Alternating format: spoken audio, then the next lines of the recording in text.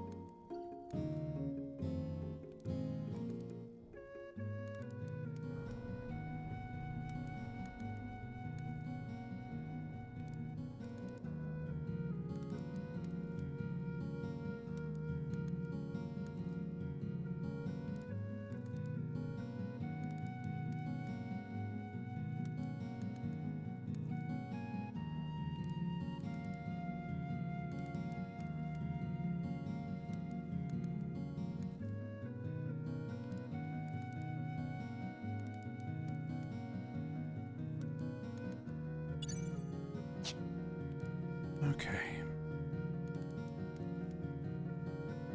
Had to step away for a second. The very moment I started my stream, a cat decided to throw up. Because that's just my life. What's up, Nora? These shadow noises. Hey, Vungert. We'll sleep very soon, but came to say hi. Appreciate it. Always appreciate you dropping in.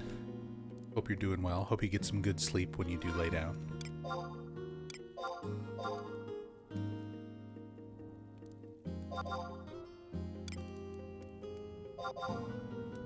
People bought my necklaces and my bone mask.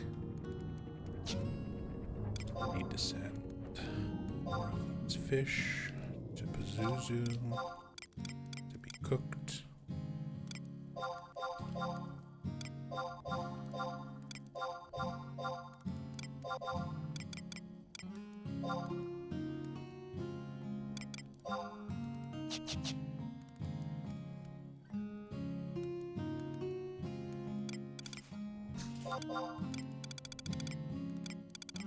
Now I've got room, I can go sell some stuff.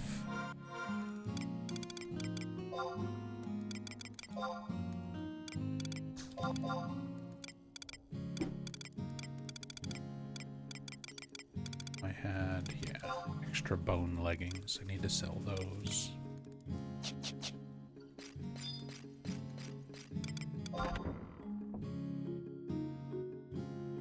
Hey, Gedius. Up late enough to catch this, but since I'm supposed to sleep at 2, gotta just leave you on in the background tonight. That's all good. That's all good. I was going to stream earlier, but I wasn't feeling very good today. And around like 5:30, 6 o'clock in the afternoon, early evening, I decided to lay down for a little nap and then slept for like 6 hours.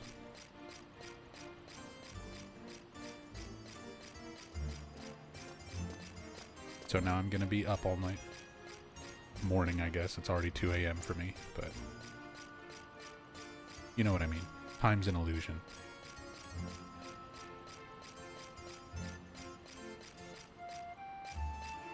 Where am I going? I need to sell things.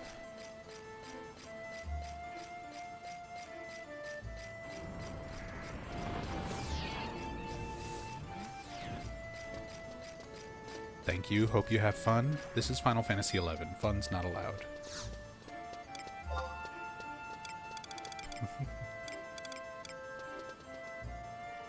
Sell this.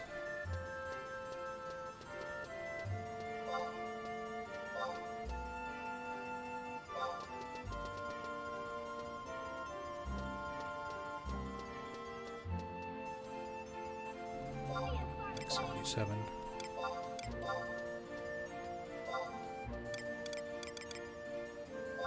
Lullaby, that's not worth any. Techo.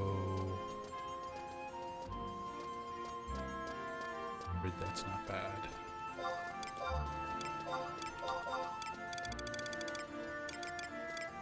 Just random stuff that we were getting off of Yagudos the other night.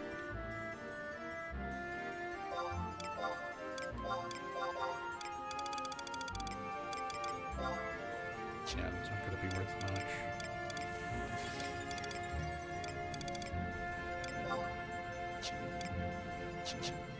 NPC the rest of that.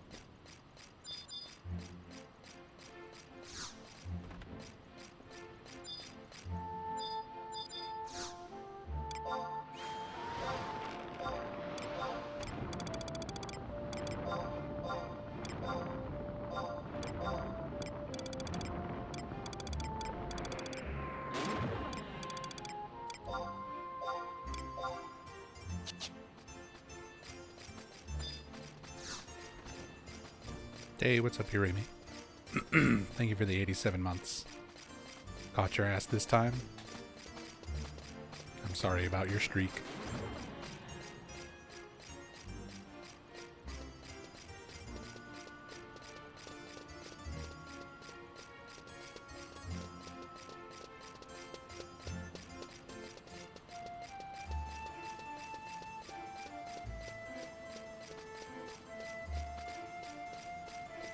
Oh, you did save the streak?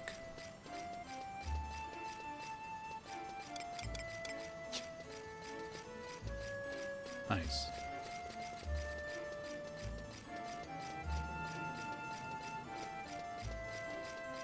They're putting Beastmaster into 14?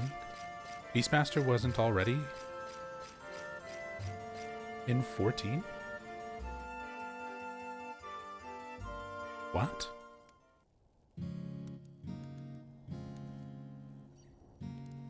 Shows how much I remember about that game.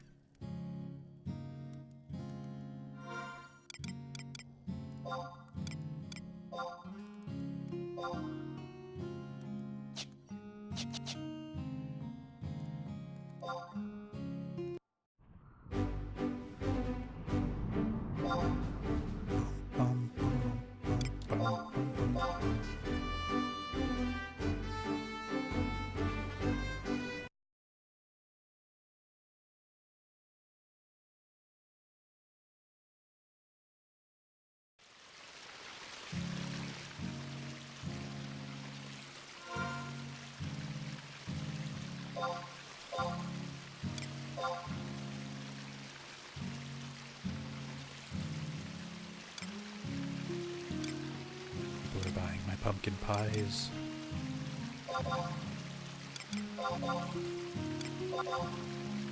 I had to make so many pumpkin pies when I was leveling up cooking. Like I've moved on to making other stuff, but I still had stacks and stacks of them being sold on my inventory. Inventory's full.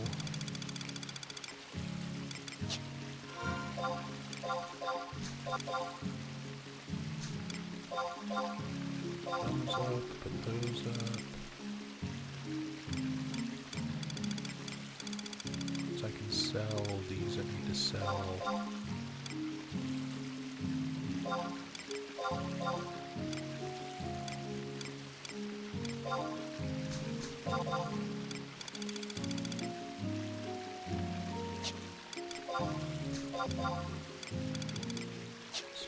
Got those storage.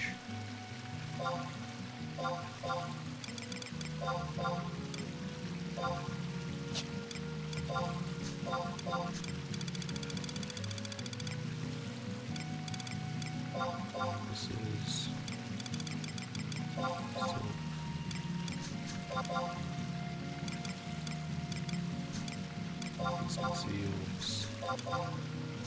Fabulous.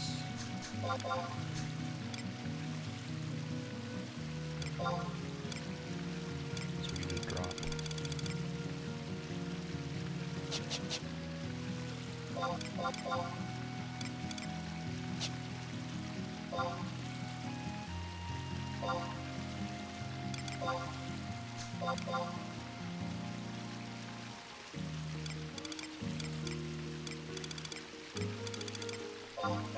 Fire clusters for making the fish.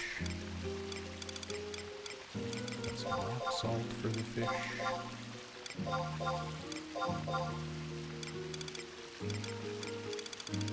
think that's all I need.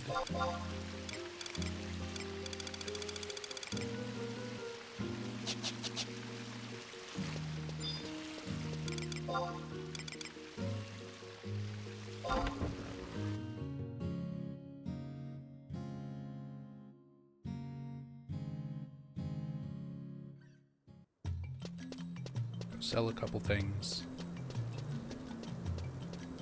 And then we'll see if roasting these fish helps them sell, because nobody's buying them. Nobody's buying these fish just by themselves.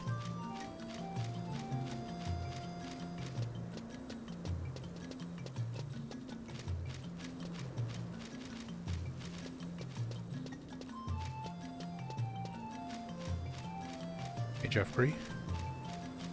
Have I seen or talked about the latest Alliance raids in 14? Because they're 11 based. I don't keep up with 14. I don't know what happens in that game anymore.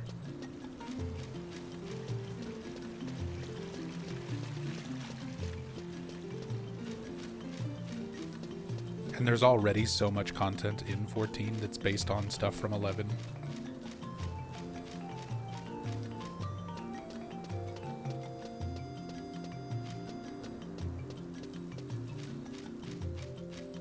Doesn't surprise me.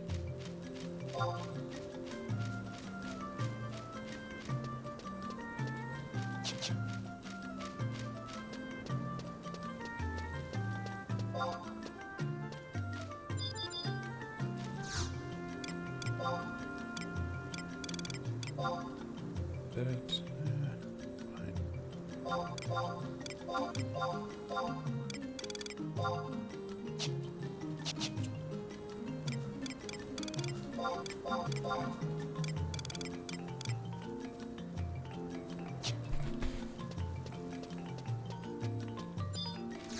Does anybody buy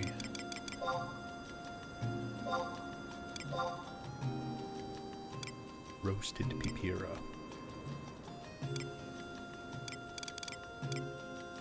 5 of them for sale currently. 5 stacks of 12 for 3,000 per stack. And the last one sold 5 days ago.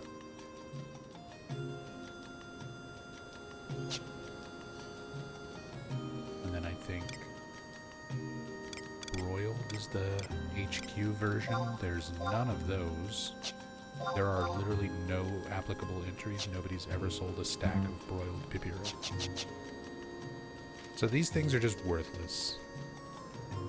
These fucking fish. It's not worth it to cook them. Nobody buys them as they are.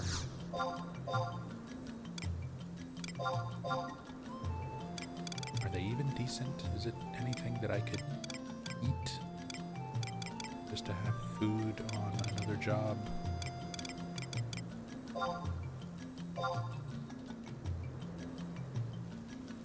Free dexterity, -3 mind, 14% attack, 14% ranged attack. I mean, 14% attack and 3 dexterity is not bad for like low-level melee jobs. If I'm leveling like ninja or thief.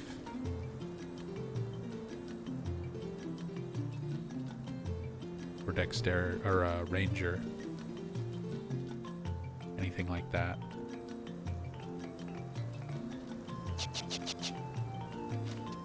better than not having food at all, and I was actually running into that problem where I ran out of food. Leveling ninja a few nights ago. So I'll go ahead and make some of this.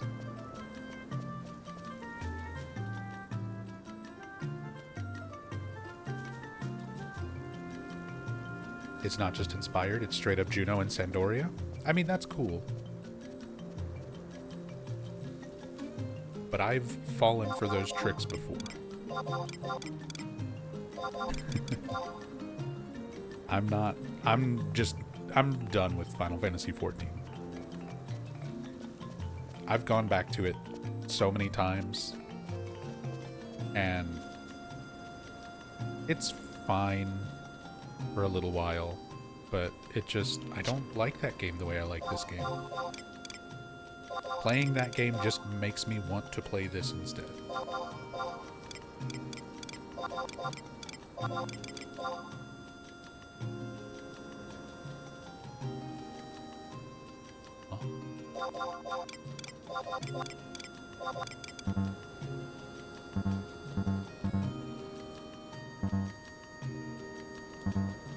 What happened?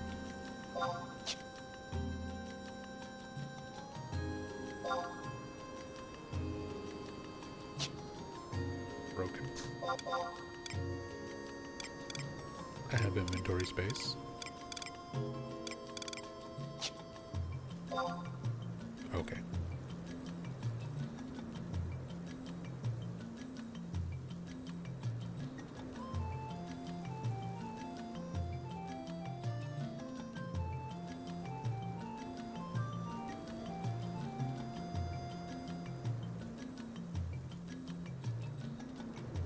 "14 will lure people in with sweet talks of neat content, but then you have to deal with the rest of 14.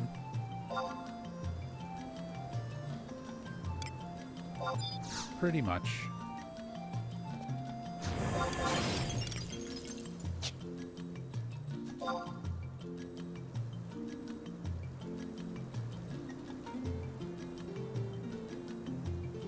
Not trying to convince anyone to play it, just interested to hear thoughts from a vet on what they decided to showcase in the raid. Yeah, I mean, I wish I had more insight to give, but I just don't play 14 anymore.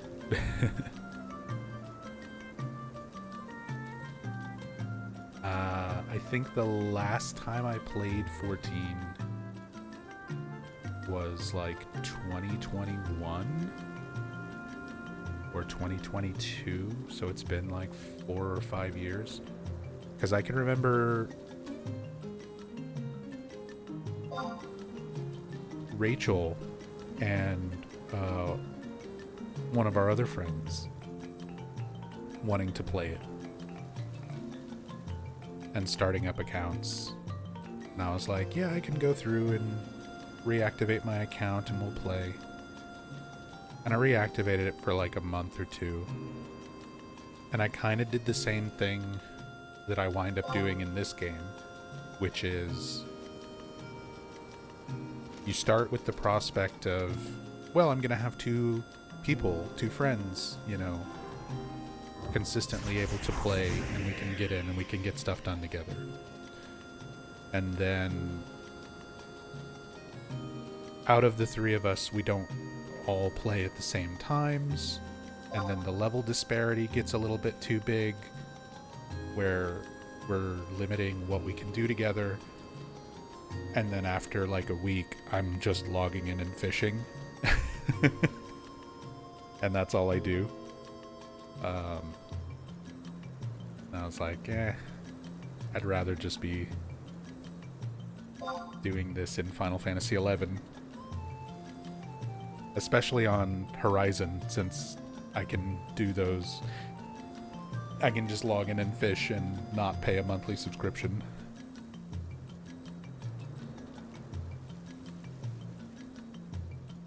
Gave it a solid shot a few times throughout the years. I have. I've given 14 its fair chance. I've put several hundred hours into that game. From early beta up through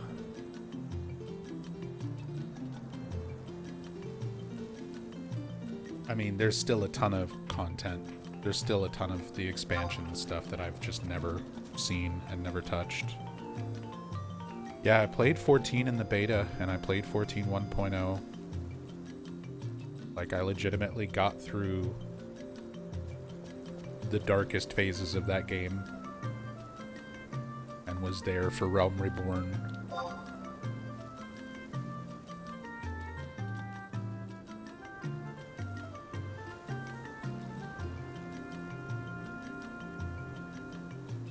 Only reason I didn't join y'all in 1.0 is because my computer was too potato. Yes, I mean, mine barely ran the game.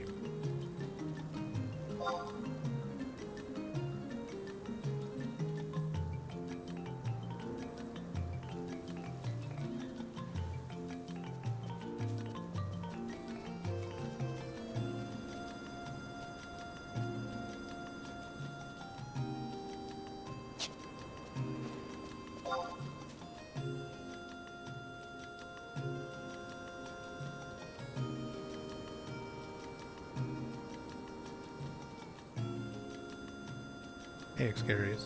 You were there. You were also there for Realm Reborn. Interesting experience. That honestly was probably the coolest thing to come out of Final Fantasy XIV. Was the devs realizing they needed to completely rework the game and included the rework process into the story, into the lore, for why the world reset and everything was different. I was like, that's pretty cool. That is pretty cool.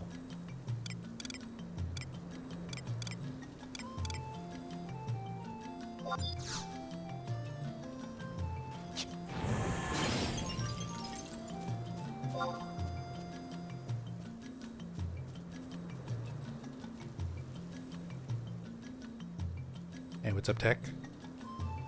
Supposedly they're considering doing it again for the current game state of Final Fantasy XIV. That would be crazy if they did it again. Especially now. Because 1.0 wasn't really around that long. And people understood that it was, like, very flawed. Whereas I feel like 14 now, it's a much larger player base than it was on 1.0. And it's a much more dedicated player base that has had a lot more time to get accustomed to everything, good or bad, in the game the way that it is. That if they were to reset it again, it would genuinely upset a lot of people. Like, not really anybody was too upset when 1.0 got rebooted into Realm Reborn, because it fixed a lot of things that most people had problems with.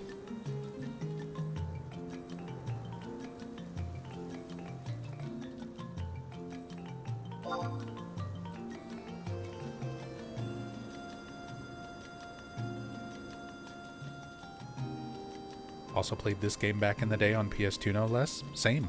I started playing this when it launched on PS2. Back in 2004.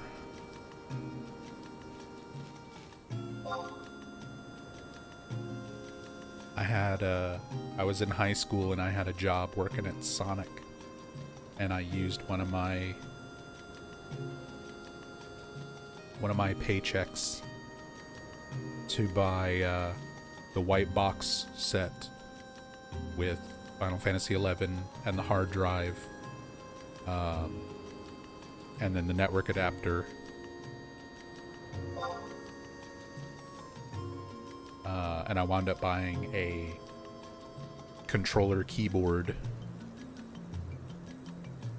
controller, whatever you want to call it, PS2 controller that had a built-in keyboard.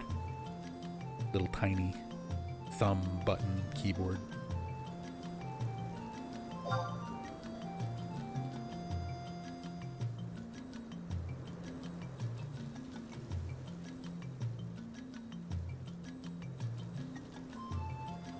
You were also in high school, worked a summer job to get it all, even got the wonky controller keyboard. Hey, like, we're living the same experience.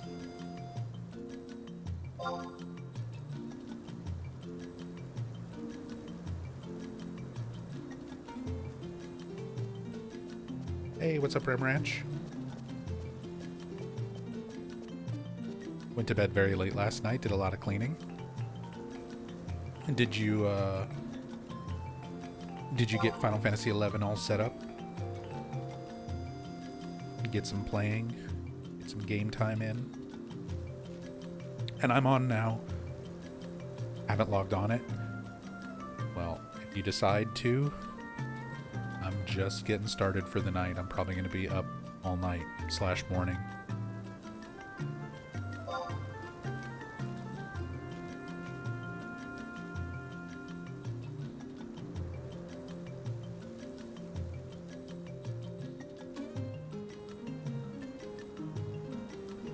Not to mention, even if they tried doing a 14 Classic, people would hate it. Because unlike WoW Classic or Final Fantasy XI Classic, there ain't much to 14 and was a grind fest. I mean, every MMO is a grind fest. It's just a matter of how much grind are you willing to put up with. And to be fair, 14's grind, when it comes to actual, like, progression, is not that bad. I will say the story of 11 to me is much more interesting and engaging than 14's. 14's story gets really interesting after like 100 hours. The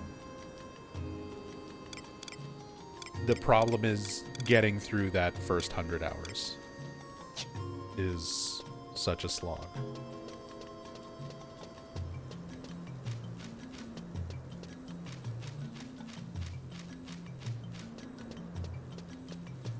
But again, people play MMOs for different reasons, and I don't really...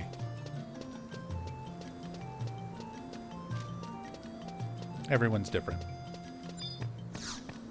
I don't think there's as many people who care as much about story. Shit, most of the people I know who play Final Fantasy XIV just play it for fashion. It's a dress-up game with extra steps.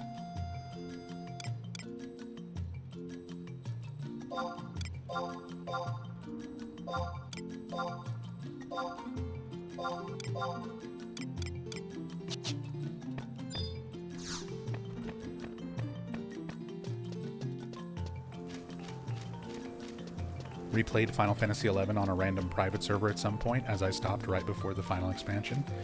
I'm playing on a private server right now. This is Horizon, a level 75 era private server that only has Rise of Zilart and Chains of Promethea. No content beyond Chains of Promethea. They're revving up to add Treasures of Adur-Gan, which I'm really looking forward to. That was my favorite expansion. That was my favorite era of this game, was Adur-Gan.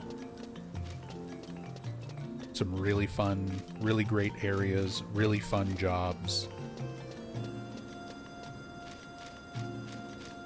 A lot of fun things to do added. So I'm really looking forward to that expansion on here. What was the first max level? 50. When the game very first launched. Level 50 was the level cap. And then it increased to 75, I believe, with Rise of Zilart. If I'm remembering correctly. And then it stayed 75 all the way through Chains of Promethea, Treasures of Adargon, Wings of the Goddess. I'm trying to remember when they did what was the level 99 expansion. Was that Adulin?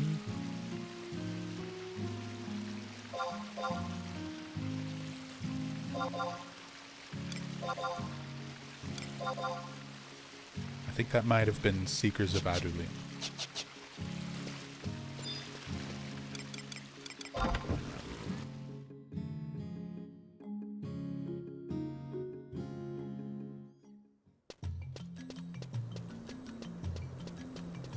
Gonna log on tonight. Just worry I'll get stuck in the quests if I'm too dumb and they don't tell me where to go.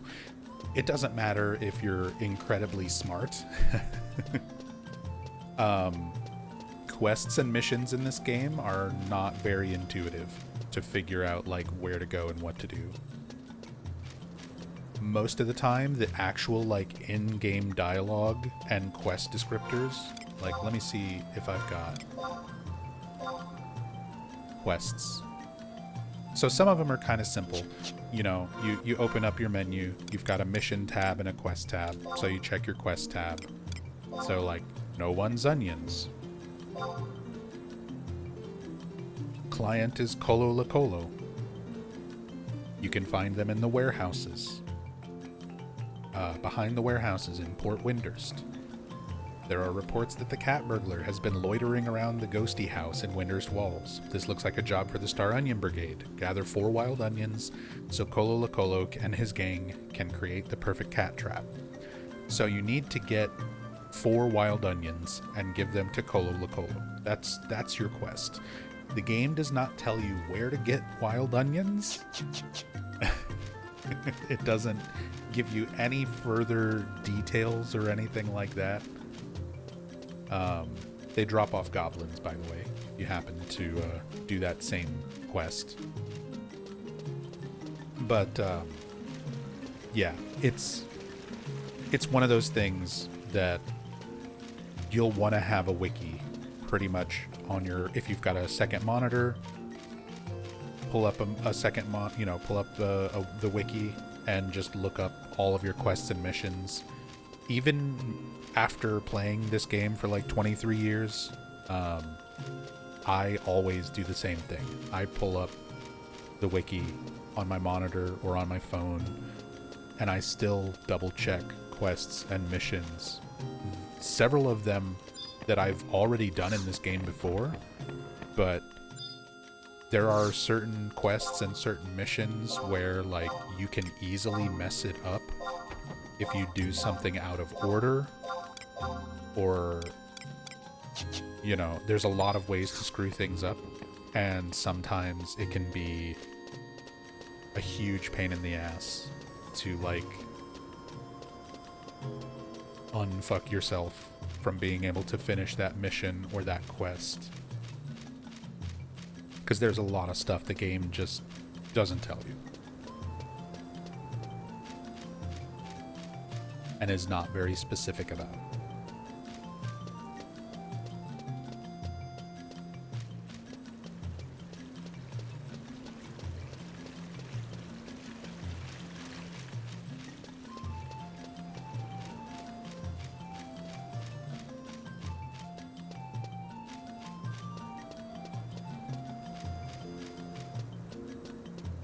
Wonder how people figured this all out back in the day? Trial and error. A lot of it was trial and error. There were some, yeah, you'd have to ask in game and find out from people who already knew. I can remember there was a little bit of data mining going on even back in those days. It's not as common as it is now, where like games are super heavily data mined almost immediately. But I can remember trying my best to like fumble through Japanese forums where they were data mining Final Fantasy XI stuff and trying to like figure all of that stuff out.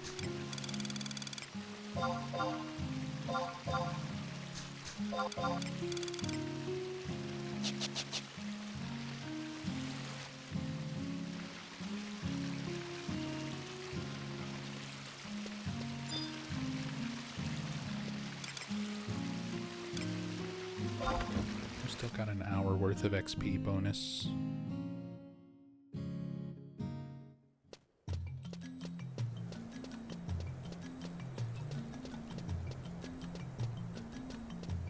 Can you imagine back in 2004 doing the Onion Quest and trying to figure it out for hours until finally having someone answer you? So, I mean, I lived through that era. I don't have to imagine it. I just have to remember it. And what I also remember back in 2004, just like any other PlayStation 2 game or, you know, whatever kind of game at the time, there were strategy guides. So I also had some of the first strategy guides that came out. But the problem was, being an online game, being an MMO, there was constantly stuff being changed. The game would update and stuff would get changed and things would get altered. Classes got tweaked, abilities got tweaked, monster placements and stats and things got tweaked very regularly. So I can't remember if it was Prima or Brady Games, like one of the major strategy guide publishers back then. They made like the Final Fantasy XI strategy guide, and then later that same year they made like the fall edition of the strategy guide, where it was like, okay, 3 months later, now that things have changed and been updated, here's a slightly newer strategy guide. And the guide was full of stuff that was just flat out wrong, with a lot of generally bad advice. I can remember it being like suggesting very, very weird combinations for like jobs and sub-jobs, and there was a lot of weird misinformation, but you had whatever you had back then. And then after like 2 or 3 of the strategy guides, the printed guides coming out, they just stopped making guides altogether.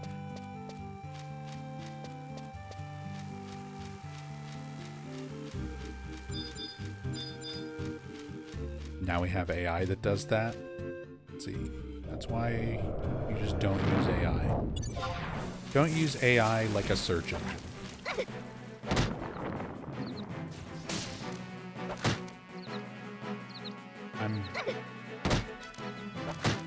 I can at least recognize that there are some applications of AI that can be helpful in very niche scenarios, but the way 90% of people use AI as like a search engine or for general information, you never want to use AI for that kind of shit. It makes shit up. It just makes shit up and lies to you to try to sound accurate.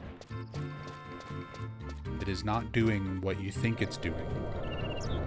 It's doing its best impression of giving information in a format that it's copying from others, but it is not an actual source of information. And people just don't understand.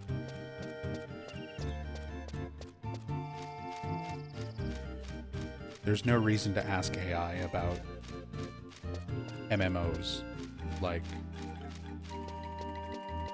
the whole concept of MMOs is that lots of people play them. Talk to people. Talk to the people who play the game, not the fucking AI that doesn't know what it's talking about, that's just making shit up.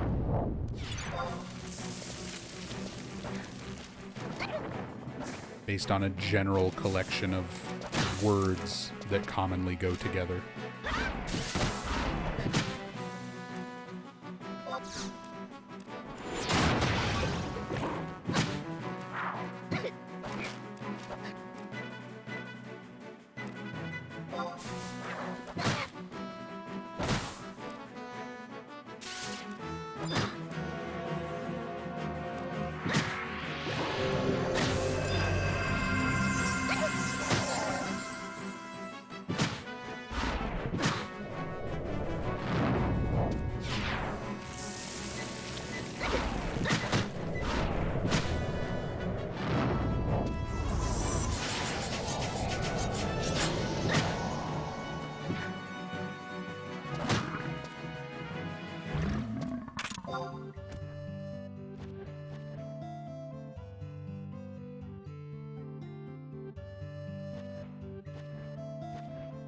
Still blows my mind this game had online on a PlayStation 2 back in the day.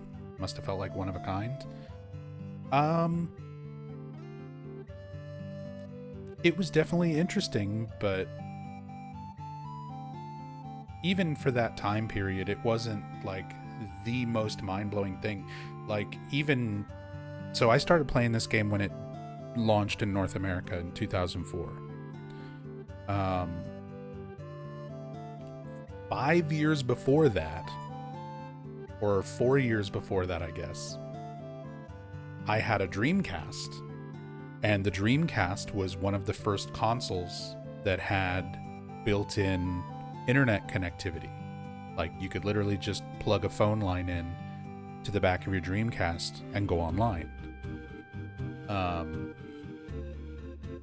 So there was stuff like Phantasy Star Online that you could play through your Dreamcast years before this. Because when was Phantasy Star on Dreamcast?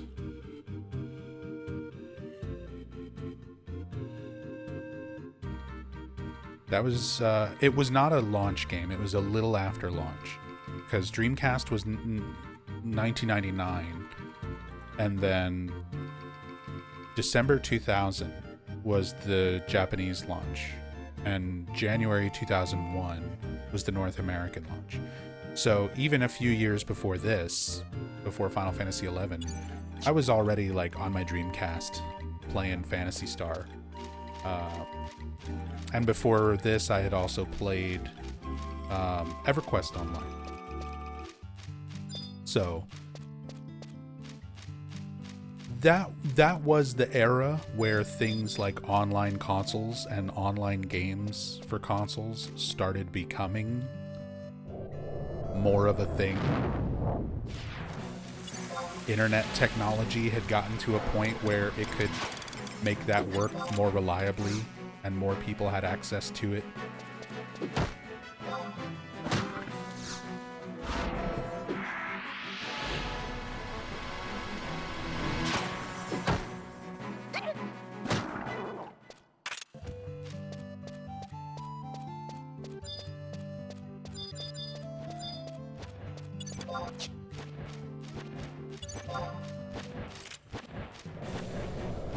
And yes, Choo Choo Rocket Online.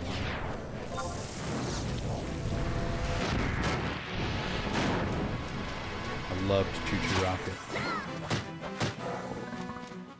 And I would play it online and get my ass absolutely handed to me by like Japanese players who were just insane at that.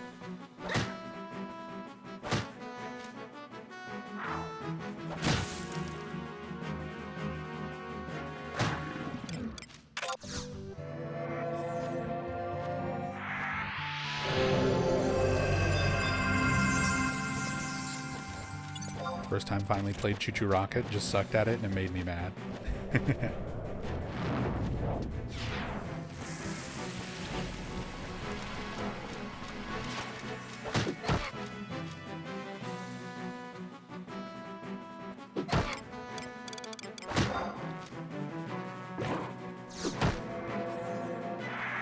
That's fine.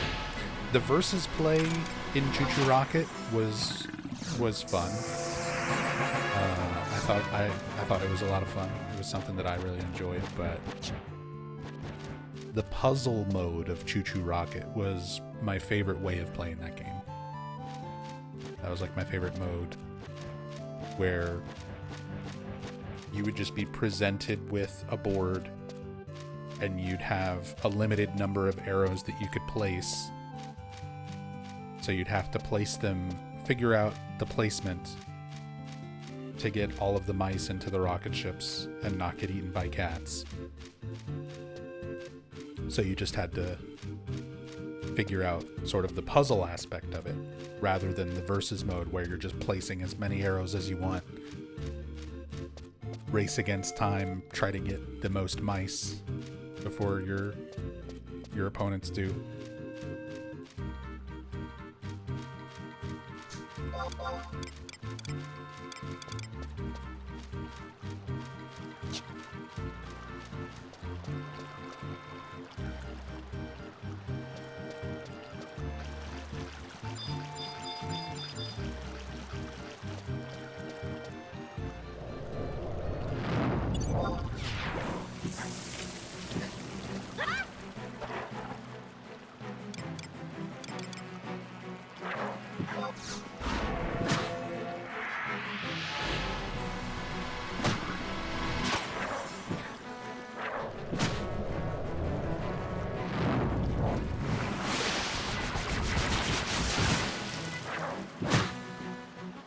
Is the Final Fantasy music so loud? Is it loud? Do I need to turn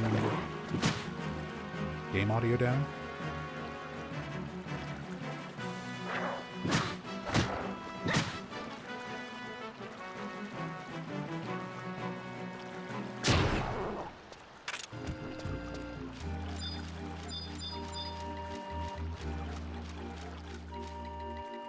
Because I can adjust the audio.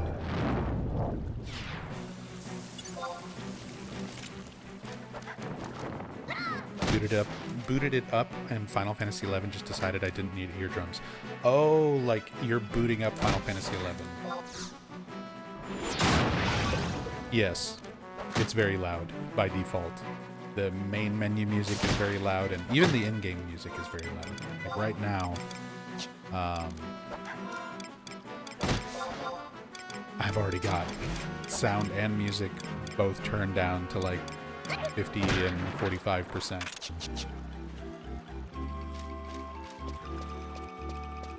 And I think I have the title screen music reduced by like 50% as well.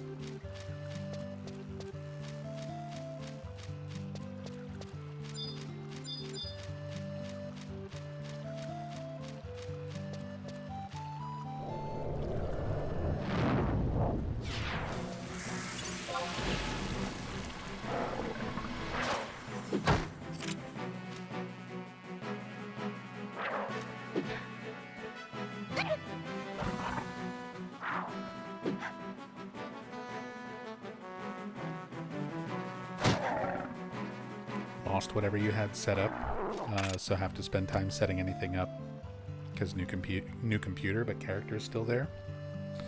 Hell yeah, Yami.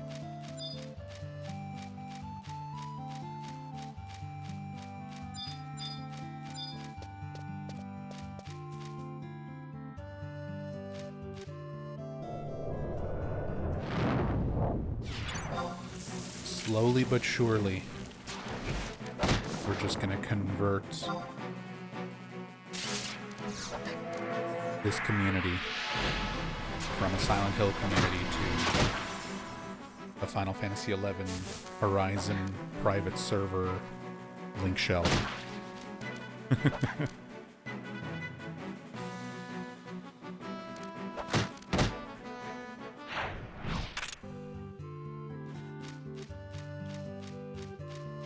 Is the private server tuned for solo play? The current servers added the trust system to make your own parties.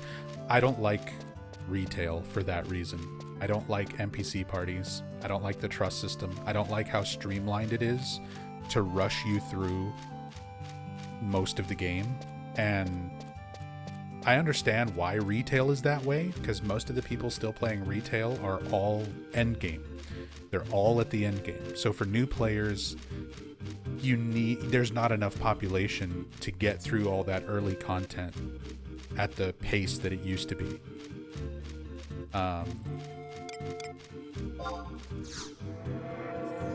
So no, Horizon is not tuned for solo play. It is 2005 era Final Fantasy XI. There's a few minor tweaks and changes for like some very minor quality of life type stuff, but the game balance is very much what it was in classic Final Fantasy XI. So no trust system, no warping between home point crystals.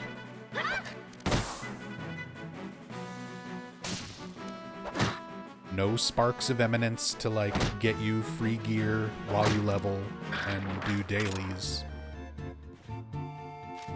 None of that. You still very much rely on other people to do pretty much everything in the game.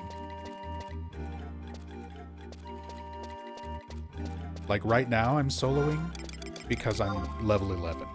Like you can still solo just like you could back in the day for your first like 10 to 13 levels or so. But once you start hitting around like 12, 13, it's time to start partying up and go into Valkyrim Dunes.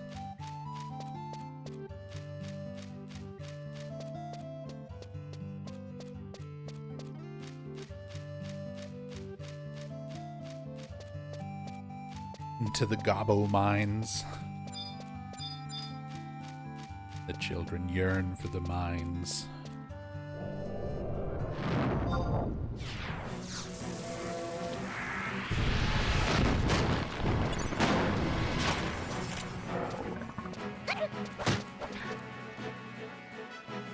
Can you still play this on PS2 like the Outbreak games? You can, actually. You can still play. It requires a lot of... There's a lot of hoops you gotta jump through to get it set up. But this game is still playable on PS2. The only service that is completely unplayable for Final Fantasy XI is the Xbox version.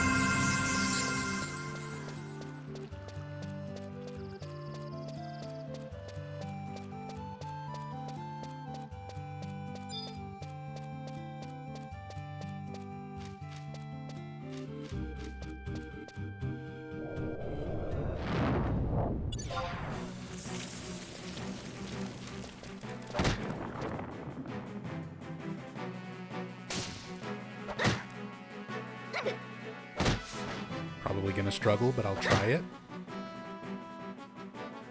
I mean, it's free.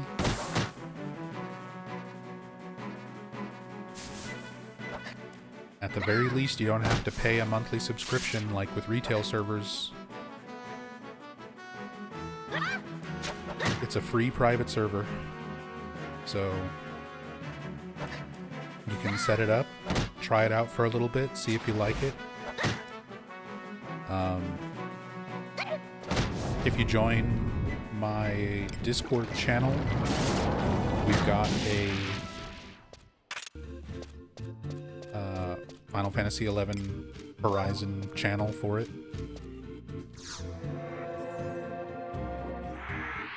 So if we get more people playing, if we have, because we've already got a few people in our community who were playing this before. A lot of people kind of drop off from it. I do the same thing. I tend to drop off from it from time to time. But lately, I have not been in a very good place mentally. And this game is a source of great comfort to me. So I've just been enjoying being in this world again. Even if I'm not doing anything very specific, I'm not trying to rush a job to level 75 or get anything particularly interesting done. I'm just looking to live in Vana'diel for a while. Because it makes me happy.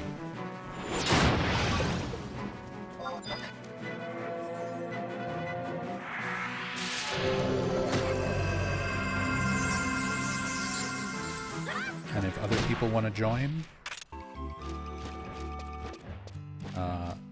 I'm always down to help new players learn or group up and do stuff with people who are familiar with the game, and everything in between.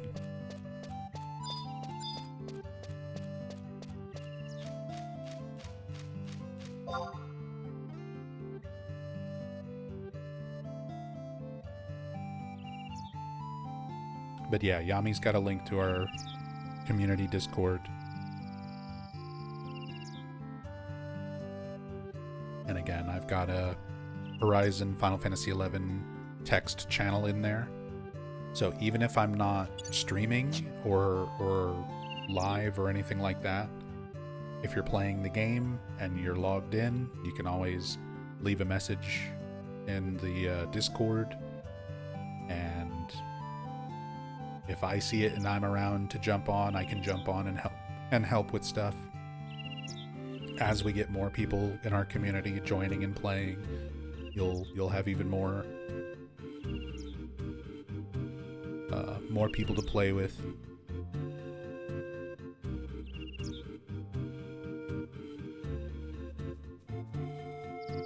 But I also understand it's not an easy game to get into.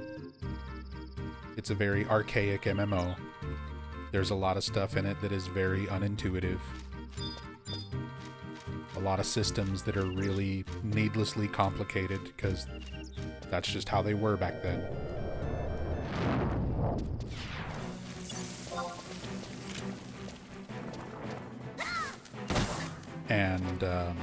And it's difficult to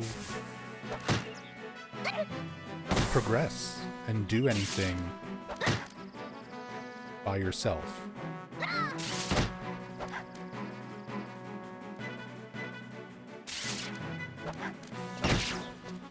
And there's just a lot of information. It can be daunting because there's so much. You kind of feel overwhelmed with information and options.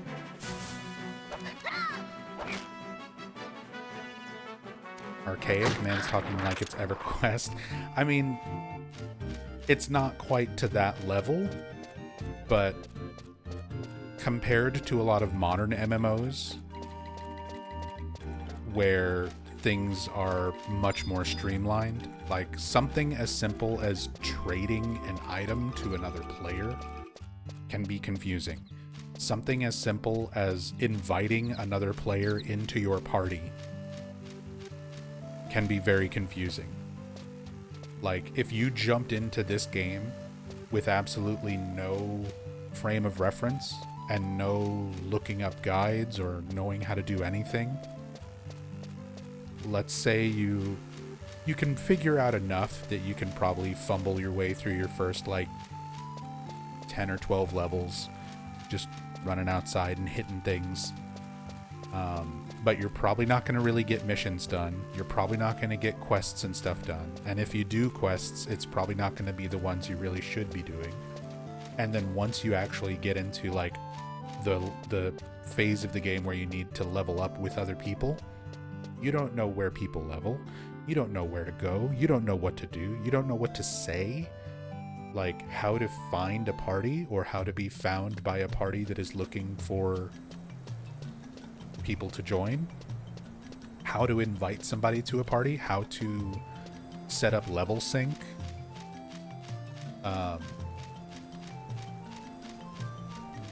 There's so many things that are just not explained.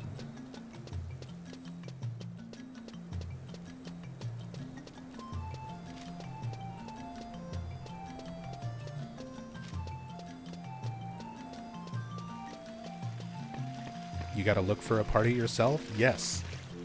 Like, crazy concept in 2026 with all the queues? Yeah, no queues. No queues. For example, this character that I'm on, Pazuzu, I was leveling up my white mage. You can see I'm up to like 24, which is why I'm trying to level up black mage for my sub job. Sub jobs, even that concept, like, doesn't make sense to a lot of people. Like, but 3 days ago, 4 days ago, whatever,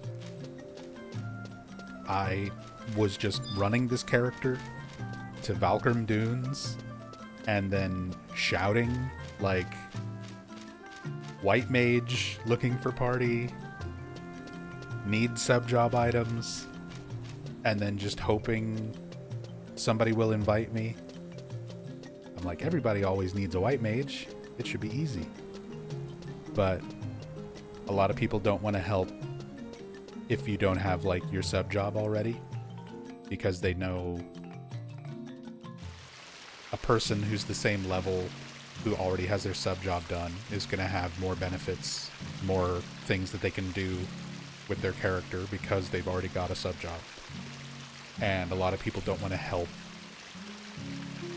get that quest done for every person who joins their party and doesn't have their sub job unlocked yet, so it can be difficult finding people to help with stuff sometimes.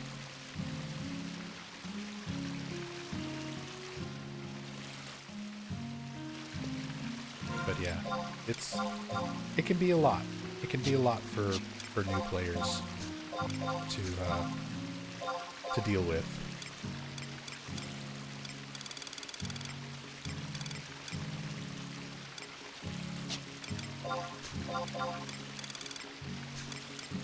Steep learning curve.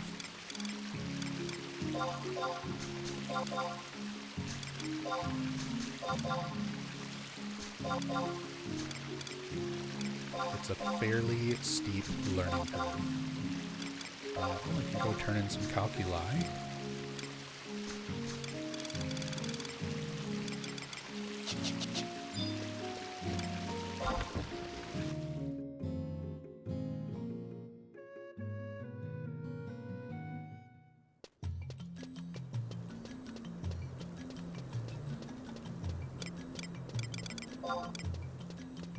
Don't need that. Don't need those.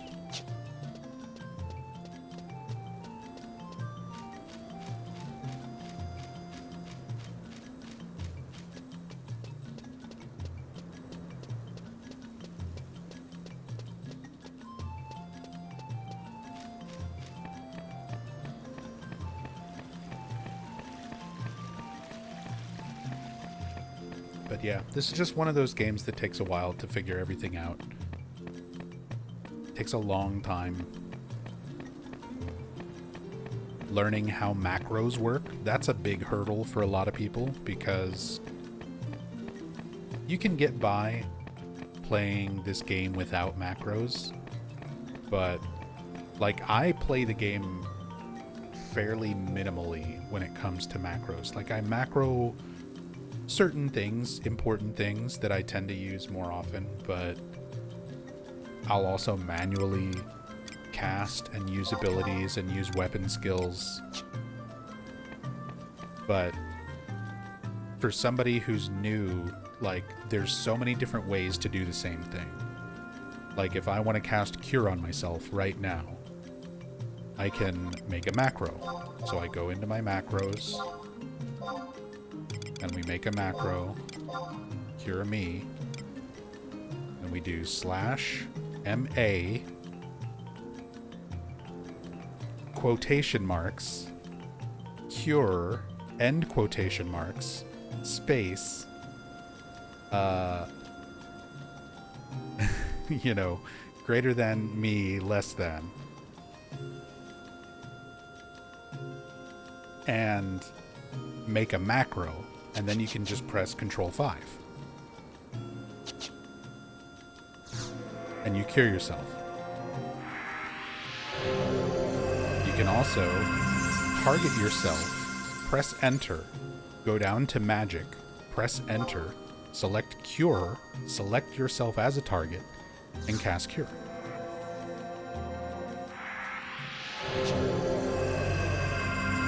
You can also press Control M, select Cure, target yourself, press Enter.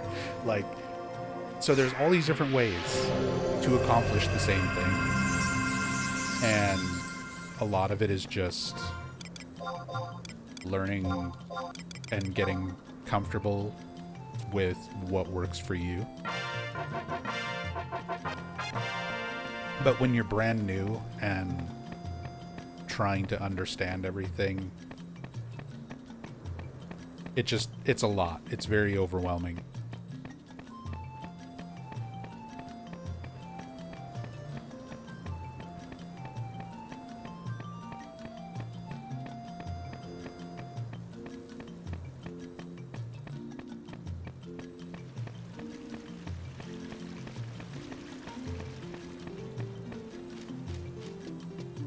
It's late. I'm asleep.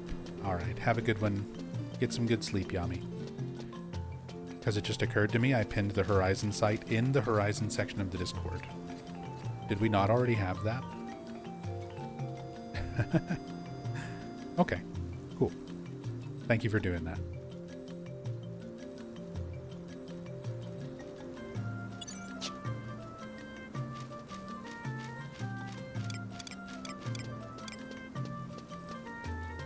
Thank you for doing that.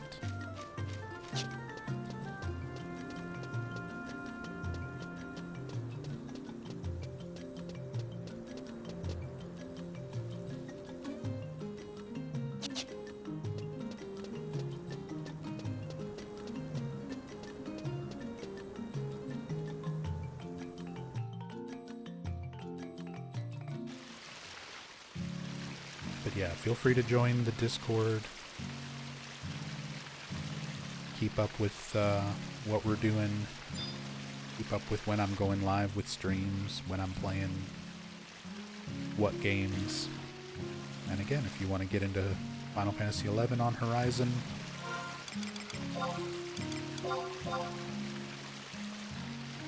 more than happy to help people get their footing, get their bearings, get started, do stuff together. I'm gonna do some notorious farming. We had really, really terrible luck yesterday. We killed Spiny Spippy twice, and we killed Uemju the Torrent once, and didn't get fucking anything. We got 5 silk thread from Spippy between 2 kills, and we got 17 gil from Humuju the Torrent, which is the worst drops I've ever gotten from him. Not even a necklace or a feather. Didn't get the big drops like Monster Signa or Zealot's Mitts. Literally just 17 gil. Terrible. I'm gonna see if I can have better luck tonight.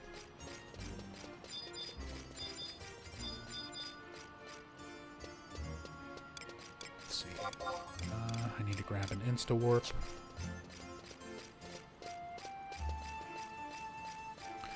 Whoa! Hirimi's in the link shell. What the heck? What the heck?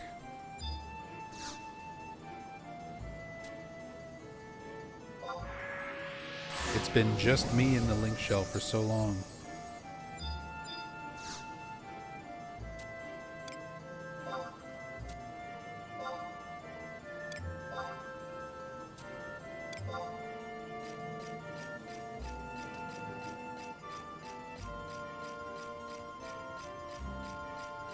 Got it reinstalled. Gotta go to bed soon, but figured I'd get this set up again.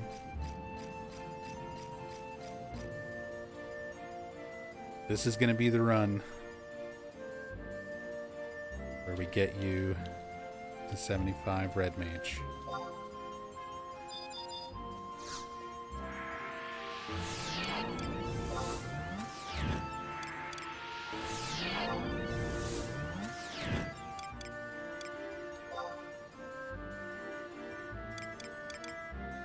Had to put the menu resolution at 1280 by 720 so I can actually see it. Yeah, the menu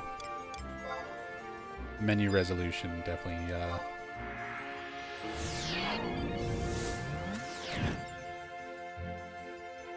you gotta bump that down.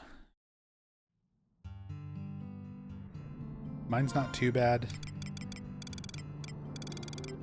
at 1080, 1920 by 1080.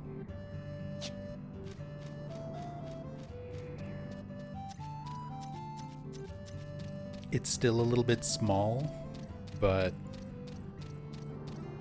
I like having my screen space. I like being able to see the game.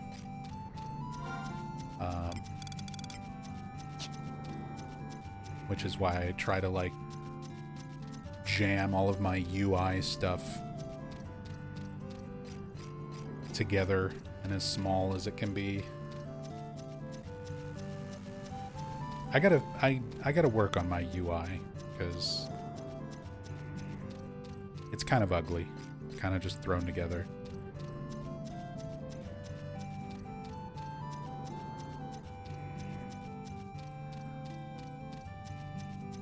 But I'm one of those people who just get something to be good enough to work and then never touch it again. It doesn't need to be pretty, it just needs to be functional.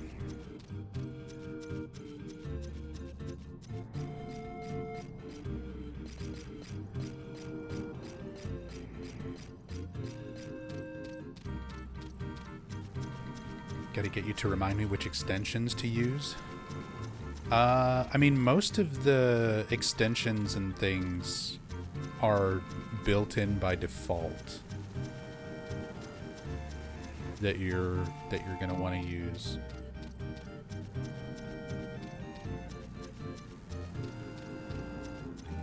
And a lot of it, like, you can load add-ons and extensions once you're in game.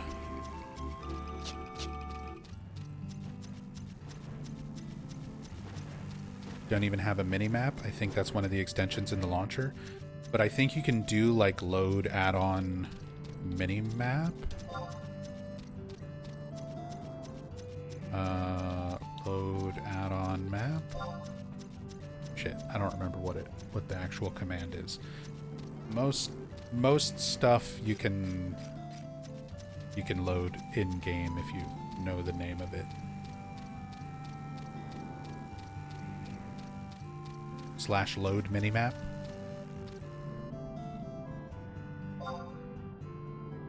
Oh, okay. There it is. Yeah. Already loaded.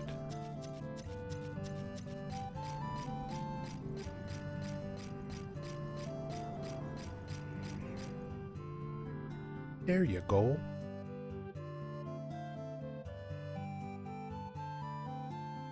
Now I gotta figure out how to move it.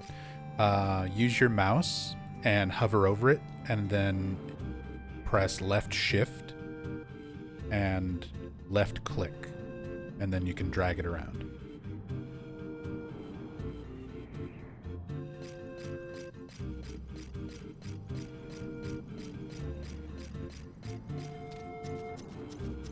You can do the same thing with all of your UI elements. So like if you want to put your health bars and stuff somewhere else, you can. Your experience bar, your inventory, your gold count, any of the stuff that you want to have on screen.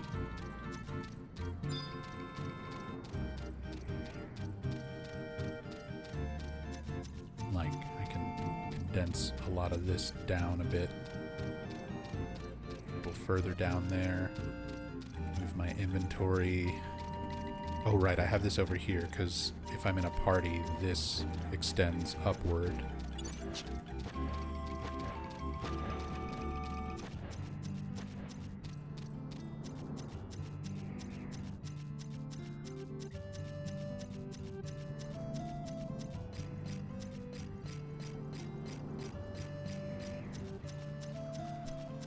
Been playing entirely too much 14. Should add Final Fantasy 11 to that. Couldn't be me. Couldn't be me. It's hard enough to dedicate time to one MMO,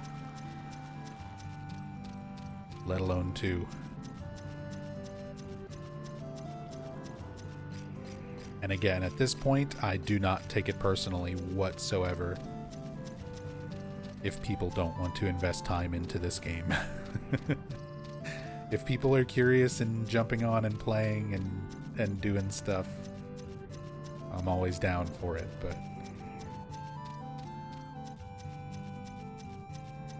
I'm aware this is a difficult game to stick with. It's a difficult game to get into, it's a difficult game to stick with. And I 100% anticipate anybody who gets interested and starts trying it, dropping it after like a few days, maybe a few weeks tops.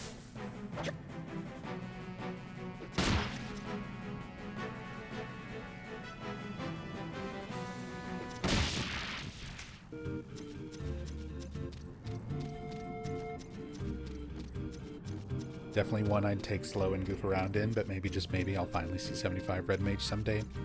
I mean, we can definitely make it happen. I'm leveling up Beastmaster on this character right now, and I'm up to 47, but you can see my job spread. I still have Bard at level 1, so if people start joining and they're completely new and leveling up from level 1 onwards, I can start leveling up Bard. And then once we start hitting the level ranges for my other stuff, I've got Red Mage at 7, I've got Samurai at 10. So I've got a good spread of levels between like 1 and 50 right now.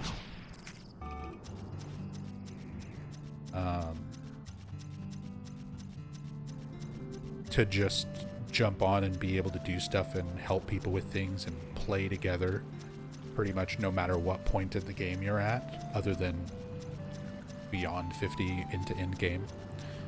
And then once you get Red Mage caught up to my Beastmaster, we can duo, even if nobody else plays this game with us. Red Mage and Beastmaster can duo very nicely all the way to 75.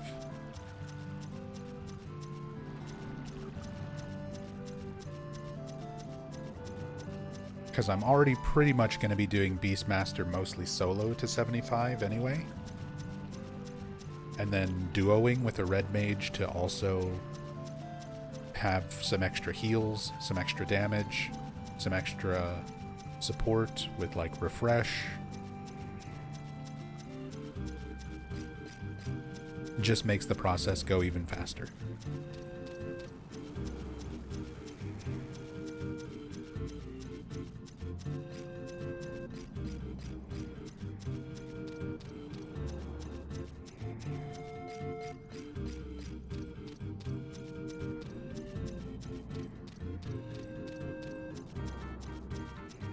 Still had Gil from sales in your delivery box? Hell yeah. Logging back into some surprise Gil. Shit, you might have more money than I do at this point. Because last time everybody was playing, I had done a bunch of BCNM runs, and I think I had like 1 or 2 million. And I remember everybody who was starting, like, in our link shell and everybody who was joining, I was just like, here's 50,000, here's 100,000. Like, I was just giving everybody shit tons of Gil. to start with. Because when you're first starting off, you know, 50 to 100,000 gil covers all of your like gear and spells and everything for quite a chunk of time. Eventually, you get to a point where you need much, much more money than that, but... Sent you an anniversary ring? Hell yeah. That'll help you get through those levels even faster. I think I've almost burned through... I've got one charge left on my anniversary ring. I do still have my Emperor's Band at least, and you can always recharge these. As long as you have conquest points.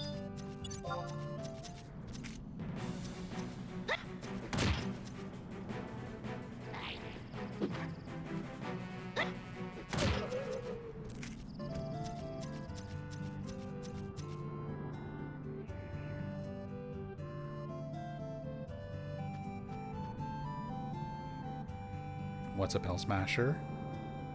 Almost done with Liu Shang's? Let's go. You've got this. Keep the carp train running.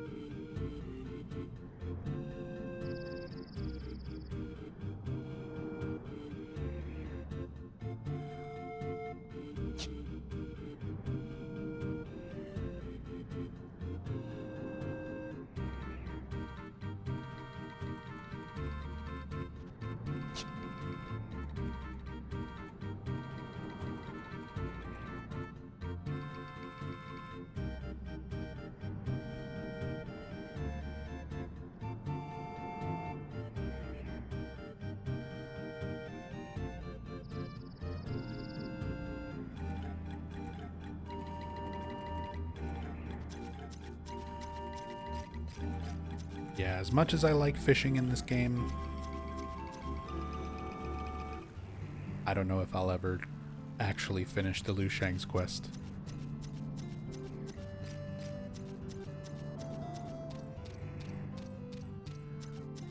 $10,000 mode carps.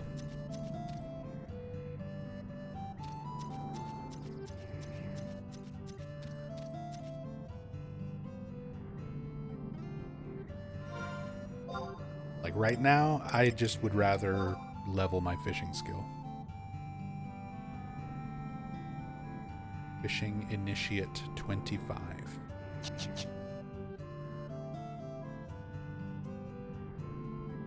What extensions get those UI elements you're using?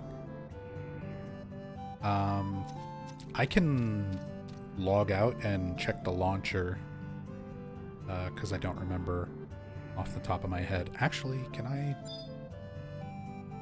just launch the launcher again? Who launches the launchers?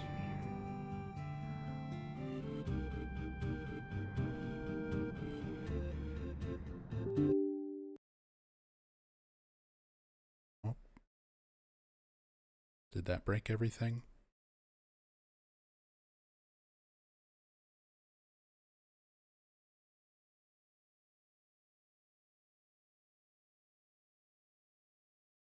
Hey, Admiral Flap Flap. He's running HXUI. See, other people know more than I do. I just don't know. I don't remember. It's been so long since I've set everything up. But here.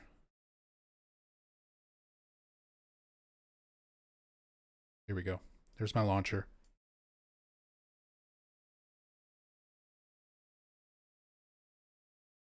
So here's what all I have. All maps, aspect, CFH block, checker, clean CS, config, distance, draw distance, filterless, FPS, HXUI, which is apparently my UI elements, instant AH, pet info, timers, tea party, zone name, minimap, nameplate.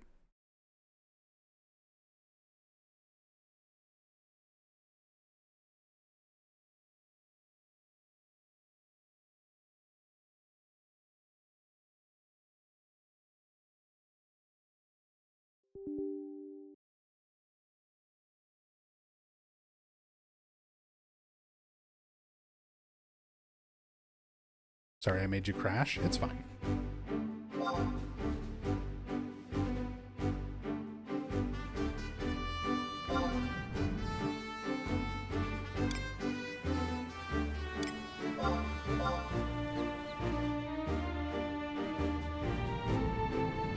Don't need to run Tea Party with HXUI if you use party frames.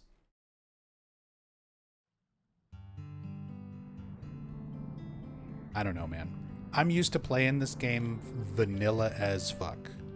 My entire experience, the majority of my experience playing this is on a fucking PlayStation 2.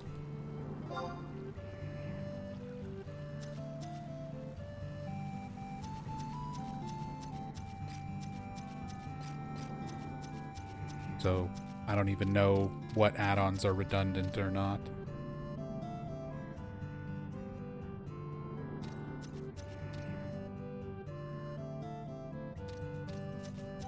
But yeah, I'm used to playing this game without any kind of mods.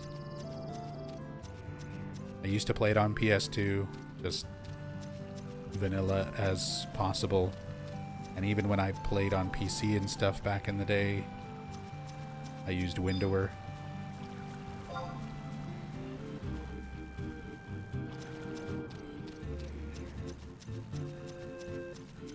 And that was like it. I've never just cared about a lot of the add-ons. The only reason I even use add-ons now is because Horizon comes with so many of the extensions pretty much already built in. So I'm like, okay, there's some stuff there. It's convenient.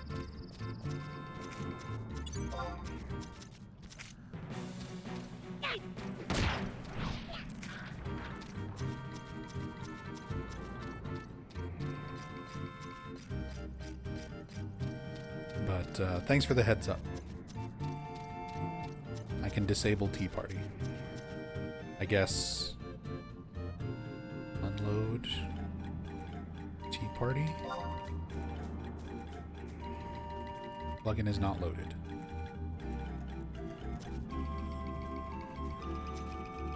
You jumping at me? You trying to have a jump off with me, Snozzleberry?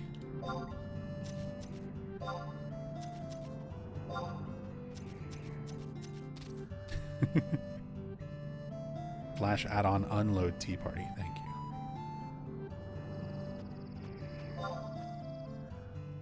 There we go.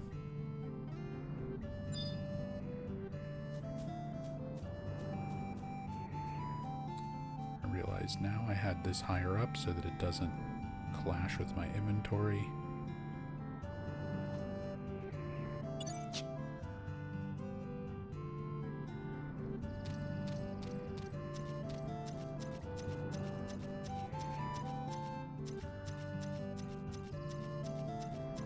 Just still not used to a lot of the add-ons and features and stuff of Horizon.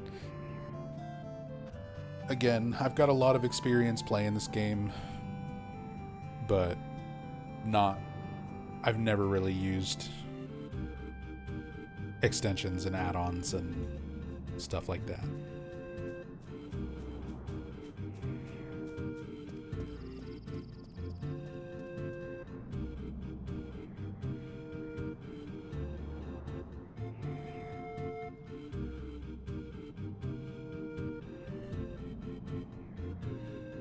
I think everyone was the same as you and I. No one ran anything when we played. Learned it all on Horizon. I mean, there was a lot of people, when I played this game really actively, there was a lot of people in my link shell who would use add-ons and extensions for certain things. I just never did. I never bothered.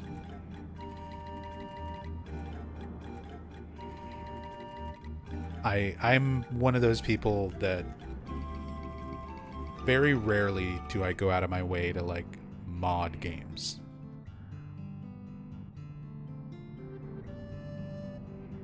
Especially with MMOs, because with Final Fantasy XI, I played this game so much, and I had heard too many like horror stories about people getting fucking banned because of whatever add-on or extension or thing they were using that, you know, they shouldn't have been using, or rather harmless add-ons and extensions back in the day that would get flagged, I guess, on server side, on official servers, and potentially get you banned. And I was like, I've invested too much into this game to get banned over fucking some add-on or extension that just does something that I could figure out in game anyway, even if it's like a little less convenient or whatever.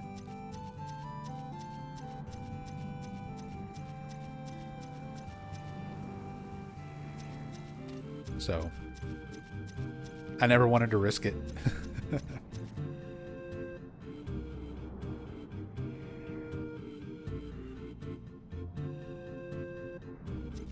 And even with Horizon, like, I started playing on Horizon when this launched.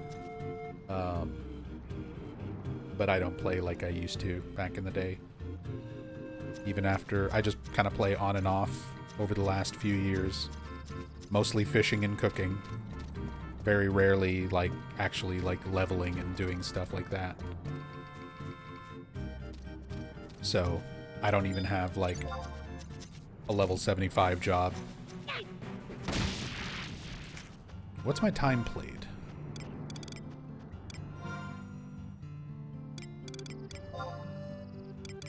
What is even my time played on this character? Yeah, 13 days, 17 hours. Not even that much time played, considering I've been on Horizon since it launched.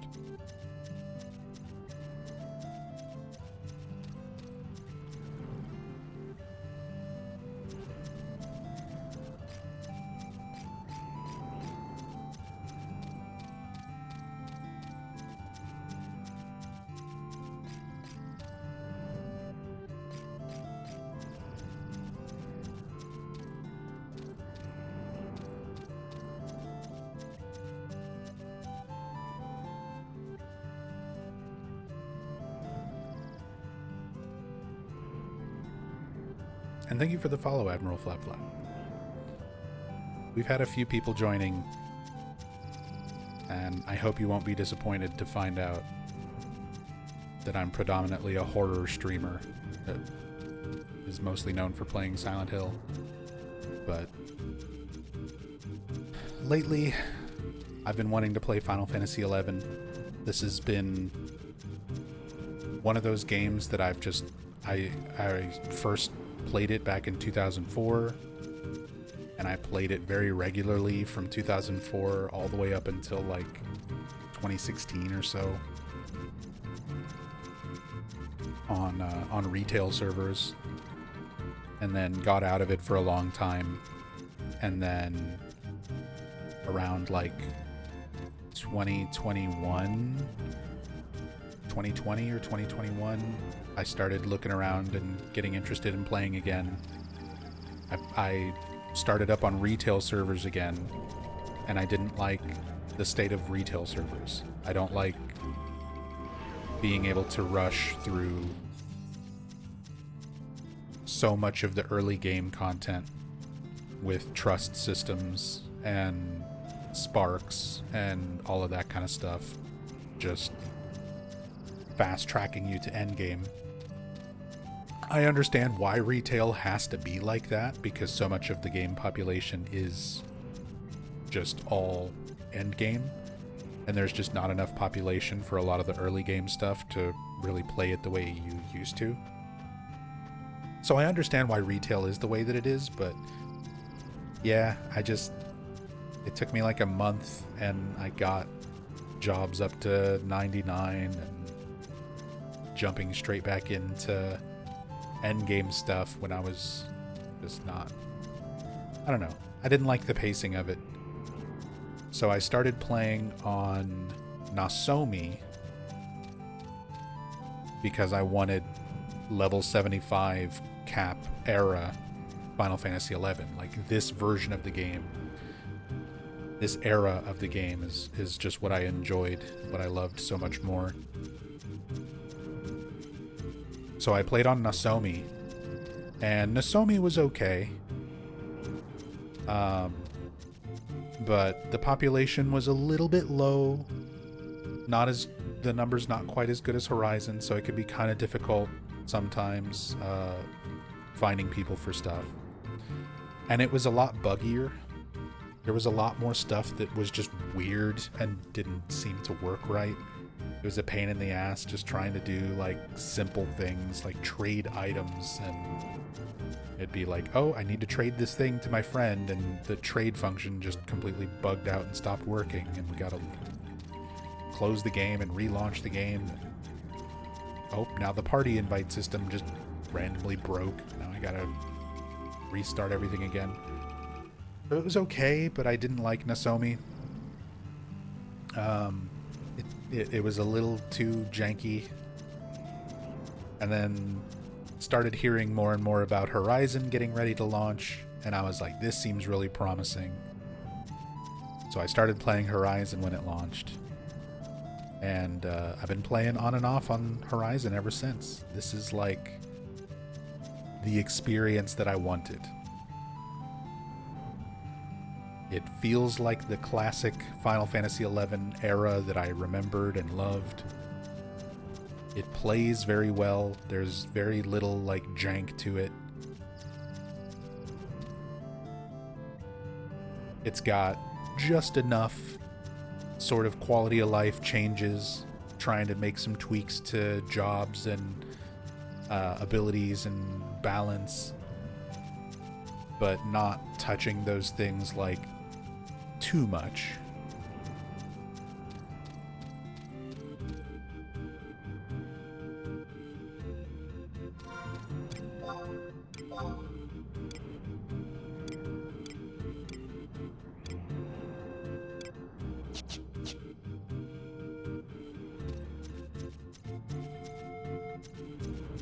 So I've been really happy with Horizon. It scratches that itch. Whenever I'm feeling like an MMO, this is my favorite MMO. And this feels the closest to my favorite era of Final Fantasy XI to play.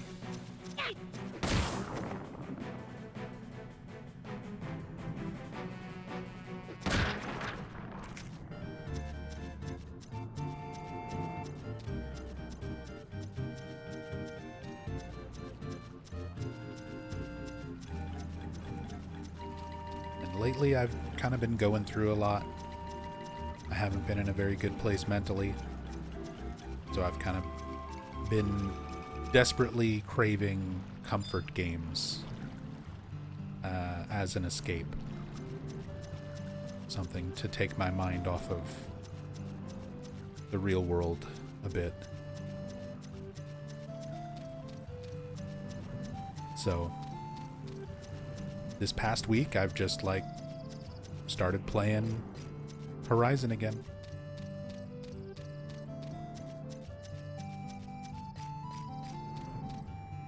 Get right back onto it.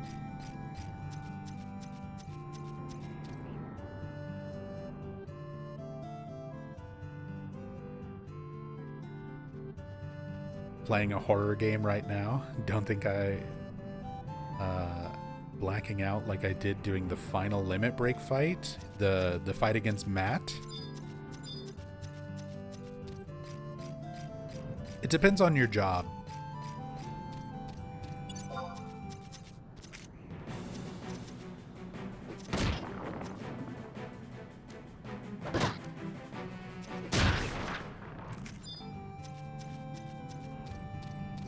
It really depends on your job. Some jobs, the Matt fight is not too bad. Some jobs, it's fucking stressful.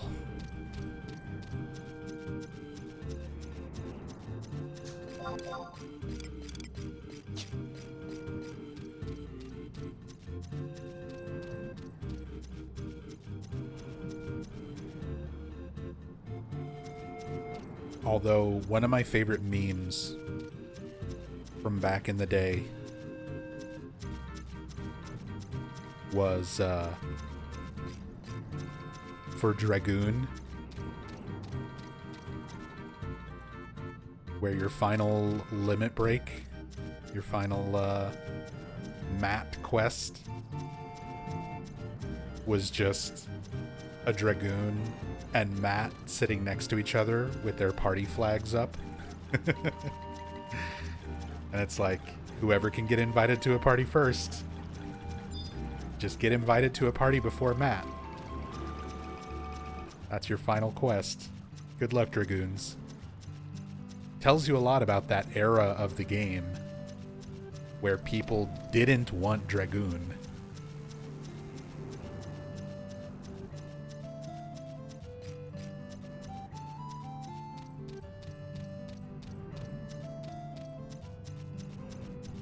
Whereas, like, now Dragoon is actually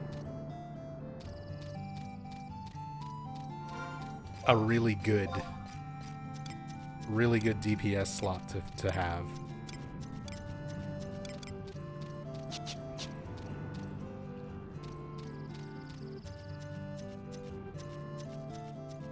Dragoons eventually got their comeuppance. But at that time, that was the whole joke, was like, good luck finding a party on Dragoon.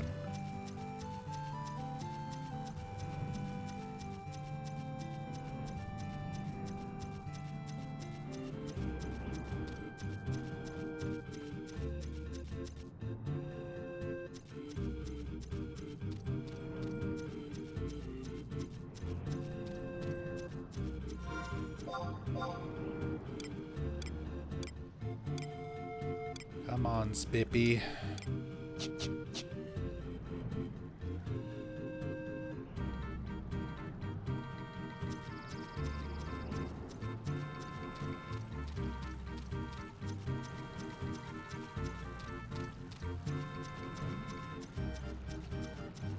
I'm just out here trying to get a Mist Silk cape for my white mage.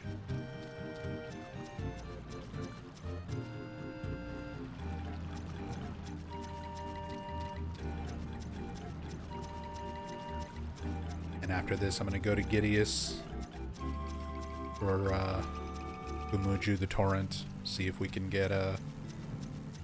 I mainly just want the Zealot Smiths for my white mage as well. But a Monster Signa for my Beastmaster would be nice.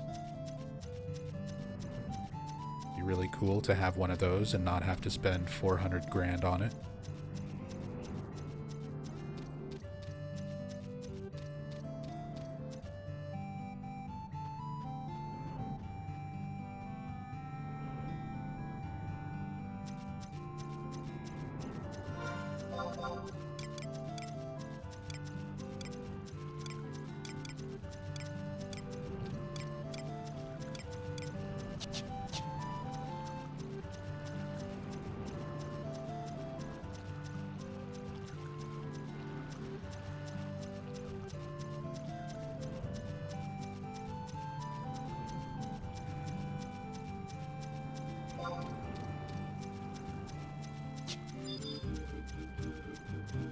Placeholder.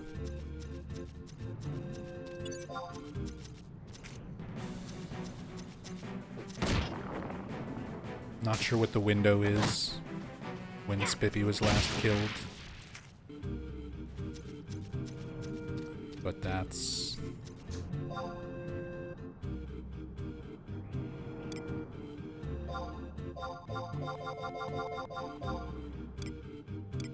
forget how many placeholder kills we've gotten.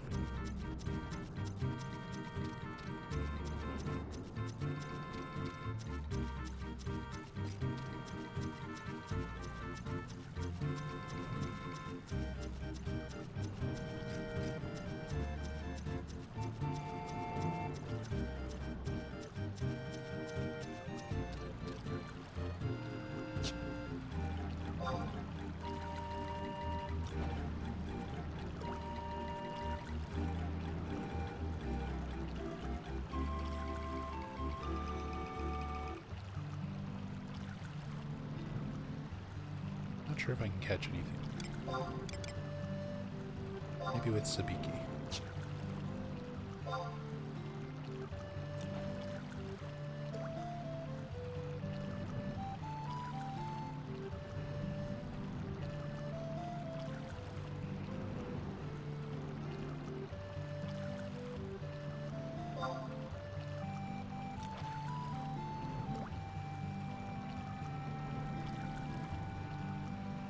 There's something to do in between crawler spawns.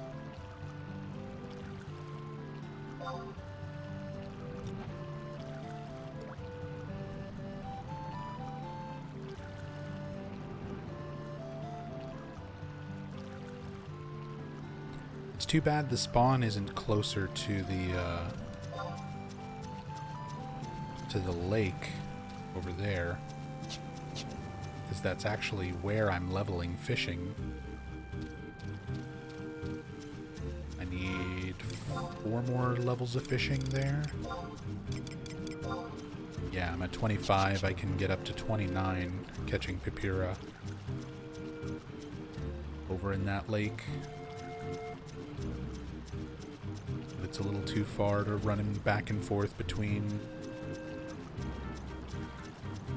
Spippy and the lake.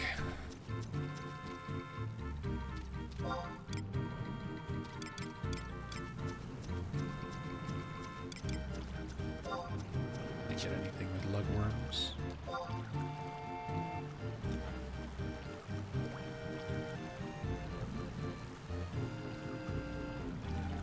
I don't even know what you can potentially catch in the river. This is going to be an item. Rusty Subligear.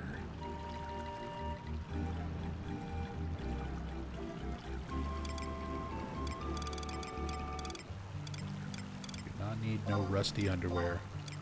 Get out of here.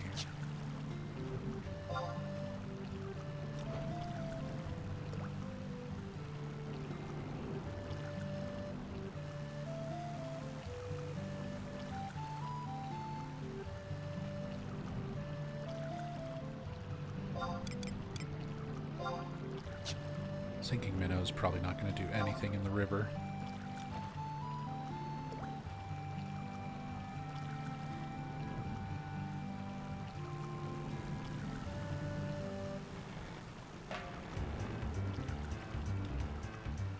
Caught a monster.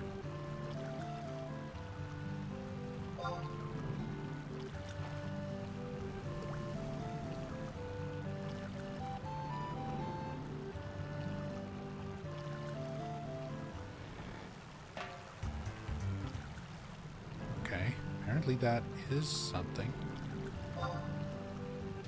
Just not something I can actually catch.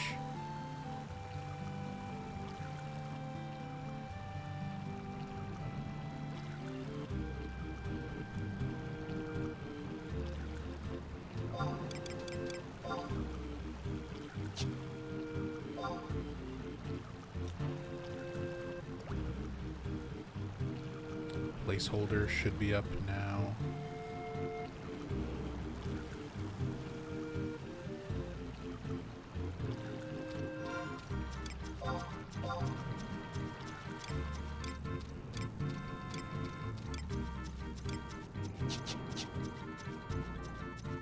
No Spippy on wide scan.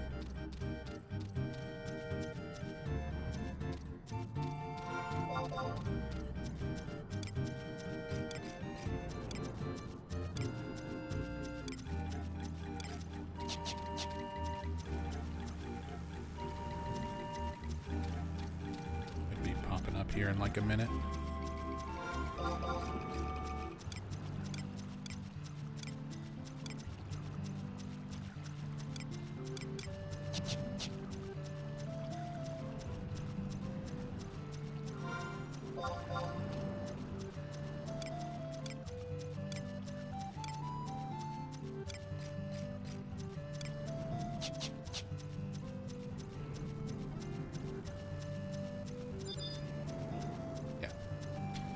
Placeholder again.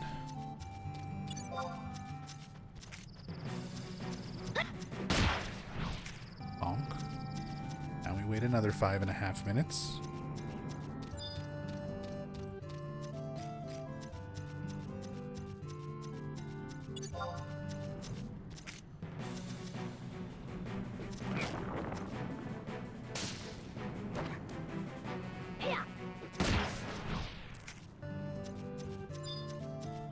See if I can get some more silk.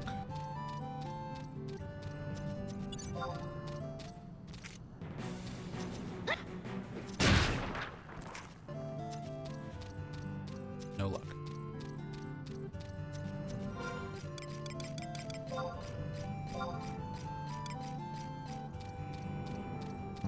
I swear, Treasure Hunter doesn't do anything.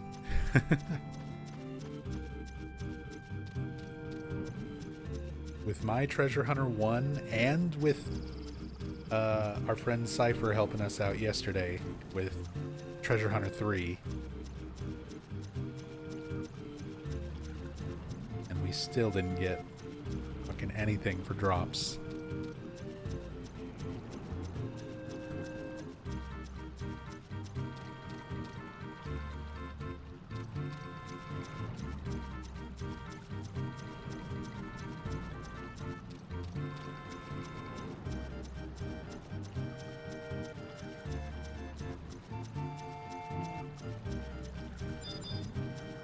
I guess I could go for some beehive chips too.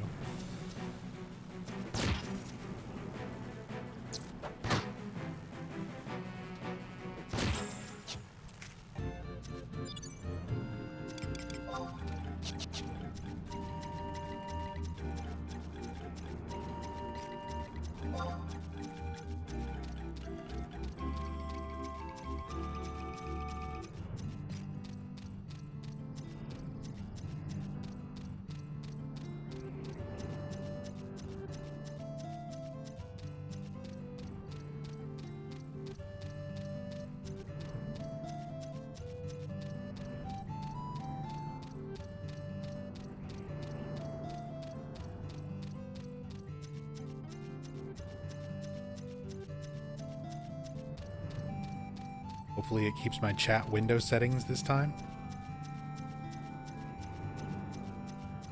It should. Although it's worth noting, you do have to set that up per character. I don't remember if you have a second or third character, like for mules or anything like that. You just have the one? Okay.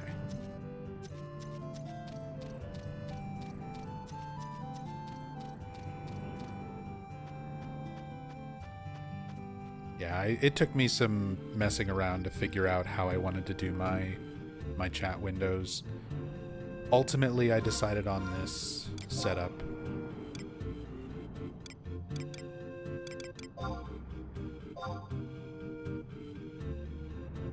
Having the vertical multi-window, window type 3, 5 lines per window, always displayed, and then cutting the width in half so that I have room for my other UI elements over there, so it doesn't push too far up on the bottom of the screen, because I just like being able to see as much of the game world as I can. I don't like being bogged down in too much UI stuff everywhere.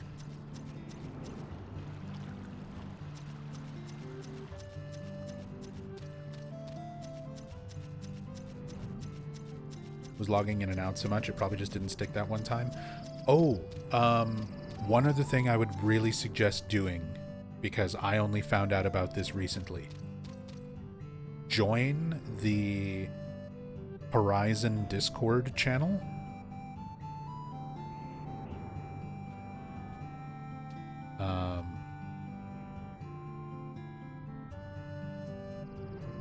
Invite friends to Horizon 11. Join the main Horizon Discord channel, and if you click on, where is it? Discord setup.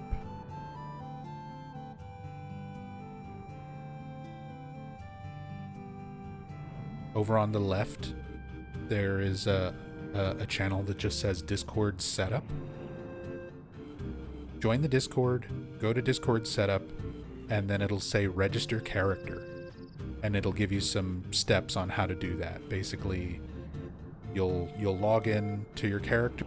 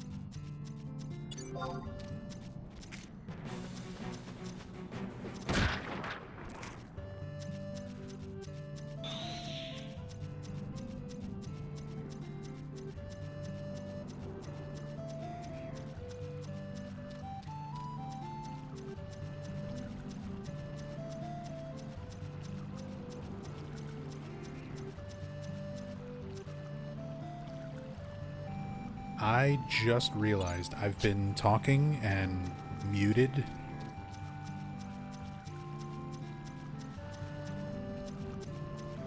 for the past like 20 minutes.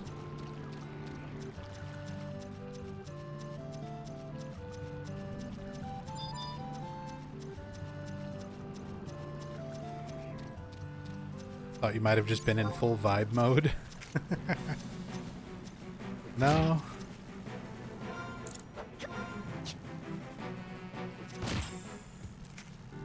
I literally have just been sitting here muted like an idiot.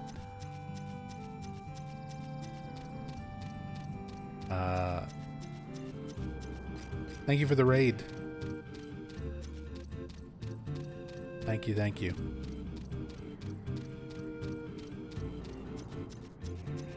It's fine. Final Fantasy XI's a chill game.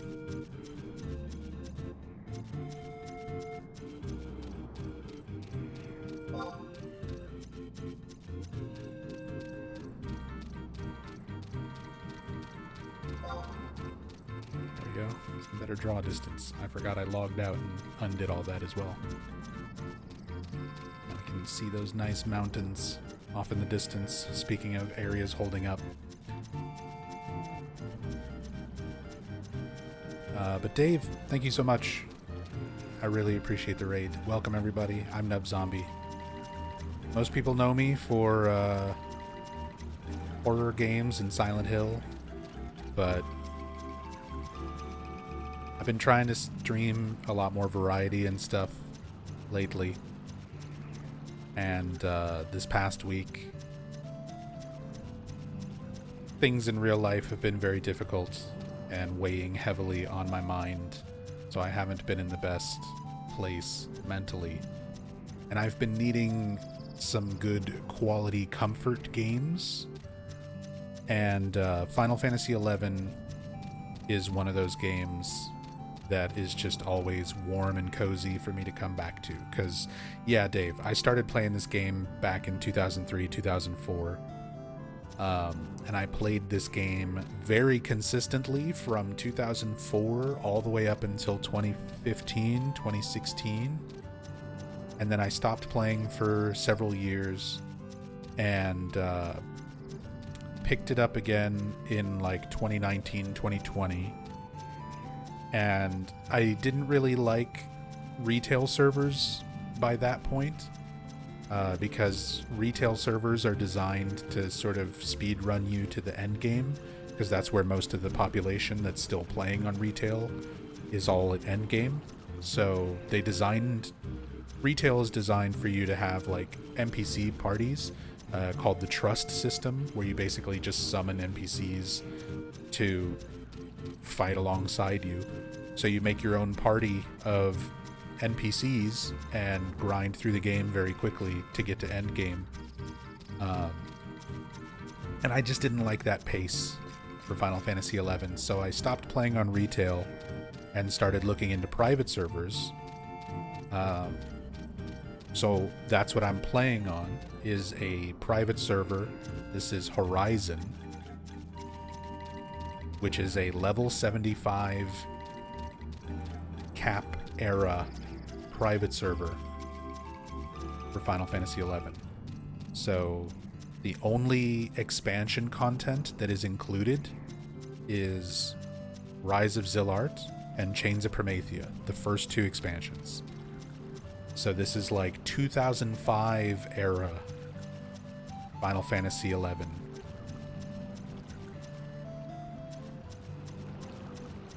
Where it still takes forever to do things. It takes a long time to grind levels and skills.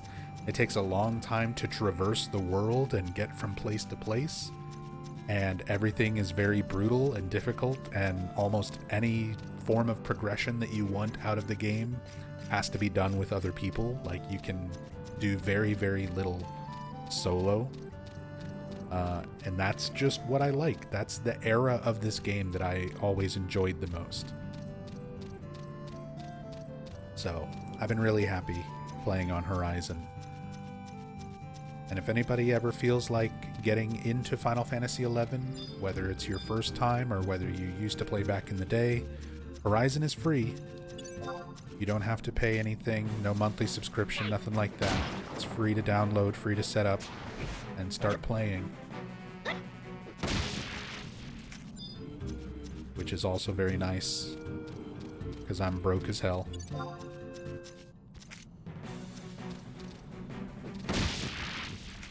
Was Treasures of Odd Urgon a patch? I vaguely recall the text on the box I got.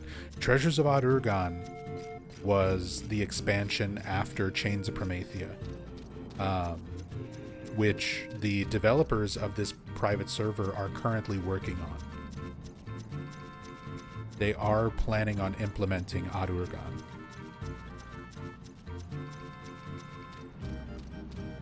Which I cannot wait.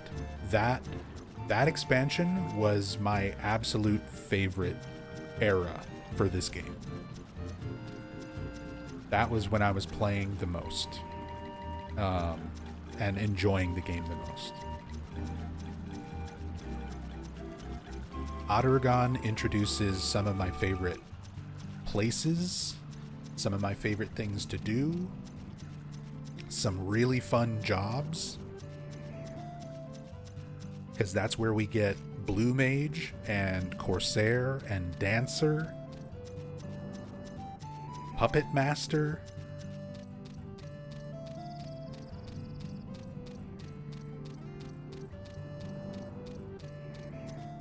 Besieged, which was one of my favorite things to do whenever Beastmen would raid the major cities of Odd Urgon.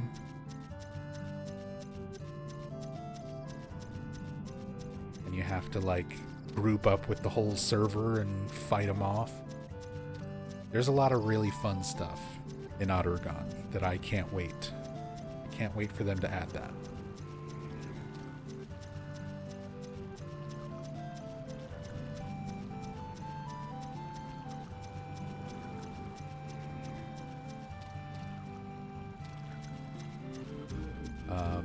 But right now, I'm just camping some Notorious Monsters, trying to get some gear for my White Mage. Trying to kill Spiny Spippy for the Mist Silk Cape. And then I'm going to move over to Gideus to fight Humuju the Torrent. And try to get some Zealot's Mitts, maybe a Monster Signa if we're lucky.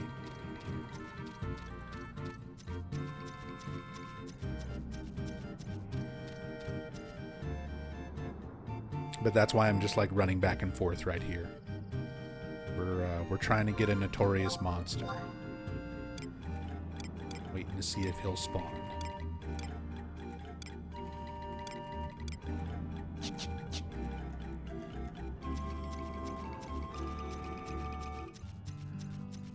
But yeah, thank you for the raid again, man. Hirimi spotted? Yeah. Since I've been getting back into this game this past week. And I just started streaming it yesterday.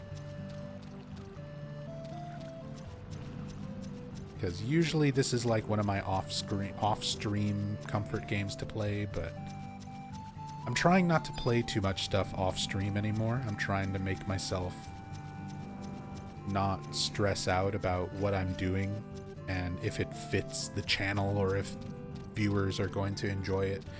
I stress myself out overthinking about that kind of stuff, even after all these years of being a streamer. So I'm trying not to just think about it anymore and just be like, if I feel like playing a game, just turn the stream on. If people want to hang out and watch, they can. If people don't want to see it, that's fine. It don't matter.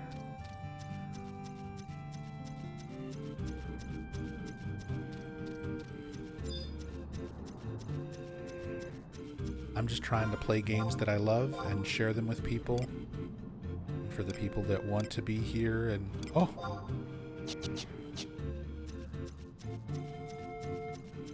Spippy.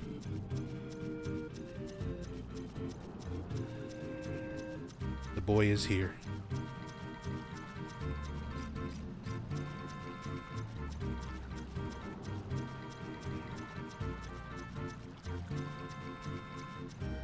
Where are you? I literally just saw you on Widescan. He's all the way down here. There he is.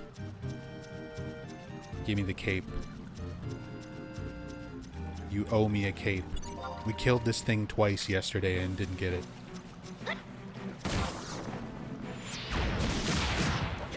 Give me the cape.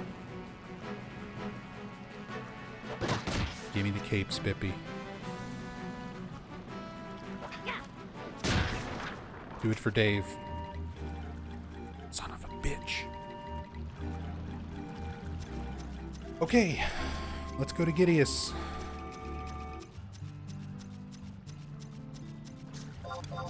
Let's go to Gideus. Maybe I can get the gloves.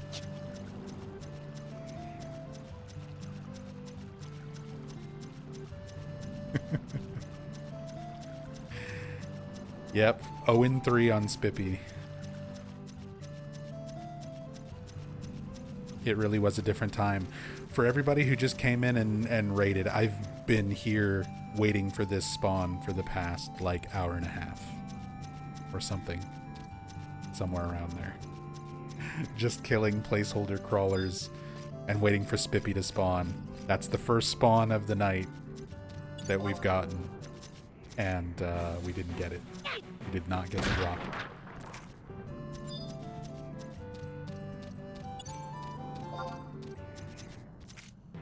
It really was a different time. Yeah. I have a lot of love for these harsh luck things. Makes the good luck moments so much sweeter. That is the biggest thing about this game. That is what I love about Final Fantasy XI. Every single thing that you do requires so much investment. You have to spend so much time and so much effort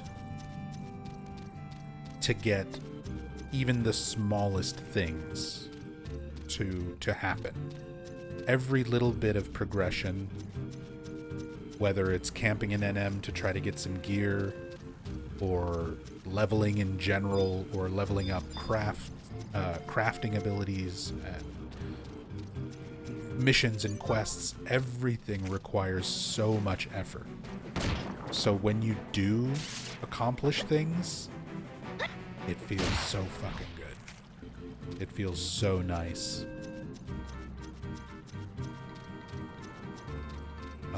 I also realize how much I enjoy world traversal in games, thanks to games like Final Fantasy XI. Like, it always made me... I was having this personal realization yesterday, because I was getting in one of my alt characters. I needed to get my Chocobo license, because being able to unlock Chocobos and ride mounts in this game is a big deal. So, in order to get your Chocobo license, you have to do a very long run from your starter nation all the way to the nation of Juno. And it takes such a long time. It's like over an hour of just this running from place to place. And during that run, where I'm just like, yeah, I'm fine with this. It takes a long time, but like, I love being in this world and looking at the environments as I go. It is very dangerous, because when you're going to get your Chocobo license, you're eligible for it at level 20. But to safely get through like Jugner Forest and Battalia Downs, like the zones that are around Juno, you need to be like level 30, 40. And most people are not going to do that. You're just going to go for it as soon as you're level 20, which is pretty much what I was doing. So if you get aggroed by a single thing on the way, you're pretty much dead. And when you die, you go back to your home point. If you don't have somebody around to raise you,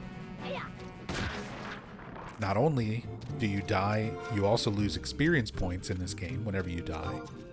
You can like level down if you don't have enough of an experience point buffer. So dying is a huge setback in this game. It's very scary running and getting through places that are dangerous, where one wrong move and something can kill you. And I almost died. I almost died on that run. I aggroed an orc in Jugner Forest that almost killed me. And thankfully there was like two other high-level characters, 2 players who were running past where I was, that managed to help me right before I died. But yeah, those are the moments. Those are the things that make me love this game. Like, it is such a fun experience for me, being able to have this really long, really huge world that takes a really long time to traverse and get from place to place, and have kind of the dangerous elements of what can be aggressive and how to avoid them. It made just getting somewhere, just going from place to place, such a journey, such an experience. And I was thinking about it, where I'm like, really huge world, it takes a long time to get from point A to point B. You really have to plan out your journey ahead of time so that you know where you're going and how to get through. and what to avoid and what things you need to bring with you so that you can be prepared for all these different things. And I had a eureka moment where I was like, this is why I like Death Stranding so much. I was like, this is the exact reason why I like games like Death Stranding so much. Because that experience is very similar. Where it's like, you plan out your journey, you know it's going to take a long time, you have to figure out what things you need to bring with you, and what obstacles are going to be along the way. And then it's just sort of like this mix of, look how beautiful the world around me is while I traverse through it, but also how dangerous it is, how dangerous it can be. So you still have to be prepared and aware.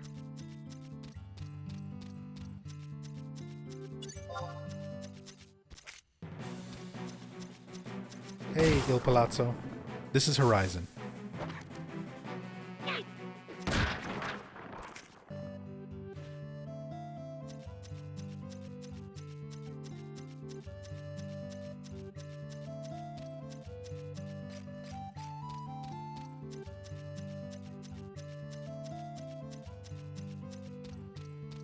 Closest I come to this sometimes is like not fast travel in Fallout, Elder Scrolls, Breath of the Wild, Tears of the Kingdom. Yeah, I'm the same way. Whenever I play Elder Scrolls games, I don't like to fast travel. I am not a fast traveler. I like taking my time and traversing the world. Same for Breath of the Wild. I did the same thing. I still have not played Tears of the Kingdom. I need to get around to that eventually.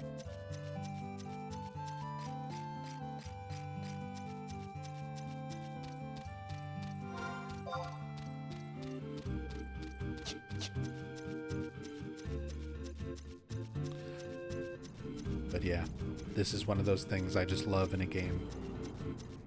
I love a nice big world to explore.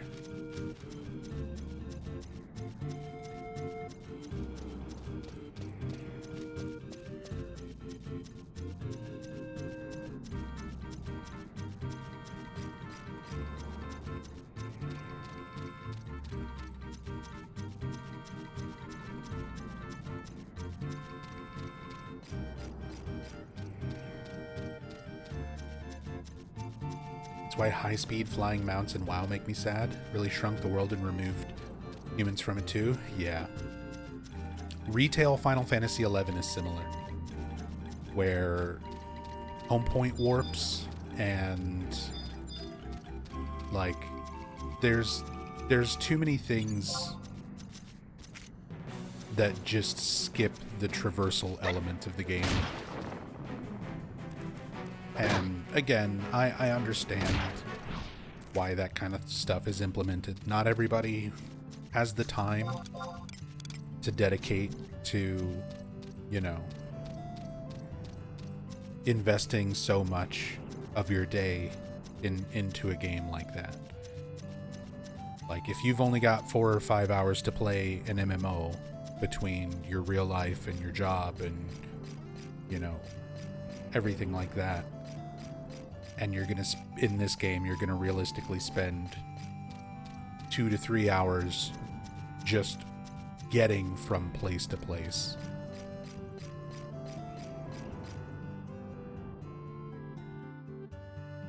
A lot of people can't manage that. They just want to be able to get where they're going and spend those hours grinding, getting your levels, getting your missions done, and progressing through the game.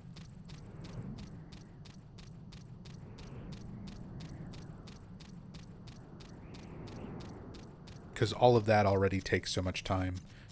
A lot of people just don't want the travel time to also be stacked on top of that, but For me, I love it. I love that aspect of the game.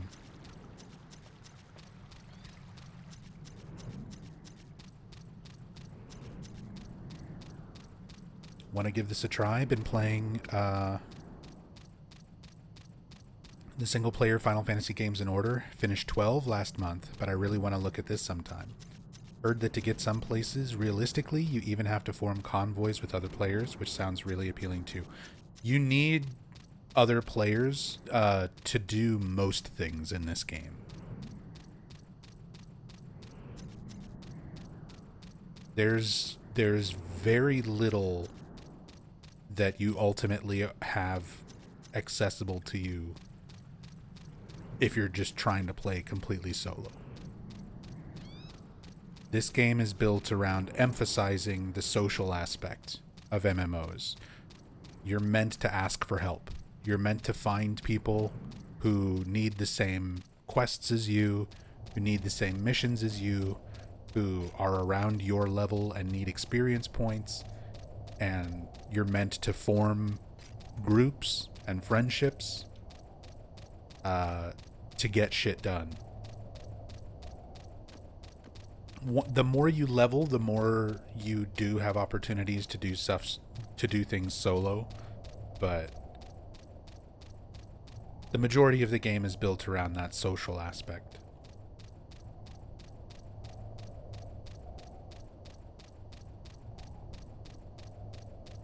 But hey, Horizon is free, so if you're going through all the Final Fantasy games and you want to include Final Fantasy XI, Horizon, I think, is a fair way to do that. Because you can play it for free, you can get a feel of what this game was like pretty much from when it launched, like that early or mid-2000s era, which, again, to me, is the best era of this game.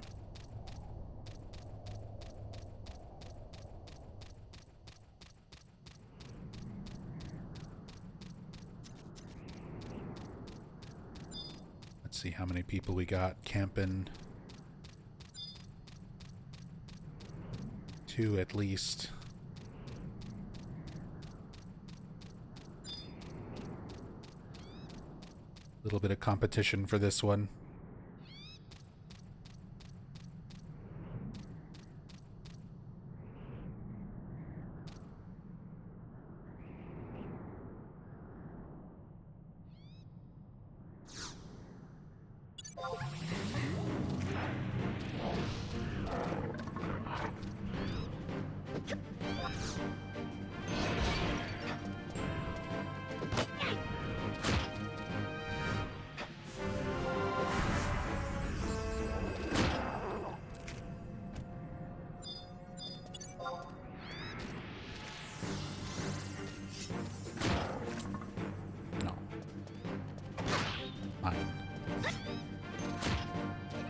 See, now we've got the competitive aspect of NM hunting. Multiple people here trying to get the same thing.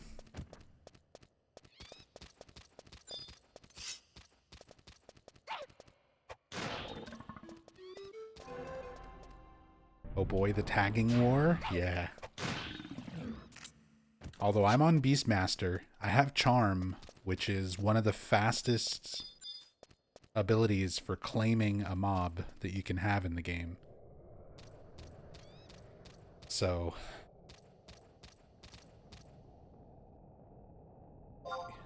what is this person? Thief Nin. But we do have other people here.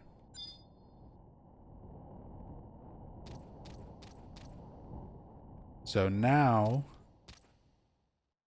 similar to Spippy, we've got to continue waiting around, killing placeholder mobs, waiting for the notorious monster to spawn. And then on top of that, we have to try to get the claim before any of these other people get it. And then even if we get the claim, we have to hope for the drops.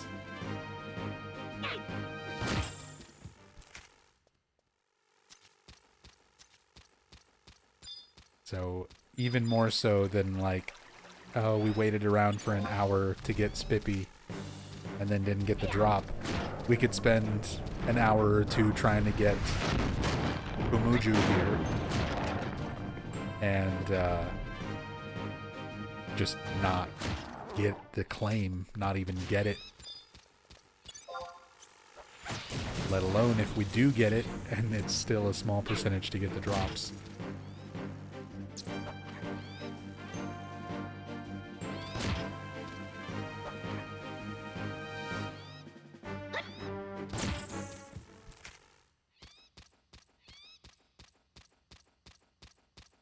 Like the idea of that because I've played a fair bit of 14 and I don't like how solitary it feels. Same. I played a lot of Final Fantasy 14 as well. I was in the beta for Final Fantasy 14, and then I played 1.0 all the way up through Realm Reborn, where they literally nuked and rebooted the game. That's the coolest part of Final Fantasy 14 to me. The fact that the 1.0 version of the game was so rough that they needed to completely take the game down and relaunch it. And instead of just doing that, they made it part of the story. They made the world being destroyed and reborn part of the story. And I'm like, I love that so much. I love that so much. That's such a cool thing to do with an MMO in that situation.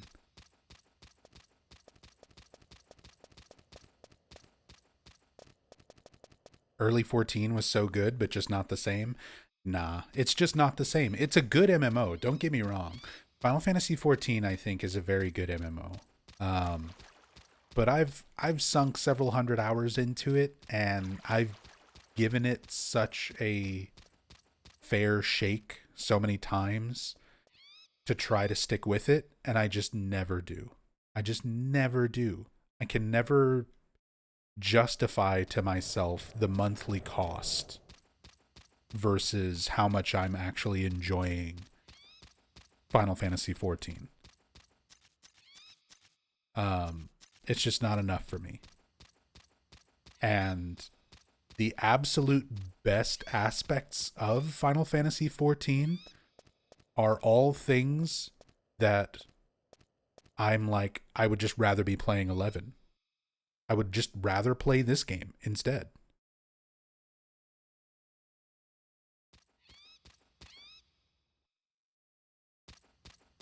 So ultimately, that's kind of where I've gotten with 14. I don't think I'll realistically not play 14 ever again. Whereas 11, I still constantly and regularly want to come back to this game and play it. Even after 20 plus years and tens of thousands of hours, no other MMO has ever made me feel the way Final Fantasy XI does. Not World of Warcraft, not Final Fantasy XIV, not Phantasy Star Online, not Guild Wars, not Path of Exile. There's a lot of MMOs. I've played a lot of MMOs and really tried to make stuff work, and nothing hits like Final Fantasy XI does.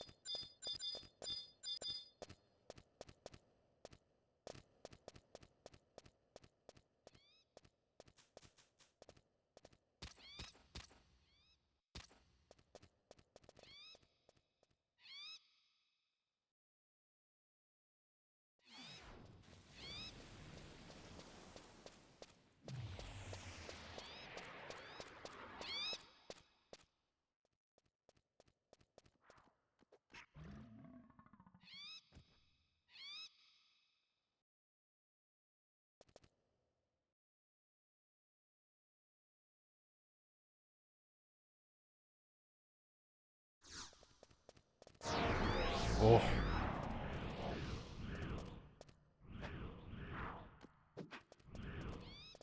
It was just the placeholder, but the thief beat me to the claim. My reaction times are not good enough.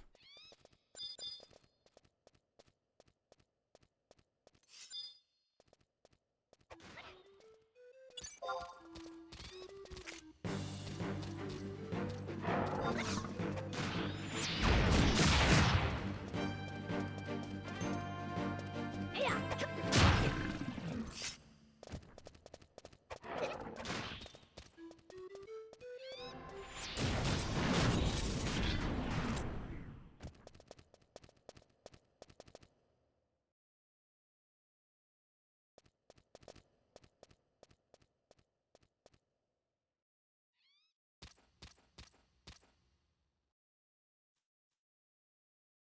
14 has a strange problem with its endgame being really unfun.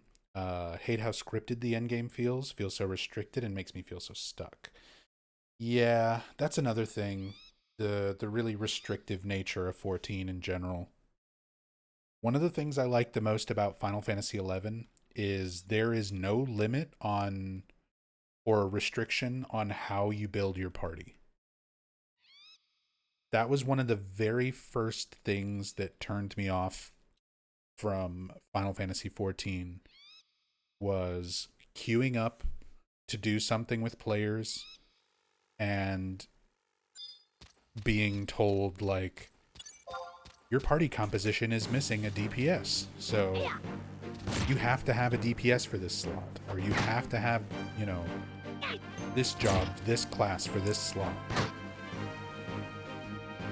I love Final Fantasy XI that it's just like you can build a party with whatever you want.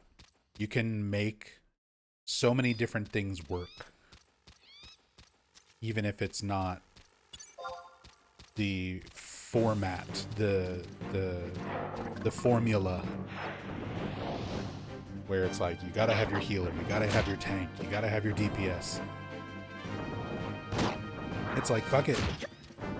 You can make a white mage burn party in Final Fantasy XI and just be all white mages, or just be all summoners, or just be all black mages, and make it work.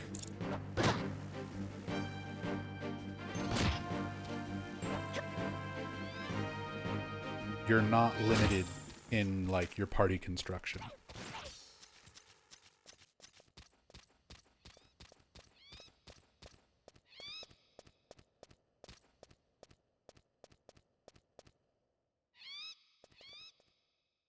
Love the music, the world, the story. Even the combat could be a ton of fun. There's a lot of stuff in 14 that is very good. The music and the world for sure. The story, I like the story of 11 more. 14 has a good story. We were talking about this earlier. 14 has a really good story, but it takes you about 100 hours minimum to get to the better, more interesting parts of the story. Whereas I feel like Final Fantasy XI's story is really interesting right off the bat and consistently stays good.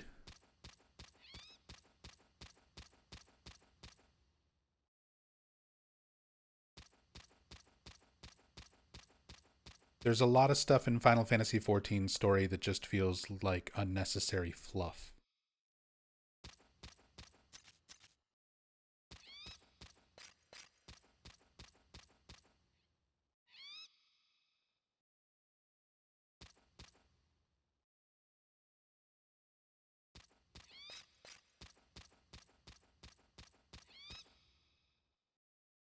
Where did everybody go? Bingo?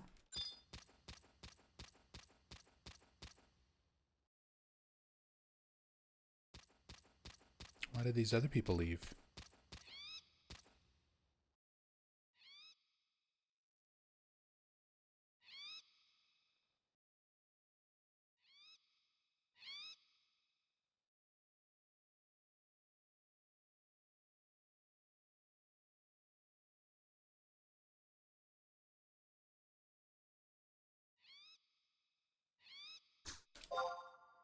I'm pretty sure they didn't get it. It hasn't spawned yet.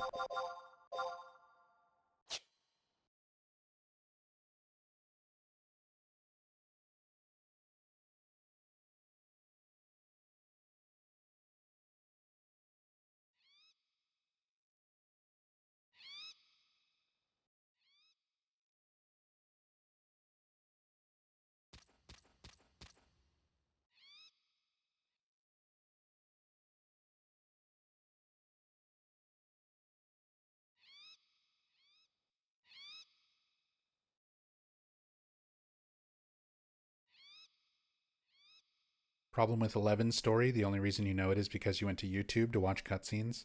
It's too slow and spaced out. Well, yeah. I mean, everything in 11 is slow and spaced out. It takes a long time to progress. So that is one thing that can make it difficult to follow the story, because sometimes the span of time in between story beats can be like weeks or even months, depending on how much you play the game. And how often you're able to get people together to help you progress through the game. Like right now, on my alternate character, who's lower level than this character, on my alt, I'm currently stuck on 2-3, which is a big stopping point for a lot of people in Final Fantasy XI, because it's your first like really big fight as part of a mission, as part of the main storyline. And it's a relatively difficult fight. You have to fight a floating eye and a dragon at the same time. And it can be rough. It can be a rough fight. And it is nation specific. So, for example, there is 3 starter nations. I typically start Windurst.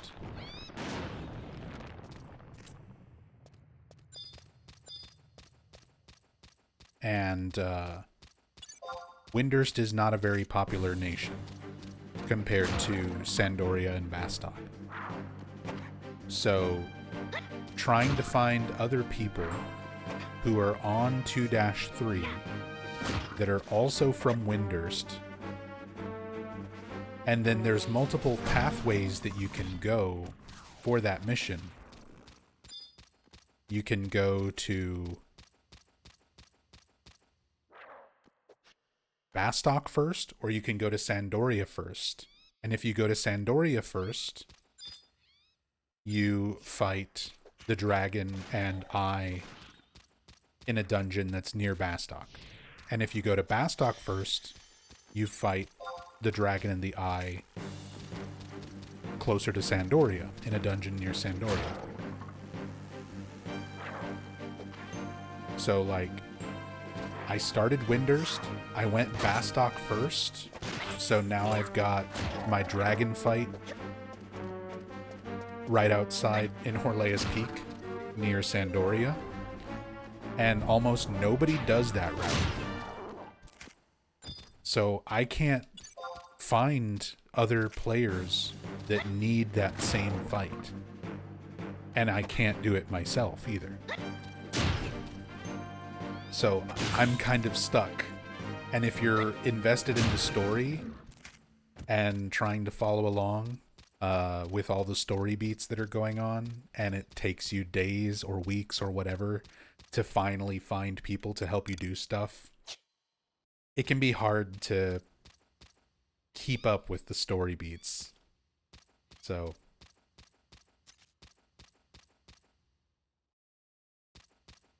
that's where you ask Linkshell or Twitch chat. This is my Linkshell.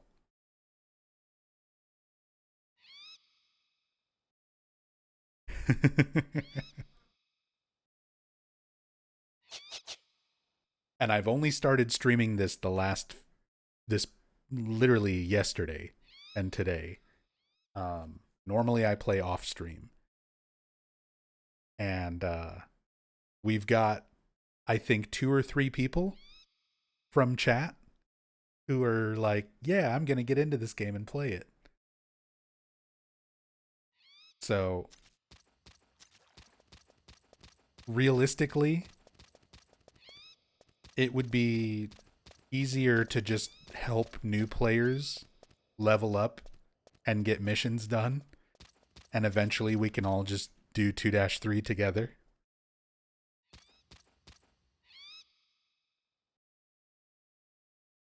Now, there's plenty of resources available.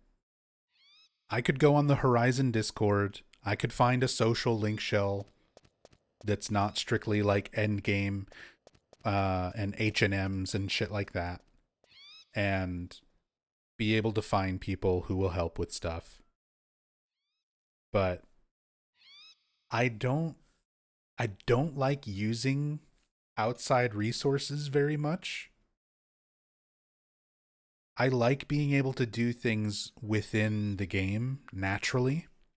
So like on my alt character, Pazuzu, um Pazuzu just got an invite to a link shell when I was playing off stream like 2 nights or 3 nights ago, where I was trying to get the sub job quest done. I was leveling in Valkram Dunes and trying to get my sub job items. And one of the people who helped farm up the sub job items invited me to their link shell, which is also a very small link shell. I think it has maybe like a dozen people in it. But still, those are the type of interactions that I prefer, rather than just going on the Discord and being like, hey, let me join a link shell. Let me join this social link shell that's got like 1,000 people in it or whatever. I would rather meet somebody in game who's willing to help and offers for me to join their link shell, just because that's the experience that I like from back in the day. Before Discord was a thing, before there was really a lot of social circles outside of the game, except for some like forums, like some link shells had their own forums. I originally, when I played this game back in the day, I was on Ifrit server for the longest time, and it was really funny because one of the bigger link shells on Ifrit server was called Cobra Kai Dojo, CKD, and I just really, for whatever reason, liked their people.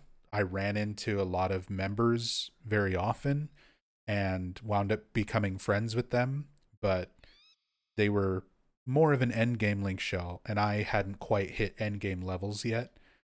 So I kind of just like followed them around like a fanboy. And then eventually when I hit level 75 and started getting into the endgame stuff, they invited me to join, but I hung out on like their forums. They had a forum website that I would just hang out on and chat with them.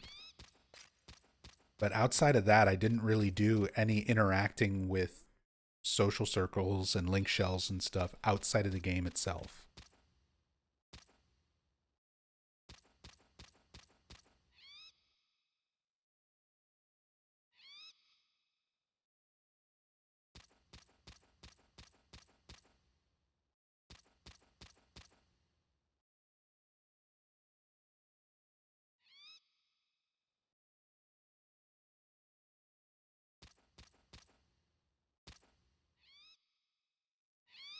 Looking at you play this is really a time capsule. Remember hearing people play these kind of MMOs like WoW, and how it really did sound like another world with all the stuff people had to do, how they had to meet up to do dungeons. Now people don't have patience for these kind of games. People don't have patience for fucking anything anymore. These days, Most people have fucking TikTok brain. If they can't get the information they want or get the satisfaction they want in like minutes, ideally less than a minute, people just don't have fucking patience for anything.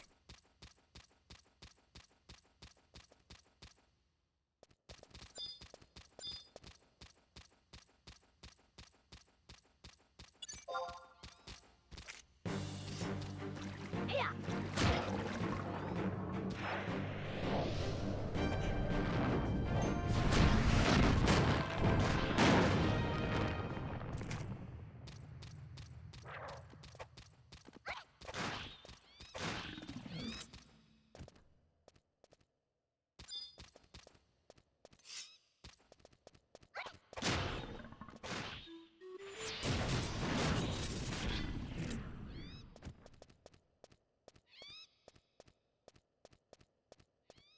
This game already takes so much effort. It's nice to make things easy mode when you can, because there is so much hard mode.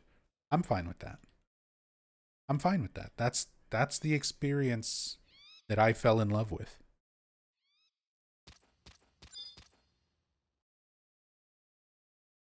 I like being pushed to like reach out to random strangers that I would not otherwise do, just to like get something done, to form a party, to get a mission done, you know, whatever. Yeah.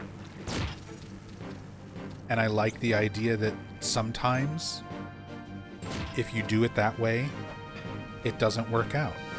You won't find a party. You won't find a group that's doing the mission that you're on. And it pushes you to go and do other things. Like, all right, I can't do that mission right now, so I'll level up my cooking, or I'll level up my fishing, or I'll work on these low-level jobs that I can solo. Or, like I'm doing right now, I'll go and camp some notorious monsters. There's so much else to do in the game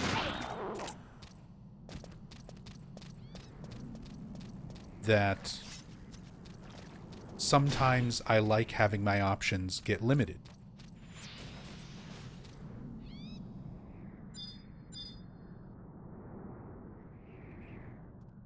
Exactly. It's a level of immersion that I really enjoy.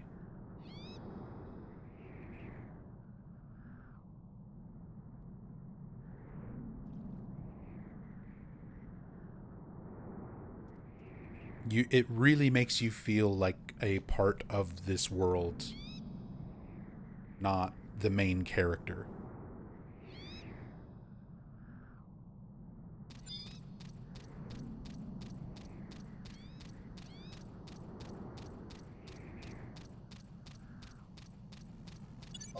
Like, you're just a person in this world.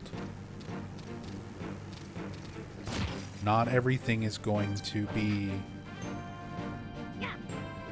built around you being the main character. Not everything is going to be hyper-focused on your personal progression. You're going to have to rely on other people. And the other people that you need might not always be there. So you have to overcome it. You have to figure out other things, other ways to get stuff done, other things to do to pass the time. I like that.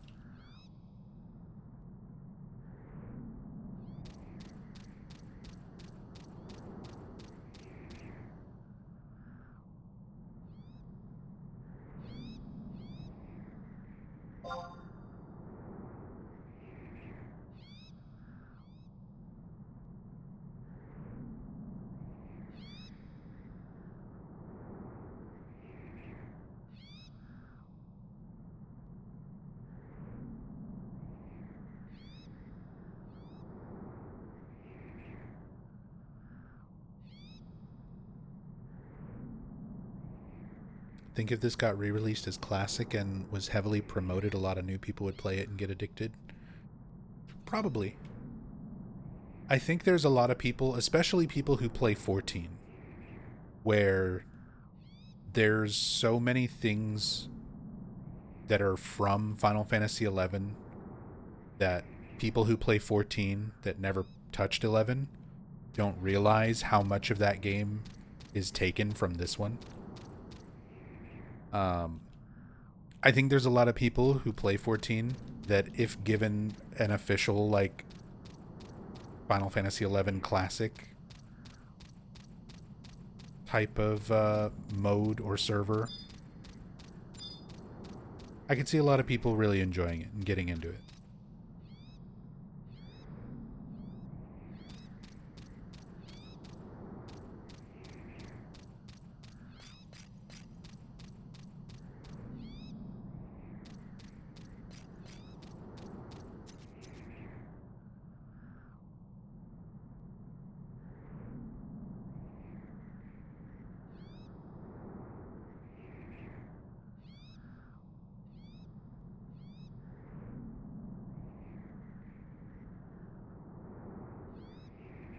But I don't know. For me, I just love this game.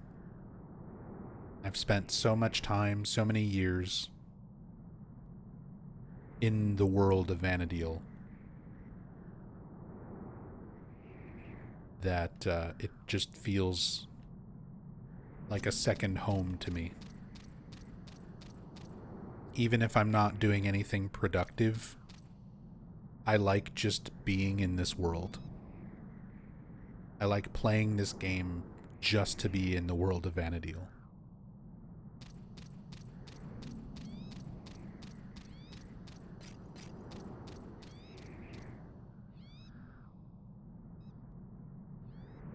Like, there's stuff I like about Final Fantasy XIV, but I never felt that sense of my place in the world in Eorzea.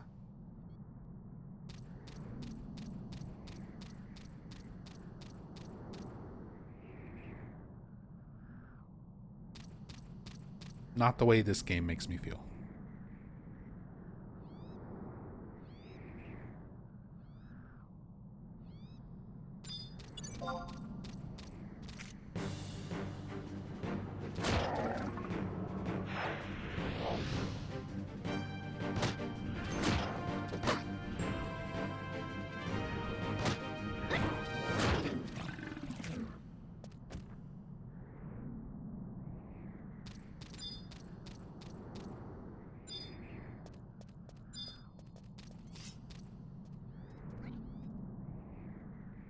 Nice to have something you just love that makes you happy. This game is really chill. Like the vibes right now. Same.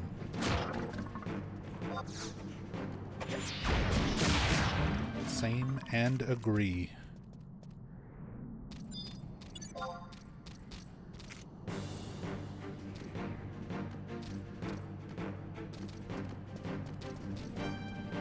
Buddy.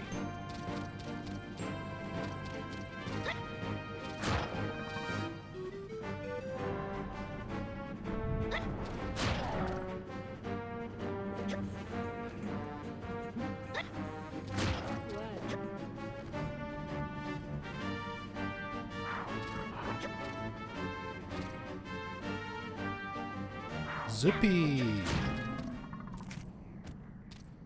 Welcome back, Zippy. Thank you so much for the 8 months.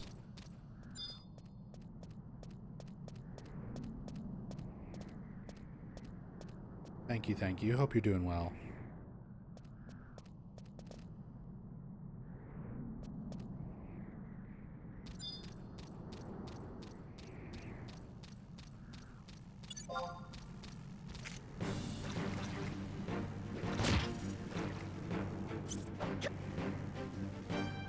This is an excellent, comfy morning stream for me.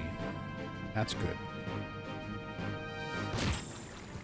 I'm glad people enjoy it. I'm always so scared to just like play stuff outside of my usual Silent Hill and horror.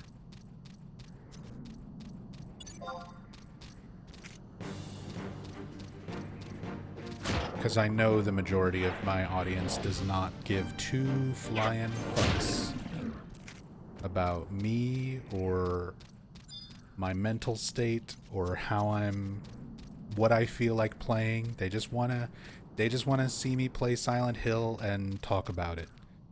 And that's the only thing I have of value to them as a person, is guy who knows lots about Silent Hill.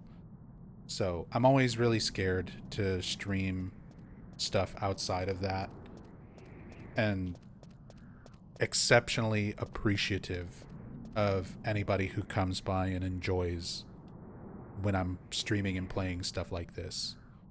So I'm glad people enjoy the comfy Final Fantasy XI streams. I'm glad you can enjoy my midlife crisis unfolding in real time while I play 23-year-old MMOs to take my mind off of things.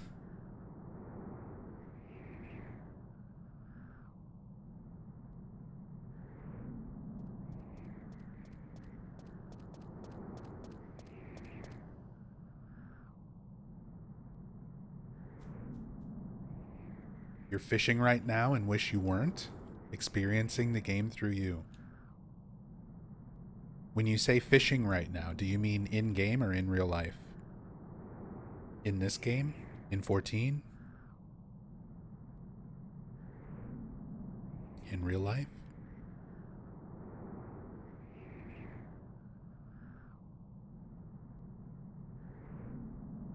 Know what I did for midlife crisis?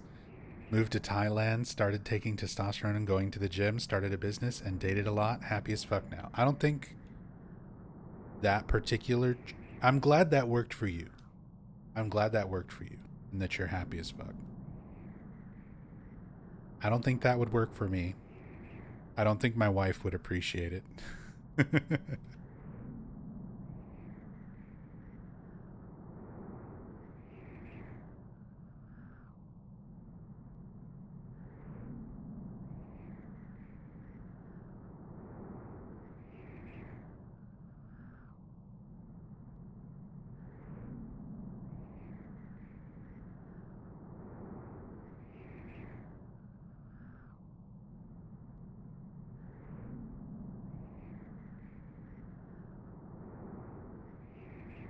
But I don't know. I've definitely been going through some things lately. Stuff that's been building up for a long time. Last year I had a whole lot of health issues. I was in and out of doctors and specialists and on and off different kinds of medications and things because my health has just gotten really bad. It's improved a lot now, just over this last year. It's been getting better, but that forced me to take a lot of time off from streaming. It forced my wife to take a lot of time off from working to take care of me. And that just kind of snowballed into us burning through all of our savings, all of our money, racking up a bunch of debt, medical debt, credit card debt for stuff that we had to like take out credit cards to get through some rough months. And then yeah. And I've been a streamer for the past 15 years. I've been streaming on Twitch since 2011. And I've been partnered and streaming full-time since 2017. So for several years, you know, I was able to make a living streaming on Twitch. And then in the last couple of years, it's dropped off really hard, where I can't put in the same amount of effort into it that I used to because of my health. And in general, I just haven't, my channel hasn't really grown the way that I hoped it would. I haven't had a lot of the viewer and support retention that I really needed. And I went from being able to make enough to support myself and help support my wife to now like really struggling and really just scraping by. And that's kind of my midlife crisis awakening situation is like I need to be responsible, and I need to do what I can to take care of myself and take care of my family, take care of my wife. But this is all I've done for such a long period of time that I can't imagine doing anything else anymore. But it's not as sustainable as it used to be.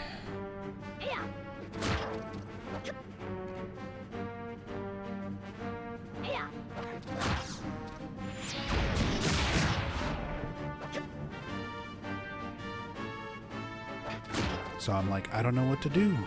And I struggle with, what am I going to do as a streamer? I struggle with being able to just stream whatever I want and knowing that it's going to be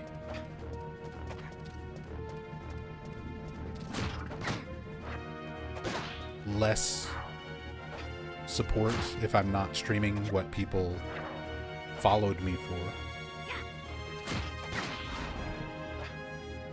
But it feels more self-fulfilling.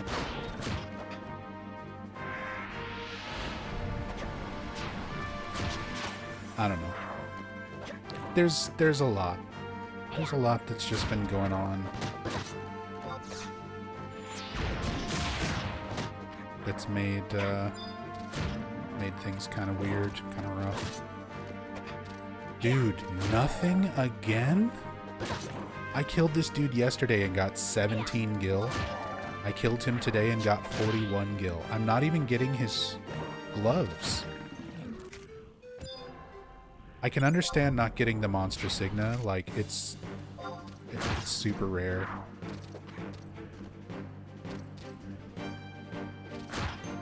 But damn, not even gloves. I just want the gloves for my white mage.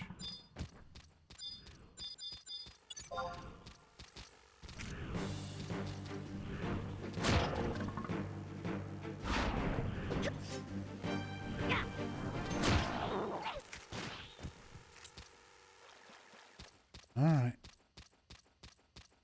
Back to Spiny Spippy.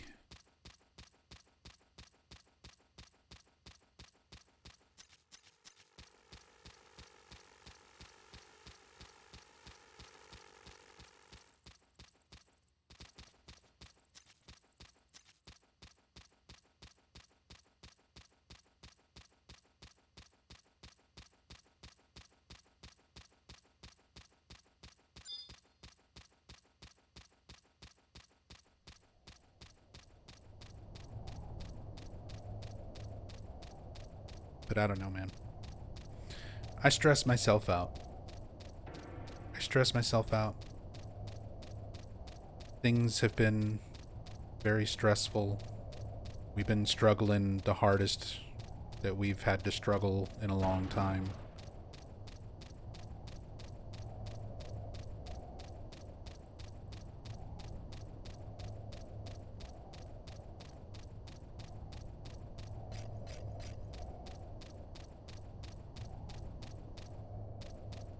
And streaming and just sort of being a streamer or a YouTuber, it's a weird fucking feeling, man. Because I feel like I do my best to just be genuine.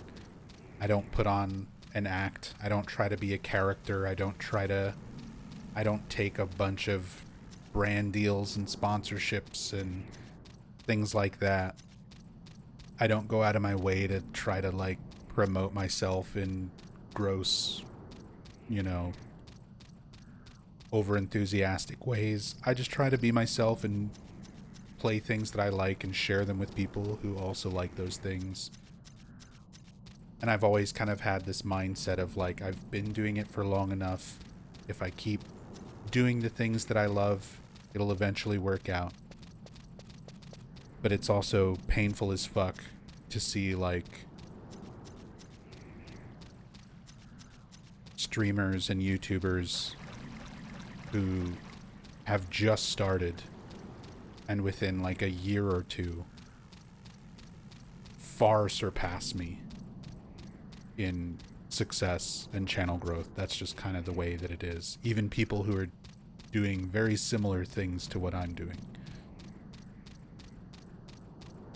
And it makes me question my self-worth. I'm like, what is wrong with me that I can't have that?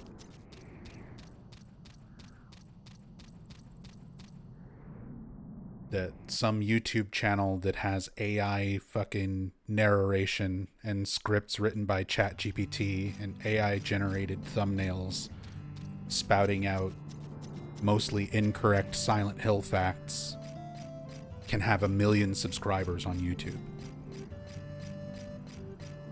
And I bust my ass trying to edit and put together good quality, high quality content, thousands and thousands of hours of story playthroughs and effort for live streams. Used to keep myself up for 24 hours doing super in-depth story playthroughs. And after 6 years of running this current YouTube channel, I only just cracked 10,000 subscribers this past week. All this effort to make $600 a month between Twitch and YouTube these days. Versus channels that are just fucking entirely AI driven, making 10 times, 50 times the amount of success on top of that. And it's just like, what am I doing, man?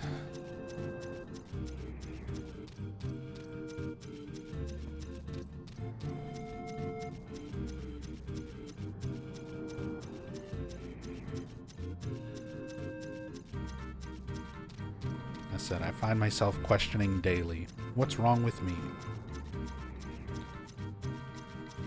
What's wrong with me that I can't make something work after all these years?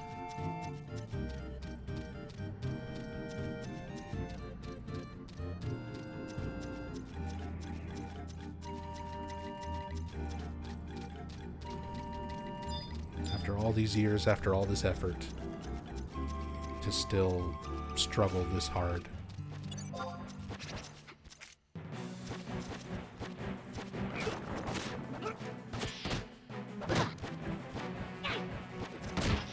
Just doesn't feel right. Doesn't feel fair.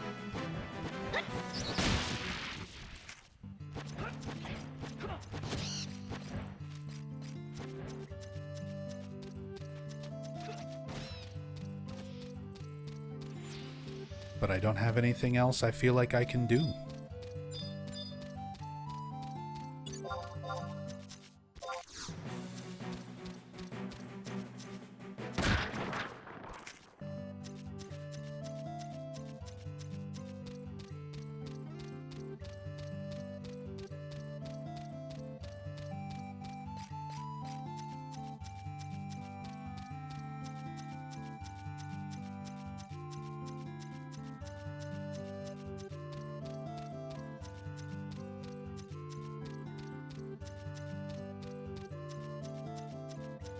So I just keep doing what I can do. Try to get better at editing and make better stuff for YouTube.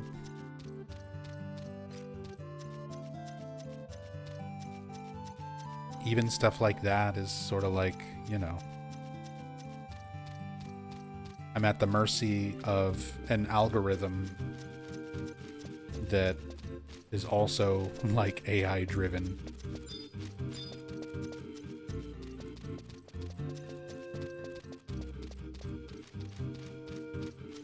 And I never know how well something is going to do. Like, I put a ton of time and effort into my Silent Hill 2 Iceberg video.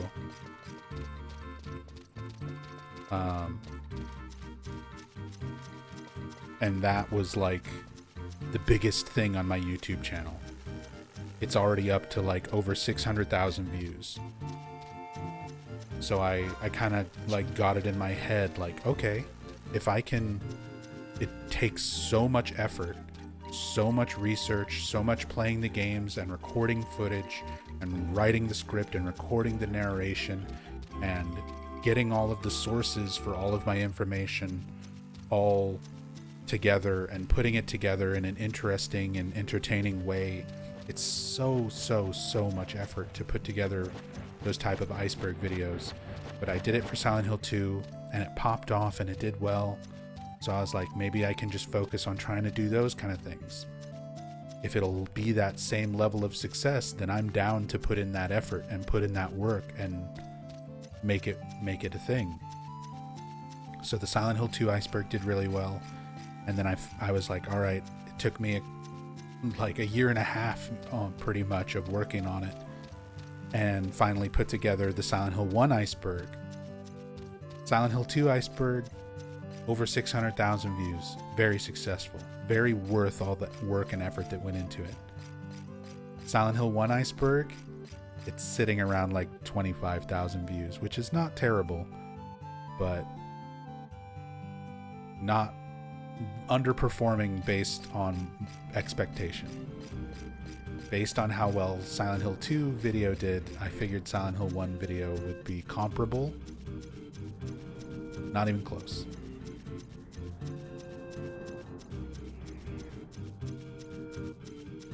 So now I'm like re-questioning and rethinking all of that before I throw myself into another iceberg video that I have to put hundreds of hours of effort into, and not knowing how much exposure it's going to get, how many people are going to watch it, enjoy what I do.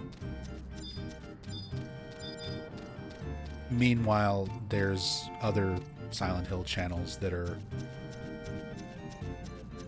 way newer and not as comprehensive as what I do, that are 10 times bigger, far more successful,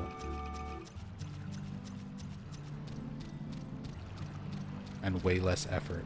And I'm just like, fuck, man. What am I doing wrong?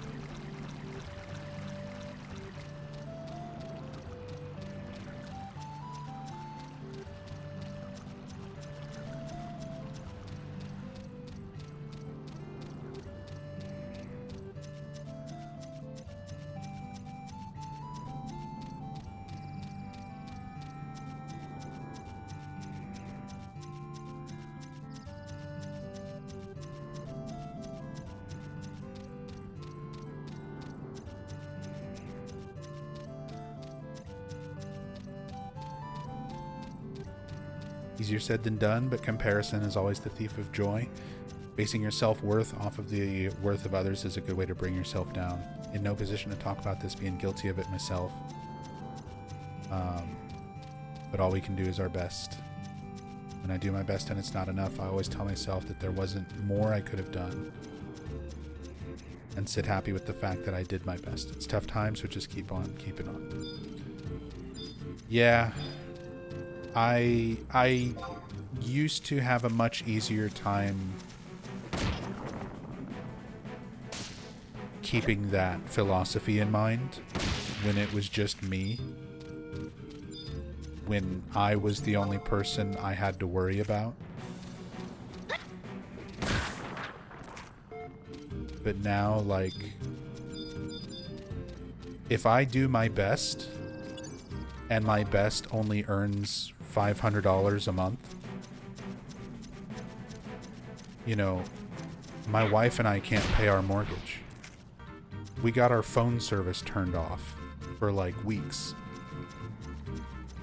A couple nights ago, we had tornadoes coming through very close to our area, and we couldn't even call or text my wife's parents who live nearby to make sure that they were okay, because our phone service was cut off, because we couldn't pay the bill, because I'm not making enough money, because I'm not doing well enough.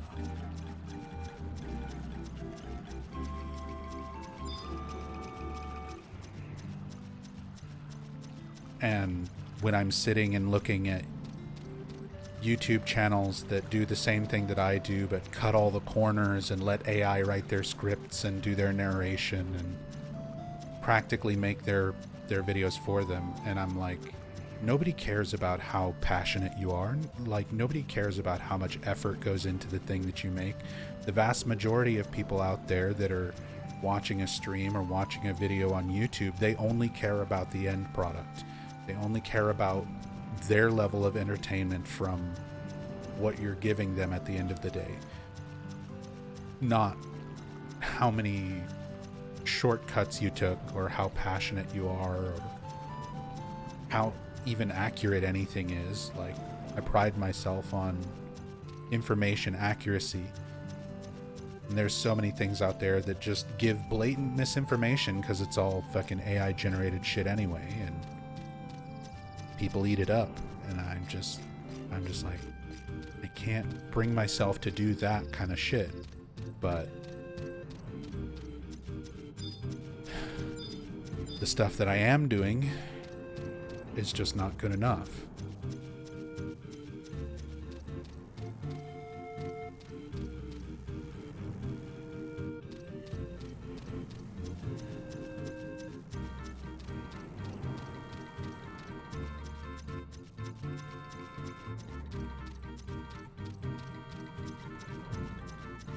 It's brutal, but I feel like you've just got to go with it not really being meritocracy. It's just luck.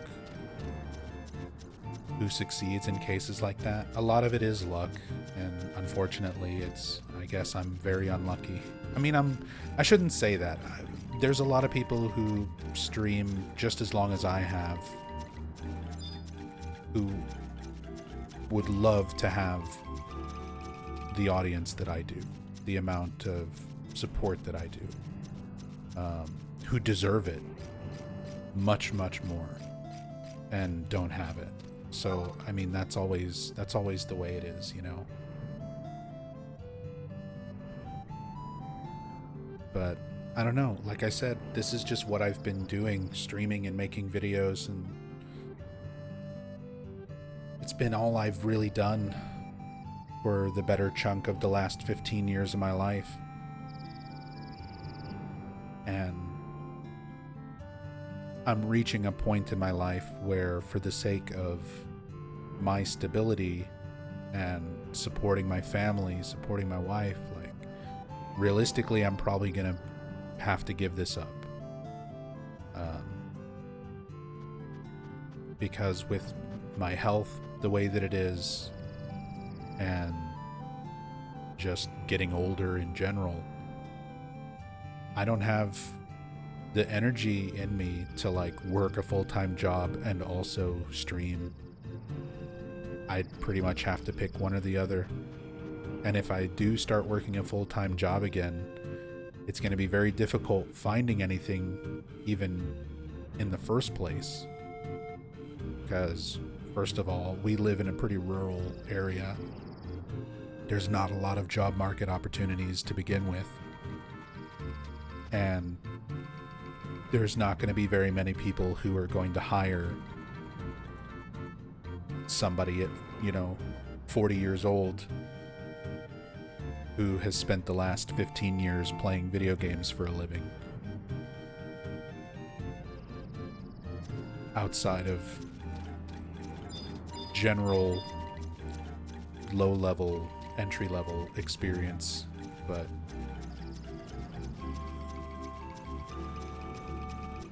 I know that would also disappoint a lot of the people who do enjoy what I do, who enjoy watching my streams, who enjoy watching my videos, and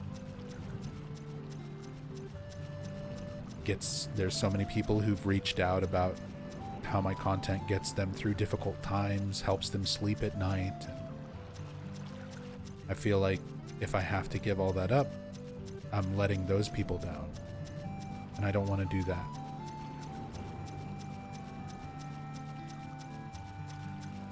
So I'm just sort of like, I feel very stuck. I feel very stuck and I don't know what to do.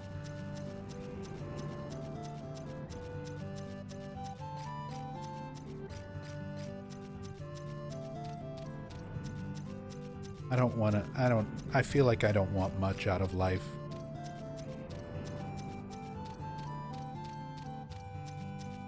I don't want to be wealthy. I don't want to be fucking rich. I just want to be able to pay my bills without fucking stressing out. I want to be able to see a doctor or a dentist and not have to worry that the bill is going to ruin us for the next fucking year and a half or more. And I want to be able to just do something that I love.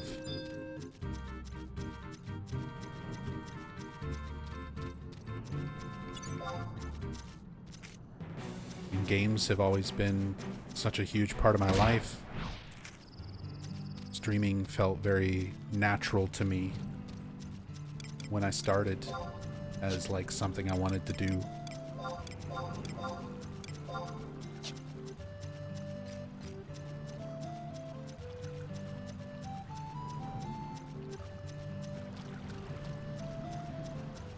And I don't want to leave that behind if I don't have to.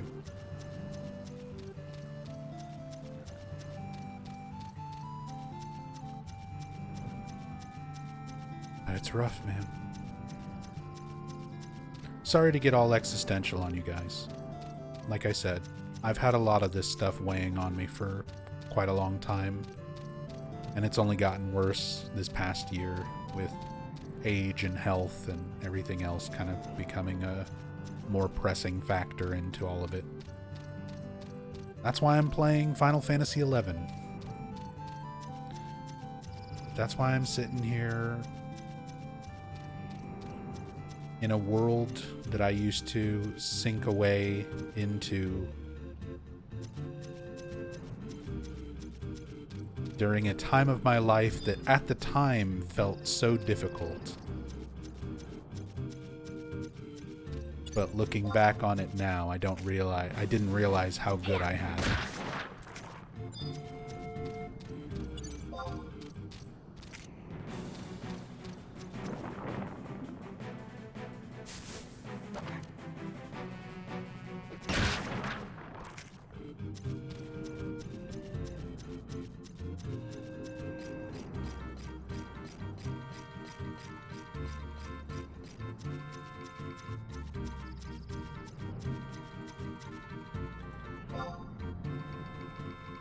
Did something happen, Nub? Hey, Soapy Bubbles. Just life. Just life happening.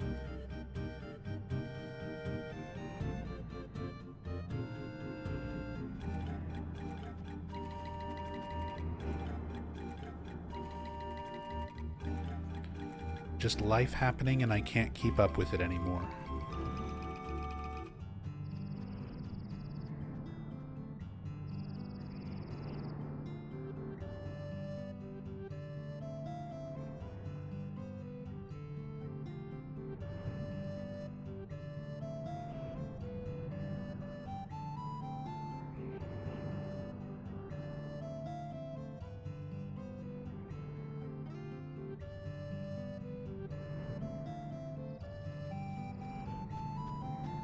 No need to be sorry. I think these topics are very important to talk about. Thanks for understanding, you guys.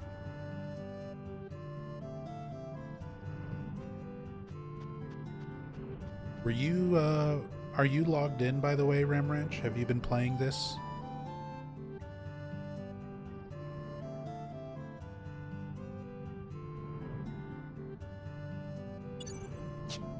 Or not yet?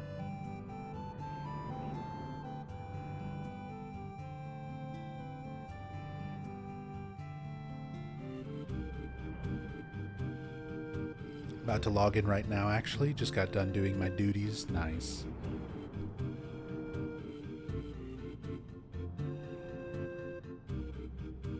Yeah, let me know whenever you're in. Whenever you're logged in. I'll come and find you, give you a link pearl, so that you can be part of the link shell, be able to contact me in-game much easier. I can give you some starting money. Kind of help you get get your bearings, get started in your adventures.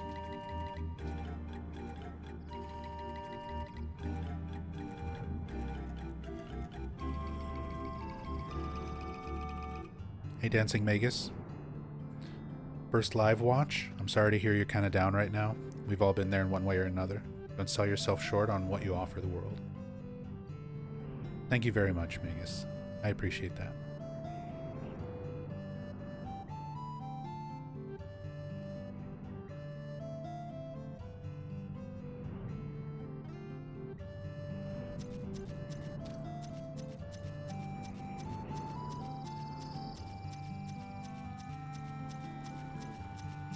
Just gonna restart my PC real quick. It's been like a week, then I'll be back here. Oh my god. Almost as bad as Rachel. I restart my computer like every other day. My wife's the type where she just leaves it on constantly.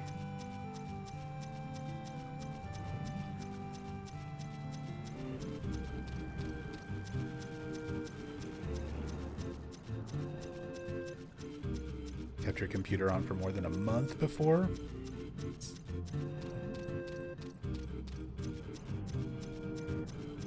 I mean, I realize with modern PCs that's probably not as bad as it used to be, like back in the day, but it's one of those habits I've just always carried from early computer days.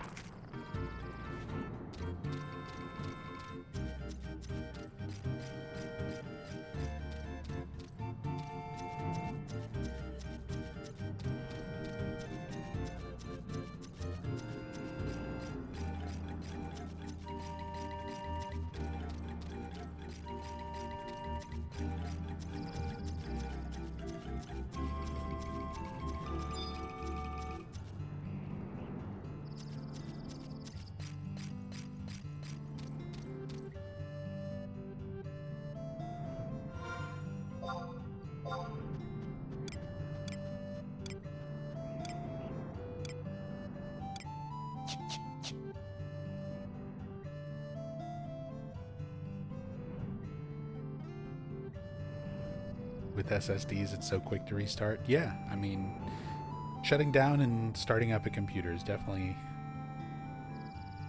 very fast now compared to how computers used to be.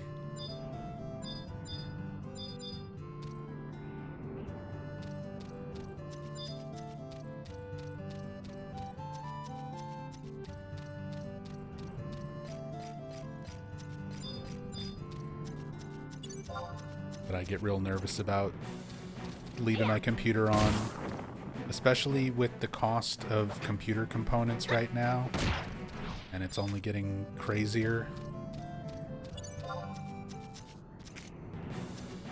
And like, this is my one and only computer. Like, my wife's got her computer and I've got this one, and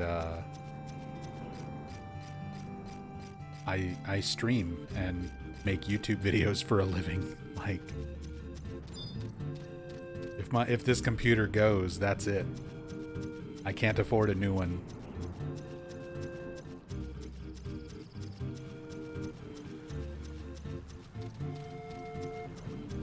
I cannot afford fucking anything. I said we couldn't even fucking pay our phone bill last month. We only got it turned back on yesterday.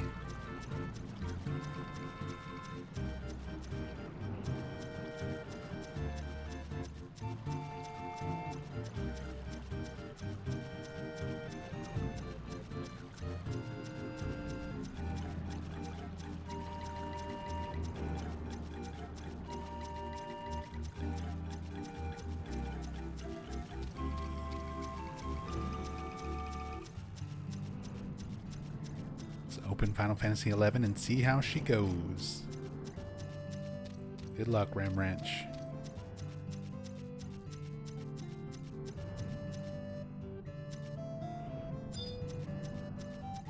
I'll be going back to Windurst pretty soon.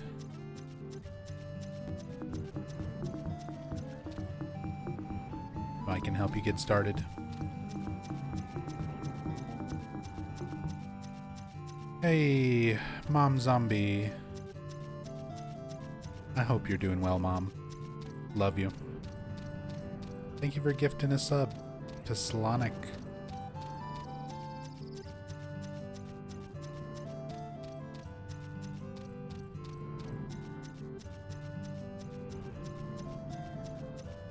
See, we still got my mom coming by, hanging out, supporting me.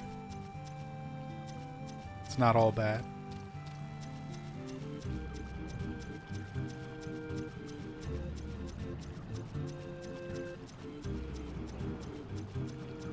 Thank you so much, Mom. First gift sub. Hope I did it right. Looks like it worked perfectly to me.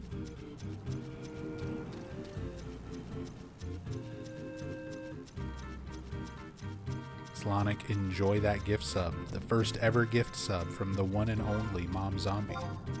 My actual mother.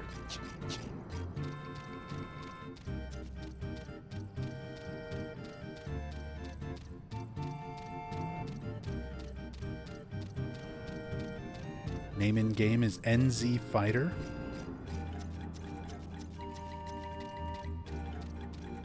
What was the name of yours when you played an MMO as a kid? And also from New Zealand, melee class. It's as good a reason as any. People got some questionable names in this game, so don't even sweat it.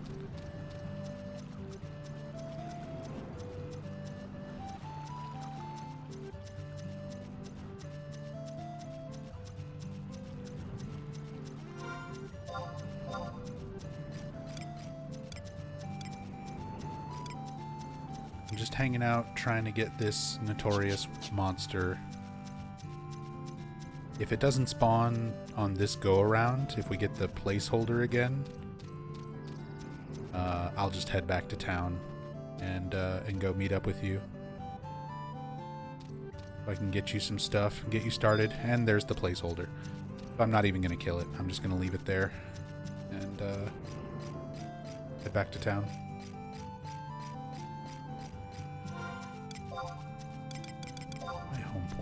I'm still in Juneau, so yeah, I'll just run there on foot.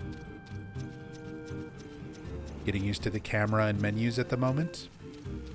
Yeah, basic commands, even just that, can be somewhat difficult. Setting up your UI, your chat windows, and chat filters. There's a lot of stuff. Camera is certainly different, yeah. For me, like, I don't even use the mouse. I just play on keyboard. So I move around with WASD, and I move my camera around with the arrow keys.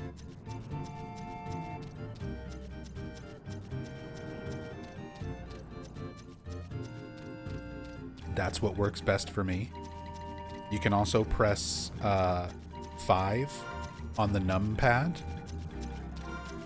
and go first person mode. Although most of the time I keep it third person. Comma and period on your keyboard zooms the camera in and out.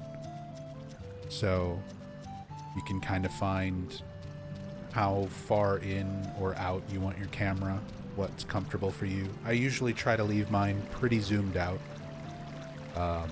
So that I can see more of the world around me, especially because sometimes you're running through like dangerous areas and you really need to keep an eye out on things. For targeting, because you're gonna need to learn how to target. Every interaction is done through targeting. You target NPCs and hit enter to talk with them. You target enemies and hit enter to like engage and start attacking them. So tab is what I use. I just cycle through things on tab. You just press tab and you'll automatically target like what is closest to you, and then you keep pressing tab to just cycle through all of the available targets within your view range. F1 always targets yourself. So if you're just trying to like target yourself, you can just hit F1.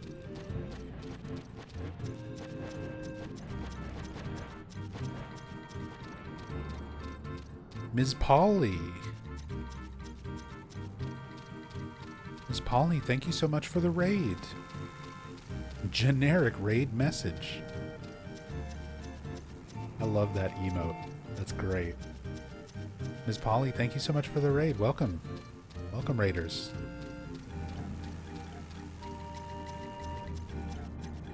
I'm Nub Zombie.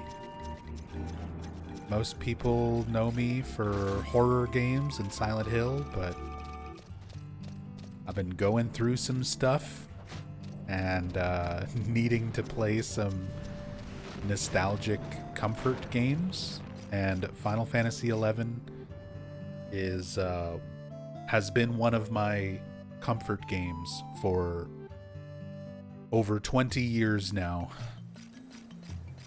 About 23 years now. I've played a lot of MMOs over the years, but none of them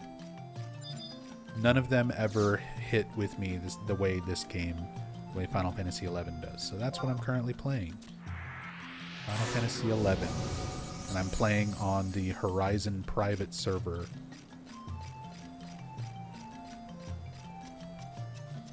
Which is a level 75 cap, like 2005 era private server.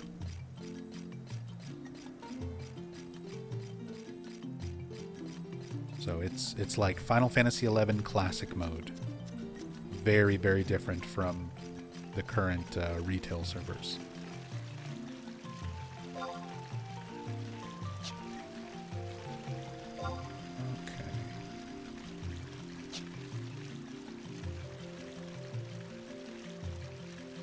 Arrow keys are much easier. Mouse is so wonky. Mouse is very wonky. I pretty much never use the mouse for like hardly anything. I use the mouse when I need to move UI elements around, like my mini map and stuff. You're at the very beginning outside? You're already outside?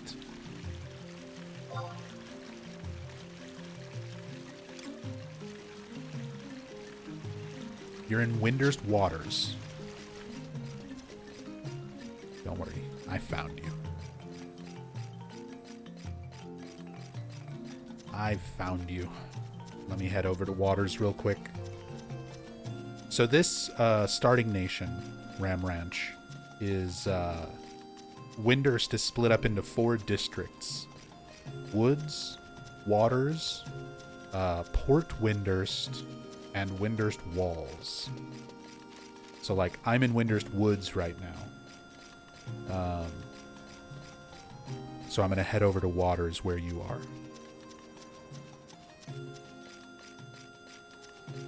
It takes some getting used to. It's a very big... All the starting nations are pretty big.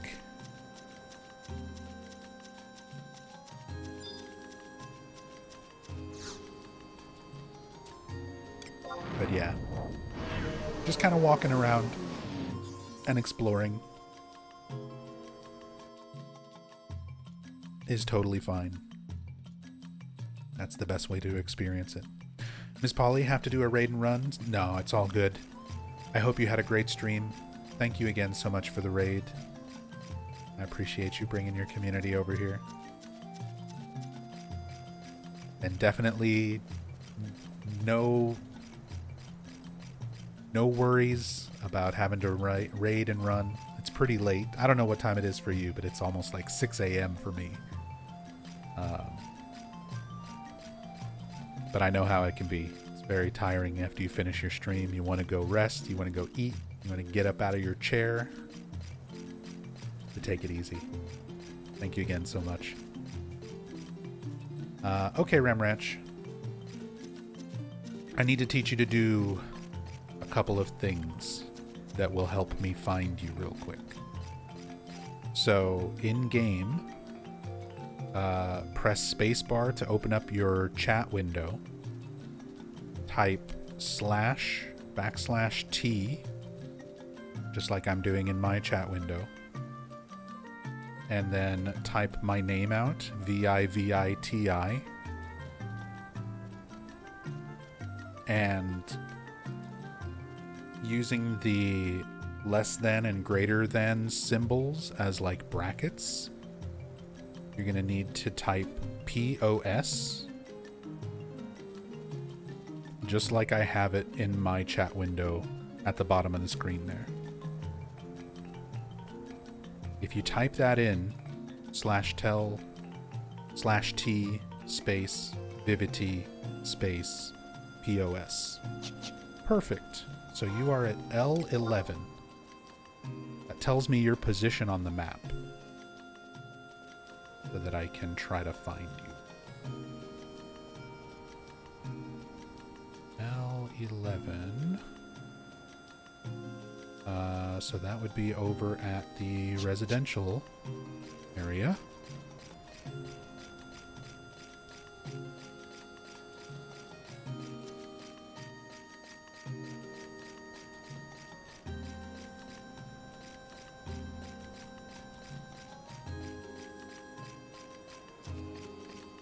Love the tunes? Oh, the music in this game is classic. I love the soundtrack to Final Fantasy XI.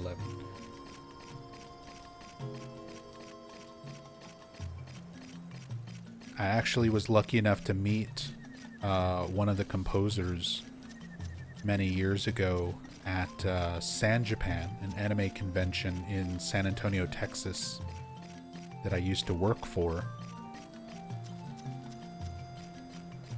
And Naoshi Mizuta, the composer, was one of our guests that year. So I brought along my Final Fantasy XI soundtrack CDs and got them autographed. Hey! Here we are. NZ Fighter. I found you, Ramranch.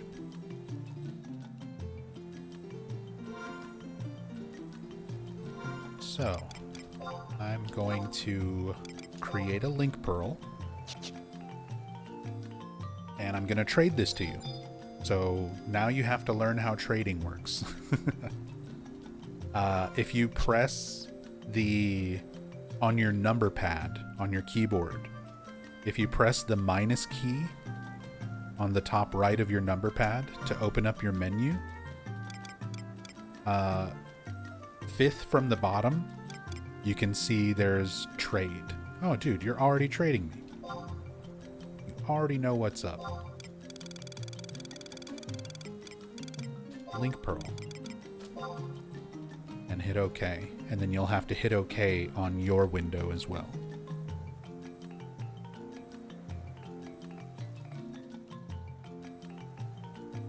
Perfect. So now in that same menu, by hitting minus, you're going to want to go to Link Shell. Select that link pearl, and then select equip. And that's going to let you equip the link shell.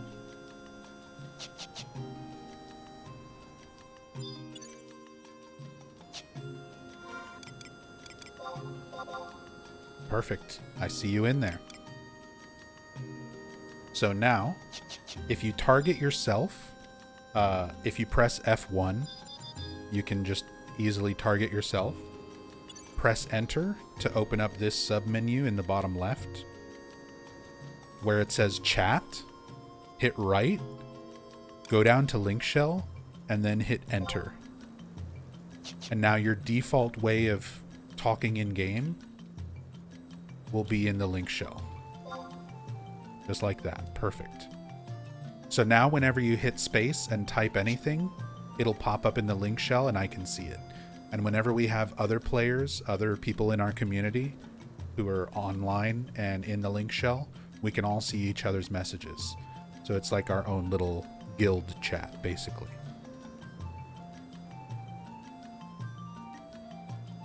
Guys, install the game. I'm having fun already.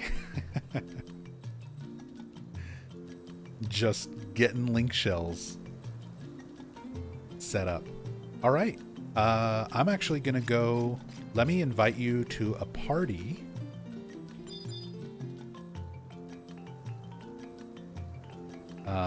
So there's lots of ways to do this.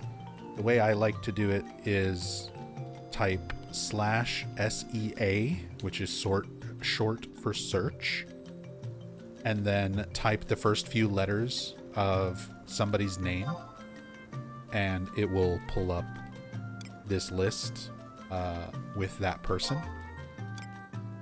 Select and hit enter, and then hit invite. So that's going to send you a party invite. If you open up the menu, go to party, and accept that invite, you will join my party, and then we can go and kill stuff together. Boom, there you are.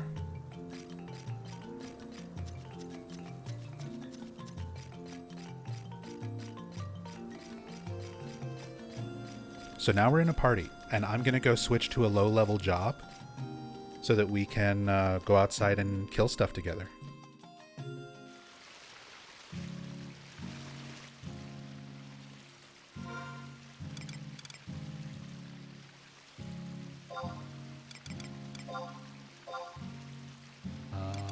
Yep.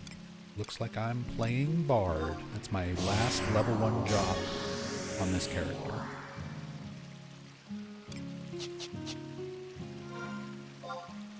Let me grab some gear.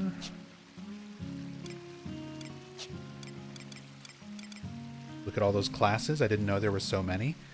Well, you have all your starter classes, and then at level 30, you can start unlocking advanced jobs. So you start with the basics: warrior, monk, white mage, black mage, red mage, thief. But then at level 30, you can unlock beastmaster, bard, samurai, ninja, dragoon, summoner. There's a lot of other jobs you can unlock. Paladin, dark knight. There's still a bunch that I haven't even unlocked. Oh yeah, they all have their own skill sets. They all have their own stuff that they're good for. They've all got their own play styles. So the more you play the game and the more you figure out stuff that you like, you'll kind of figure out what jobs you want to work towards. Let's see, do I have anything I can equip right now? I can wear this bloodstone. I can wear my fishing gear. Why not? Doesn't make too much of a difference at level 1. I just need a weapon. You got time to use the restroom. Take your time, because I'm going to need to figure out gear. I don't think I've got anything. I can wear this dream hat. I don't think I've got any level 1 weapons that I can use as Bard.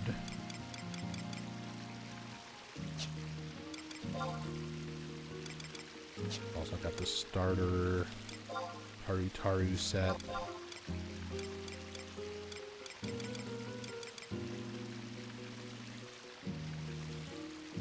Can throw pebbles.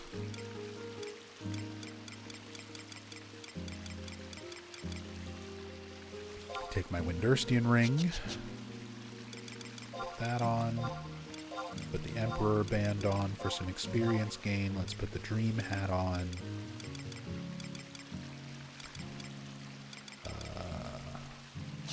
That should be fine.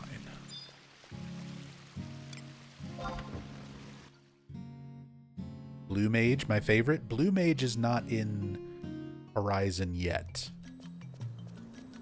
Blue Mage was added with the Treasures of Adargon expansion, and Horizon is currently only the base game, the Rise of Zilart, and the Chains of Promethea expansions. So, alright. Follow me, Ram Ranch. We need to go to the auction house. Yeah, Treasures of Adargon has not been added on Horizon yet. The devs are working towards it.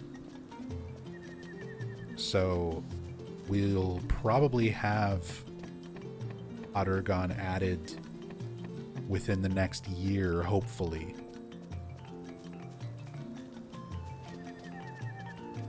Oh, I do too. That is my favorite era of Final Fantasy XI. I love the Treasures of Adargon expansion era. So many good jobs, so many fun areas, so many good new things to do.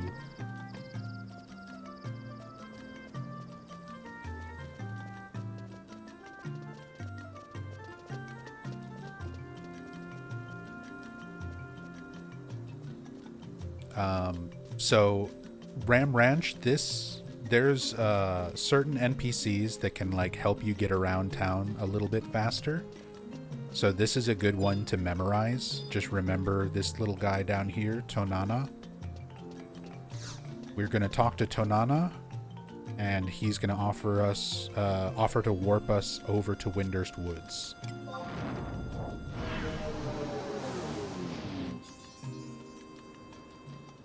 Because the zone that we're in right now does not have an auction house, but there's one in Windurst Woods.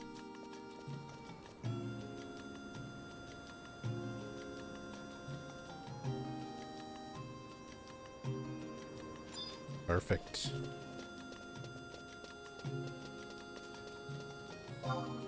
This way, behind you.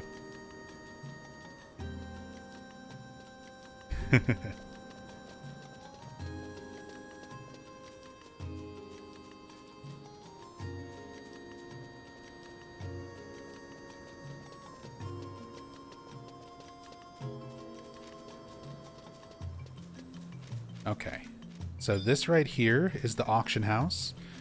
This is pretty much where anytime you need to come through and buy anything, gear, armor, weapons, food, quest items, you're pretty much going to do all of that through these windows. And it's a bidding system. So like right now I need to get a dagger that I can use. Bards use daggers, right?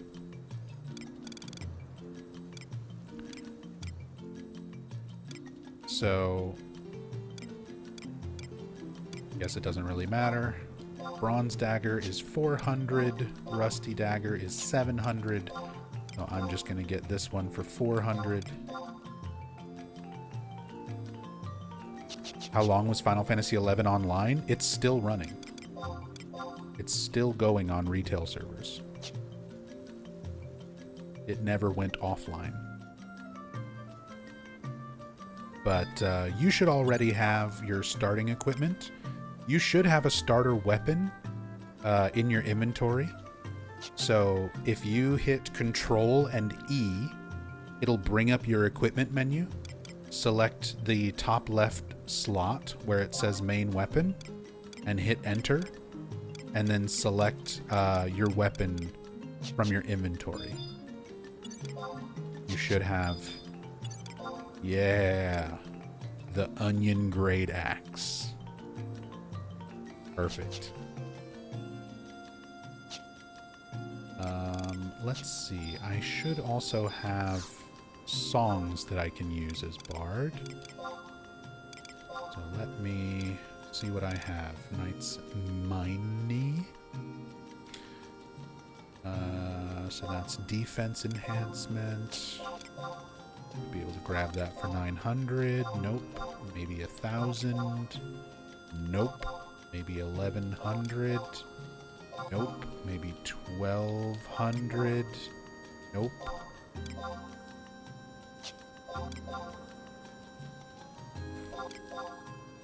$13. Come on. Come on, give me the song. It's the last one. It's 15.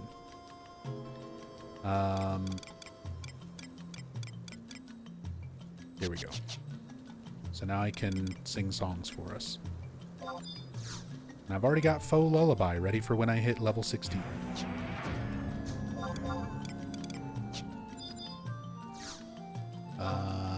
Let me also get... Do we have level 1 instruments? Flute. Or a harp.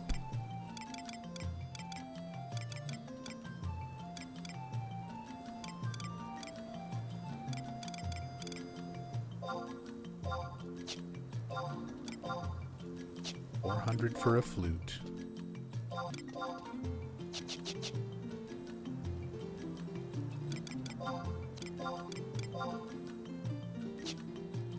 There we go. All right, let's go kill some stuff and level up.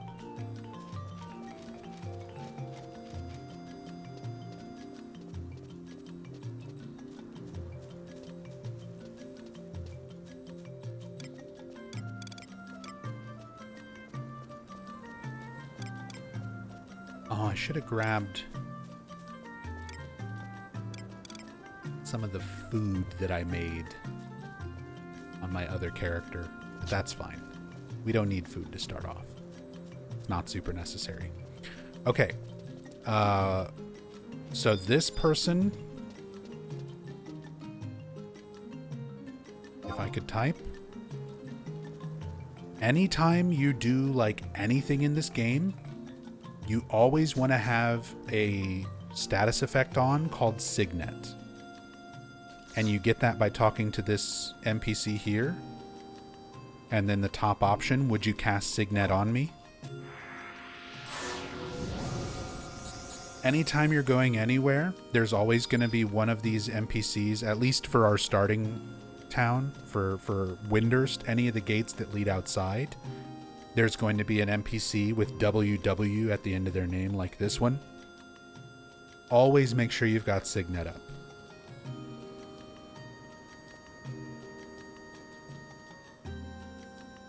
It's going to let some items drop. It lets you get crystals from enemies, which are used for crafting or for selling. It's a good source of money early on. And I think it gives you some other buffs. I don't remember what it's tuned for on Horizon. But it also impacts our region influence. The more things that we kill in the name of Windurst. It gives us conquest points, which are going to be used for like gear and equipment, and very useful items as you start leveling up. Let me sing you the song of my people.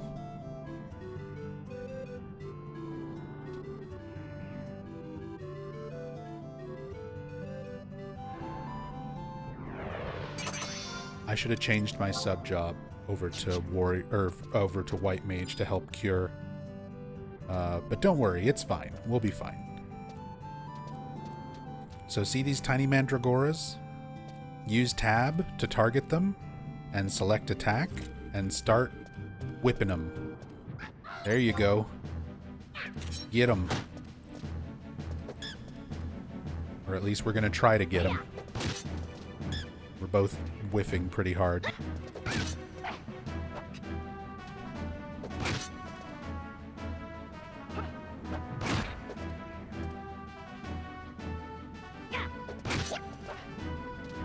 And this is the game.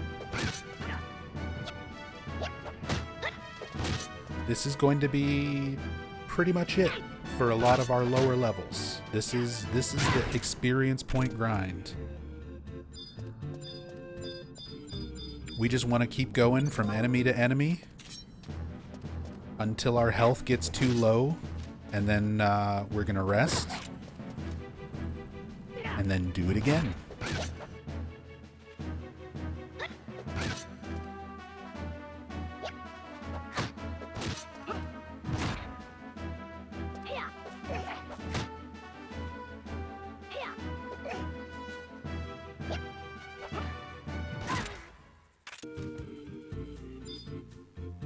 We can fight these bumblebees and stuff as well.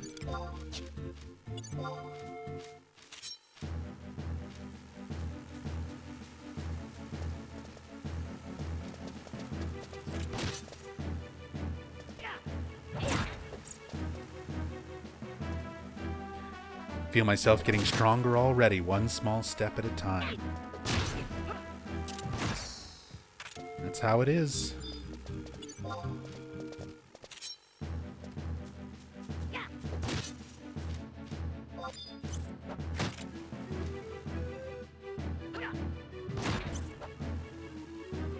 Ooh, the parry. The mid-song parry. What's up, Ultima Weapon? Thank you for the follow. I think I was deposited here by Dave earlier. Yeah, Dave, good friend of mine, the legend. Got deposited by Dave earlier while napping. Freaking love this game. Remember playing it on PS2 with my cousin. Very nice. Yeah, I started back in the PS2 era as well. Like 2004. And I'm still playing this game like 23 items later. 23 items, 23 years later. I'm reading chat and my brain's getting confused. How do I collect item? So everything that is currently dropping, because we're in a party, it's going into a treasure pool. After enough time passes, the game will just randomly distribute items between the two of us. But I will show you how some of that works, because there's a little bit more to it. So, real quick, before we fight another one. Or after this one, I guess.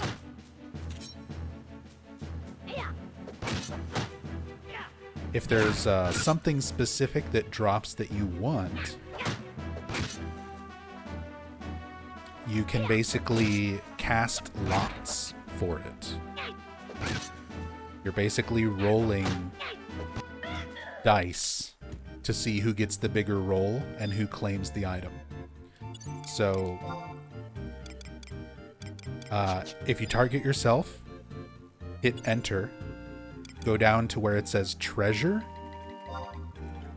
and then on those items, click on them, or hit enter, and then hit cast lot for the ones that you want. So, go ahead and cast lot on, like, everything. So there, you just rolled 478 for that earth crystal. So now I'm also going to roll for that crystal. I rolled 832. So my roll beat your roll, and I took that crystal. And we can do that for every single item that falls into the inventory, but for right now, everything, I'm just going to let everything go to you, because you're going to want these crystals if you do crafting or to like sell stuff. But this, like I said, you can ignore it and just let the game distribute stuff randomly between us if you really don't care about it. But like this Rarab tail, for example, that's used for a quest that I've already done, but you can do it. So I'm going to select that item and select pass. So basically I give up that item, I don't roll for it, and it just automatically goes to you. And I'll do the same thing for these earth crystals so that they just all go to you.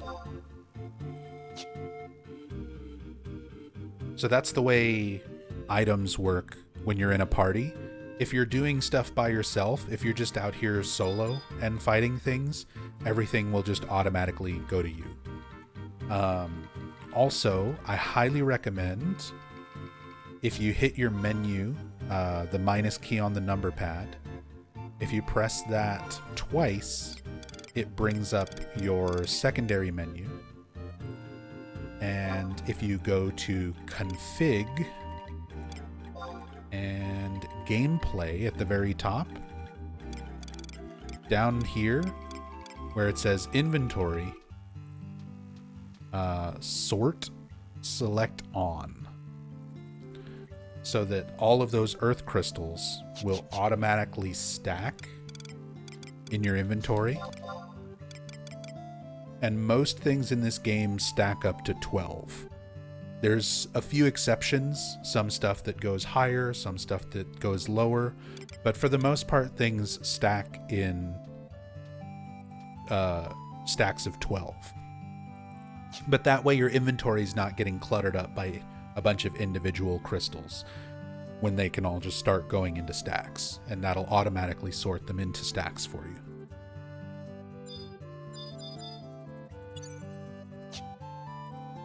Another question, do you think this game's better on Xbox controller or is PC keyboard superior?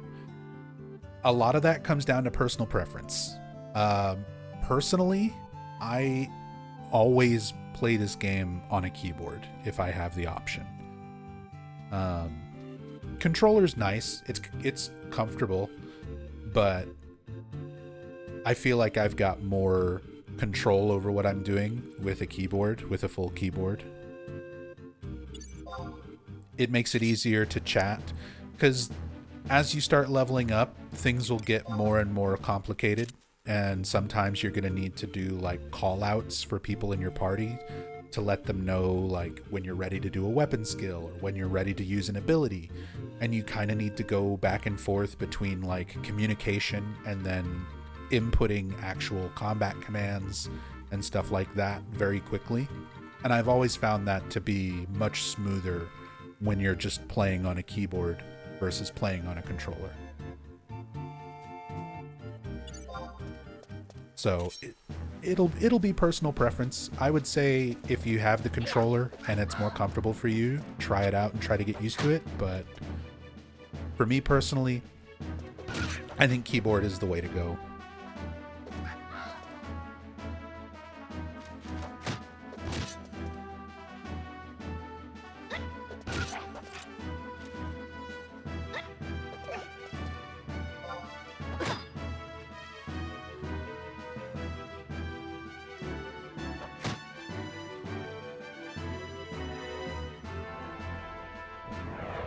Oh, and sometimes, like right now, you'll need to reposition your character to be able to hit the enemy. Just take like a step back from it, and then take a step towards it again.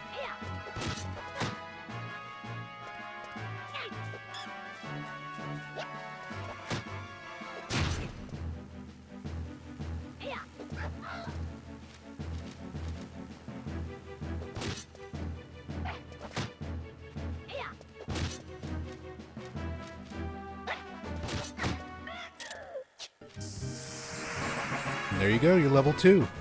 Oh, you're targeting the wrong thing. That's why.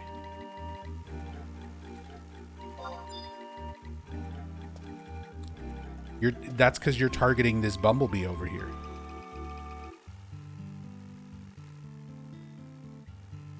That's okay. This is like what I mean when this game is not super intuitive. Even the most basic stuff takes some getting used to. Like, don't feel embarrassed about it. It is a very steep learning curve getting into this game. There's a lot of stuff that I'm gonna forget until it comes up because I've just been playing it for so long. There's a lot of things in this game that I've just gotten used to over the years. Kind of reminds me of Final Fantasy XII, attack style a tiny bit, how it's wait and hit. That's because Final Fantasy XII was modeled off of this game's infrastructure. Final Fantasy XII was modeled after Final Fantasy XI's combat.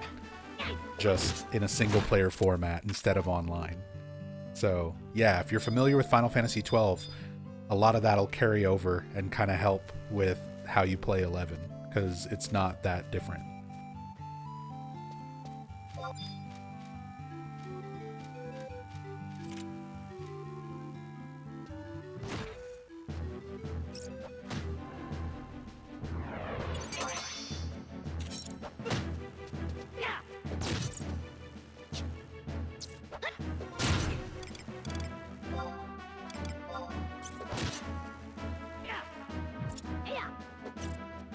I really don't have dagger skill? Like, my dagger skill's level 2?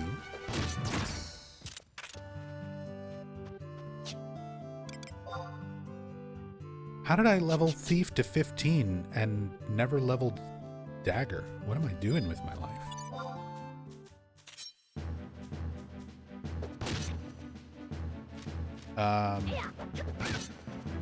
Spike.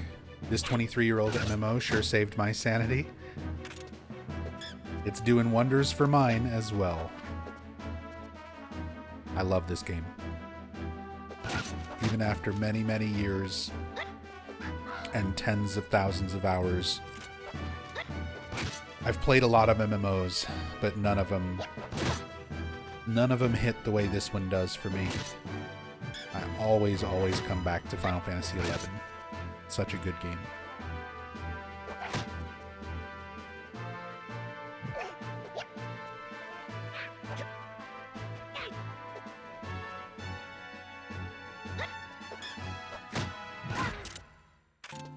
And you'll have a little bit more to do as you level up your weapon. Like, as you're hitting things, your weapon skills are going to start going up. And once your weapon ability reaches a certain level, I think it's 10 for your first weapon skill, you'll be able to do a little bit more. You'll have like a special attack that you can do with your axe. But you'll see it in the chat window. It'll pop up and tell you, like, now you can use heavy axe, or whatever the first one is called. I forget what the great axe weapon skill is. The first one is, I forget what the first one's called.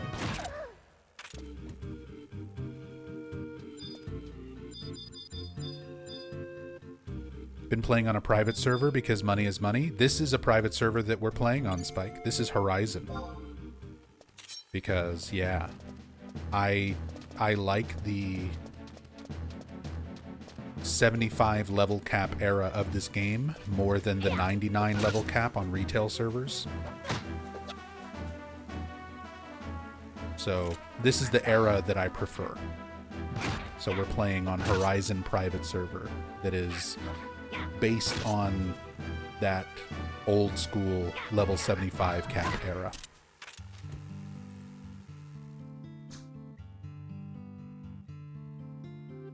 This is a dumb question, but where can I see my EXP progress? Unless it's in front of me and I'm missing it. I don't have that thing on the bottom right you have. So that's a plugin. That's an add-on. I think you can just type load HXUI. Shit. I forget how to do this when it's not from the launcher.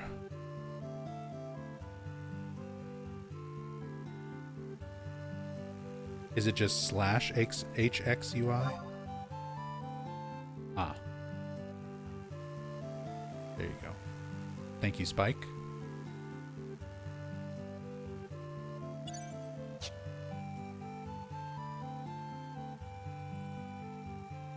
But yeah, just in the chat window, just type /HXUI Ram Ranch.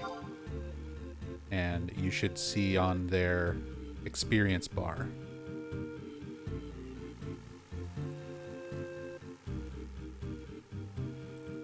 You typed that and nothing happened?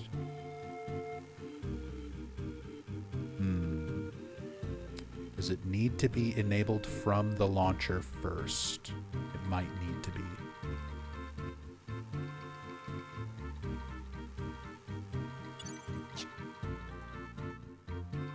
So, whenever you first launch the game, before you actually, like, click here to play that, like, blue startup launcher that's got all your options where you set, like, the screen ratio and everything, there's going to be a tab that says plugins or extensions.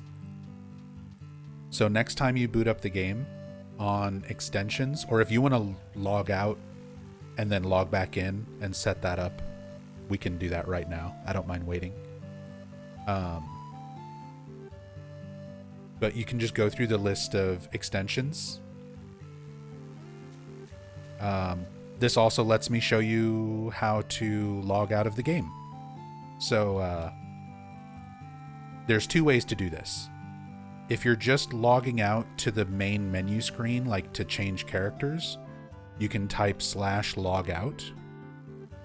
But if you want to just close the game completely, which is what you're going to want to do, type /shutdown and then hit enter. Your character's going to kneel and you'll have to wait 30 seconds.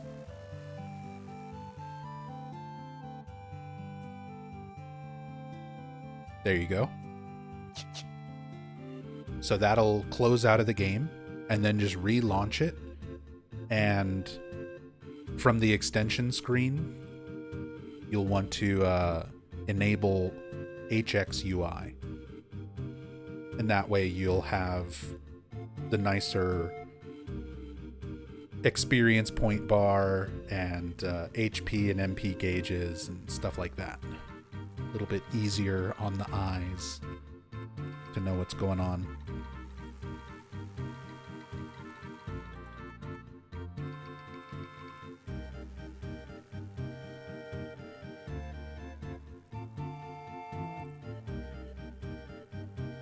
Where are y'all starting at? I could join if you want another party member. We're just right outside Windurst Woods. More than welcome to come by and join. Any other great add-ons I should enable, or are we good? You can start with just that. Or I can show you what all I use as well, if you want to just wait for me to get out and show you.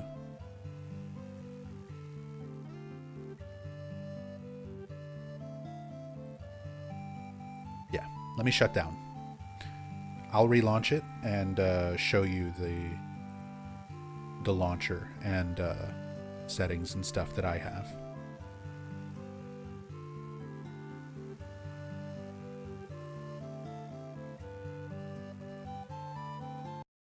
Yeah, of course, Ramranch. I said I love this game, and I love trying to get people into it. I think it's a really unique MMO experience. And just one of my favorite games in general.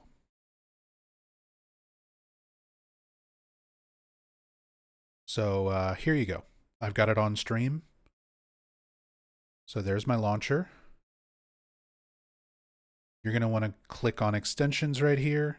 And then here's add-ons and plugins. So here's everything that I use.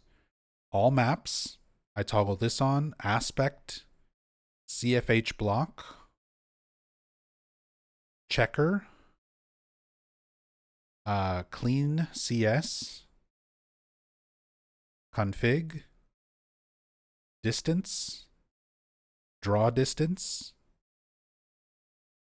filterless, FPS, HXUI, instant AH, pet info, timers.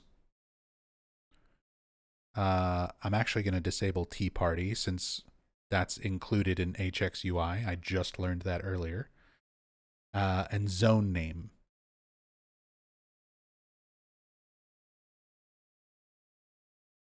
And then over here on plugins, minimap and nameplate.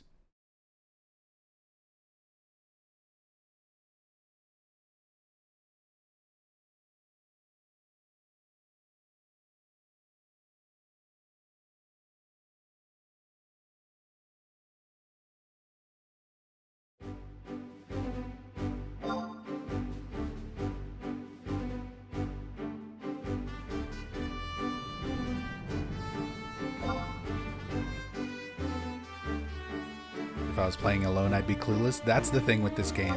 Like, it's a lot to try to figure out, and it's very difficult when you're just kind of learning it on your own. Nowadays, at the very least, there's a lot of guides out there. There's a lot of YouTube videos to help with setup. Like, there's more resources than there was back in the day for learning this game in general.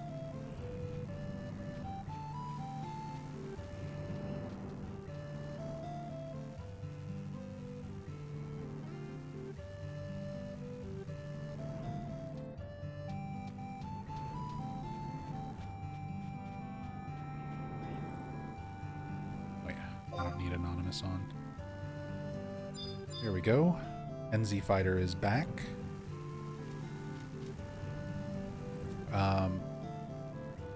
So go ahead and invite me to a party this time. We gotta party up again. Since we logged out.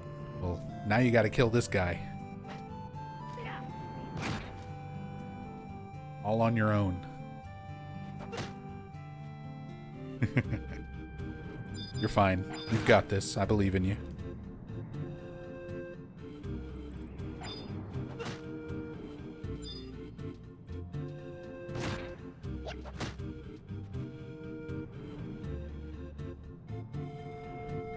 Hands you a gun. Go do a crime. Nice. Okay. So, try inviting me to a party. Type /SEA and then the first few letters of my name, like VIV. Brings up that list. Hit enter, go over, and hit invite.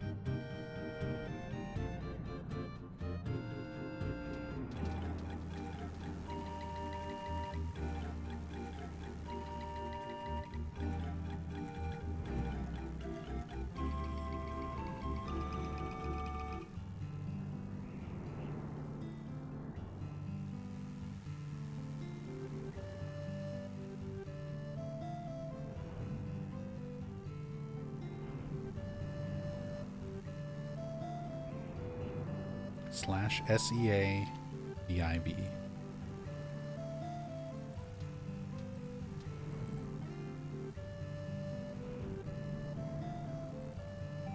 Vititi. Close, but not quite.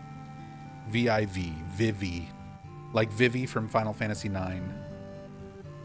But this game doesn't let you have names that are only 4 characters long. So, Vivity is what I chose. This was the name of my original character back in 2004 that I just recreated. Same name and hairstyle and everything.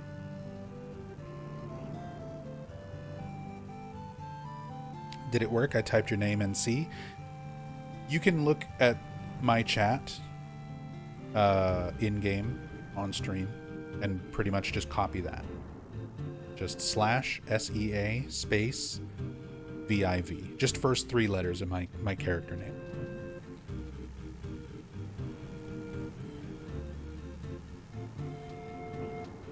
And when you do that, it should bring up this list. You'll see my name on it. And then you can just select my name, hit enter on it, and then on this menu in the top right, go down to where it says invite. There it is. And then I can accept the invite. Now we're in a party again. So that's how you will invite people into a party. So as you start to level up, you'll need to form up groups with more people to be able to fight things together. And sometimes you're going to need to be the party leader. You're going to need to invite people and get that ball rolling. Some people don't like being party leader. They only let other people invite them. But I think it's a good thing to start getting used to forming parties yourself, because it's a big part of this game. A lot of it is very community driven. You've got to do most things in this game with other people. It's very hard to solo the majority of this game.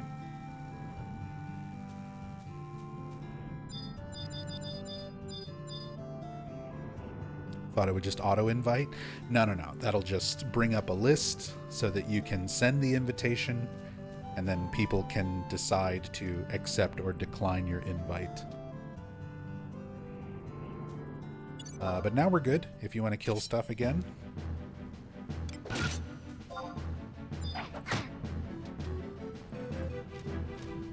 Play the song of my people.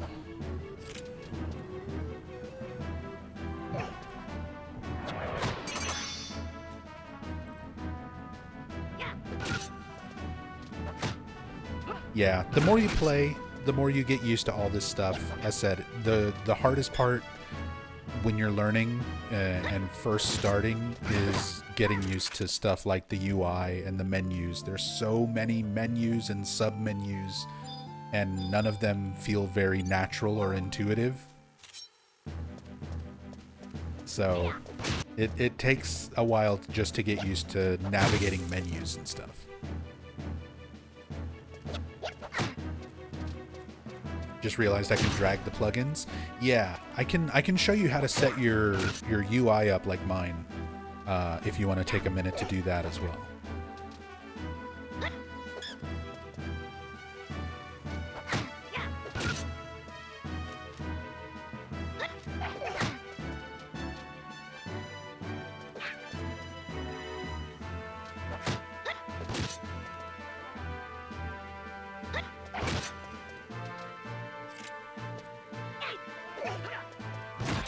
Bam.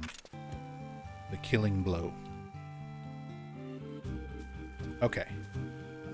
So real quick. You've already figured out that you can drag the HX UI elements around. So this is just how I have mine set up. I've got my mini map over on the left, kind of mid-screen.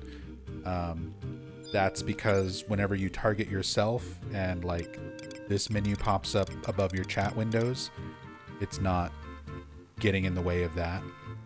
How do you get the two chat boxes? Perfect. So hit menu, left your minus button on your numpad, open up the menu, press it again so that you get this one in the top right, and you're going to want to go down to config, hit config, and then you're going to want to go down to Windows. So first, go to Shared, and this is the settings that I use. Multi-window vertical.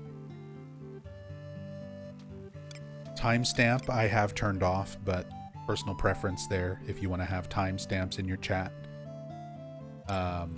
Whichever window type, however you want your windows to look. I like type 3, but use whatever works for you. Whichever one you think looks the coolest. And then window effect on or off. Again, personal preference. It's just like the little animation of the windows opening and closing.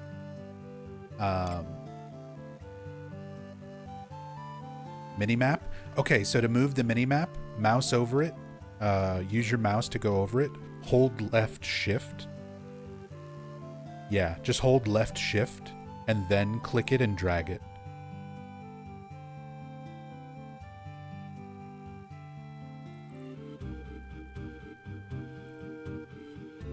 As long as you're holding shift, it should let you click it and drag it where you want it.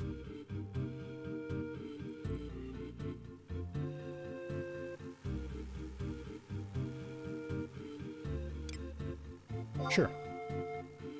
So, menu, config, Windows, shared, and then multi-window vertical, and then I have timestamp off, I have window type 3, and I have Windows effect on.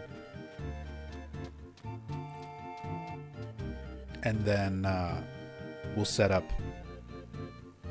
how big those windows are next when you're done with all that. So let me know when you got this part.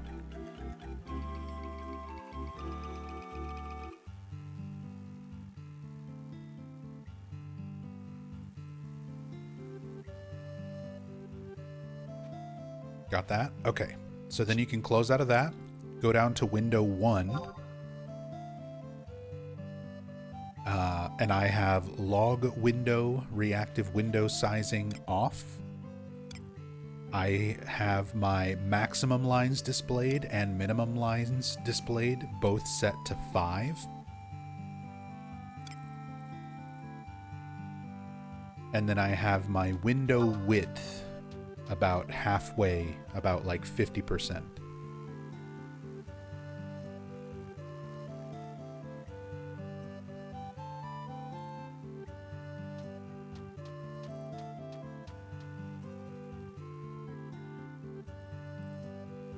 Just because, like, I get annoyed by the windows automatically closing after a certain amount of time. I want them always on the screen, but I don't need, like, a ton of lines for each one.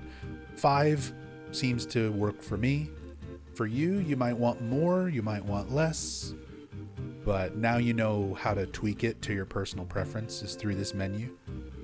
And then for window 2, just set it up the same way. Window sizing off, maximum and minimum lines at 5, and window width, same deal, about 50%.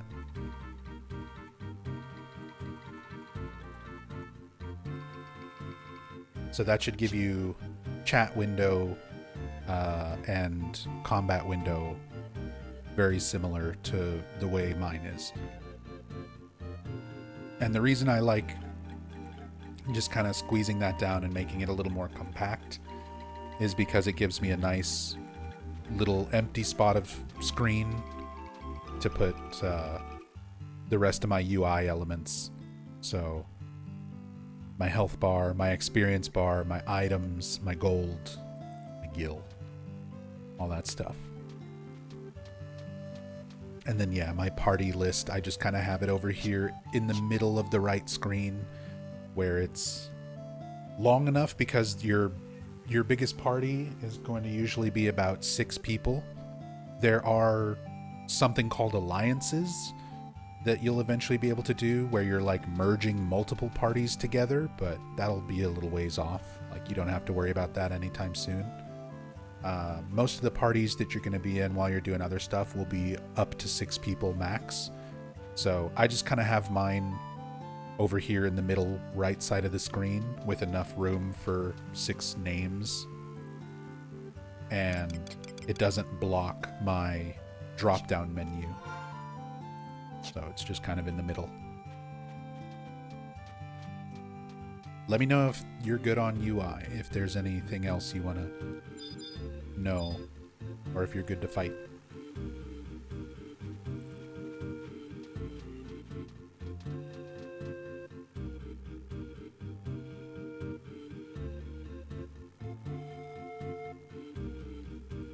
Of course, on my 3 character slots I've used, none of them are in Windurst. It's all good, Spike. Level 9, trying to get from Bastok to Windurst should be fun. You're trying to make that run at level 9? Good luck. Good luck. I mean, you can always, if you have a higher level character, I mean, if it's safer to run, you can just change job when you get to Windurst.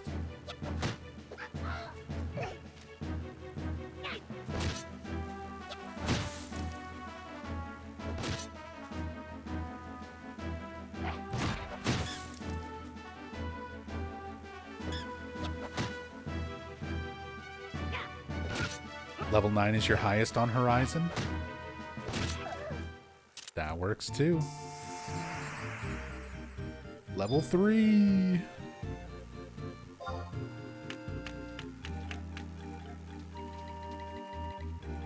If I solo level by myself when you're sleeping, I just go to item and use potion. So, potions are really expensive in this game. Recovery items and stuff are very difficult to come by. So, whenever you're going to need to heal on your own in between fights, what you're going to want to do is just make sure you're not targeting anything, and then press H on your keyboard. And you'll do a kneel. And you just have to stay kneeled, and you'll recover your health and your MP over time. It takes a while. It takes a little while. But you're just going to want to periodically rest by pressing H, recover your health, and then once you're good to fight again, get up and fight some more. But for most of this game, you're not going to really use potions and things like that to heal. As said, they're just expensive. They play a part in the game kind of later on, but early on it's not worth burning them. You just want to fight stuff and then kneel to rest in between fights.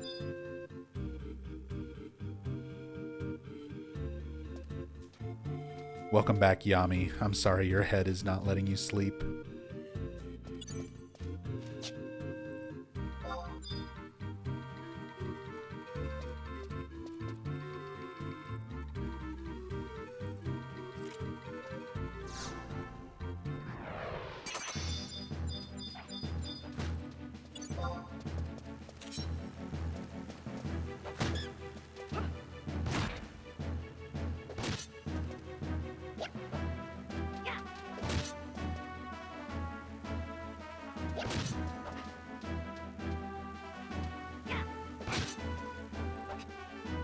Got a small nap for what that's worth. Sometimes I feel like that's worse. When I'm tired and I get a short nap, and it makes me feel worse than if I would have just stayed awake.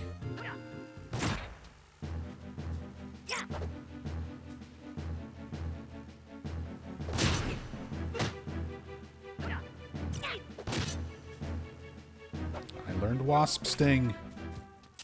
And there's level 3. Ram Ranch, do me a favor real quick. Press Control W and it'll bring up your weapon skill menu. Do you have anything there yet?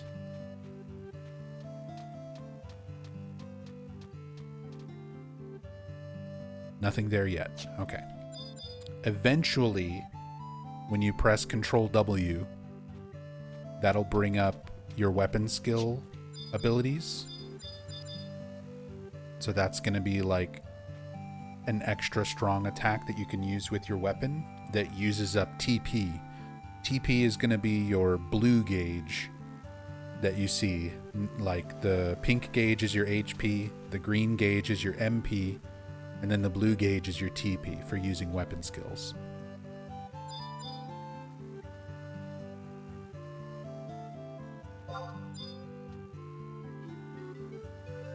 But you just gotta hit more things with your axe until you learn that ability.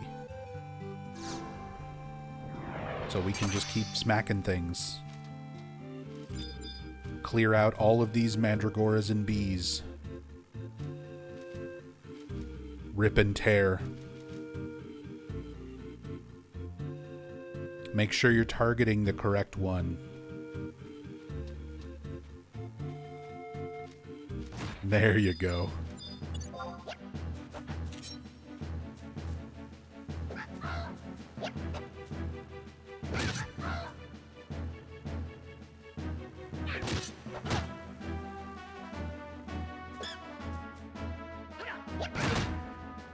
Yeah, if it's more comfortable to use your mouse to target stuff, by all means, just find something that works for you. Again, I've just gotten used to playing this game a lot the way I do it. So for me, what I always do is I press F1 to target myself and then press tab. And like most of the time, it'll target like what's closest to me. But even there, when I was trying to show it, it targeted this bumblebee over there. So it takes some getting used to. It's a little, again, it's a 23-year-old MMO. It's a little clunky.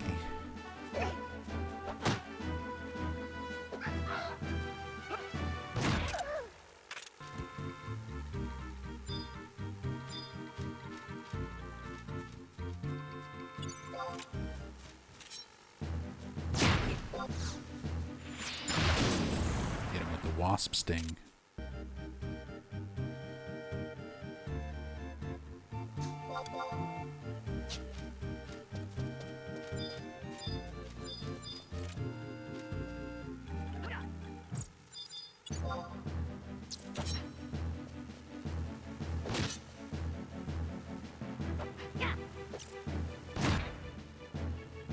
What are the good add-ons and such that's worth having on?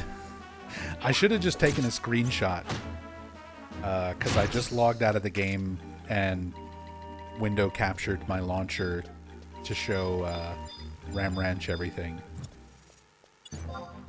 that I use. HX UI is like the big one, so that you have the nice UI elements for your health and for your party members and experience gauge and all of that stuff. Minimap, all maps.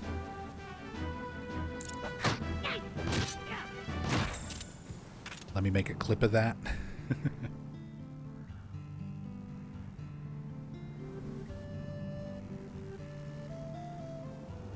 Yeah, grab yourself some water.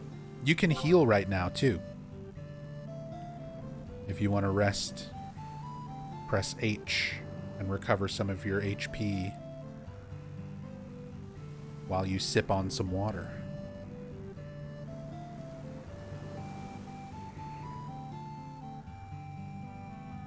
I need to drink some water and do the same.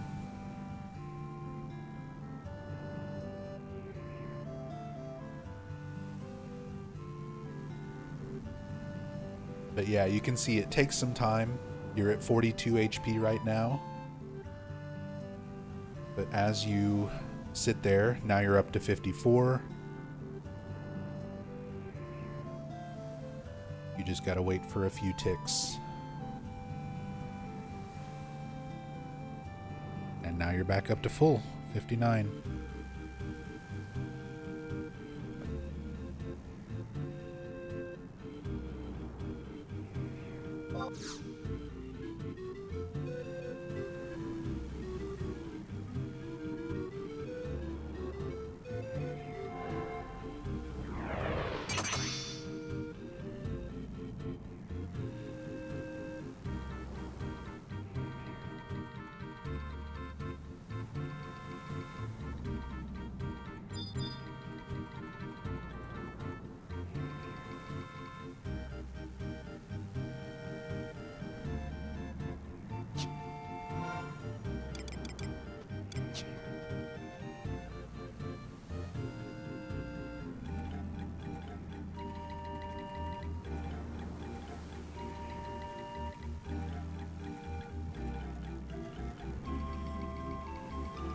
Had a couple beers, I needed to heal IRL. It's all good. Speaking from 2.5 decades of experience playing this game, once you kind of get used to it and you're more familiar with the controls and you kind of know what you're doing, this is one of those games that's kind of easy to play while inebriated. I've definitely been drinking and smoking during a lot of the many hours that I played this game. Not so much these days. My health doesn't really let me drink and smoke and do anything fun anymore, but It's a chill game.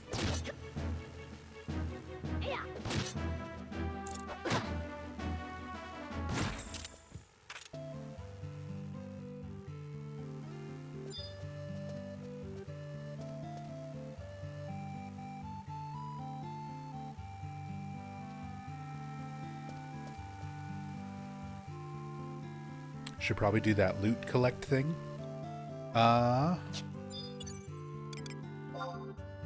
So target yourself, hit enter, go down to treasure, and then cast lots if you want to get some of those wind crystals. I can pass them so that they go to you.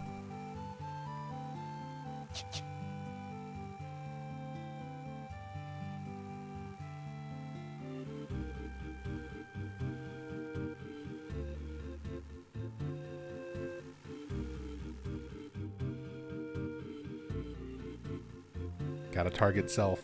See, that's what I mean with this game not being very intuitive. There's so many different little sub-menus for everything. You have like your main menu when you hit minus, and when you hit minus twice, and then you have your sub-menu when you target yourself, and then a sub-menu when you target others, and a sub-menu when you target enemies. And you can hit Control E to get your equipment sub-menu, and Control I to see your inventory sub-menu. Like, there's a lot. There's a lot.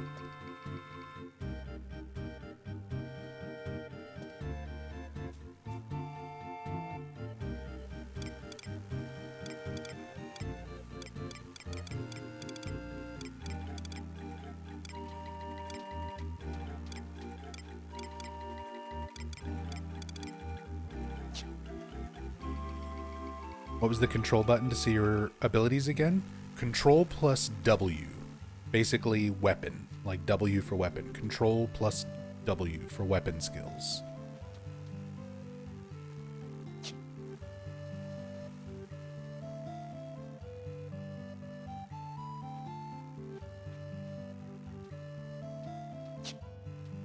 Probably get one at level 5.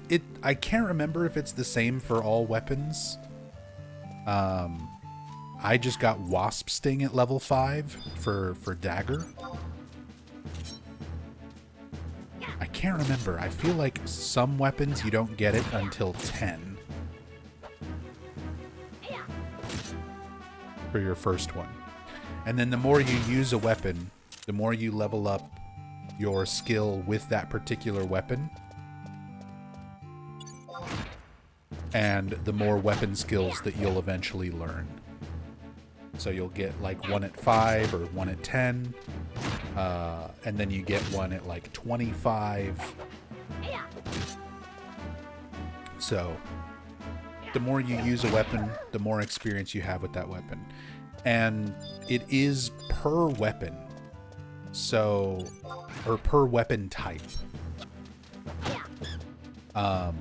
So like right now you're using Great Axe, but you're a warrior, so you can use a lot of different weapons. You can use one-handed axes, you can use swords, one-handed swords, two-handed swords, daggers, staves. There's most weapons in this game you can use as warrior. So if you get tired of using the Great Axe, for example, and you decide to switch over to a sword, your sword skill starts at 0. Like, you have to start over and hit things with your sword until you level it up to get your weapon skills for that weapon. It does carry over to your other jobs. Like, it doesn't matter if you switch jobs, as long as you're still using the same weapon type, you'll keep that skill that you've already gotten for that weapon. But yeah, if you like level up Great Axe to 10 and then switch over to using swords, like, yeah, I'd rather use this, your skill for the sword has to then be leveled up separately.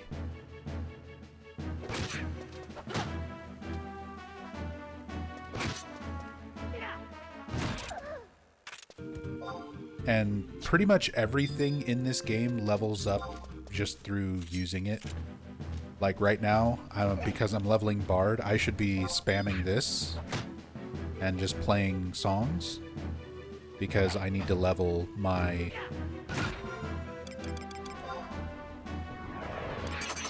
skill, my combat skills, my magic skills rather, which are split up per instrument: singing, string, and wind. So since I'm using a flute, I should be able to keep spamming this to level up my wind instrument skill.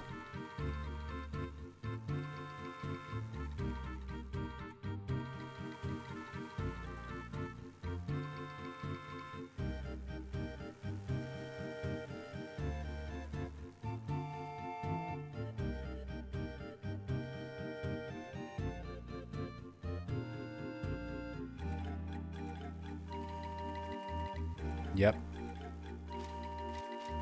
Gotta crouch and pray for the heals. Pray to Altana.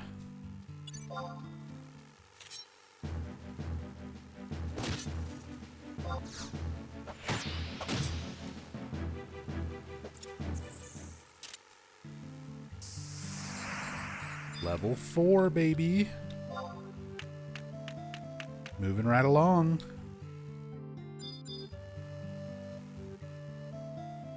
So we can go and fight some slightly more difficult things if you feel like you've got the hang of it.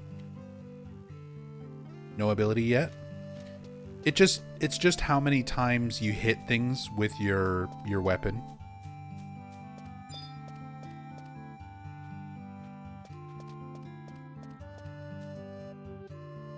Oh yeah, the stronger the enemy that you fight, the more experience you get, the faster you level, the quicker you skill up. But these are all good. Like, you can just fight nothing but these little starter enemies pretty much all the way to like level 10 or so. Usually when I'm playing solo, that's what I do. I just grind these out because the tougher fights, like this rabbit's level 3. We could take this rabbit. The tougher fights, they're riskier. They take longer, but you get more experience. But I tend to prefer faster, safer fights where I can kill 3 of the, little bumblebees in the time that it'll take me to kill one of these rabbits. I would rather do that,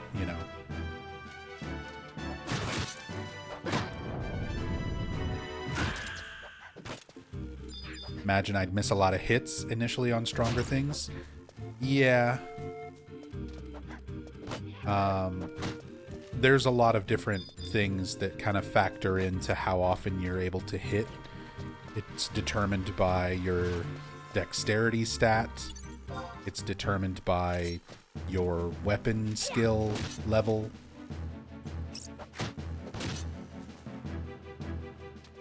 There's a lot of stuff that it kind of factors into it. There we go. There's my level 4.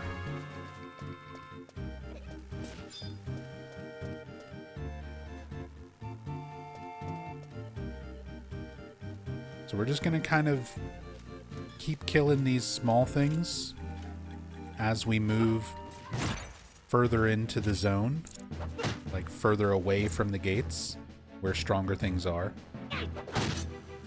But it's good to kind of kill stuff. You see how quickly we're killing it now? Where we can just grind through these.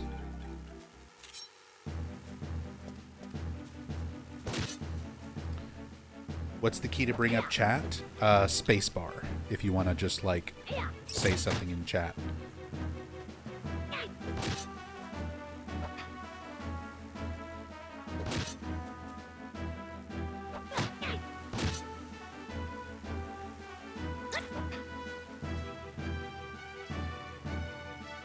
Oh, selecting chat. So the way I always do it is F1, target myself, hit enter, and then your top option where it says chat, press right, and then go down to link shell, like if you want to type in link shell. Or since me and you are in a party, you can also select party, and that way, like, so the way everything is set up, say means you're saying it out loud. So people who are nearby, like to your proximity, will see what you're typing. Tell lets you tell something to a person directly. Only the person you're telling will see what you say. Party says it to only people who are in your party. Link shell will say only to your link shell. And then shout will literally shout it so that everybody in the zone you're currently in will see what you're saying. You don't really want to do that unless you're specifically trying to, like, gather people together for something or, you know, stuff like that. Most of the time, it's considered bad manners to just, like, spam shouting. Is there PvP in this game? There is, but it's like a completely separate thing. You don't have to worry about other players just like running up and ganking you and stuff like that. That's not really a thing in this game. There are modes where you can fight other players, but it's through like specific events that you have to do.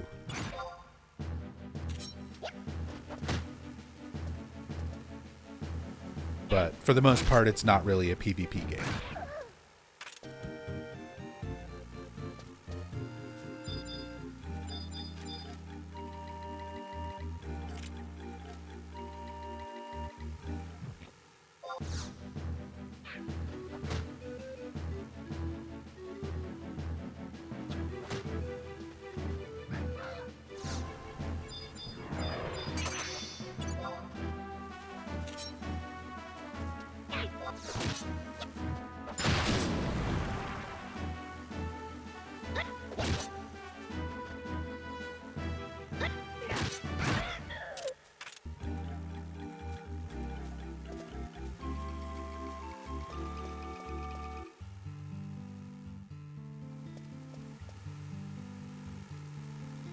Getting like 52 per kill on the bees.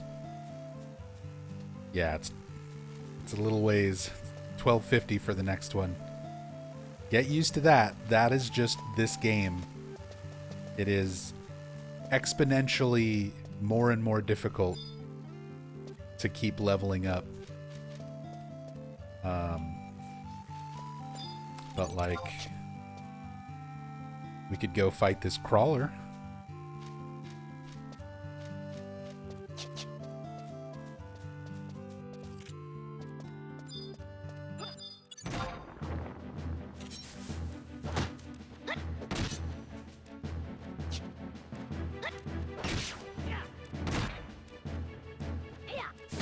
And I'll show you how to check enemies after this, because that's a real important thing to learn. Stuff that I'm just kind of doing naturally that I forget. Like, I need to show you how this works.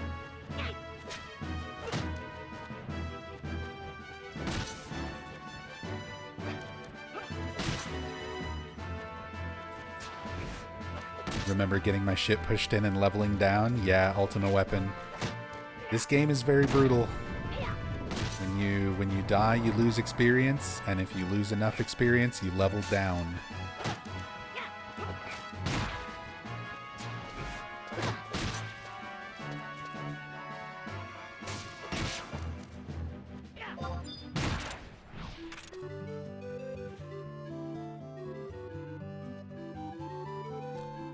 See, stronger enemy, got some more experience point, but look at your health. It's a little bit scarier. Longer fight, Not that much bigger of an experience reward.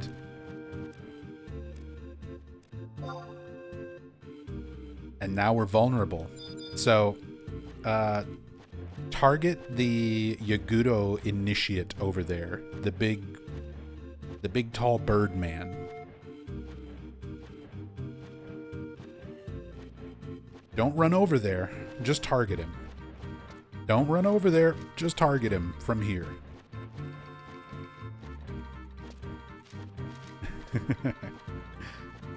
So once he's targeted, hit enter, and at the bottom of the submenu, hit check. And you should see a little pop-up in your chat that tells you he is tough. Level 7 with high defense. He is tough. So, tough things will kill us, pretty much, at this point. We could, the two of us together, if I had like White Mage as my sub job to throw some heals out, we could maybe fight him. But basically, that guy will kill us. Because the crawler that we just fought is only level 4. And it almost killed you. You got down to like critical health. So now check like this rabbit right next to us.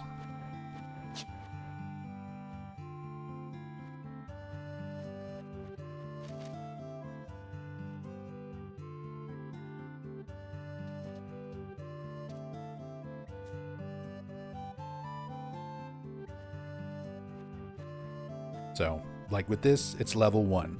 It's easy prey. So we can just mash this rabbit to death real quick. And it's going to pose very little threat.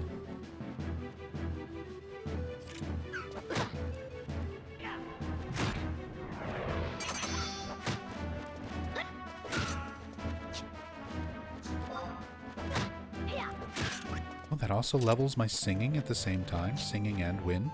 That's nice.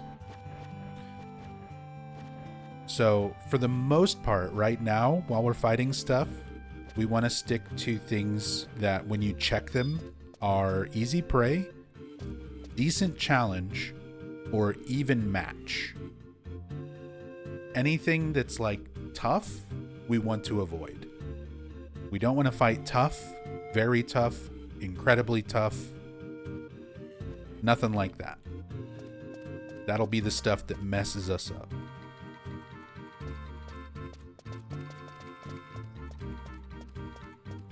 But you want to get used to doing that like almost every time. Anytime you're about to run past an enemy, anytime you're going to engage with an enemy, you always want to check it. Eventually, you kind of learn and get a feel for what level range certain enemies are in. And you don't need to check them as often. But when you're starting out, you want to check everything before just getting into a fight and then getting surprised by something that was stronger than you thought it was.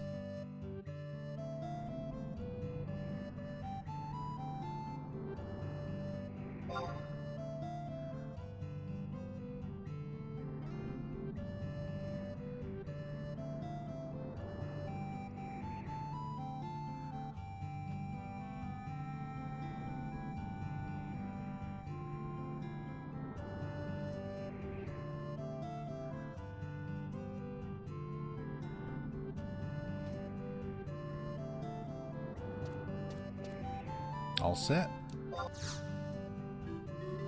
So I'm going to let you take the wheel at this point, Ram Ranch. Go and explore. Whatever you decide to fight, I will fight with you. But you're calling the shots now. Whichever direction you want to wander, just make sure to check enemies. Decide what you want to fight. And I will fight alongside you, even if it means death.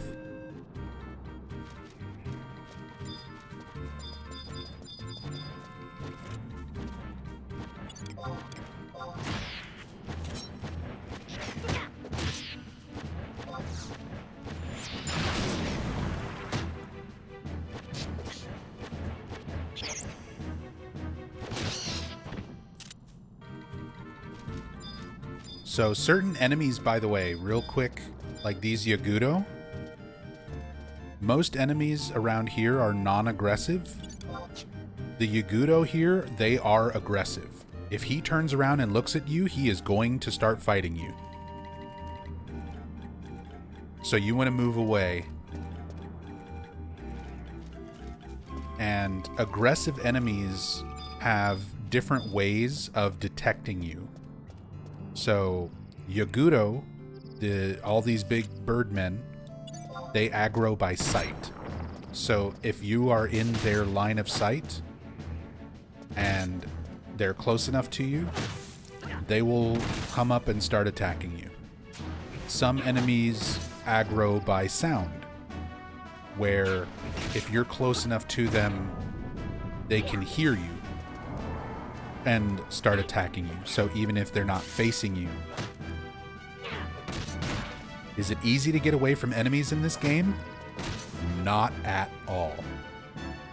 They will pretty much chase you until you get to a zone, or they kill you, or somebody kills that enemy. So if we aggroed that Yagudo, we need to run back to the city gates and zone back into Windurst for it to leave us alone. That would be the closest zone for us to run to. Do you think you would manage running away, knowing which direction to go while that thing is chasing you and hitting you? Yeah, exactly. Especially while you're still learning like where things are and how to navigate the map. But that is a good thing to always keep in mind. Try to open up your map and pay attention to where you are. Don't even know where the city is we're in. So yeah, if you hit minus on the numpad and then down at the bottom select map, you can see the map of where we're at currently, West Saruda Baruda. And you can see to the south of us is the gate with the arrow pointing towards where it says Windurst Woods.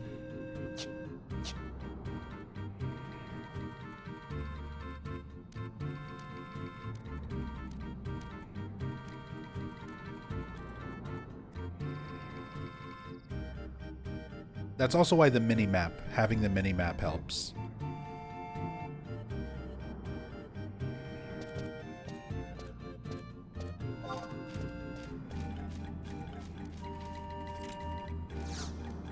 Just so you can, at a glance, kind of see where you are, if you're near a zone, if you're near a city gate, and you're in danger and need to run quickly.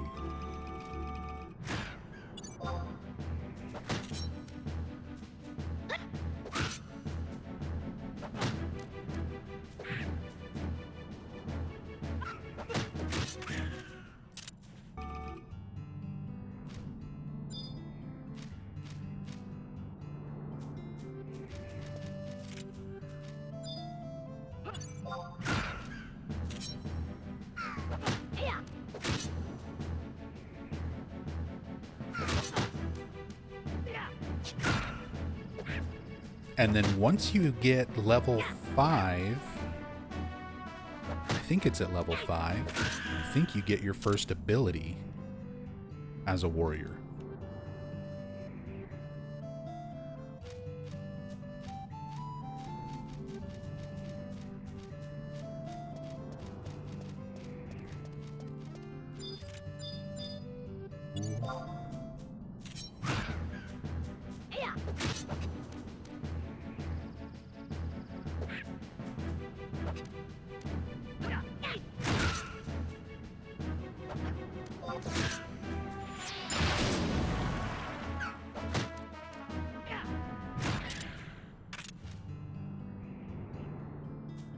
Also, I guess real quick, let me explain your abilities. Because right now, you're only going to have one. But you're going to get another one relatively soon. So, Control and B. Wait, sorry, Control and J is going to open up your job. J for job ability. You should only have one there called Mighty Strikes. Don't use it yet. So that ability is what's called your 2-hour ability. It's basically like your limit break in other Final Fantasy games. It's different from job to job. And the reason it's called a 2-hour ability is because once you use it, you cannot use it again for 2 hours. Real time, 2 hours. Real human hours. So you're very limited. It's basically like you only want to use it in an emergency situation. And what Mighty Strikes does for Warrior is it makes all of your attacks critical hits. So no matter what, if you hit, it'll be a critical hit and you'll do extra damage. You still have to hit though. Does not guarantee that you will hit. You can still miss. So keep that in mind. But then as you level up, you're going to get some new abilities. I said, I think you get your next one at level 5. And that one you can use much more often because it's a much shorter cooldown.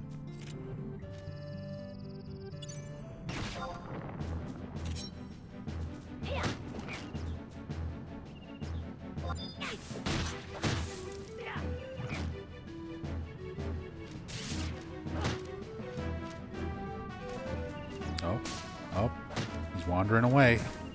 He's running away. And he's dead. Yeah, this was a tough crawler.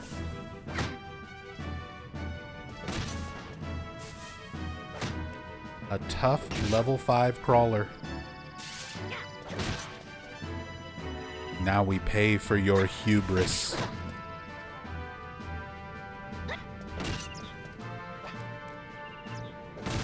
Should have checked. That's okay. This is an important lesson. Yes, enemies vary. Not all enemy types are the same level.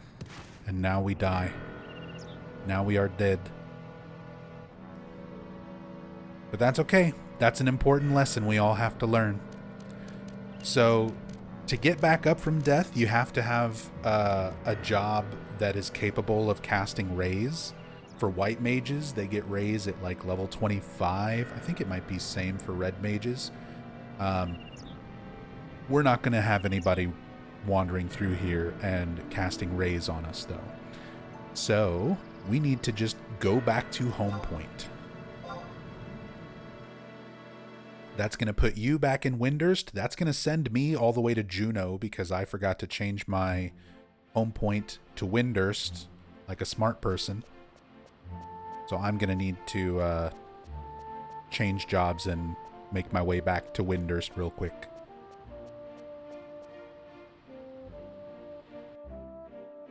Now learn from your transgressions. First death, thousands more to come. Yep. But that's how this game works. Like, those are the basics of CQC. That's how Final Fantasy XI is. It's a brutal game. Death is going to happen. You just got to be ready for it. Mistakes are going to happen.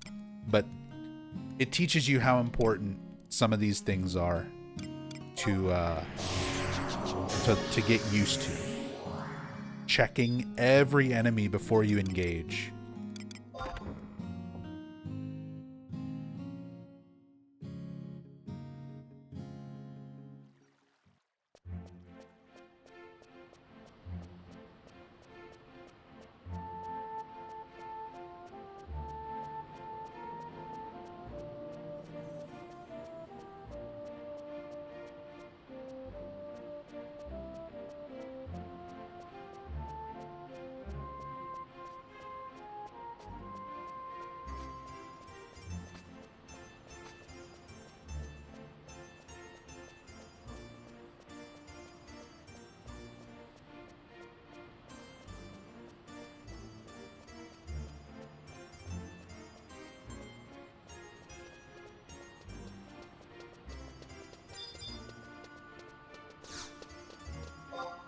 Oops, I don't want to go there.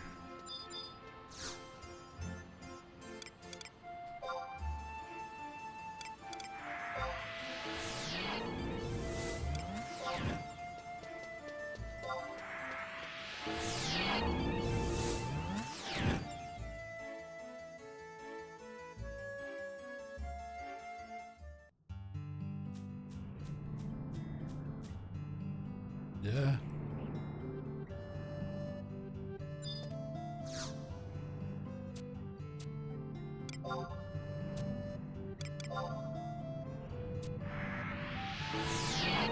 All right.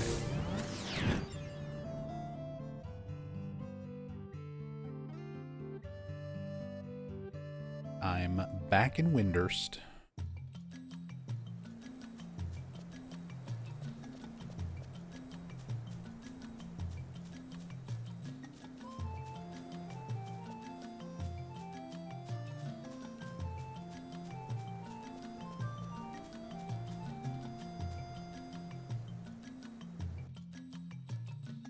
And I'm heading over towards you.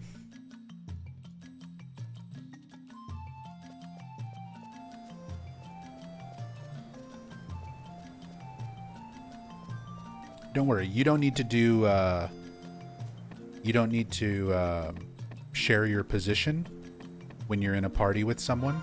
I can just open up the menu and look at the map markers and see where you are. So that's an important thing to learn as well. Right now I'm not quite on the same map as you. I'm about to cross over into the map that you are on. So now I'm in the same map as you. So if you open up your menu with minus key, select map, select markers, and then press right until you get to the blue markers, you should see a little blue marker with my name next to it, showing you where I am heading towards you.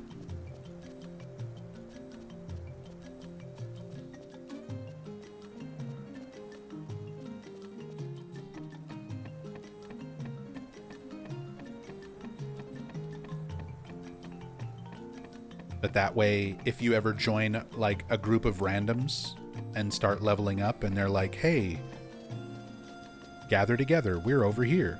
Like, there you are. You can open up the map and just look for the blue dots and you'll know where your group is. All right, I need to change jobs because I needed to switch to a higher level job to be able to teleport back to Windurst from the city I was in. So let me go switch back to Bard. And I'm actually going to switch to White Mage sub job so I can help cure.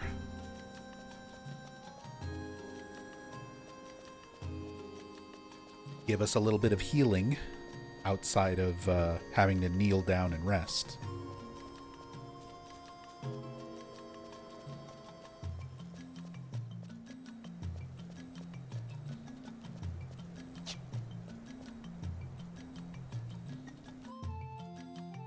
Was looking for the add-on segment and can't find it? Man. I did it twice. I did it once for Hirimi and once for Ram Ranch.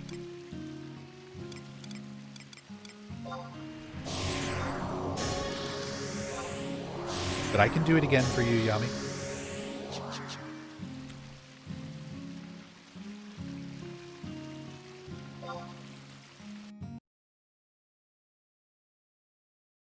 We're shutting down Ram Ranch. I will be right back. Showing launcher configuration stuff again.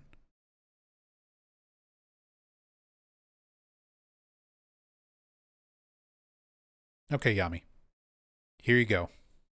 Here's the clip. So from the launcher on the extensions tab, here's all the stuff I use. All maps, aspect, CFH block, checker, clean CS, config, distance, draw distance, filterless, FPS, HXUI, instant AH, pet info, timers, zone names, and then on plugins, I have Minimap and Nameplate.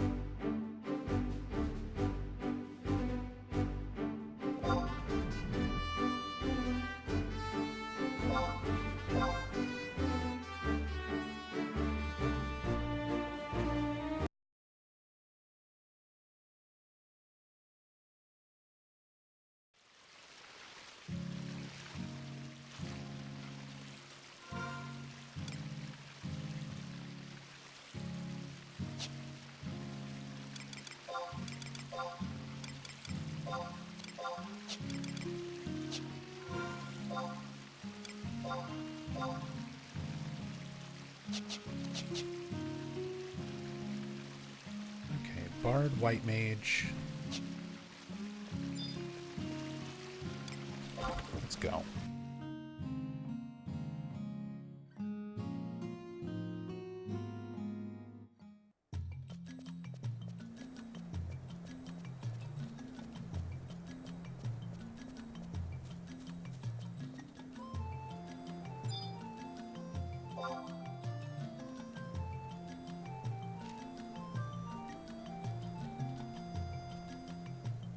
Into the Discord it goes.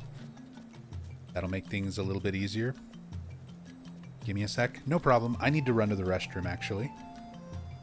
Yeah, I need to hit the restroom and get some more water, so I will be right back before we get back to it.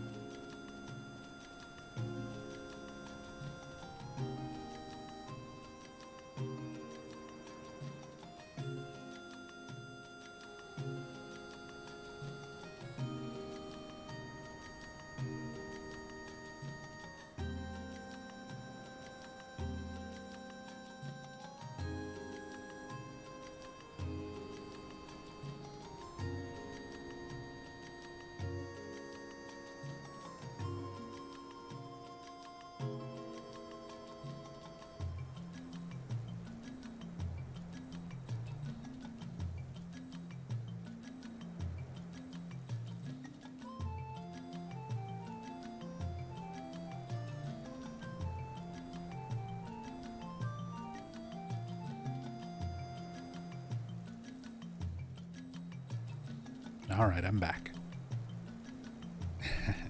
Good luck, Yami. Hope you can get a little better sleep this time. Hope your head feels better.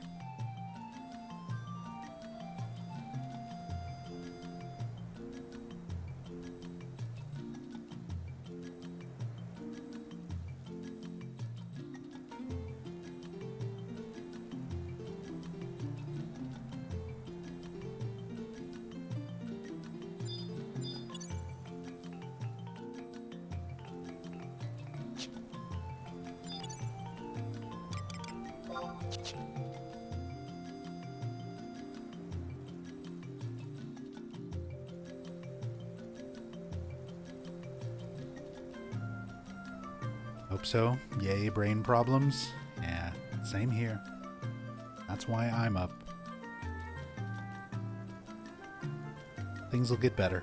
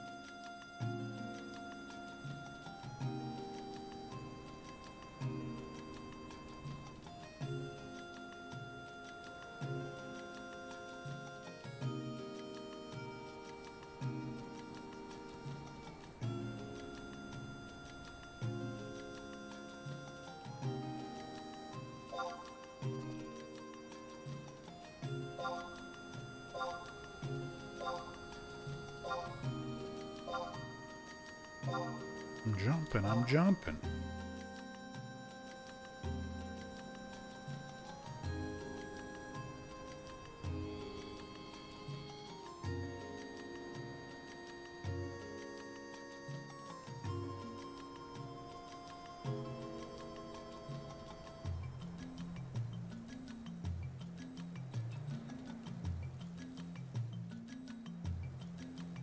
You just made it to Selbina, Spike? Alright. You're getting here. You got the boat to Mahara. You've got to run through Buburamu Peninsula, Tarongi Canyon. But then you'll be in Saruda. Got a little sick in the bathroom, had too much cola bourbon. If you need to call it or anything like that, let me know. Whenever whatever you're able to do, I'm just here. I'm just happy to be playing this game.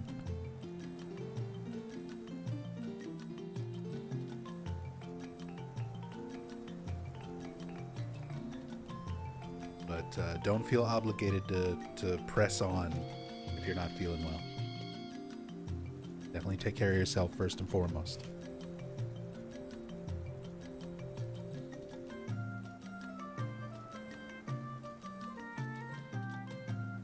But if you do want to keep going, go ahead and invite me to a party.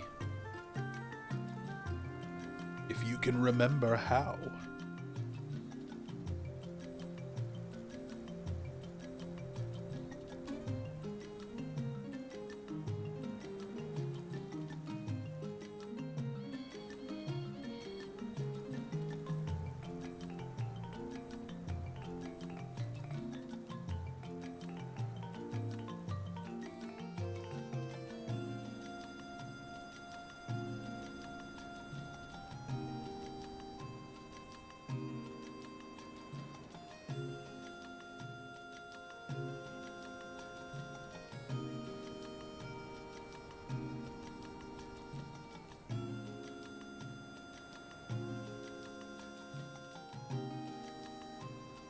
Yeah, I got you.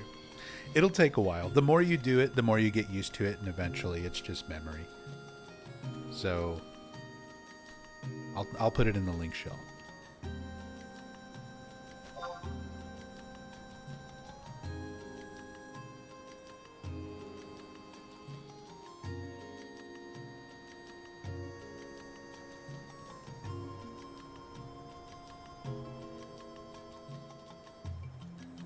Type /C. First letters of my name. Select my name from the list. And then select invite.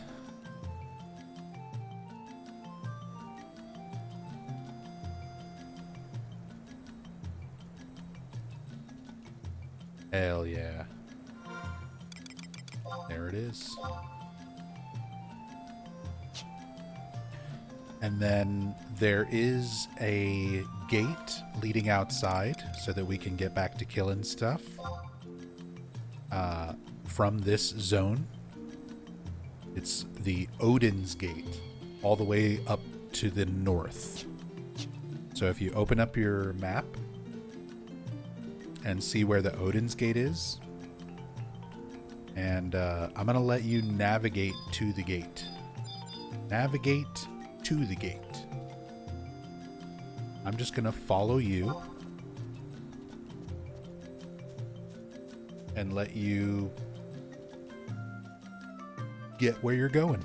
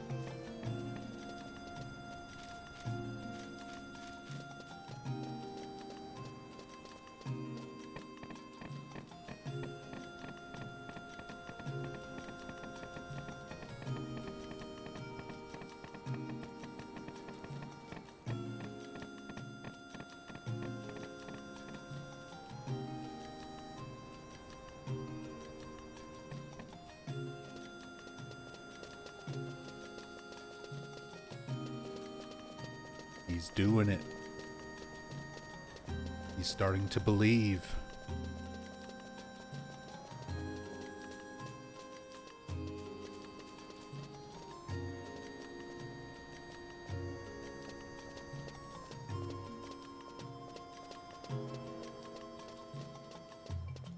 Okay, this works too. This takes us to Windurst Woods. Back to the original gate that we left from.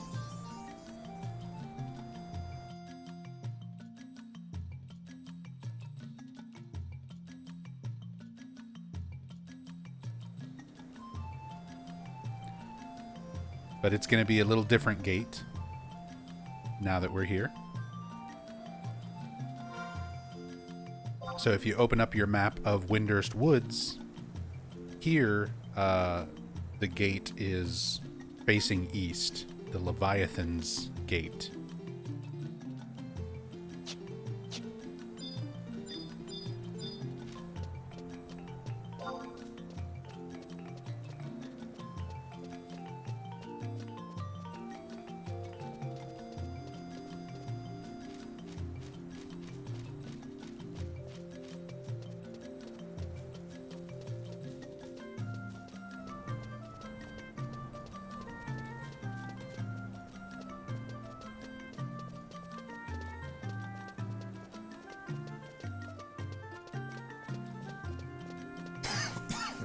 Oh, excuse me.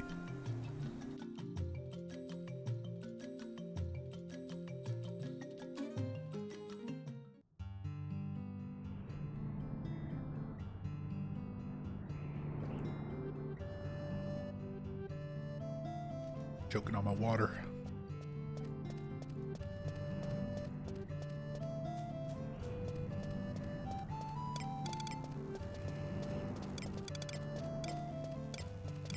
And we're back to it.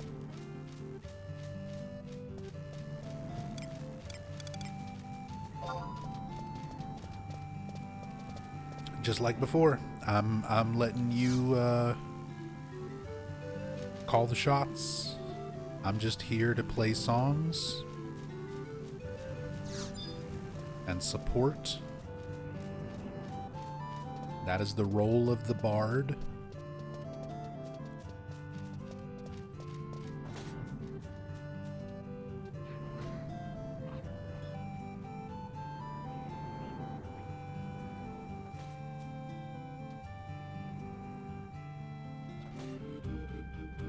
The ferry ride is always a thrill.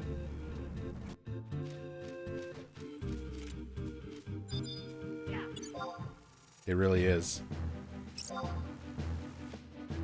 I would say, since you're level 8, make sure you stay below deck. Stay down towards the bottom of the boat. Because if you go up onto the deck, there's a lot of stuff that could kill you. And Lord help you if pirates attack.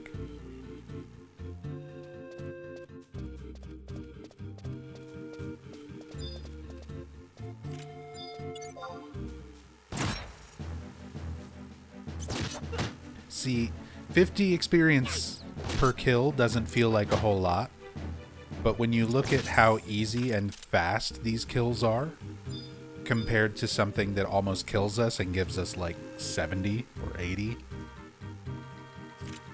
I feel like this is a little more safe and consistent XP grind.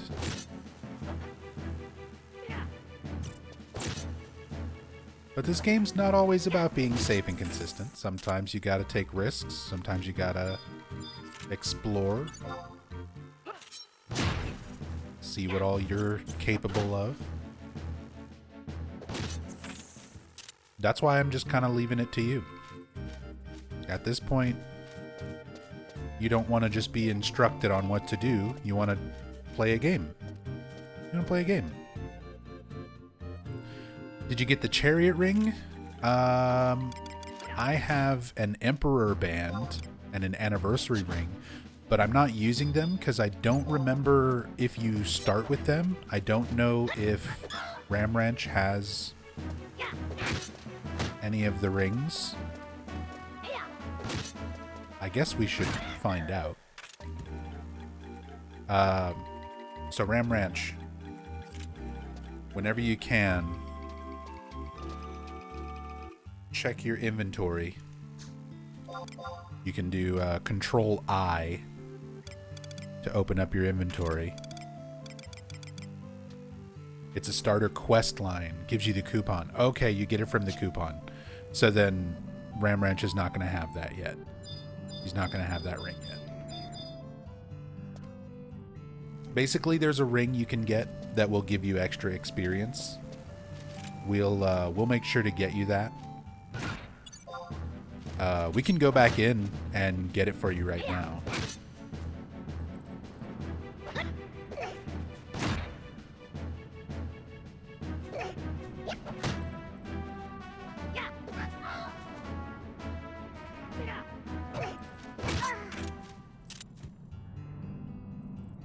So let's head back to the city.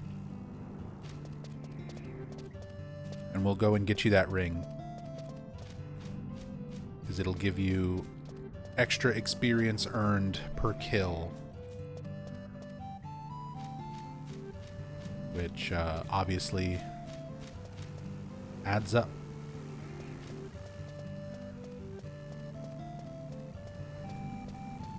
Whoa. Did you invite someone to our party? Who the heck was that?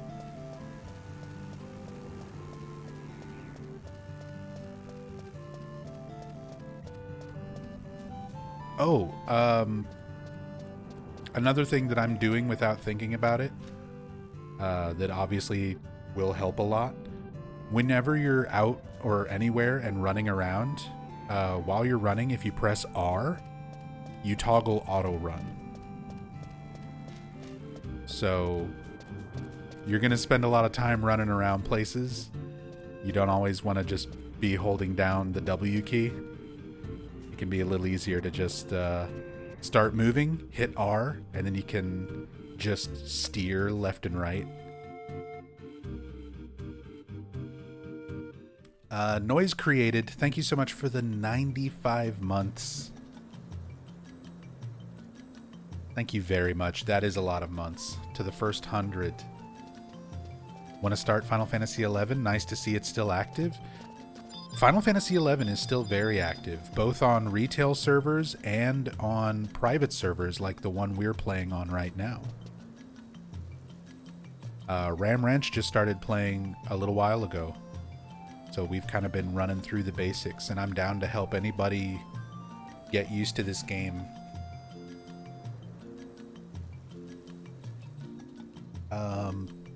Okay. Starter quest line with the coupon. So first of all, I don't remember what that quest is. So I'm gonna have to look it up.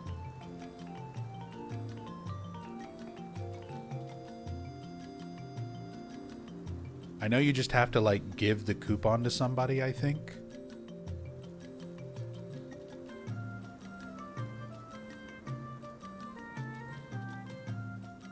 It might depend on what zone you started in, which was waters.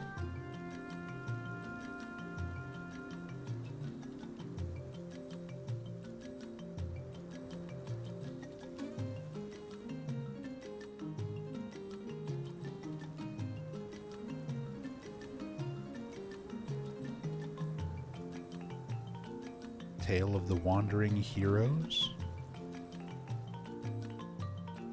That's not it.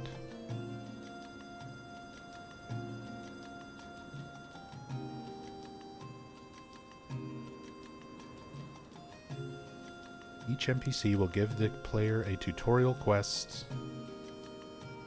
New player may follow a short tutorial questline provided by the quest giver NPC of their starting nation.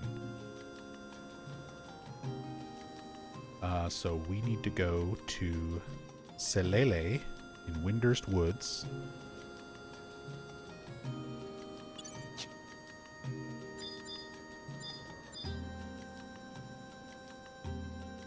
Right over here.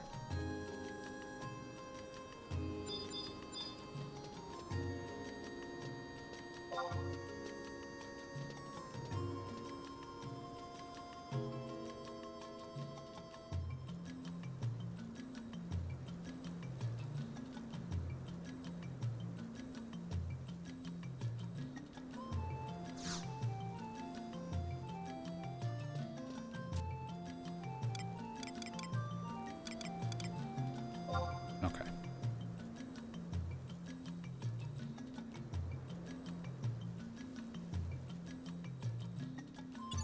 We'll just let Ram Ranch run through this little quest line with Selele.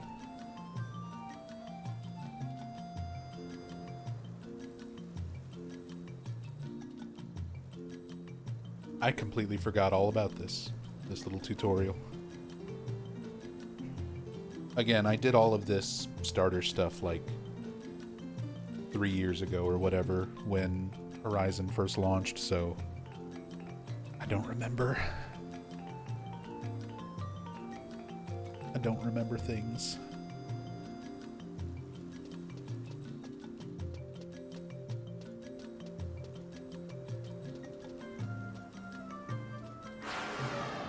Oh, that's nice. That gives you food as well.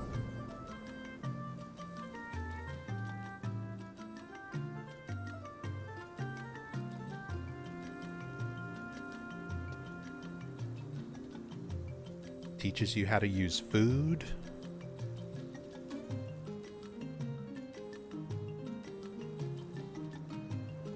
Teaches you about Signet.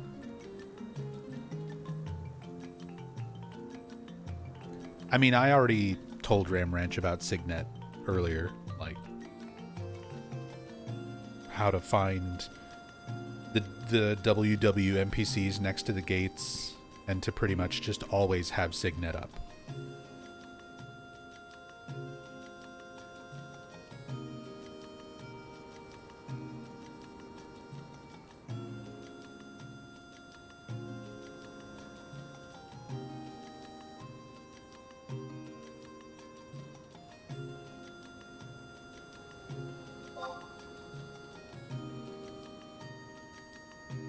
just gonna sit on my little chair.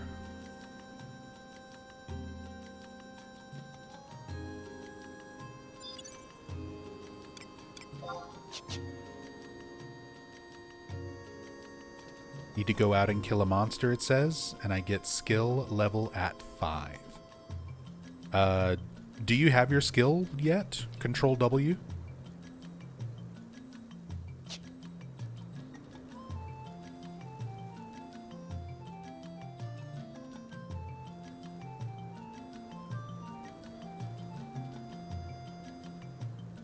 Well, your weapon skill level is different from your character level, your job level. So, if you hit minus key on your numpad, hit status, and then go down and hit combat skill, you can check what your individual, like, weapon skills and stuff are.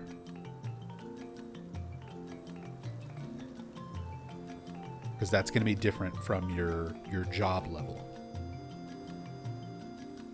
Great Axe is level 5 now. Okay, so you should have a weapon skill. If you hit Control W,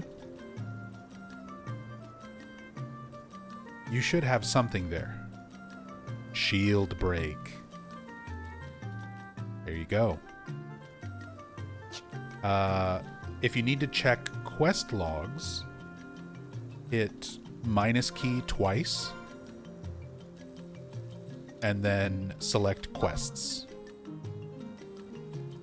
And you can see current quests, list of current quests, and a list of completed quests. And then just ignore records of eminence. All of that stuff is from the retail version of the game, stuff that's not in Horizon.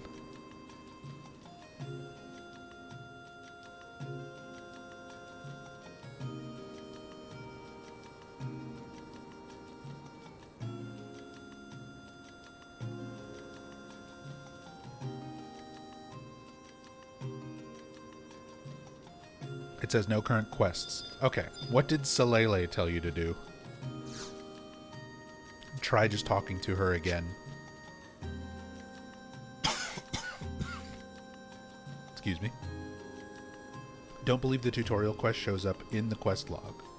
Okay. Probably just needs to talk to her again. Do you have to actually go out and use a weapon skill first?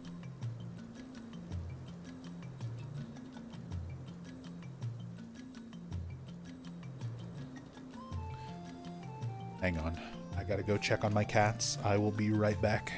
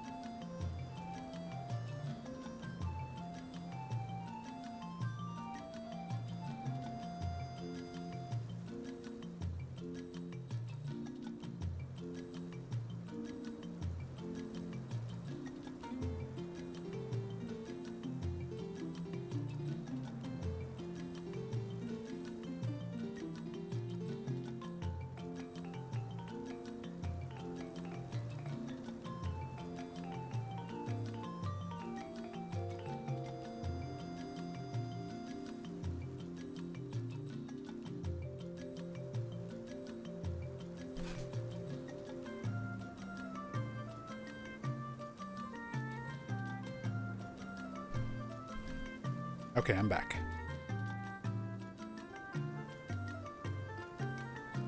Need to go to auction house and examine any auction counters.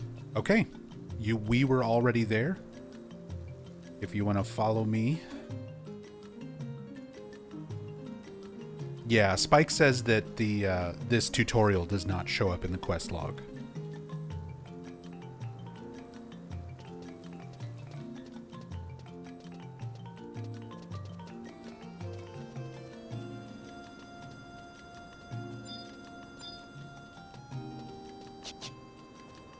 So if we head this way, and just kind of hug the right wall,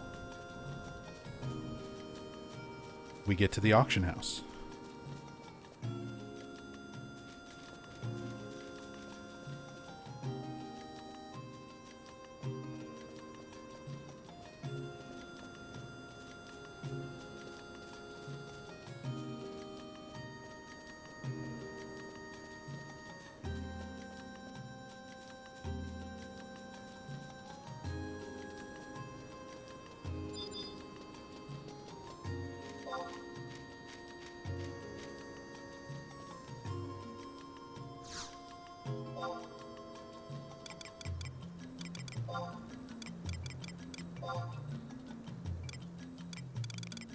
Ooh, Valor Minuet. I get another song.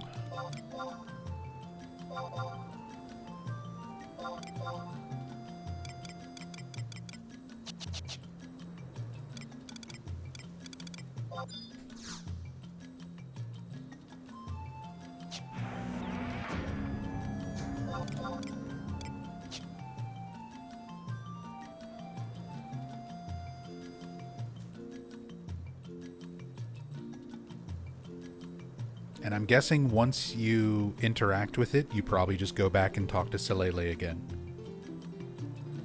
Basically just look at it, now we go back. Yeah. That should be it. Go talk to that same NPC by the gate. So, pretty much the same thing I explained earlier. Anytime you're going to be getting new weapons, new armor, anything like that, you're going to do it through that auction house. And there's 2 auction houses in Windurst. There's this one in Woods, and then there's another one in Windurst Walls. And they're all marked on the map, so just always make sure to open up your map and kind of get used to where things are around Windurst. It just takes time. It just takes time learning the areas, learning the maps.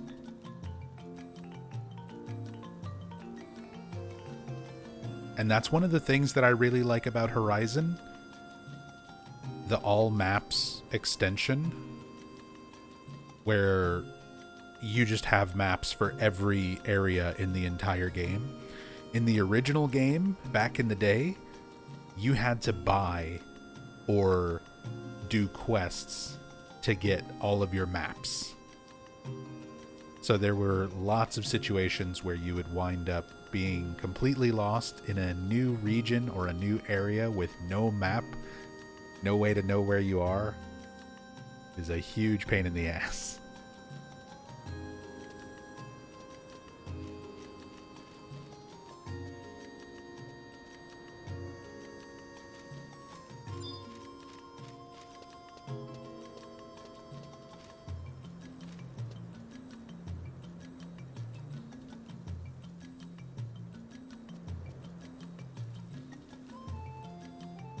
Says I need to talk to a guard to give them the ticket.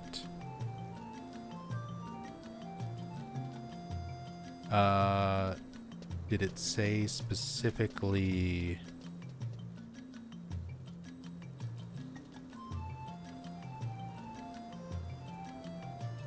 Hold on.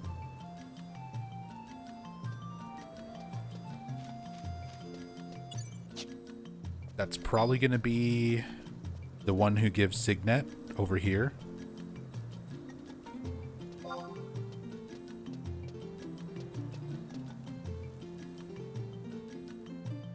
So to give them the ticket, you're going to need to target them, then open up your menu with minus, select trade, pretty much the same way I gave you the link pearl earlier.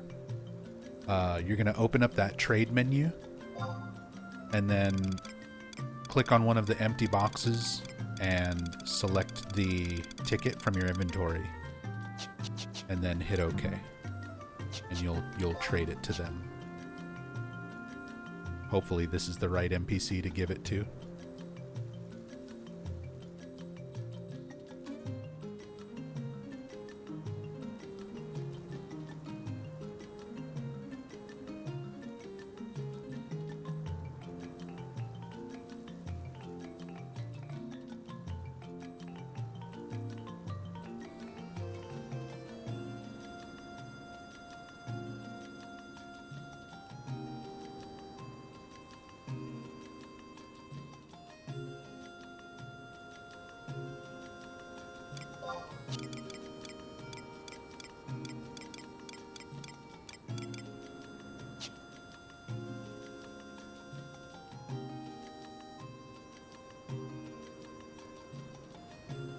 Closest thing I see to the ticket is Adventurer Coupon, but it didn't do anything when you gave it. Adventurer Coupon should be it.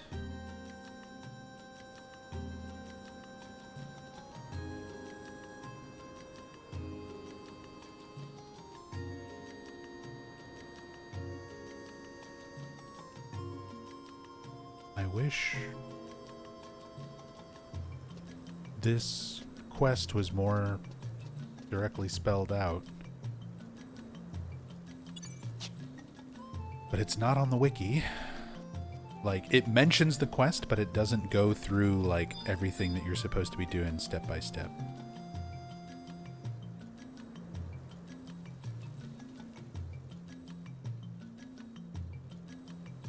You can just buy an item. It's a key item, so it's not in inventory. What do you mean? We're not trying to do that, Spike. I don't think that's part of the quest line, right? He just needs to trade the thing to a guard, but I don't know what the quest means by guard. Because the quest back in the day, it's like a random fucking Cardian that's elsewhere in the map that you give it to, but I don't remember how that was changed for Horizon.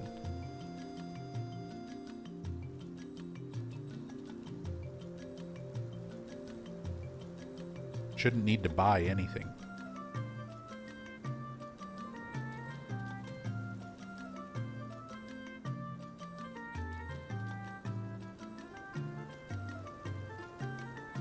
Let me see if I can find it online somewhere. Horizon tutorial quest Windurst.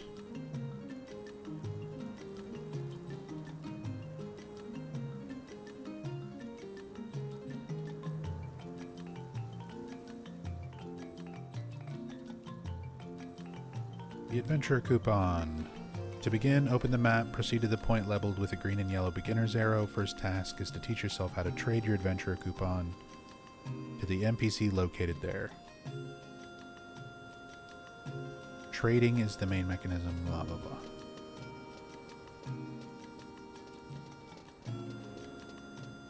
Proceed through the tutorial quest until she asks you to get a weapon skill. Already done that. Get Signet.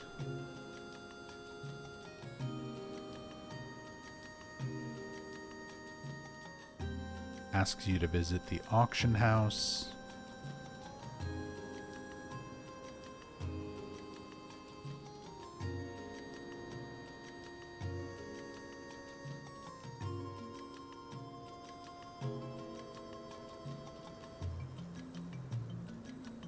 Go to purchase with conquest. He shouldn't have to purchase it with conquest points. He just started. I don't think he's gonna or does it give it to you for free when you go to purchase? You got it? Okay. Got you. It lets you not spend the conquest. That's a little weird. Like I said, I did all this stuff like years ago, so I don't remember it. Okay, so now you've got a ring. Now you've got an experience ring. So press Control E to open up your equipment menu. And select one of your ring slots. And hit enter. And it should take you to your inventory, where you can select your ring that you just got and equip it. Chariot Band, you've got it. So now, after it's equipped, target yourself and hit enter. Go down to where it says items and hit OK. And in your list of items, you should see the ring highlighted in blue. Go ahead and use it.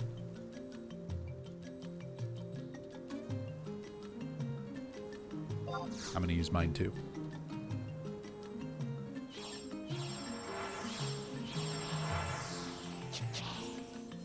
So now we're getting extra experience points whenever we kill stuff to help that leveling process go even faster.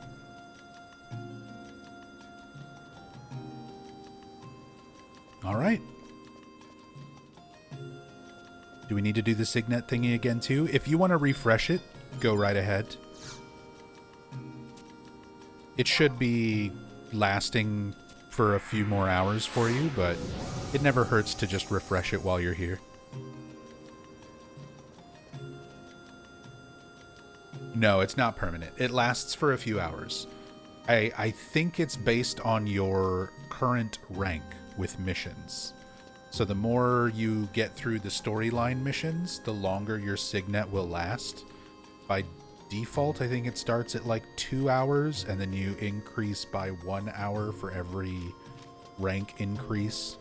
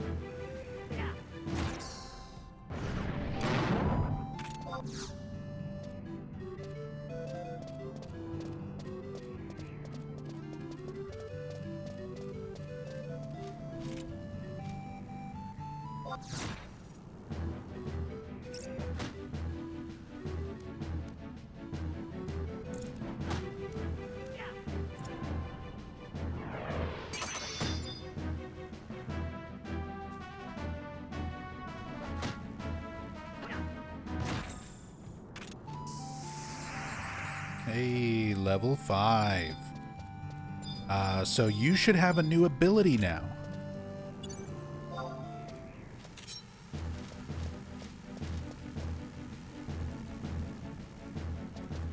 So if you hit Control J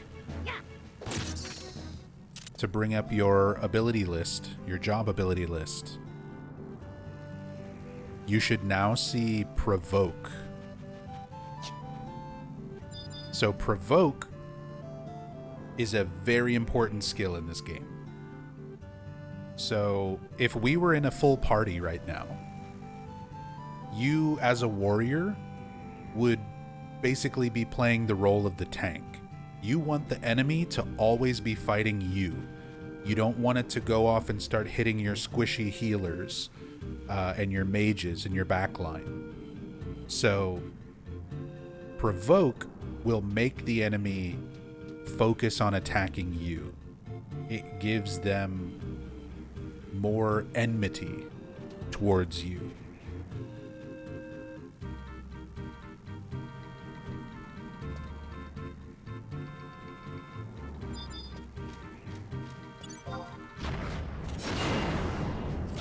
Yep. Just like that.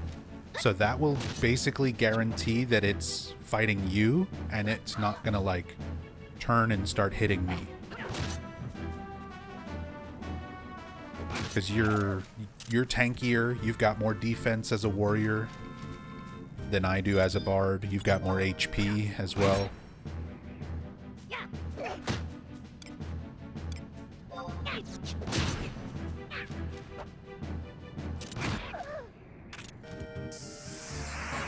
There's my level 5.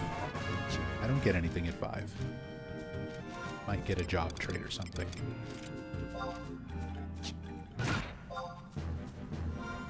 Oops. Resist silence.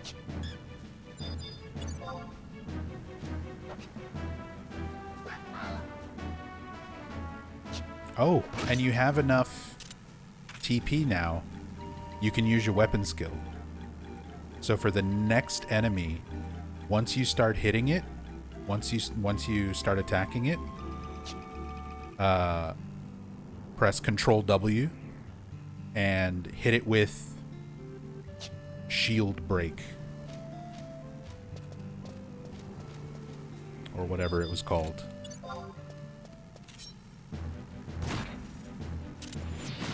Bam. So every time you build up your TP gauge to at least 1,000, you'll be able to use that ability. And it just builds up by hitting things and getting hit by things.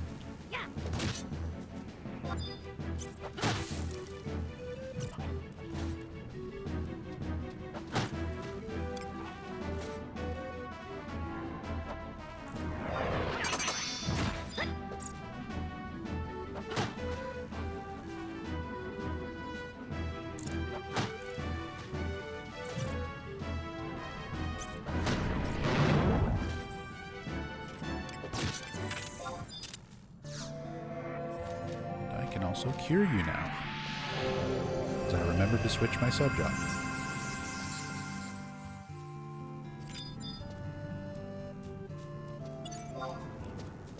I can only cast cure twice, and then I gotta rest my MP. But at least we have a little bit of healing.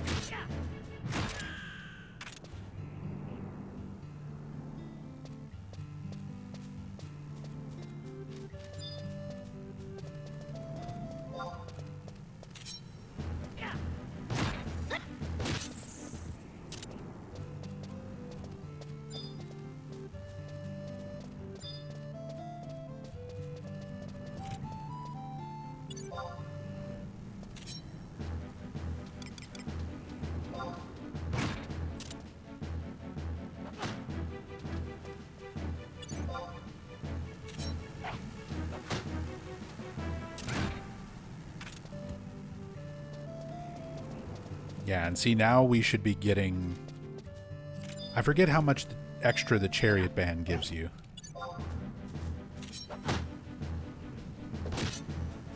Is it 75?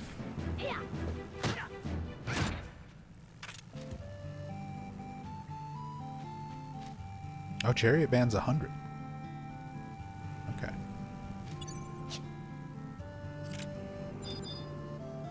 So you should be getting double the experience for each of these.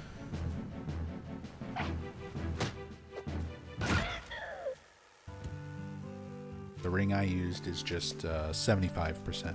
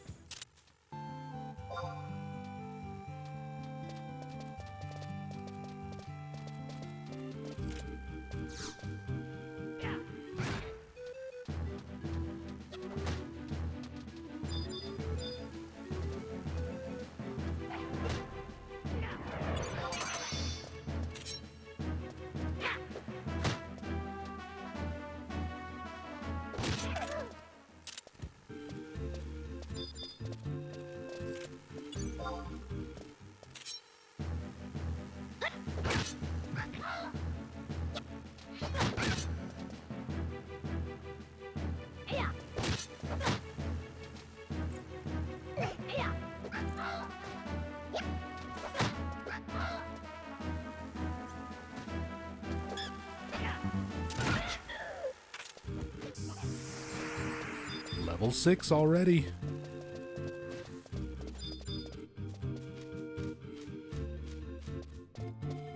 Moving right along.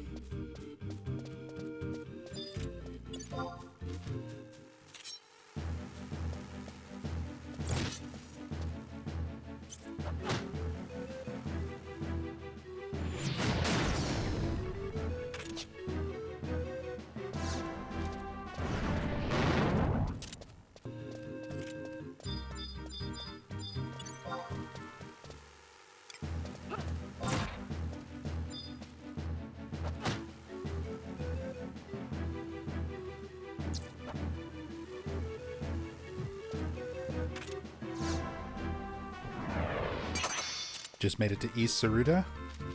Nice, Spike. You're pretty much home free. You're almost here. You're in a zone where you shouldn't just, like, immediately die if something looks at you wrong. And we're just in West Saruta, right in front of the gate to Windurst Woods.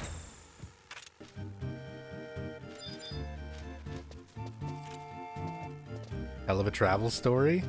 Dude, that's what I'm saying. Like, I love that aspect of this game, though. Like, the actual traversal of the world to get from place to place. Especially a big journey like that. Running a character at a low level all the way from Bastok to Windurst. That kind of stuff is real fun to me. I like it.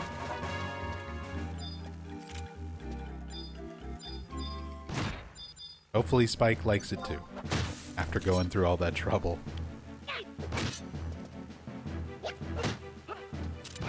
Hey, what's up, Electric Bob? You remember this from Xbox 360 from back in the day? I mean, this game's older than the 360. I started playing this game in 2004 on PlayStation 2. It was originally for PS2 and PC, and then later they ported it to Xbox 360.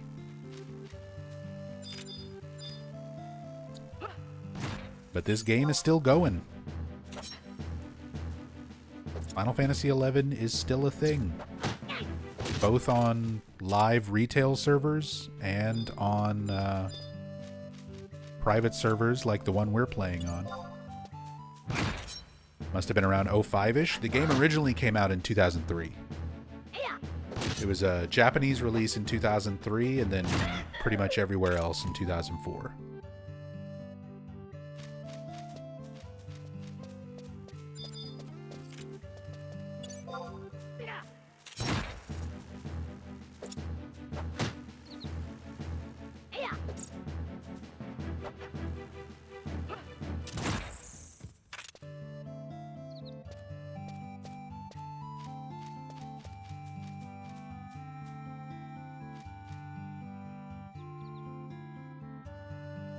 Let's see if he remembers the lessons.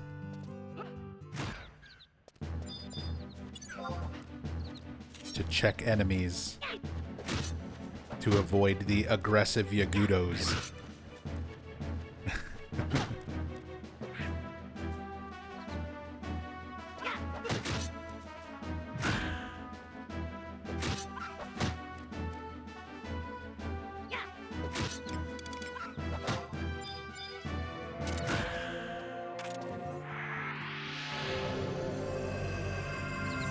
You're good to keep fighting.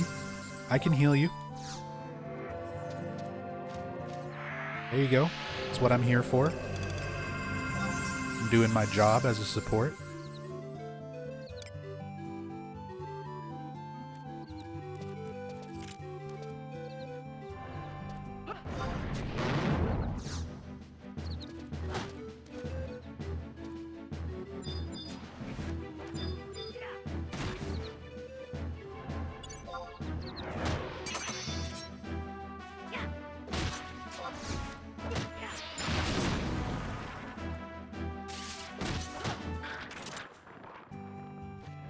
Your TP is full, so don't forget about your weapon skill ability. Your shield break.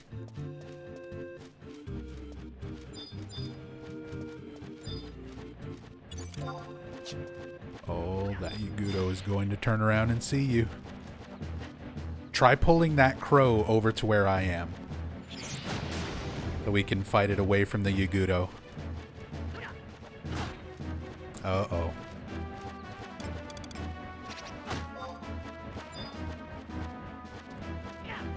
A little bit further towards me. There you go.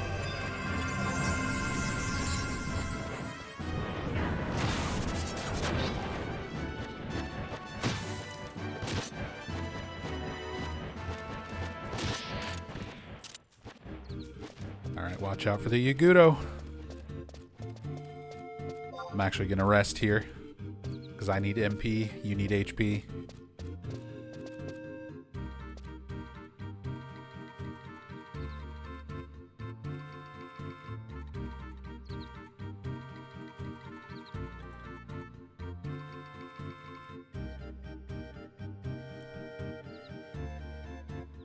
Saw that when you were archiving PS2 stuff the other day. Looked up if you could still access servers via PS2, and it mentions there was a 360 version. Never knew that. Yeah. Yep. I've played this game on all platforms too. Started on PS2, then started playing on PC, and eventually got it for 360. And as far as I know, obviously the PC version is still playable. I'm pretty sure you can still access servers via PS2. I think the 360 version is the only one that lacks support anymore. Like, to where it's not functional anymore.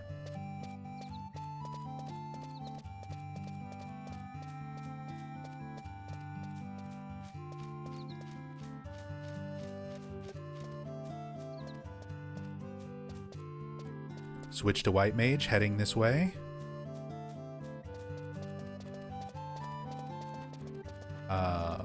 Let us know your in-game name so that Ram Ranch can invite you to the party once you're out here.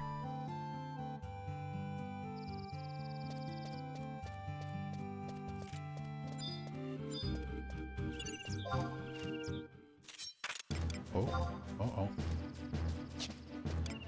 Decided not to fight it.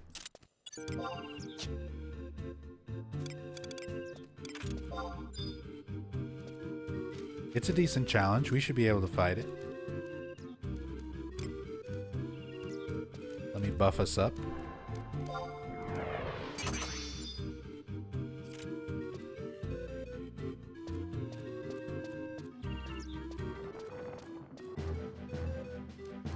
Are you on Discord or just in chat? Just in chat.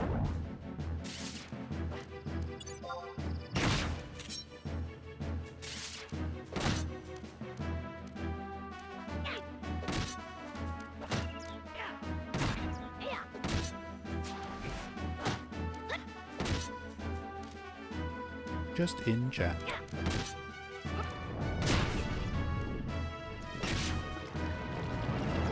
Poison.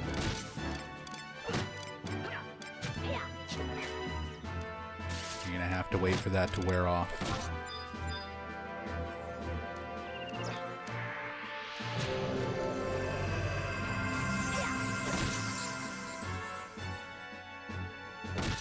Thankfully it wore off pretty quick.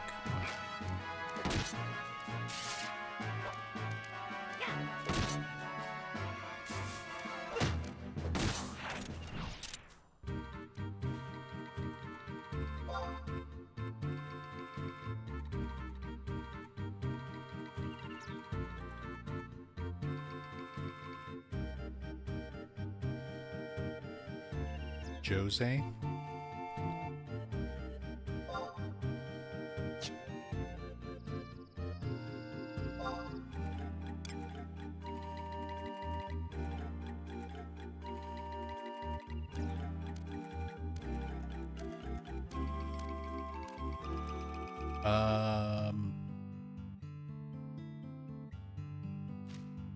You're on level 1 White Mage?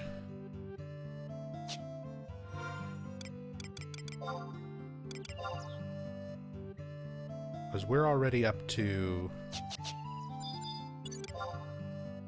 6. If you want to just play your other job. I forget what you said that was. 9?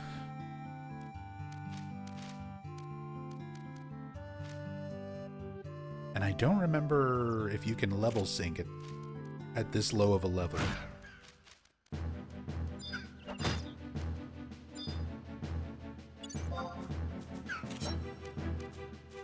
Pop Chariot Ring. I mean, you can still join and get experience. It's just going to be significantly less because of the level difference. Like usually you want to try to keep everyone within about 3 levels of each other until you get to the point where you can level sync.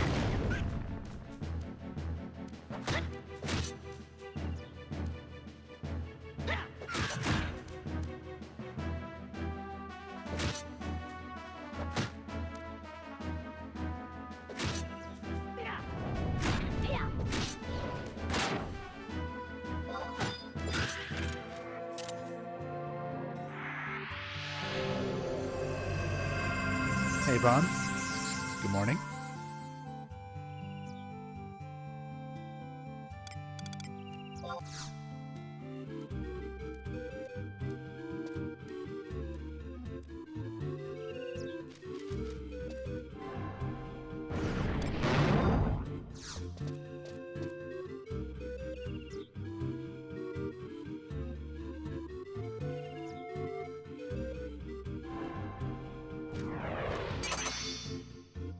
Nub, I caved and made a character.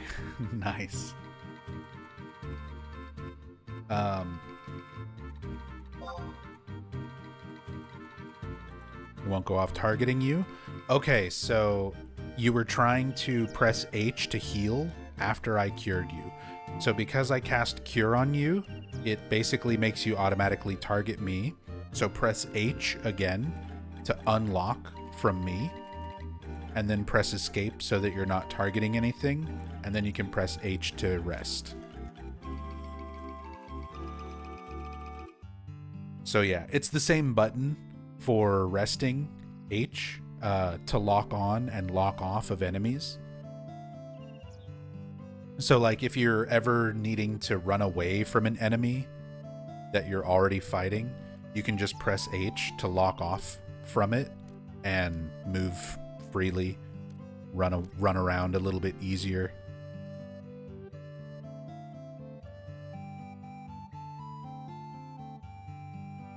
It takes some getting used to.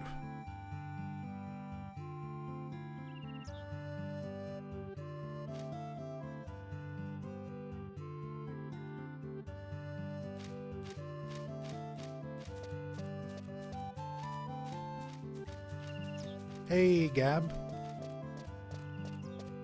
Good morning. Hope you're doing well. And Vaughn, since you made a character, let me know whenever you're in game, so I can get you into our link shell and all that good stuff.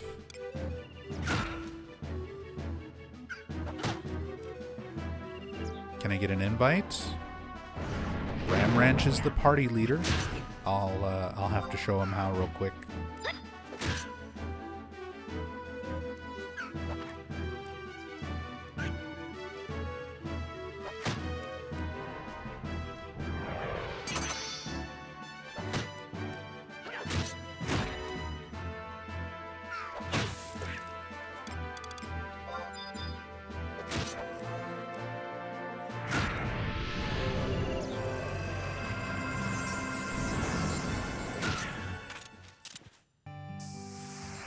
Hey, level 7. Alright. Let's get Spike invited.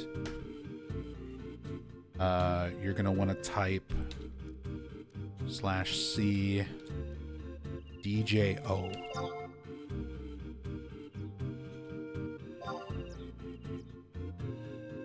Actually, where are you right now? You're not in West Saruda yet.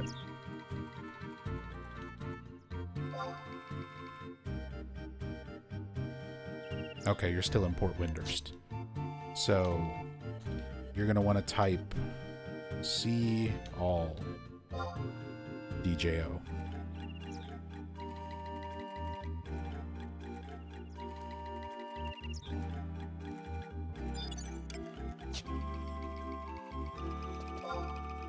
And then you should see Jose there. Jose, you need to drop party so that Ram Ranch can invite you. Still says you're party leader.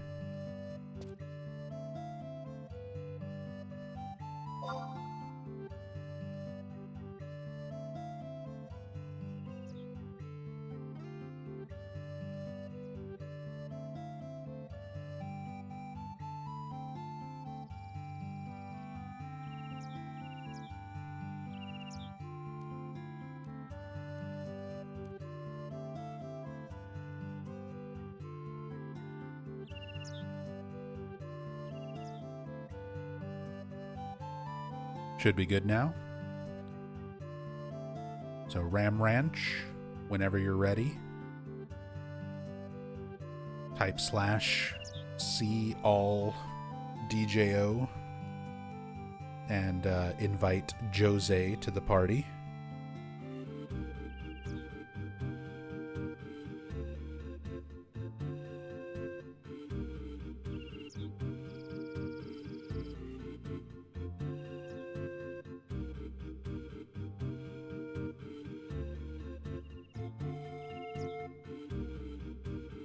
Nice.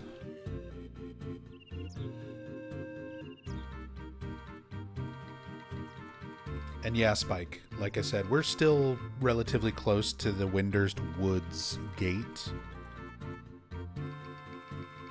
The Leviathan gate.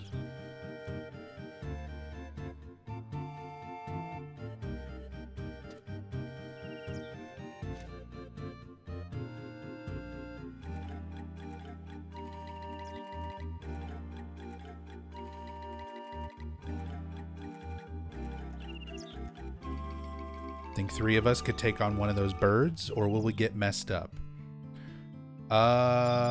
3 of us together, as long as we're all doing our jobs, we could fight these birds, these tough Yagudos, because I'll be able to cure you, and Jose will be able to cure you.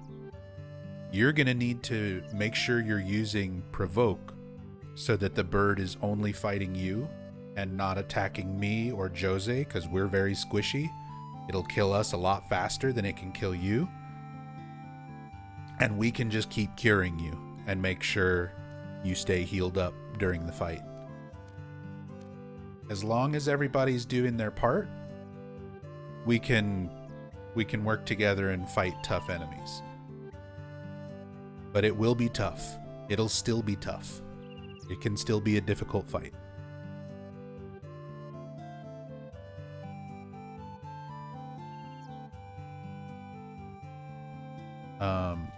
I need to check on something. I'll be right back.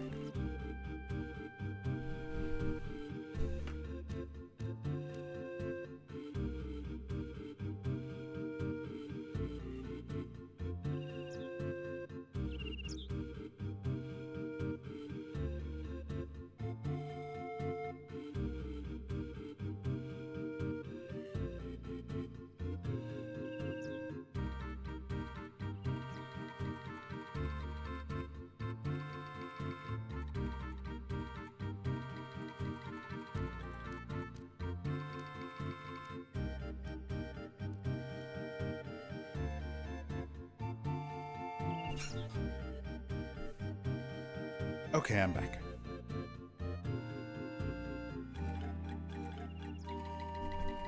I thought I heard my wife yelling in the other room, and she's asleep. She fell asleep watching somebody playing horror games. So it was the streamer screaming, not her.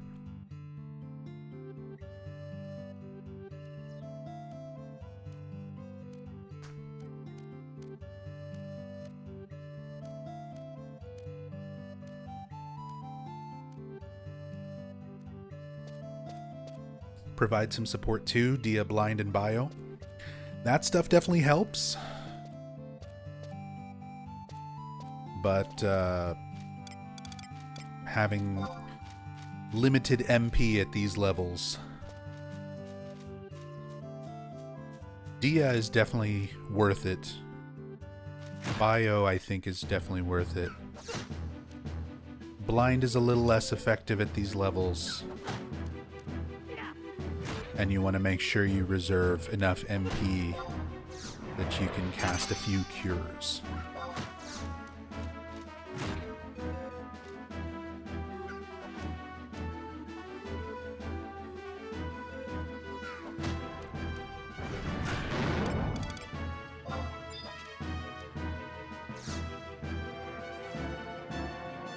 Although Jose is higher level. True, you're level 9. So those tough Yagudo are only going to be decent matches or even challenges to Jose.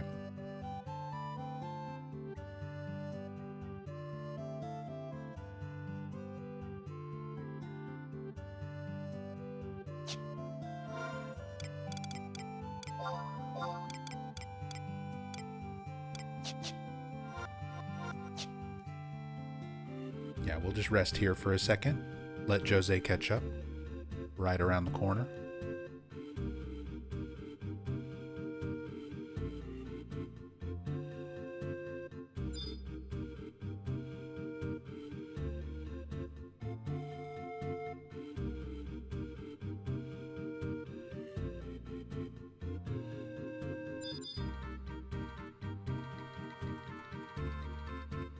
Gotta go start getting ready for work. I'll hop on later and learn some more stuff.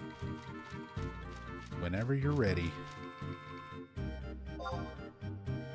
Spike, would you like to join my link shell? Would you like to be a nothing master?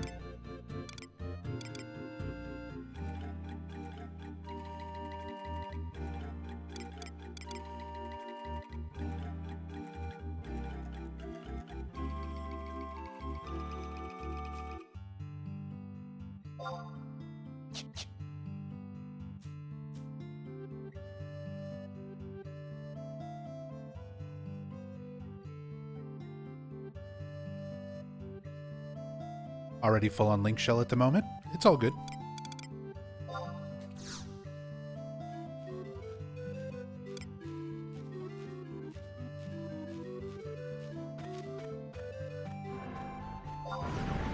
Buff us up. And then we're good to fight.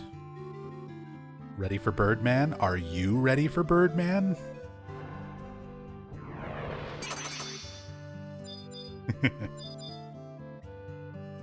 All right, let's do it.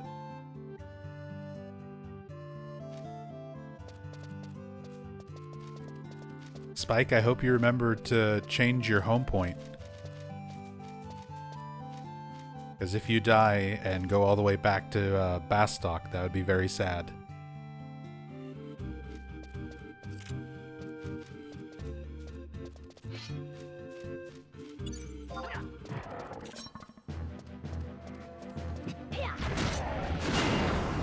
Nice provoke.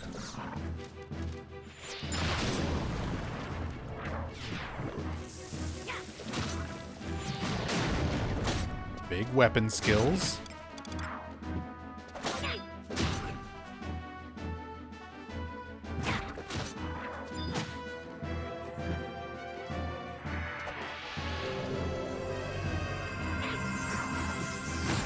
Got you with some cures.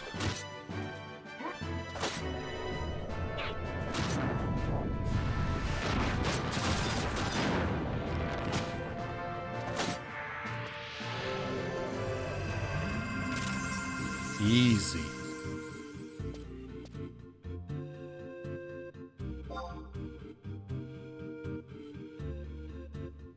$82 XP.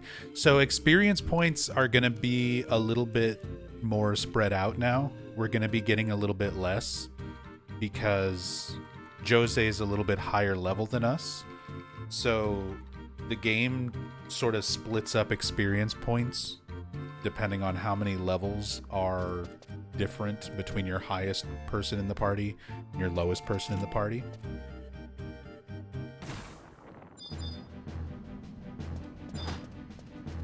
Oh, buddy.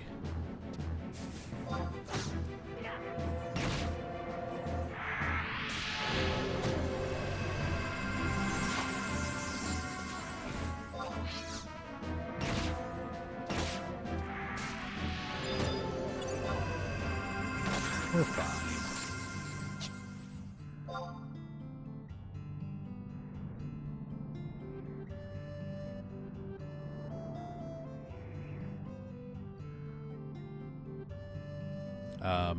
But yeah, once we get, I think it's at level 10, we should be able to level sync to each other. So that as long as our levels are within a certain range of each other, we can sync them all to the same level so that we all get a nice even amount of experience points.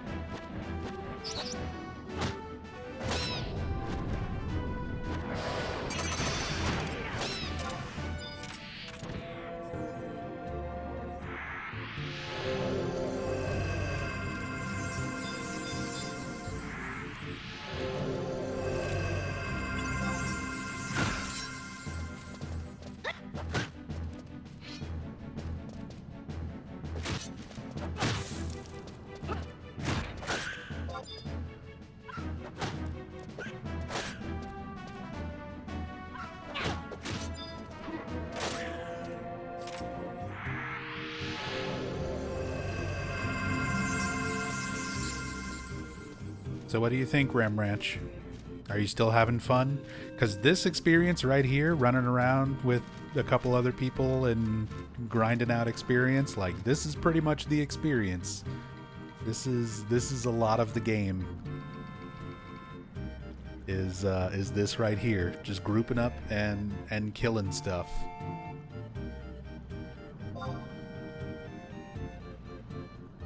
What level max do I stick in this area for? We can stay in Saruda Baruda until around like level 10. And then after that, we'll probably move up to the next area, Tarongi Canyon. And we can level there until about 13 or 14. And then we can make our way to Valkarm Dunes. And you'll be there until you're like level 20. And then there's a lot of stuff to do once we start getting to that point. Because at level 18, you're going to do a quest to get your sub-job unlocked. At level 20, we're going to have to make a run to Juneau so that you can go and get your Chocobo license so that you can run around on a mount instead of running around on foot. We'll probably want to get some missions done to start getting your rank with Windurst leveled up. Somewhere mixed in with all of that.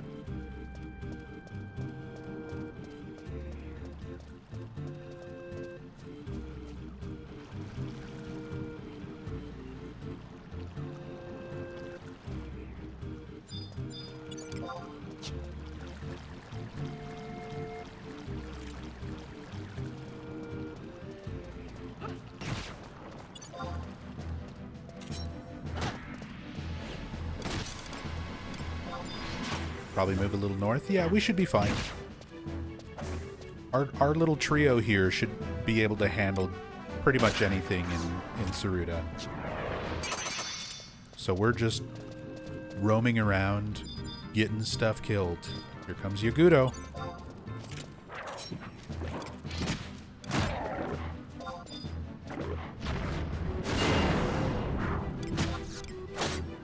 This one's only level 4. This one's not too bad.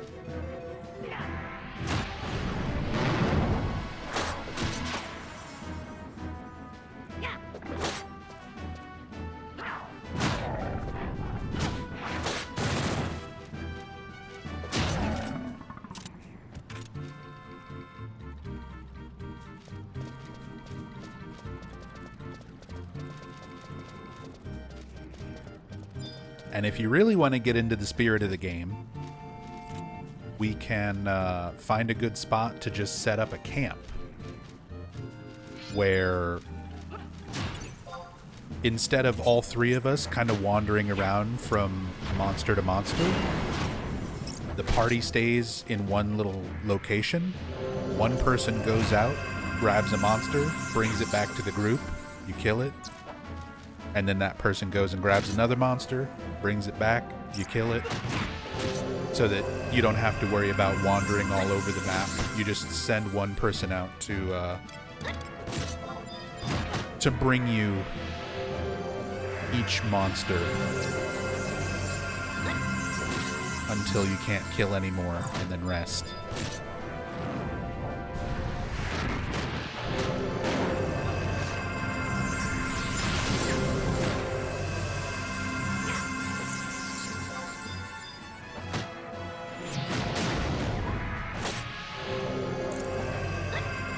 We're definitely gonna have to rest after this bee. Good lord.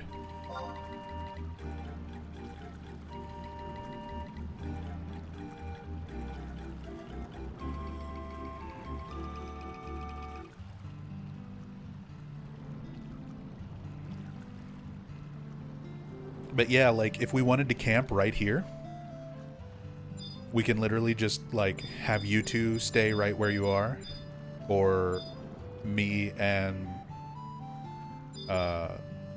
NZ can stay right here. And Jose can go and just grab mobs with Dia and bring them back to us. Because there's a lot of stuff around here, and we can fight and kill all of it.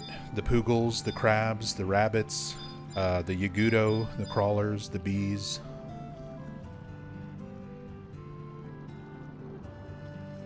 We can go a little bit further north for a little bit higher level mobs as well.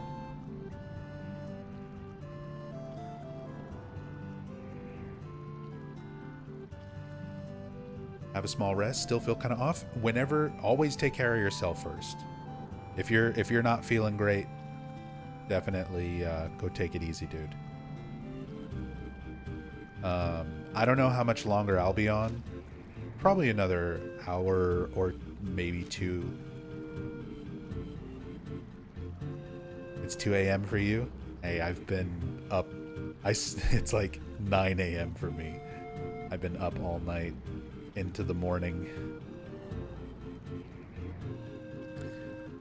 Got a bunch of things learned. You have the basics down now. Like, you understand the game now.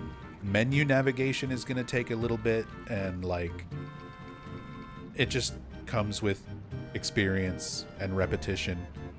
The more you do stuff, the more you get used to remembering how to do stuff. But you understand the game now. Like, this is the general gameplay loop. You're fighting stuff, you're resting, you're earning your new abilities and stuff as you level. You go back to the town every once in a while to get new weapons and gear. That'll be something to do. I would say, if you want, we can walk you back to Windurst Gates. Or if you feel like you can pull it up on the map and get back yourself. It's safer to log out in town. And if you're actually in your house, in your residence, what's called the Mog House, you'll be in your Mog House a lot in this game as well. A lot of stuff I can teach you about that another time. But if you like do /log out or /shut down in your Mog House, it lets you go out instantly, rather than having to wait like the 30 seconds if you do it out in the open. You need to go to Embassy for Signet, so we might as well make a trip back to town. I can grab some better gear, maybe even switch jobs to something that's a little bit closer to you, Jose. I've got Samurai at level 10. So if you want to keep doing duos, I could switch over to Samurai.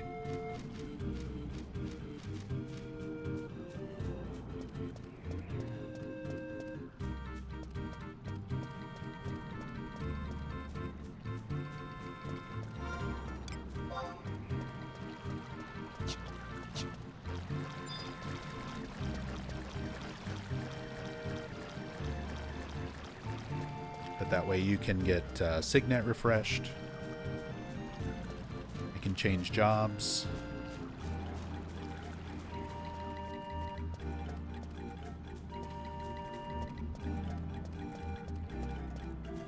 Down for whatever. Right on.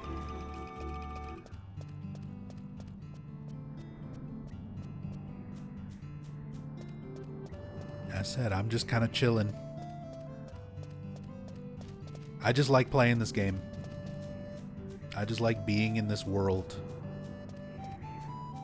Doesn't matter to me if it's leveling or crafting or fishing, doing stuff solo, doing stuff with other people, low level, high level, whatever.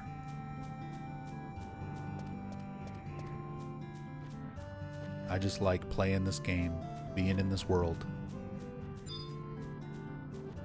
Running into trees.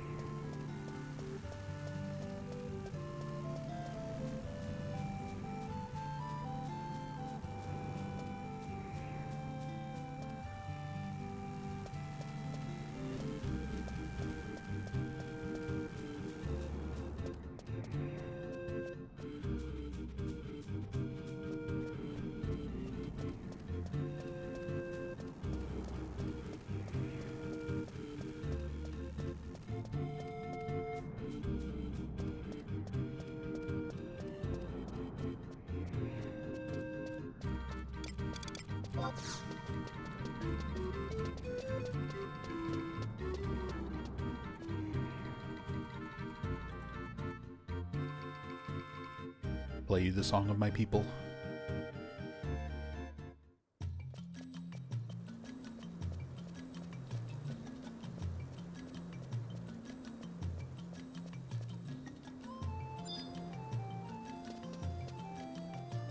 If you want to follow me,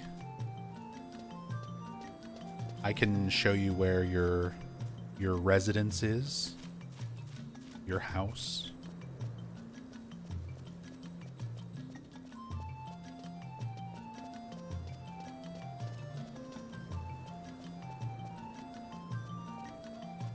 And your slave Moogle.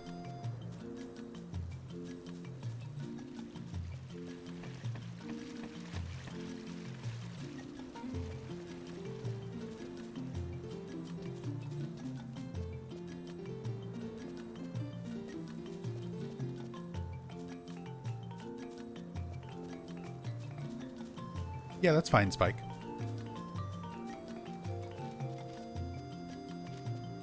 Because I'm just going to go into the residence here, change jobs to Samurai, get geared up, and then I can exit Mog House in Port Windurst. And we can leave through the gate on that side of town.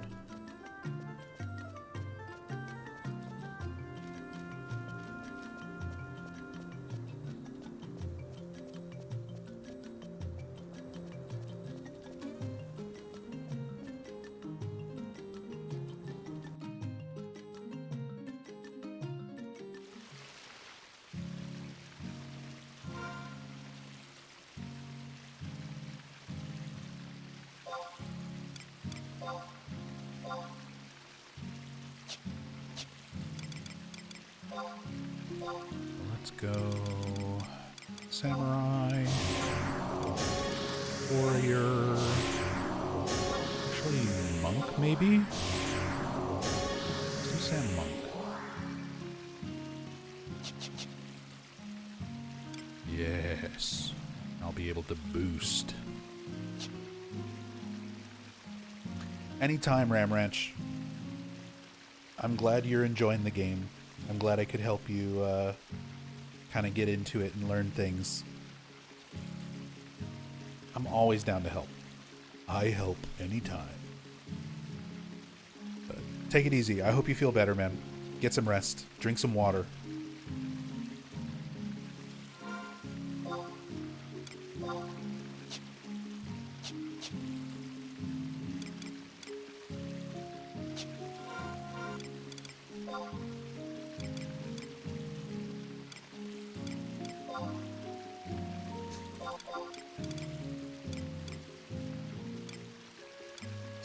level 10 samurai gear.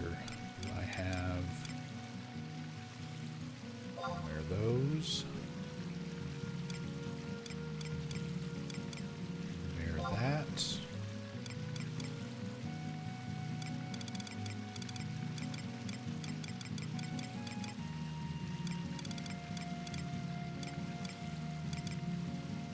Can use a spear. I should have.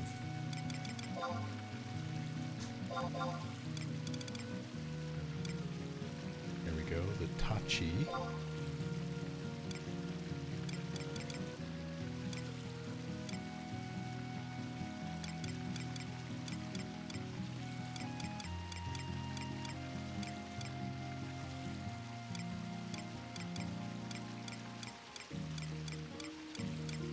What else I can wear that's useful?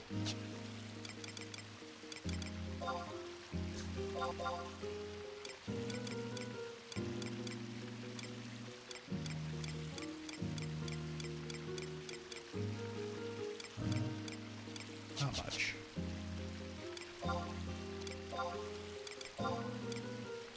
That.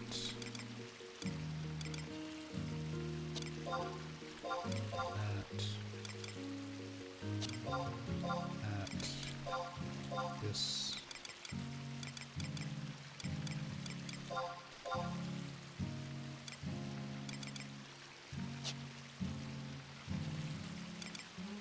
Not the best gear to have, but it's fine for this level.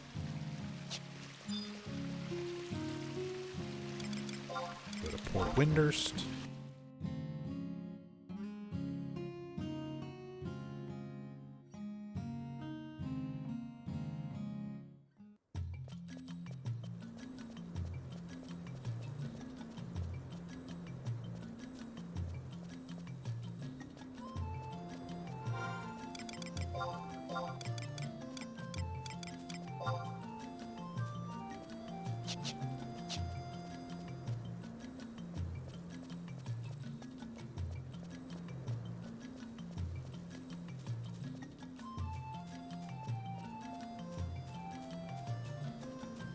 Got the Conquest Point staff.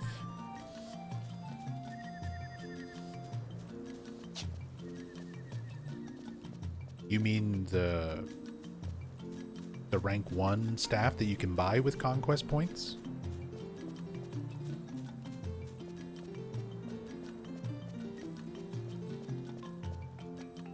Or did somebody give you the Nation staff that gives you Signet? Okay, for when you hit level 10. Okay. I was like, somebody gave you a Signet staff? That's crazy. That makes more sense. Yeah, the level 10 staff.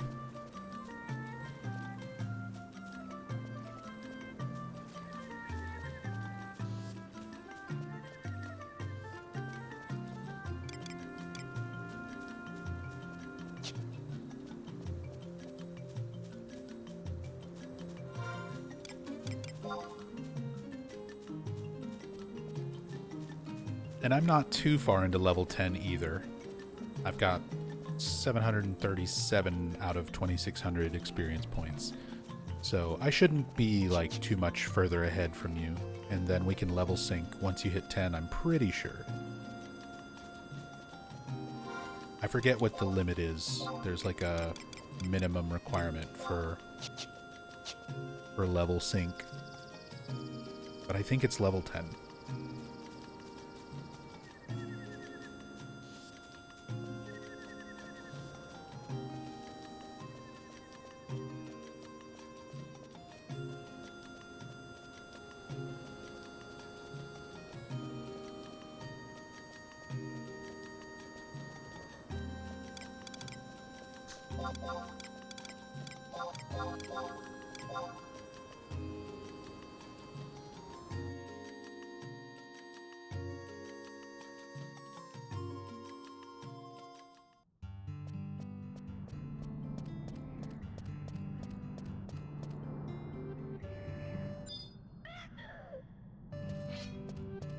Nice.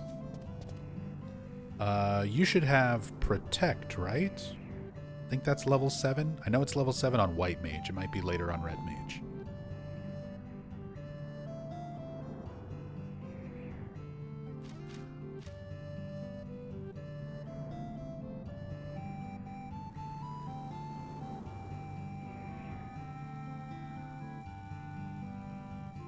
Not sure. I think it's later on Red Mage. Let me look it up.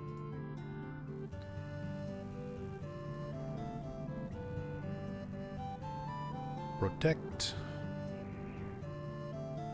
No, it's level 7. Level 7 for White Mage and Red Mage. So, we just gotta buy you the scroll.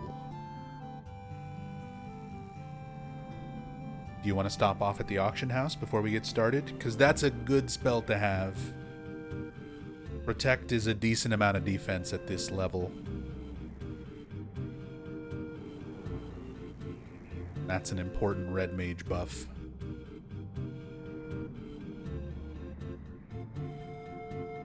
But we can run in and stop off at the auction house if you want to do that. If you want to just start killing stuff, we can do that too. I'm down for whatever. And if you need money for the scroll, I can definitely cover it for you.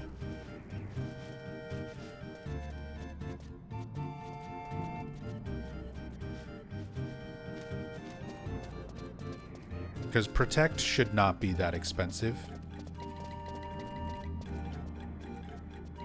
I'll be very shocked if Protect is more than like one or 2,000 gold. Gil.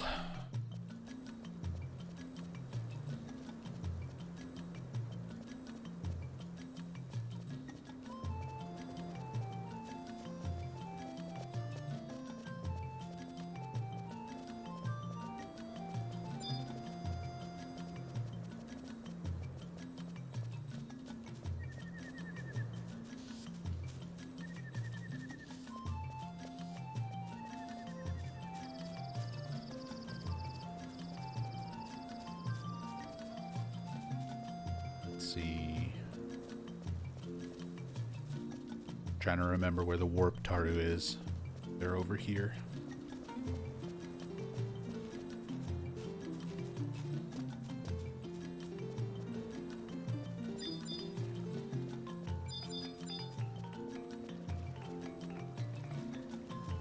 That you? Yeah.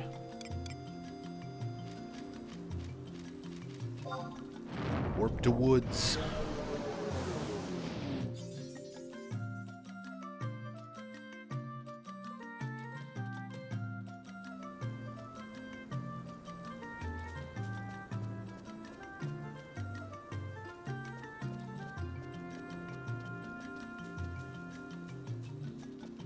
Morning, Laudable. Yeah, I've been up all night / morning. Sleep schedule is very upside down lately.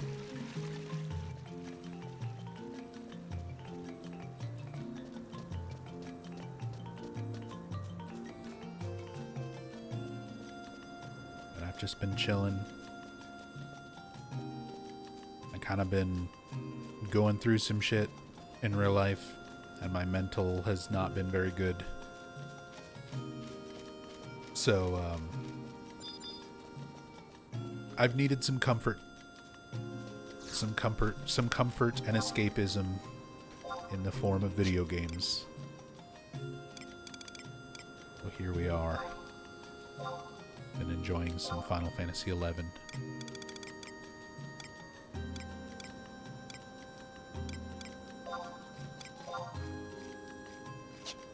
$3K for meat jerky. 4K for Mythica bombs. I'll just get some Mythica bombs.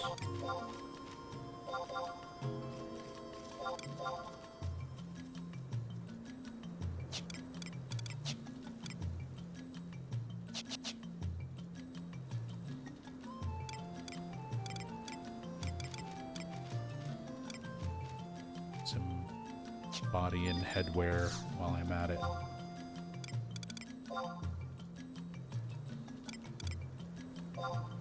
And Spike, let me know if you need the gill for Protect.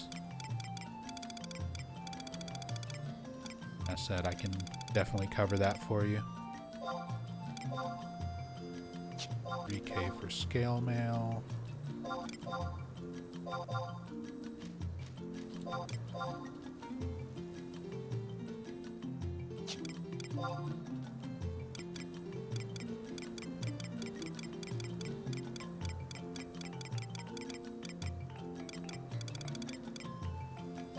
For face guard, 500 for a face guard.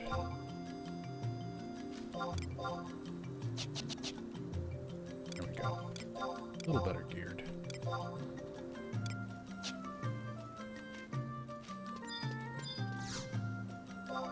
Yeah?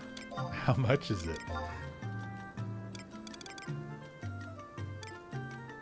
How much could one banana cost?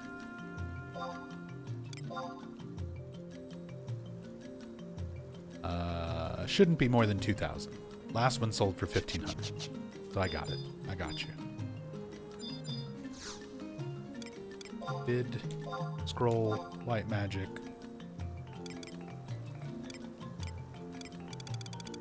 Protect.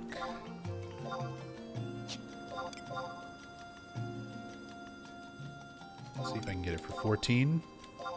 No luck. Let's see if I can get it for 15. Hey.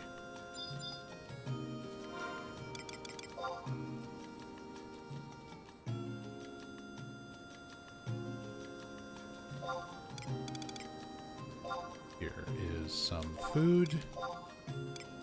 And Protect. And some walking around money.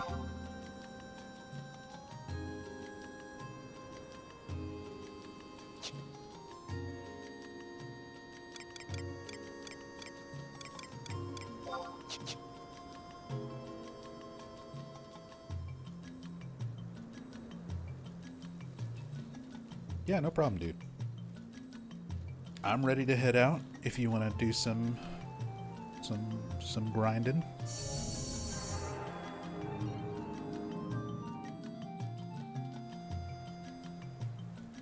Now you can keep us protected.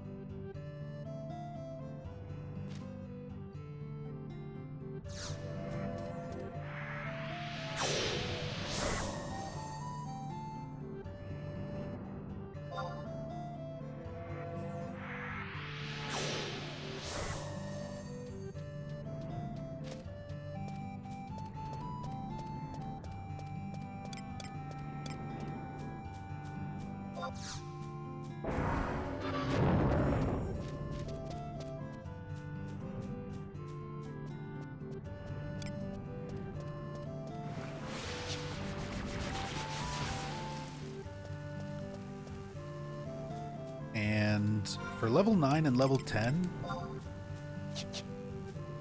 as a duo, we can probably fight some of the stuff in Tarongi Canyon. Some of the like saplings and rarabs and stuff that are near the entry. Like, we'll just kind of fight stuff through Saruta Baruta as we go. But I imagine we'd be just fine in Tarongi.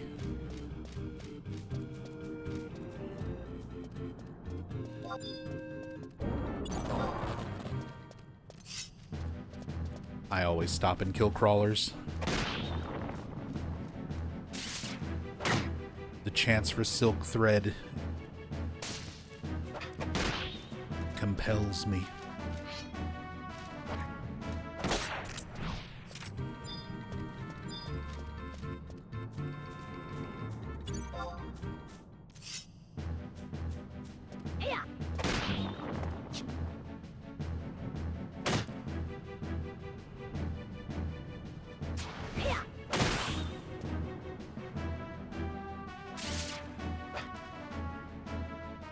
Sorry, you said you had an ad, so I don't know how much of my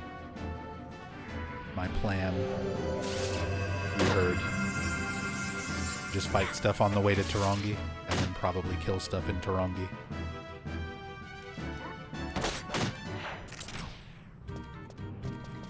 Hey, there's some silk.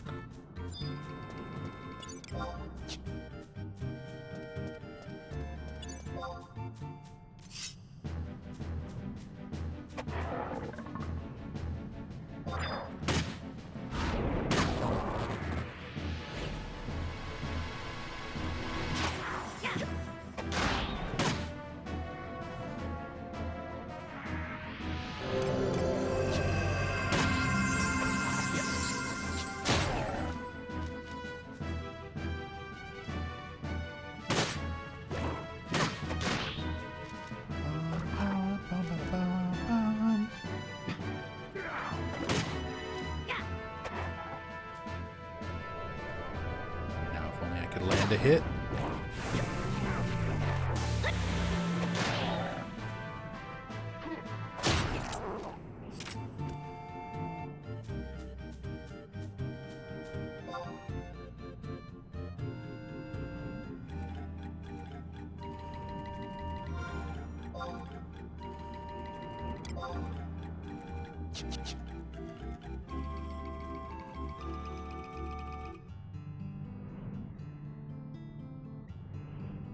Need to rest? It's all good.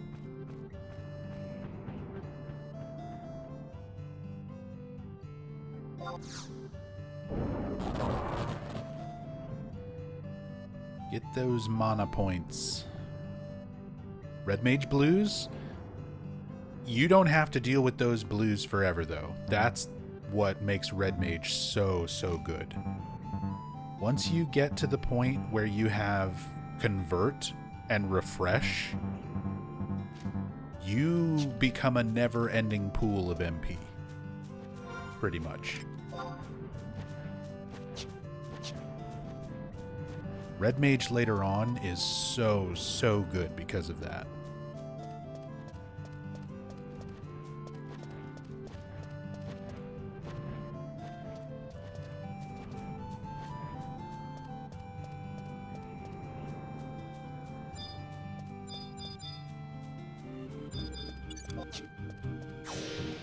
Deal with these Yaguro and then the crawler.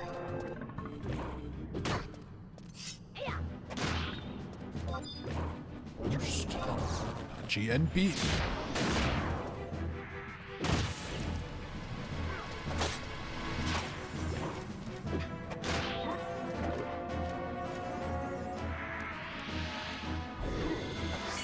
Gross. Paralyzing me.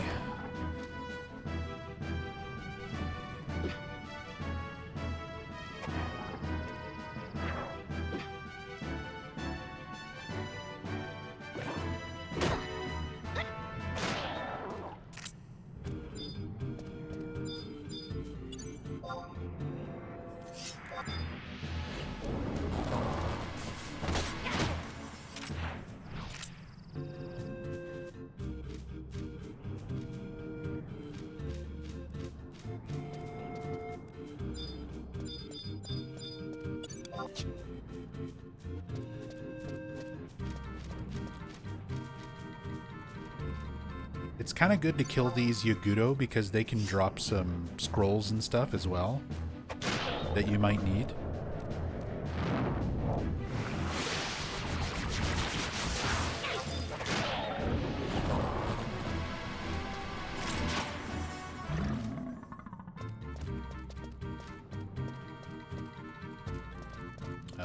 Oh, crawler.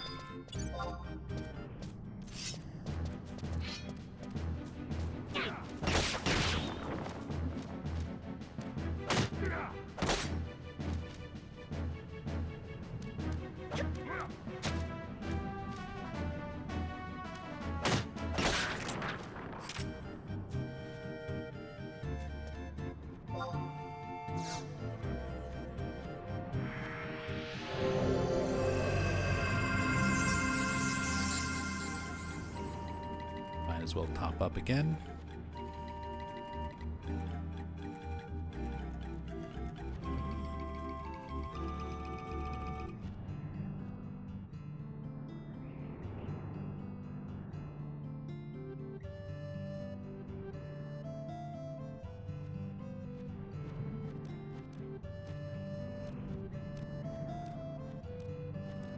Two XP to 10.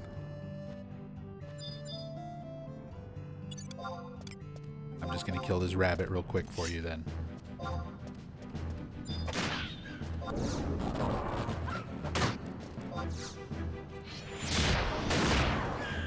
Bam.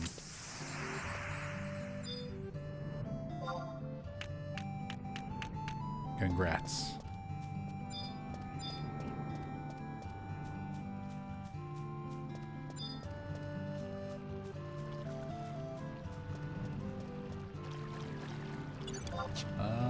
Yeah, we can kill this goblin.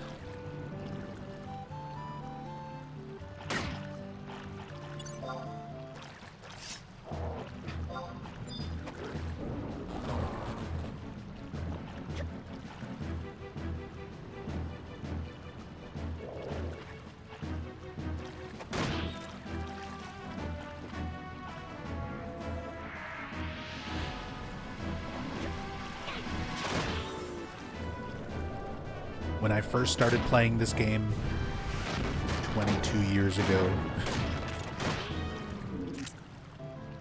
I used to love going after goblin fishers because one of the main things that I wanted to do in the game was fish. And I knew that they had a chance of dropping fishing rods.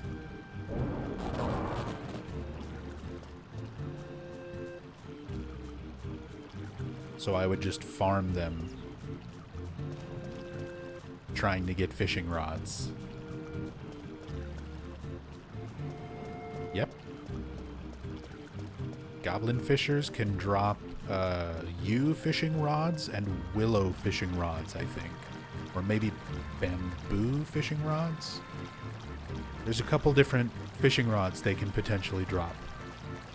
So if you want to get started with fishing, and don't want to just like spend money on a fishing rod, go after goblin fishers.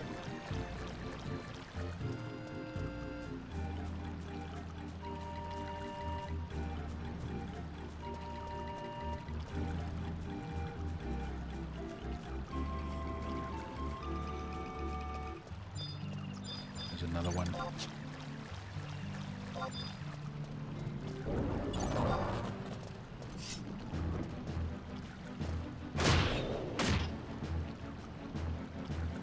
Poor gobos, all they want to do is fish, and you murder them for their fishing rods.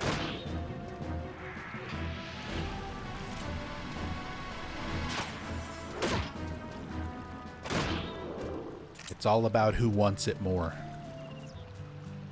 I've never seen a goblin fisher actually cast their rod into the water. So those rods are just going to waste in their possession. We're liberating the rods from an experience where they will not be appropriately loved. We want to be careful about this because we don't want to fight all three of these at once, and they will link. Uh...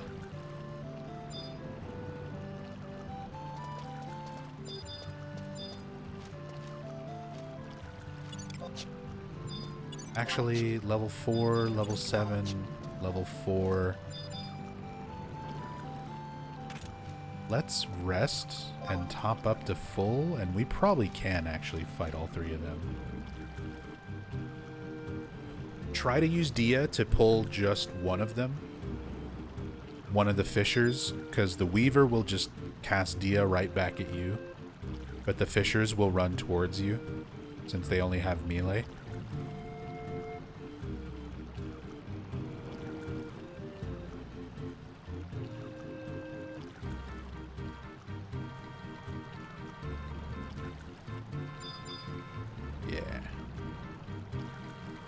Yeah, they're separated enough now. You can probably grab this fisher closest to us before they move.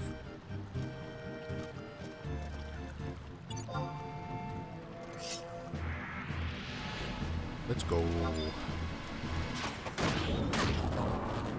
Perfectly done.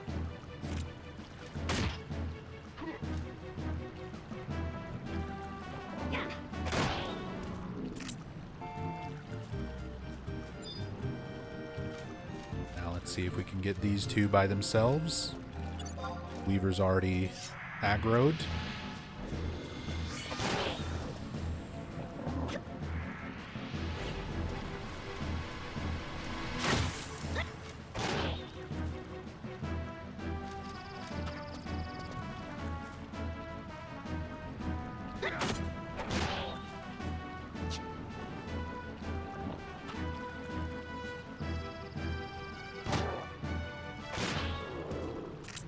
Sweet.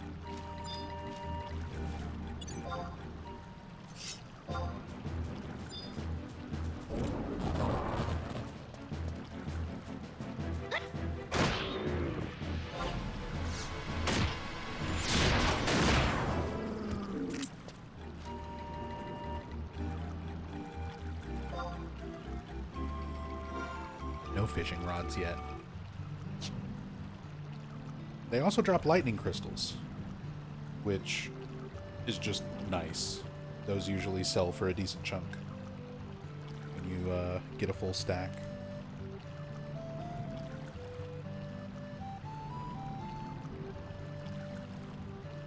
They're just looking for the special spot to do their fishing. Fishing's not about the destination, it's the journey. Fair.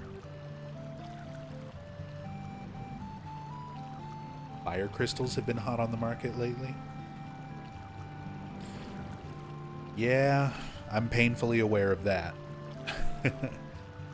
On my alt account, I mainly level cooking, which cooking uses almost exclusively fire crystals for most things. So I've burnt through just getting my cooking up to like level 85. I've burnt through probably like close to 500,000 gil on just fire crystals.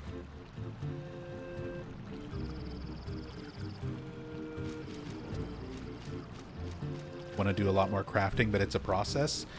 Crafting is great, but it is a money sink. Eventually you'll start making your money back on crafting, but that usually takes quite a while. So I feel like it's better to focus on just kind of leveling up first until you're at a point where you can consistently kind of grind stuff for more money, and then try to save up money to sink it all into crafting.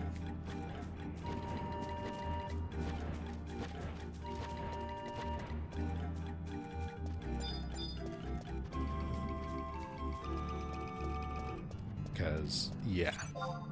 At one point I had close to 2 million gil, and I've burned through basically all of that just to get cooking to 85 and fishing to 25. It goes fast.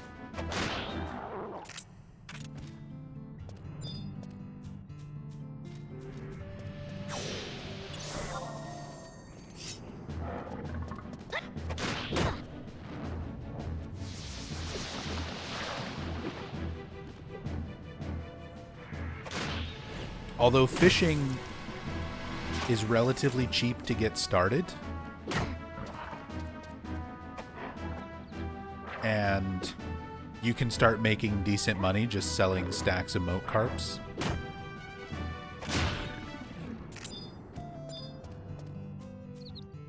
There's Paralyze if you need it. Red Mage level 6. Do you already have Paralyze?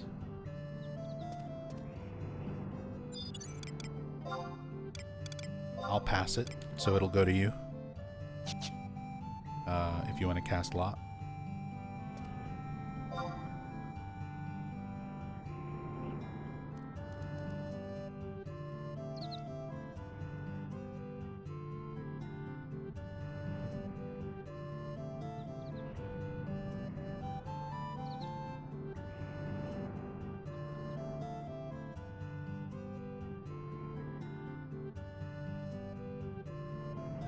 How do I do that? Target yourself and then hit enter. Go down to treasure and then select Paralyze and cast Lot.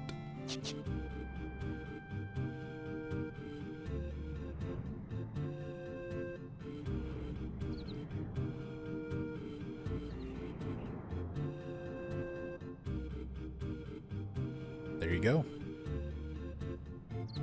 Paralyze is yours.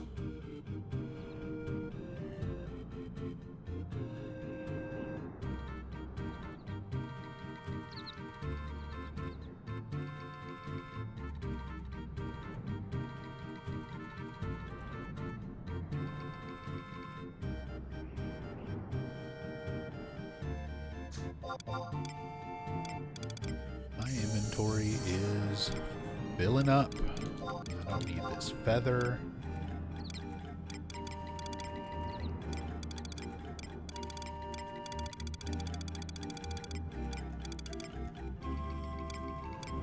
I don't need this. Keep everything else. Stick some stuff in my satchel real fast.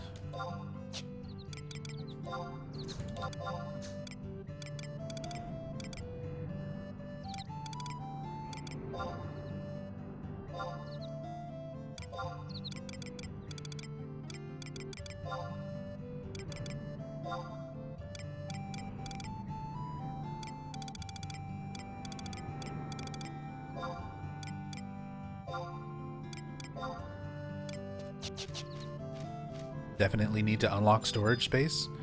Do you have your satchel yet? From the Horizon Discord thing?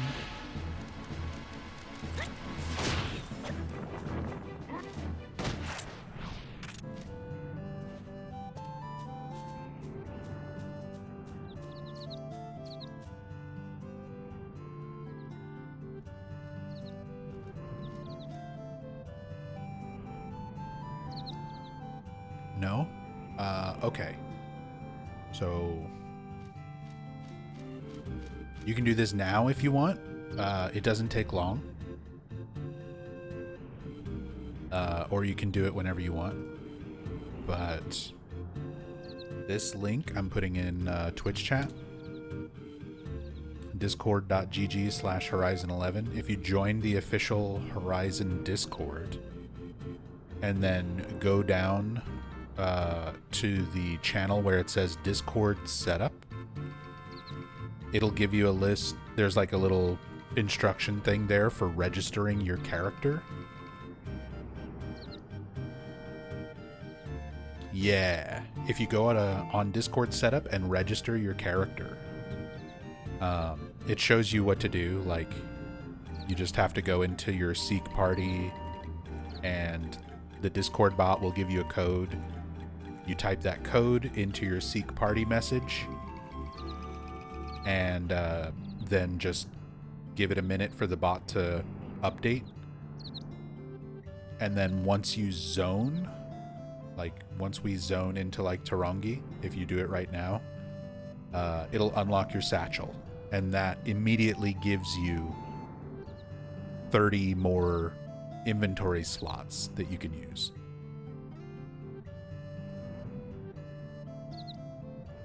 So you double your starting inventory, basically. Because you'll have your regular 30 inventory. Mine's up to 60 because I've done quests to increase it.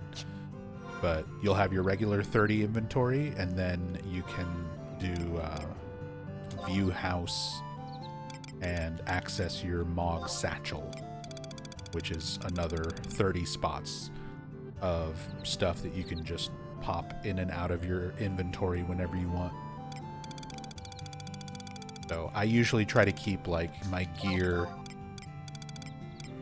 for some of my side jobs and stuff in here that I can just grab quickly. Oh, I've also got an extra warrior's belt for some reason. Red Mage can wear this at level 15. You want a free belt? I just have a spare hanging out.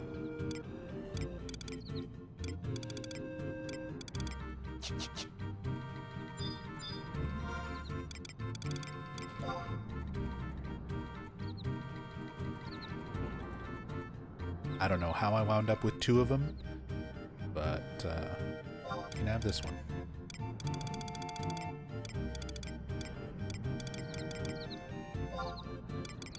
There you go.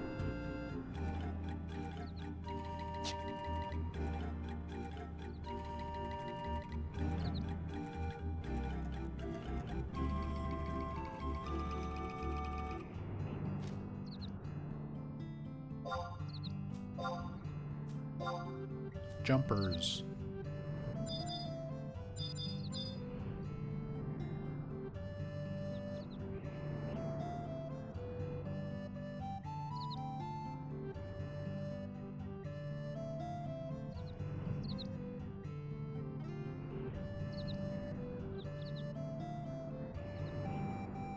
Good to go on the Discord setup? Nice. So yeah, once we zone into Tarongi, you should have your satchel.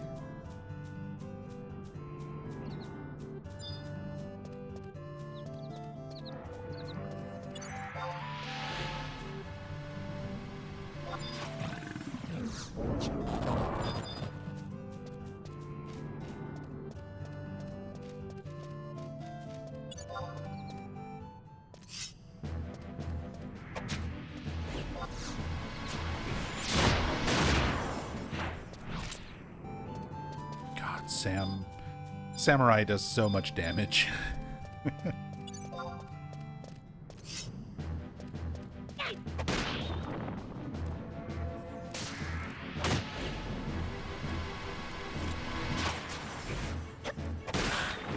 This class is crazy when it comes to damage.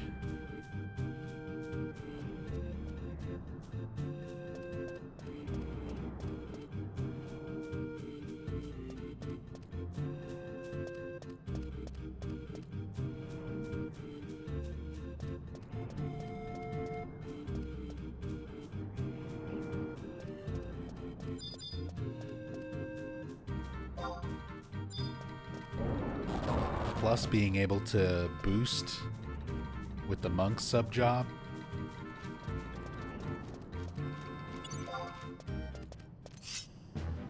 Just do even more damage.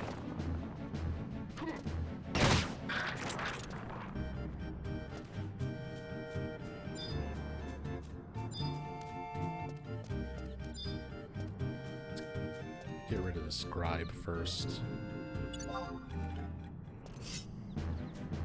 Love playing Monk on 11. Monk is so much fun in this game. I've got Monk at level 33.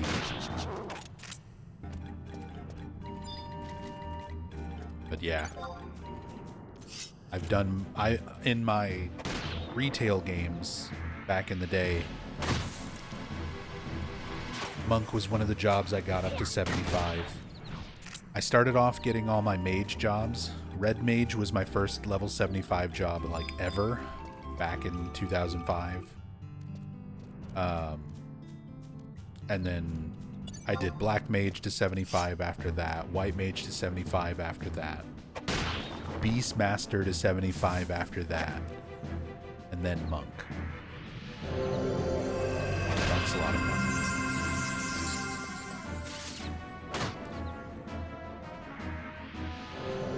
Good morning, Cypher.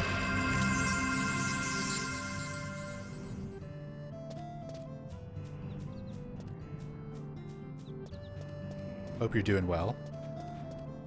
I killed Spippy and Humuju again today, and still got jack shit.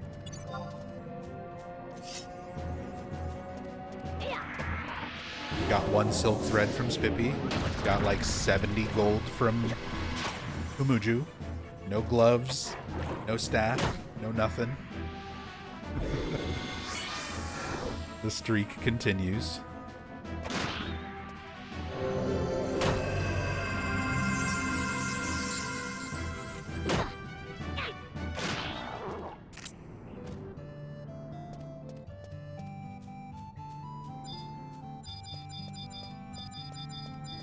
Yeah, I mean, I'll get it eventually. I'll get all the stuff I'm looking for eventually.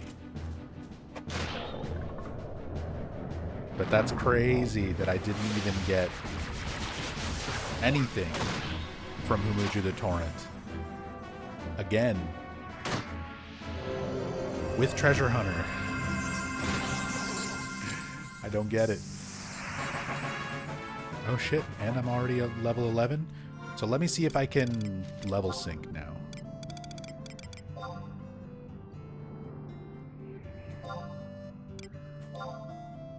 Yeah. So now we're both level 10 again. That way we'll stay at the same level. We don't have to worry about experience getting all weird.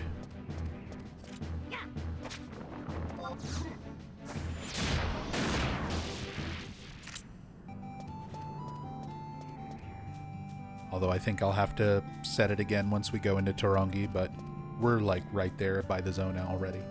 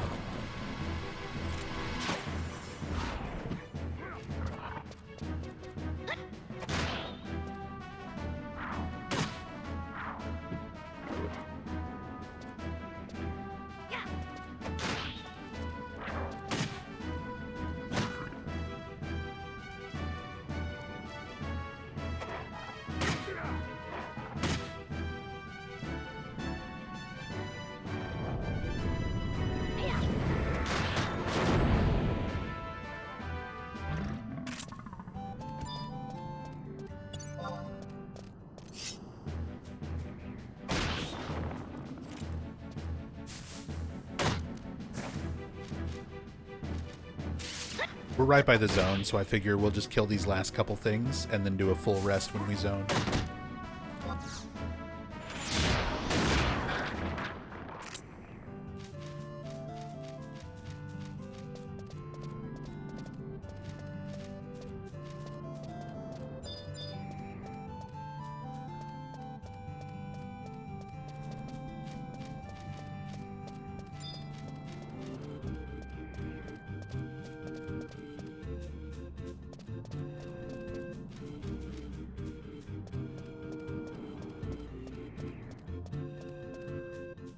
Because, yeah, I think I'll have to resync the party and stuff anyway.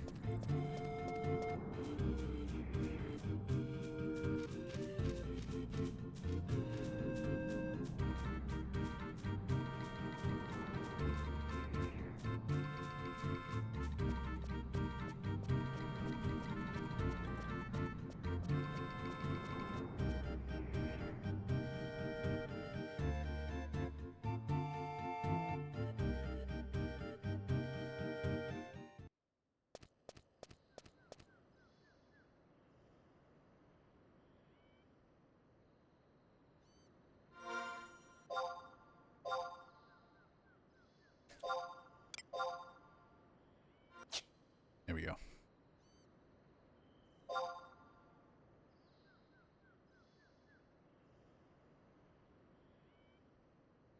Rest up, eat some more food, buff us up with Protect, And then we should be fine killing saplings, rarabs, and mandragoras.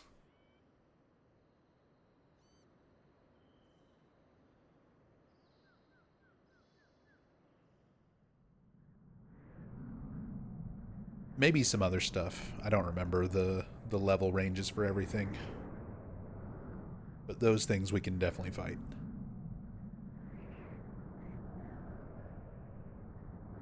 Tarongi's one of those slightly scarier zones where you can be fighting a lot of stuff that is well within your range, and then a random high-level Yagudo can just wander over and wreck your day. Or a high-level goblin, because they're just kind of mixed in with a lot of relatively lower-level things.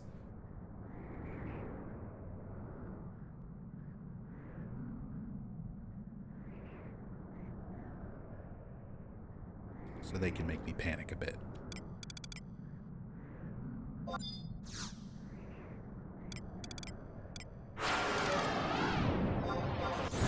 Use my experience ring again, too.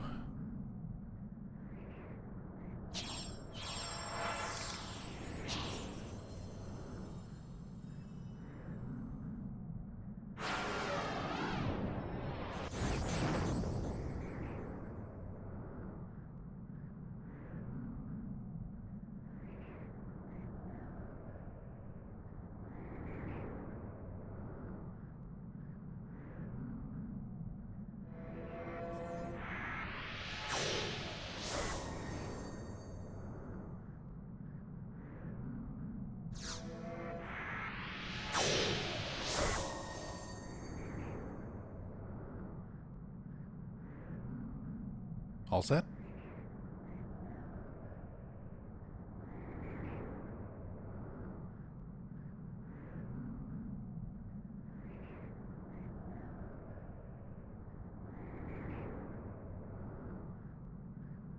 Take your time.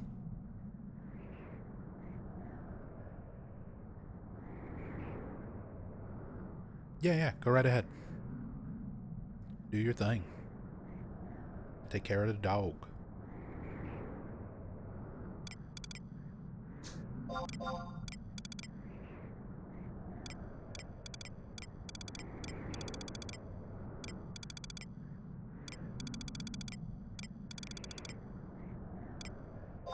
ahead and drop this, actually. That. I don't really need insect wings or bird feathers either. Kind of clean up inventory.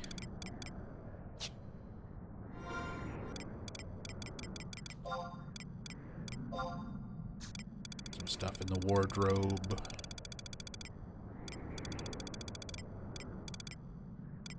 Anniversary ring.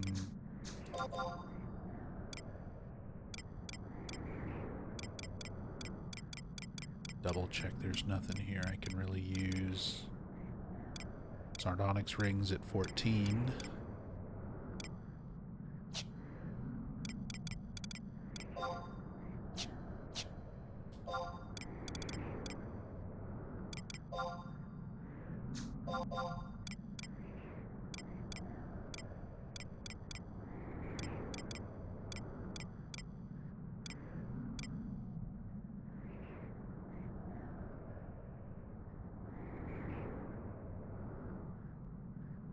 Sam can't use headgear. Power gi at 13. Be nice. Brass harness at 11.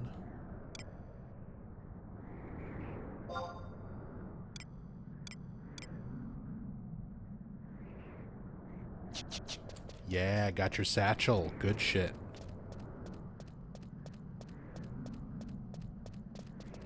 Yeah, that's a huge help. Having that extra 30 inventory. Especially early on. Like, eventually, you'll get, as you get missions done and sub-job quests and stuff like that, you'll start opening up the the wardrobe, where you can store and swap gear. And then you can increase your base inventory eventually once you get to Juno by doing the Gobby Bag quests. But it requires a decent chunk of money, because you just basically have to buy certain items to upgrade your inventory, your Gobby Bag. And some of them are not cheap.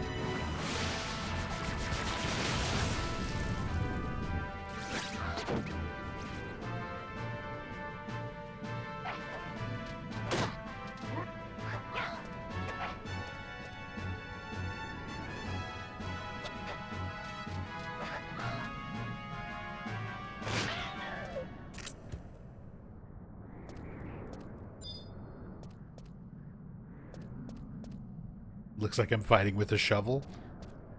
I mean, using a staff, it kind of feels like it too sometimes.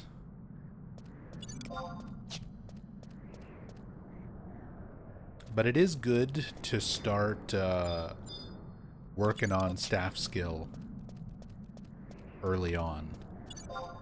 Because as Red Mage, in my experience, you'll wind up mostly using sword.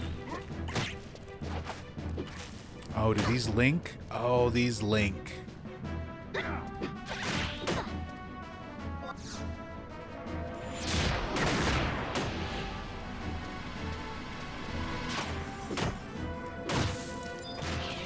We should be fine.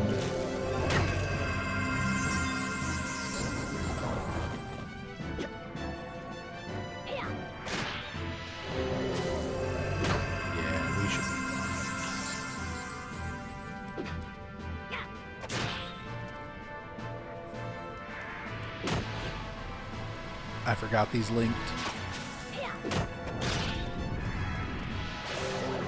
Oh, Slumber Powder might be less fine.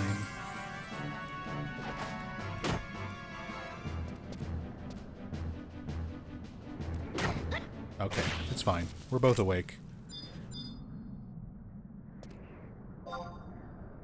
We survived. How much experience do I have with this game? 22 and a half years. Tens of thousands of hours.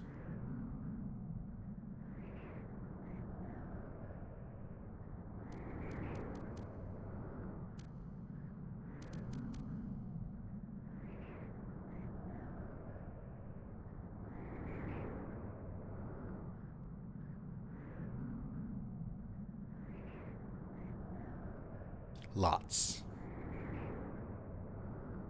Lots and lots of experience.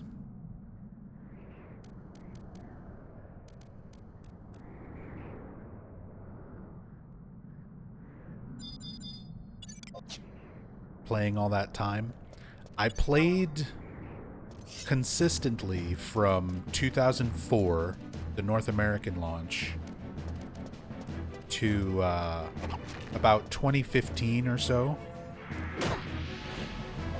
And then I stopped playing for a little bit, for a few years.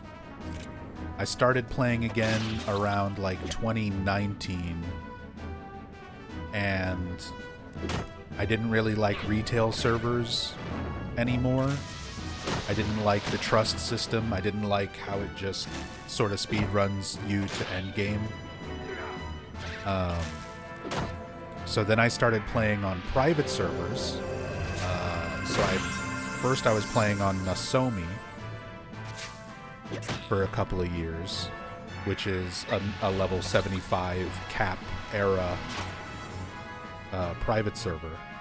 And then this server, Horizon, that launched a few years ago, which is a very good, in my opinion, the best level 75 era private server.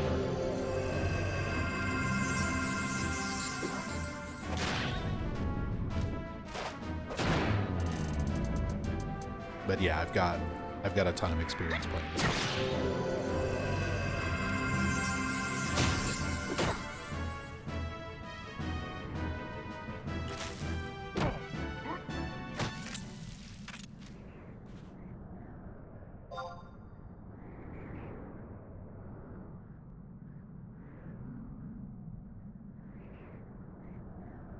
And I've tried a lot of MMOs over the years, but nothing hits the way Final Fantasy XI does for me. This is the only MMO that I consistently want to come back to and play. Like, not World of Warcraft, not Final Fantasy XIV, not Phantasy Star Online.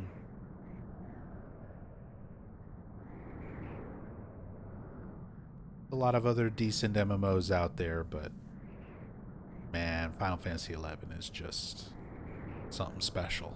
It's so good. I just like being in this world. I like Vana'diel very much.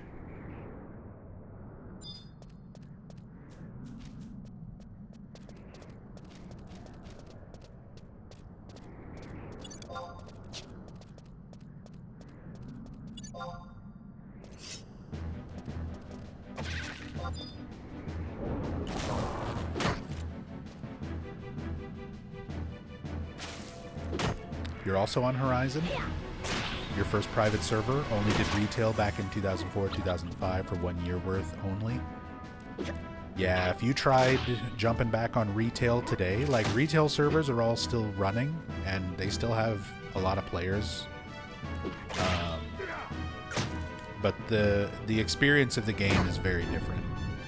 You basically play solo with NPC party members all the way up until level 99.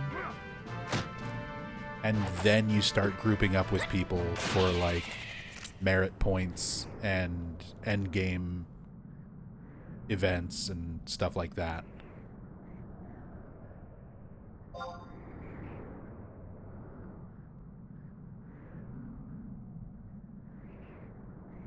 And I just didn't have as much fun with that. I like old school Final Fantasy XI, 75 cap era, where you play the game with other people and it's a struggle to make progress.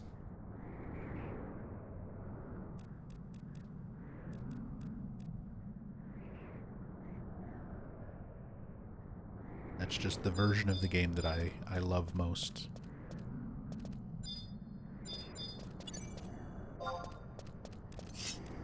Heard of Braver? It's an 8-bit version of Final Fantasy XI. I have not. I've never heard of Braver. 8-bit Final Fantasy XI kind of sounds amazing though.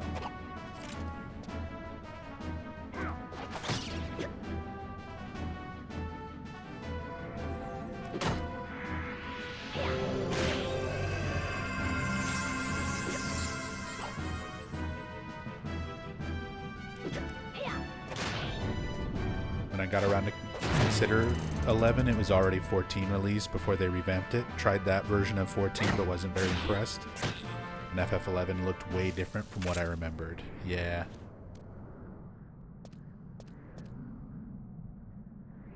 Yep.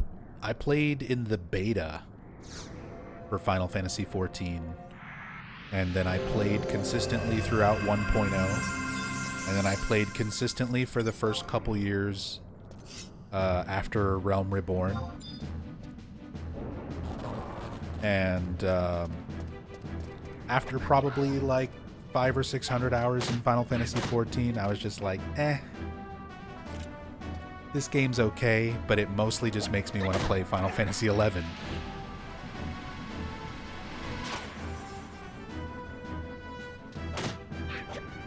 Like, I just like this game more.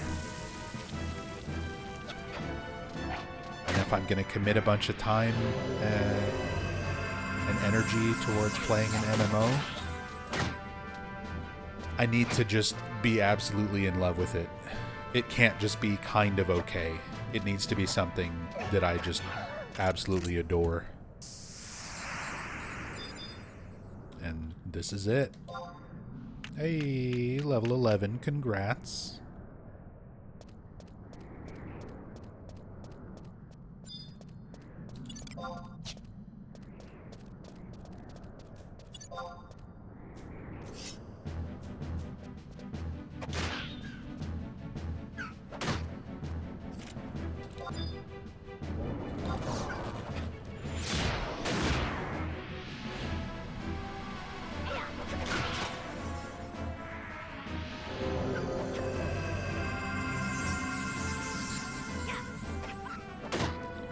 Just heard about it. It's the full story and pretty consistent with mechanics, but a turn-based version. It's wild. I'll have to look into that.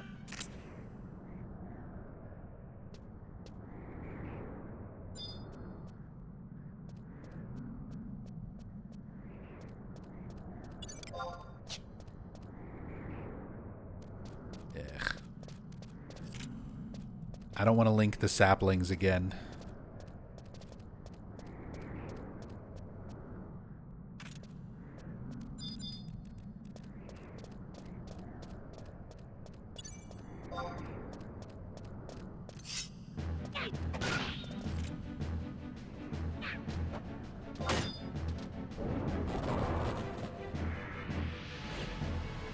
I mean, like, we handled it last time. We'll probably handle it again, but...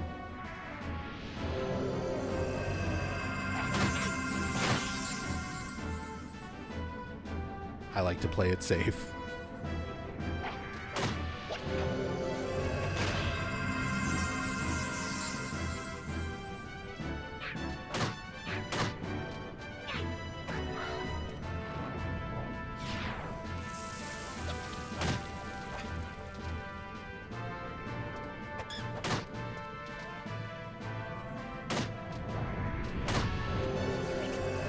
Oh, not the poison.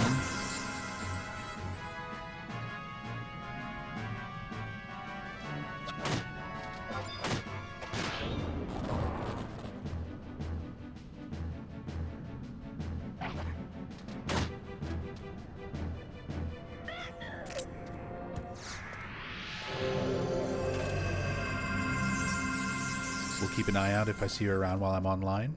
Have most jobs hovering around level 20. Yeah, I'm down to play. If you ever catch me online, I'll probably be streaming, but sometimes I also will play this off stream.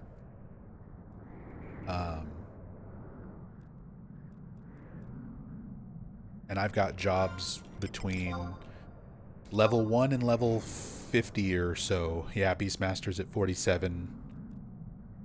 But I've got stuff kind of all over the place. Bard is at 6, Red Mage is at 7.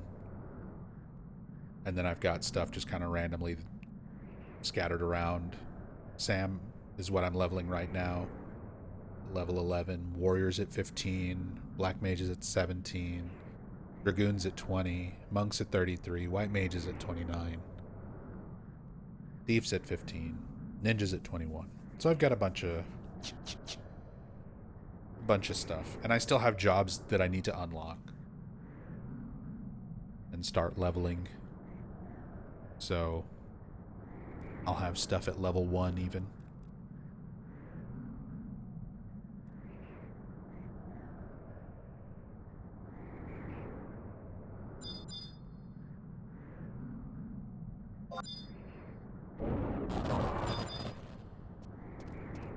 Alright.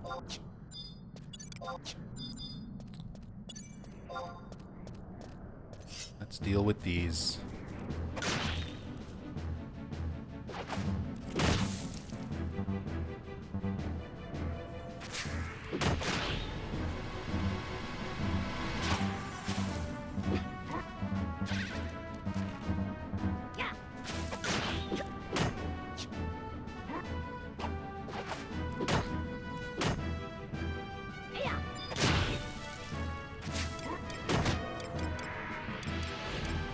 Zergo in the game.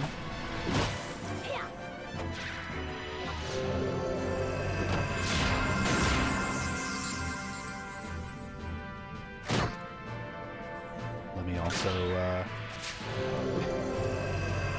that down on my end. I've started a text file.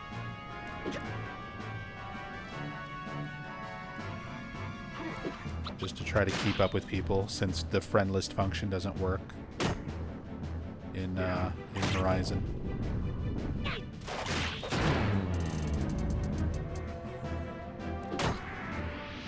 So I just have the manual friends list.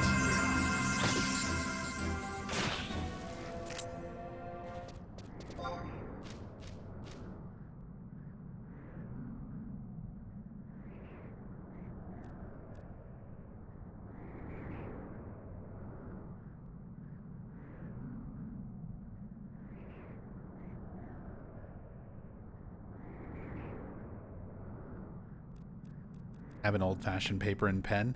I met somebody in the dunes the other day, earlier this week, who does the same thing. They have a notepad that they're like, I just write down the names of people who I meet that are cool and write a little blurb about them so that I remember like who they are.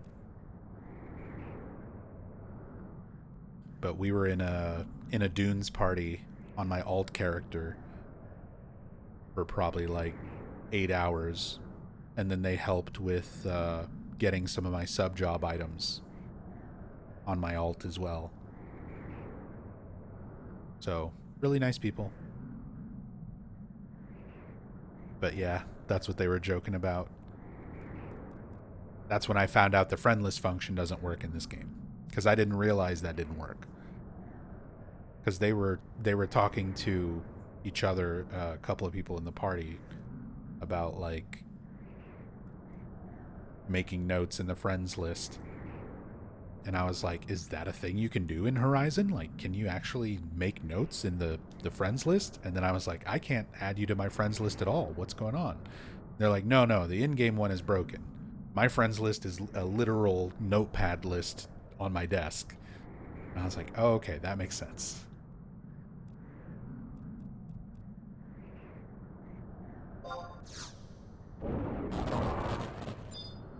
That's what you get from this version of the game, relationships.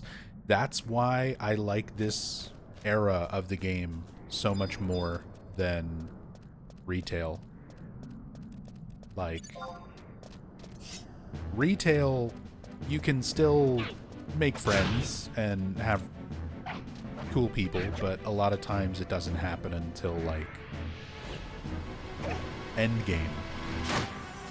You're expected to, like, get your levels and gear and everything up to 99 kind of on your own. I don't like that. I like making friends with random people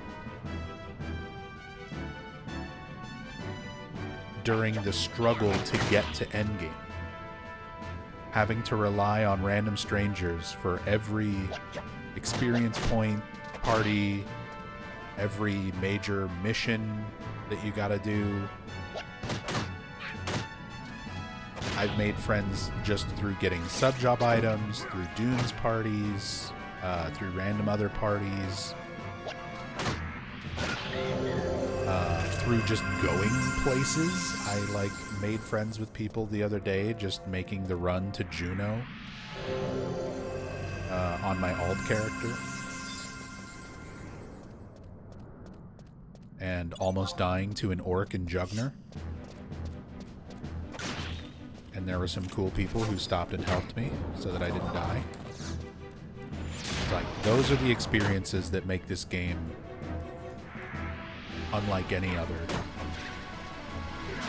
The community, how much you have to rely on the community, how much it makes you feel like a part of the world.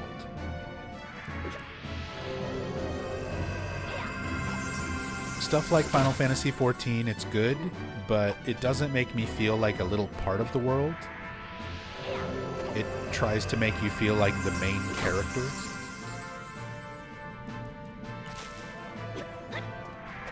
And you don't really get as much of that, like, personal interaction with random people quite as much. Like, you're still queuing up for stuff together and things like that, but I don't know. It's not the same. It's not the same.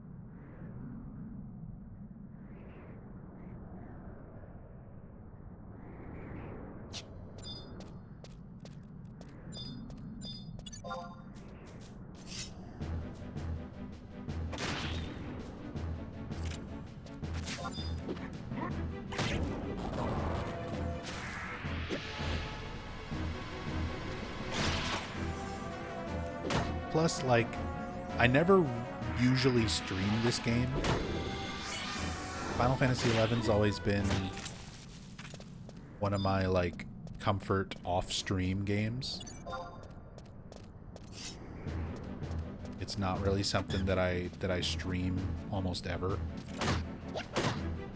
But just in the last 2 days, where I've decided, like, fuck it, I'm gonna stream it. We've already met a lot of really cool people through that, too. New people who found the channel, who already play this game, or used to play it, and they're, like, fondly remember it. And then we've got, like, Spike here,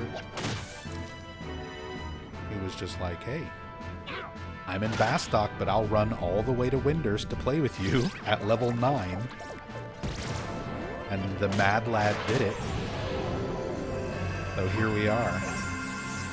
I got another one of our friends, another one of our viewers, playing the game for the very first time earlier today and kind of running through all the basics, getting him to learn. There's so much information, there's so much to figure out when you first start playing. So getting somebody into it who's completely new to the game is always an interesting experience, and he has been enjoying it, I think, so far. He seems like he was having a lot of fun.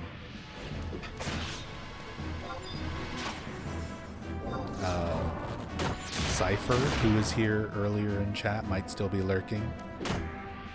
Popped in yesterday and was like, hey, I'll come by and help camp some notorious monsters with you and stuff like that, so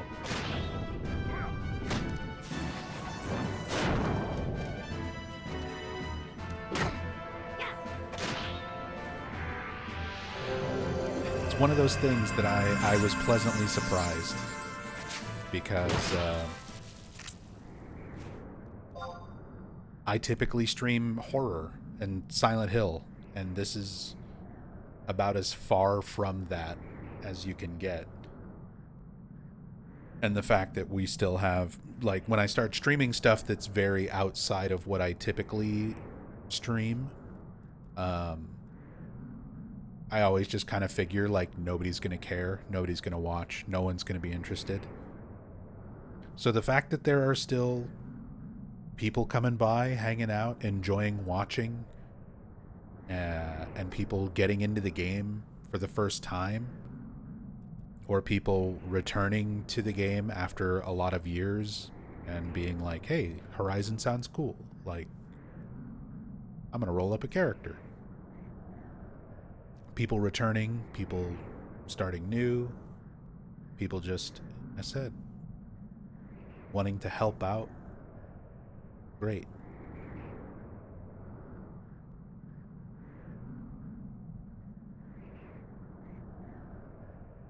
I wasn't expecting anything like that. I wasn't expecting anybody from my audience to want to hang out and watch, let alone participate.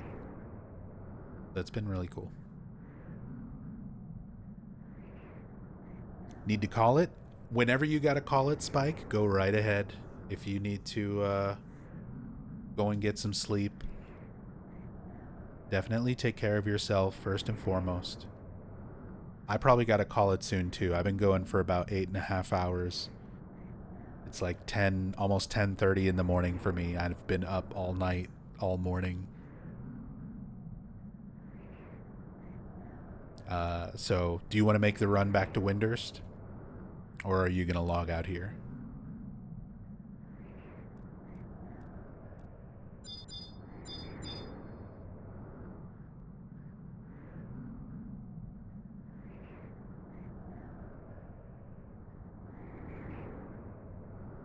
Not an MMO dude anymore, but watching is great fun. Can make the run? Cool.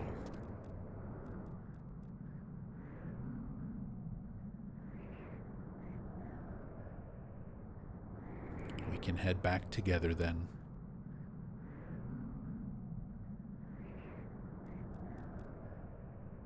Yeah, it's hard for me to justify being really big into an MMO these days because it is such a time investment, and like, again, I feel bad.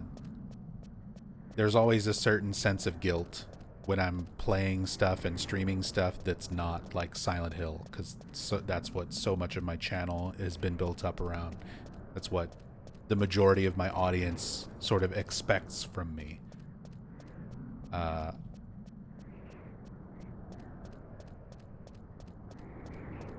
So there's always that sense of like, I'm not doing what the viewers want. I feel bad. So it's hard for me to justify being an MMO. A real, like, invested MMO player anymore. But with Final Fantasy XI, like, I don't know. You don't, for me anyway, I don't feel like I need to live and breathe this game the way I used to. It's something that I can pop on and have fun with. We've got people joining and getting into the game.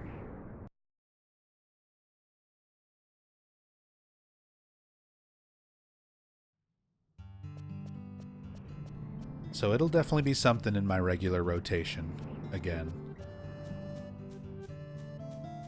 But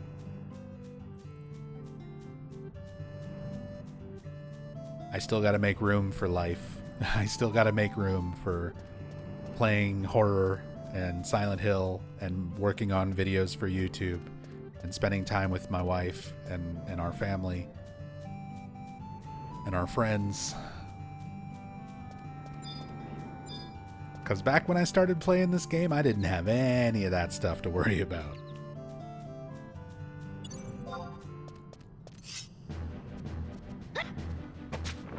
"22 years ago,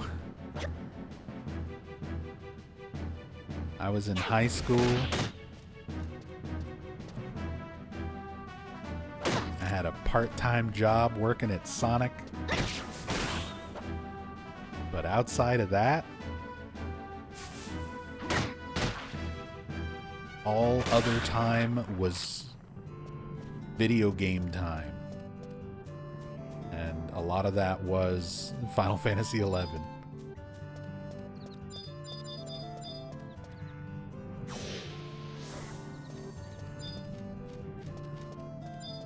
Final Fantasy XI and Silent Hill takes up a significant portion of my life, especially from those years.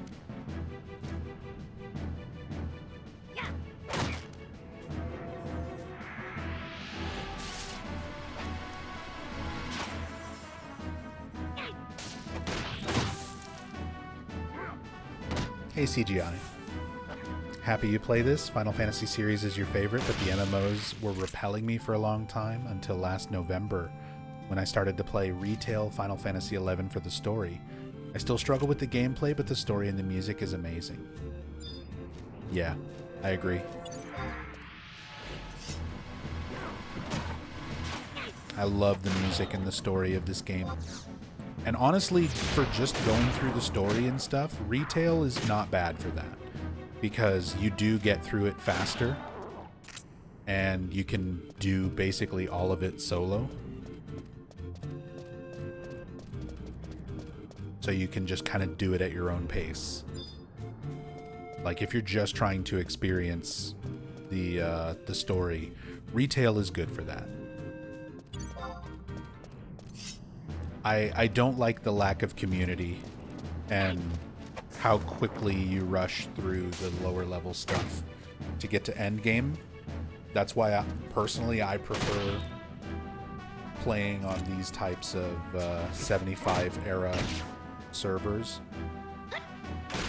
But yeah, if you're better off just playing by yourself and wanting to experience the story, retail is honestly good for that.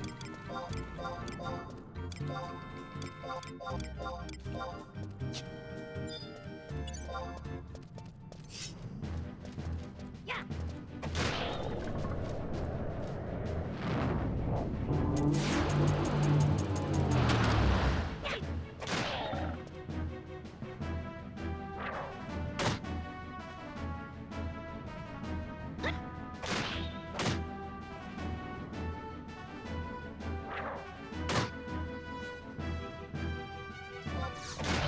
Feel you, brother. Never feel bad for putting finances first. Gotta live, gotta eat. Ain't no shame in doing what brings in the money.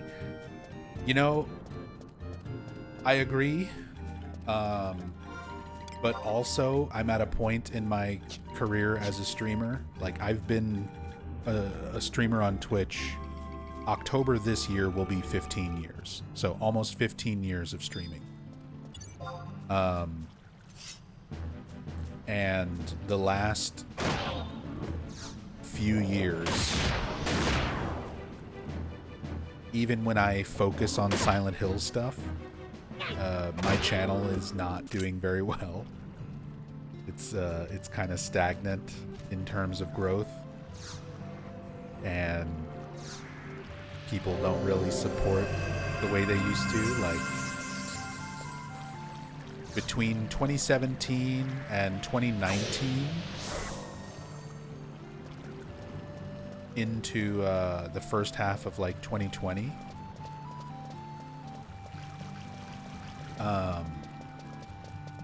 I was usually around like 300 to 400 subscribers, which was absolutely enough for me to like support myself and not have to stress out about finances. You know, it's not a ton of money, but it's enough to pay my bills. Currently, and for the last like year or so,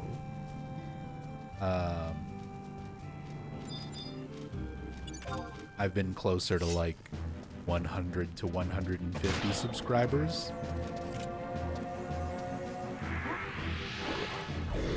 So I'm kind of also at a point in my streaming career where I'm like, fuck it. If I don't make enough money to support myself and live, even if I'm playing a lot of horror in Silent Hill, then I might as well just play whatever the fuck I want. So I've kind of been trying to do more variety and just play whatever I feel like playing. Whenever I feel like playing a game, just stream and not think about it any harder than that.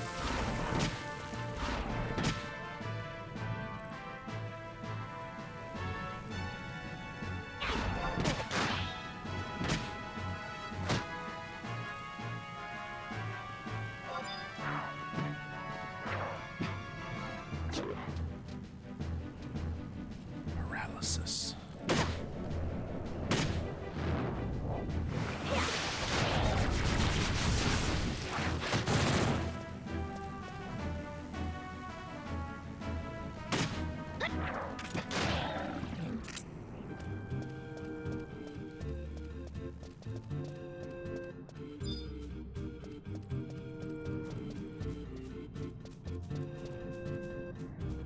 Hey, Zeno. Have I rewatched Return to Silent Hill since watching it in theaters? Just bought it the other night. Hadn't realized it was out digitally already. No, I saw that it is out digitally, and there are physical copies going out now, because my friend Whitney Chavis, Silent Hill collector, world record holding Silent Hill collector. I'm pretty sure Whitney has the biggest Silent Hill collection in the world.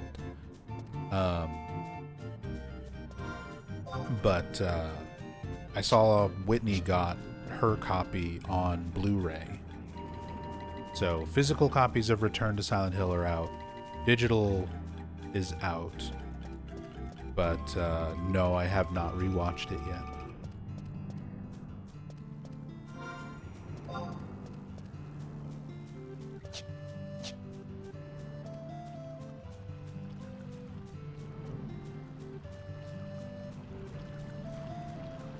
Retail got super solo friendly? Yeah. Most of the population on retail is centered around endgame content. The people who are still playing at this point, pretty much all of them are at endgame.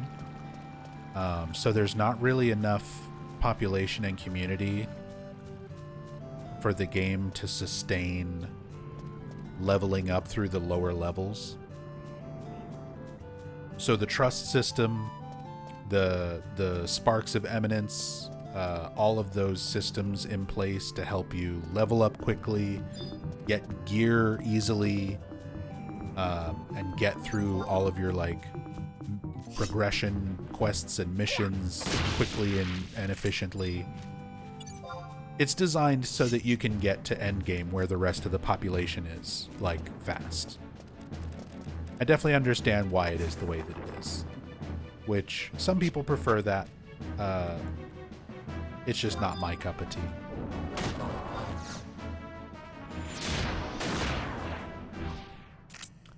CGI, thank you so much for 5 gift subs.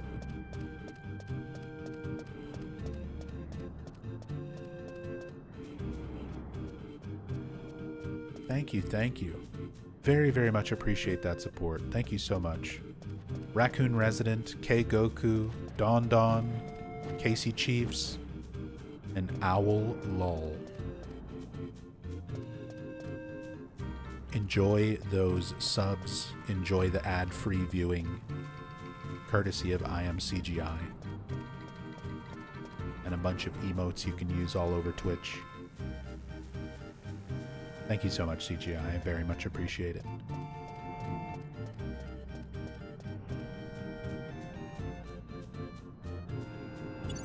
Cat's Eye is good with trusts and soloing as well. See, I hadn't even heard of Cat's Eye. I'm gonna have to look into these things.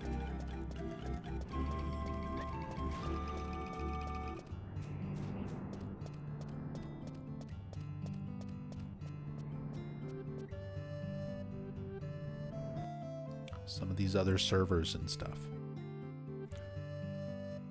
Understand that too. It's hard to entertain and maintain an audience without feeling like you're grifting if you're chasing some sort of meta, doing shit for the cash and little else.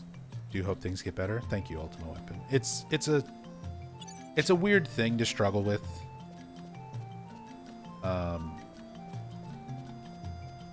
But I said, I'm thankful that anybody watches me at all. Building up an audience of any kind on Twitch or on YouTube. Like, I started streaming in 2011. Between 2011 and 2015, I don't think I ever had more than like 10 people watching any of my streams for like 4 years. I don't think I ever broke 10 viewers. And that's how it is for most people, like, forever when you start streaming. Like, it's so hard to keep going and keep doing it when you feel like, you know, nobody watches and you feel like you're not growing, you're not going anywhere. But 2015 I started doing Silent Hill speedruns. People started watching me from within like the Silent Hill speedrunning community, and then those speedrunners started bringing their audience over to watch me, and then people would ask questions about the story, and a lot of Silent Hill speedrunners don't really know the story and the lore and the development history of the games. They just speedrun them. I'm a huge nerd for all the story and the lore, so I would discuss lore and answer questions. And then eventually people started getting more interested in talking about the story than watching me do speedruns. So I started leaning more and more heavily into just like playing Silent Hill games and talking about the story, and kind of found my niche through that. And that's where like my channel was able to grow.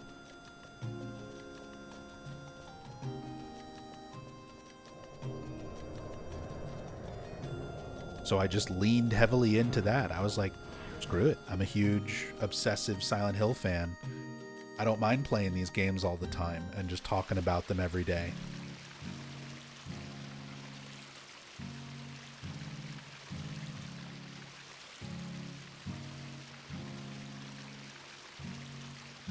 But at the same time, it wound up setting up this very strange atmosphere of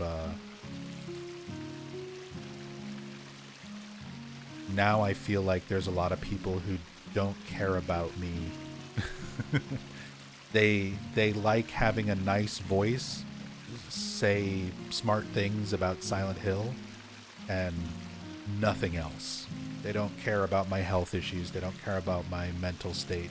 They don't care that I want to play more things and have more variety on my channel. They found me for Silent Hill, and that's all they want out of me, and that's fine. That's social media and streaming and YouTube creation and stuff in a nutshell. It's part of the territory. I gotta accept that. But as a person, it makes me think about my self-worth more than I probably should. So it becomes a bit of an internal struggle. So, I don't know. It's a lot. It's a lot of stuff that I'm trying to figure out. What am I doing? What am I doing with my life going forward?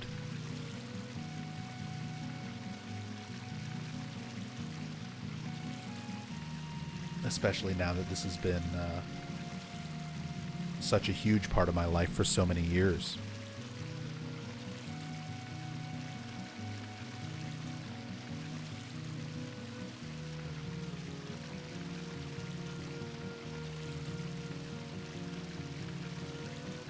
Some would say Silent Hill's already niche as it comes for the only content on your stream.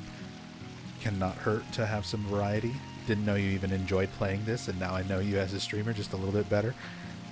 And I'm glad. I hope more people can understand that the same way you do, instead of just disregarding anything that I do outside of Silent Hill or horror. Because there's a lot of stuff out there that I love. There's a lot of games and a lot of things, series that I'm very passionate about, almost to the same level as Silent Hill. Like, I would say Final Fantasy comes very close. I'm a huge, huge fan of the Final Fantasy series. It's just not something that I regularly do on the channel because I got so used to just trying to keep up with sort of the audience expectations of horror and Silent Hill and not really anything else. But I've played every Final Fantasy game all the way up until 14. I haven't played 15 or 16 yet. Those are the only ones I've got left to play. But I love Final Fantasy 11. Obviously, I'm still playing this game after 2.5 decades. And I love the series. It's just not something that I thought people would necessarily want to see me indulge in. I love the Legend of Zelda series. I have a Triforce tattoo. It was literally the first tattoo, well, the second tattoo that I got. My first tattoo was a Joestar from JoJo's Bizarre Adventure. My second tattoo was a Triforce from The Legend of Zelda, because I literally was teaching myself to read at like age 3, age 4, playing the original Zelda on NES. And I fell in love with that game. And then the series after that. So I love the Zelda games. There's newer ones that I still haven't played. I haven't played Tears of the Kingdom yet, for example. But I love the Zelda games. But again, by the time I'd kind of already cemented myself as like a horror streamer, it became a lot harder for me to justify like playing these other games and series that I like as so much. So like I love Final Fantasy. I just don't really stream it very often, if pretty much at all. I love the Zelda series. I just don't really stream them. I love fighting games. I was a competitive fighting game player for many years. I've been to EVO multiple times. I used to play locals and major tournaments whenever I could. That was a big chunk of my life from like 2008 until 2014 or 2015 or so. And these days, like, I've started playing Street Fighter 6 on stream sometimes. I've done some Street Fighter streams and things like that. But again, it's weird for me because I'm trying to branch out and play stuff and show other people these other sides of me as a person, as a gamer, and it can be difficult when I've already sort of built up so much around Silent Hill and horror kind of specifically that a lot of my audience just doesn't care about anything else. So it's a bit weird. It's a bit weird.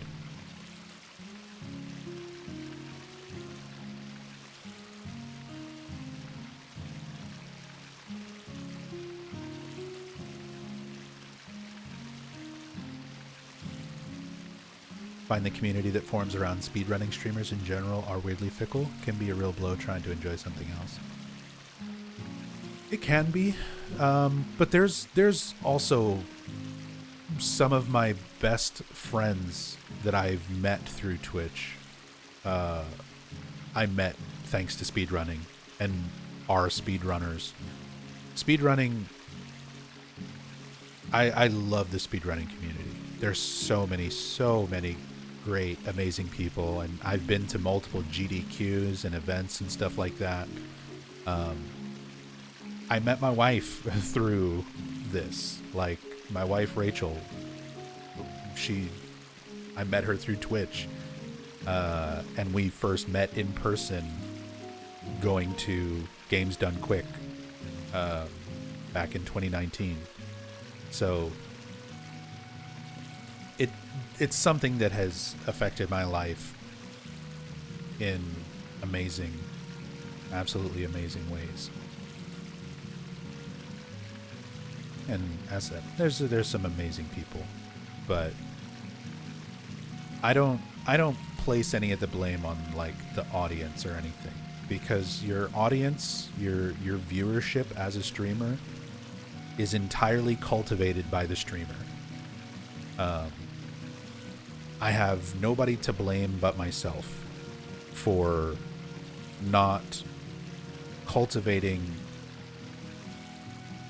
a more open to variety audience earlier on in my streaming career. That was entirely my decision to just like, oh hey, people are showing up and supporting me because I play Silent Hill. I'm just gonna lean 100% into that. That was 100%, that was my call. That was my choice.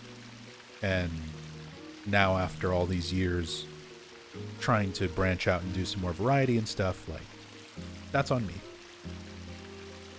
That's on me for not sort of establishing that sooner. Yeah, thanks for coming and playing, Spike. I appreciate you running all the way from Bastock to come and grind out some levels with me.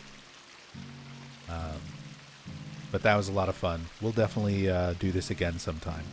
As said, I'll be working Final Fantasy XI into the rotation for a while. Lately, lately things have been difficult, and I've needed the comfort of a game like this. And I appreciate everybody who is enjoying watching this, all the people who've said that they're like, I'm going to download Horizon and start playing, and getting back into this game or getting into it for the first time. Really genuinely brings a smile to my face and makes me feel a lot better about who I am and what I do. We got to make a community guild. We've technically already got one. I have a link shell. It's the Nothing Masters. And I've got my... we've got our Discord community, Nub's Graveyard. If anybody wants to join the Discord, we have a Horizon channel already designated because I've tried this before. Let me see. This was, when did we have people playing this? Back in 2024, so a couple years ago. I was going through a similar thing and started playing Horizon. And, yeah, 2023. We kind of started doing this, but I set up a channel, I set up a Discord for all these people who were like, yeah, let's play Final Fantasy. And then everybody plays for a little bit, and then eventually people get bored and drop off. That's just kind of the natural cycle of things. But now I'm getting into it again. Other people are getting into it again. I'm always down to play. But, yeah, just hit me up in game. If you want to join the link shell, let me know in the Discord if you plan on playing, and I can help you get set up, help you get your bearings. What's up, Goku? Play faster? I'm going to bed, bud. We're calling it here.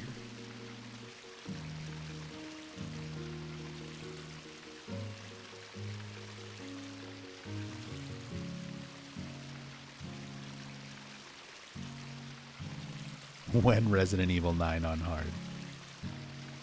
This is exactly what I'm talking about. You're the reason. Although a lot of people were really a lot of people really liked our interaction from the Resident Evil playthrough, Gokudam. So thank you for that. You telling me to play faster and me telling you to go fuck yourself. We got some positive comments on that. People really thought that was funny. So, thank you for that.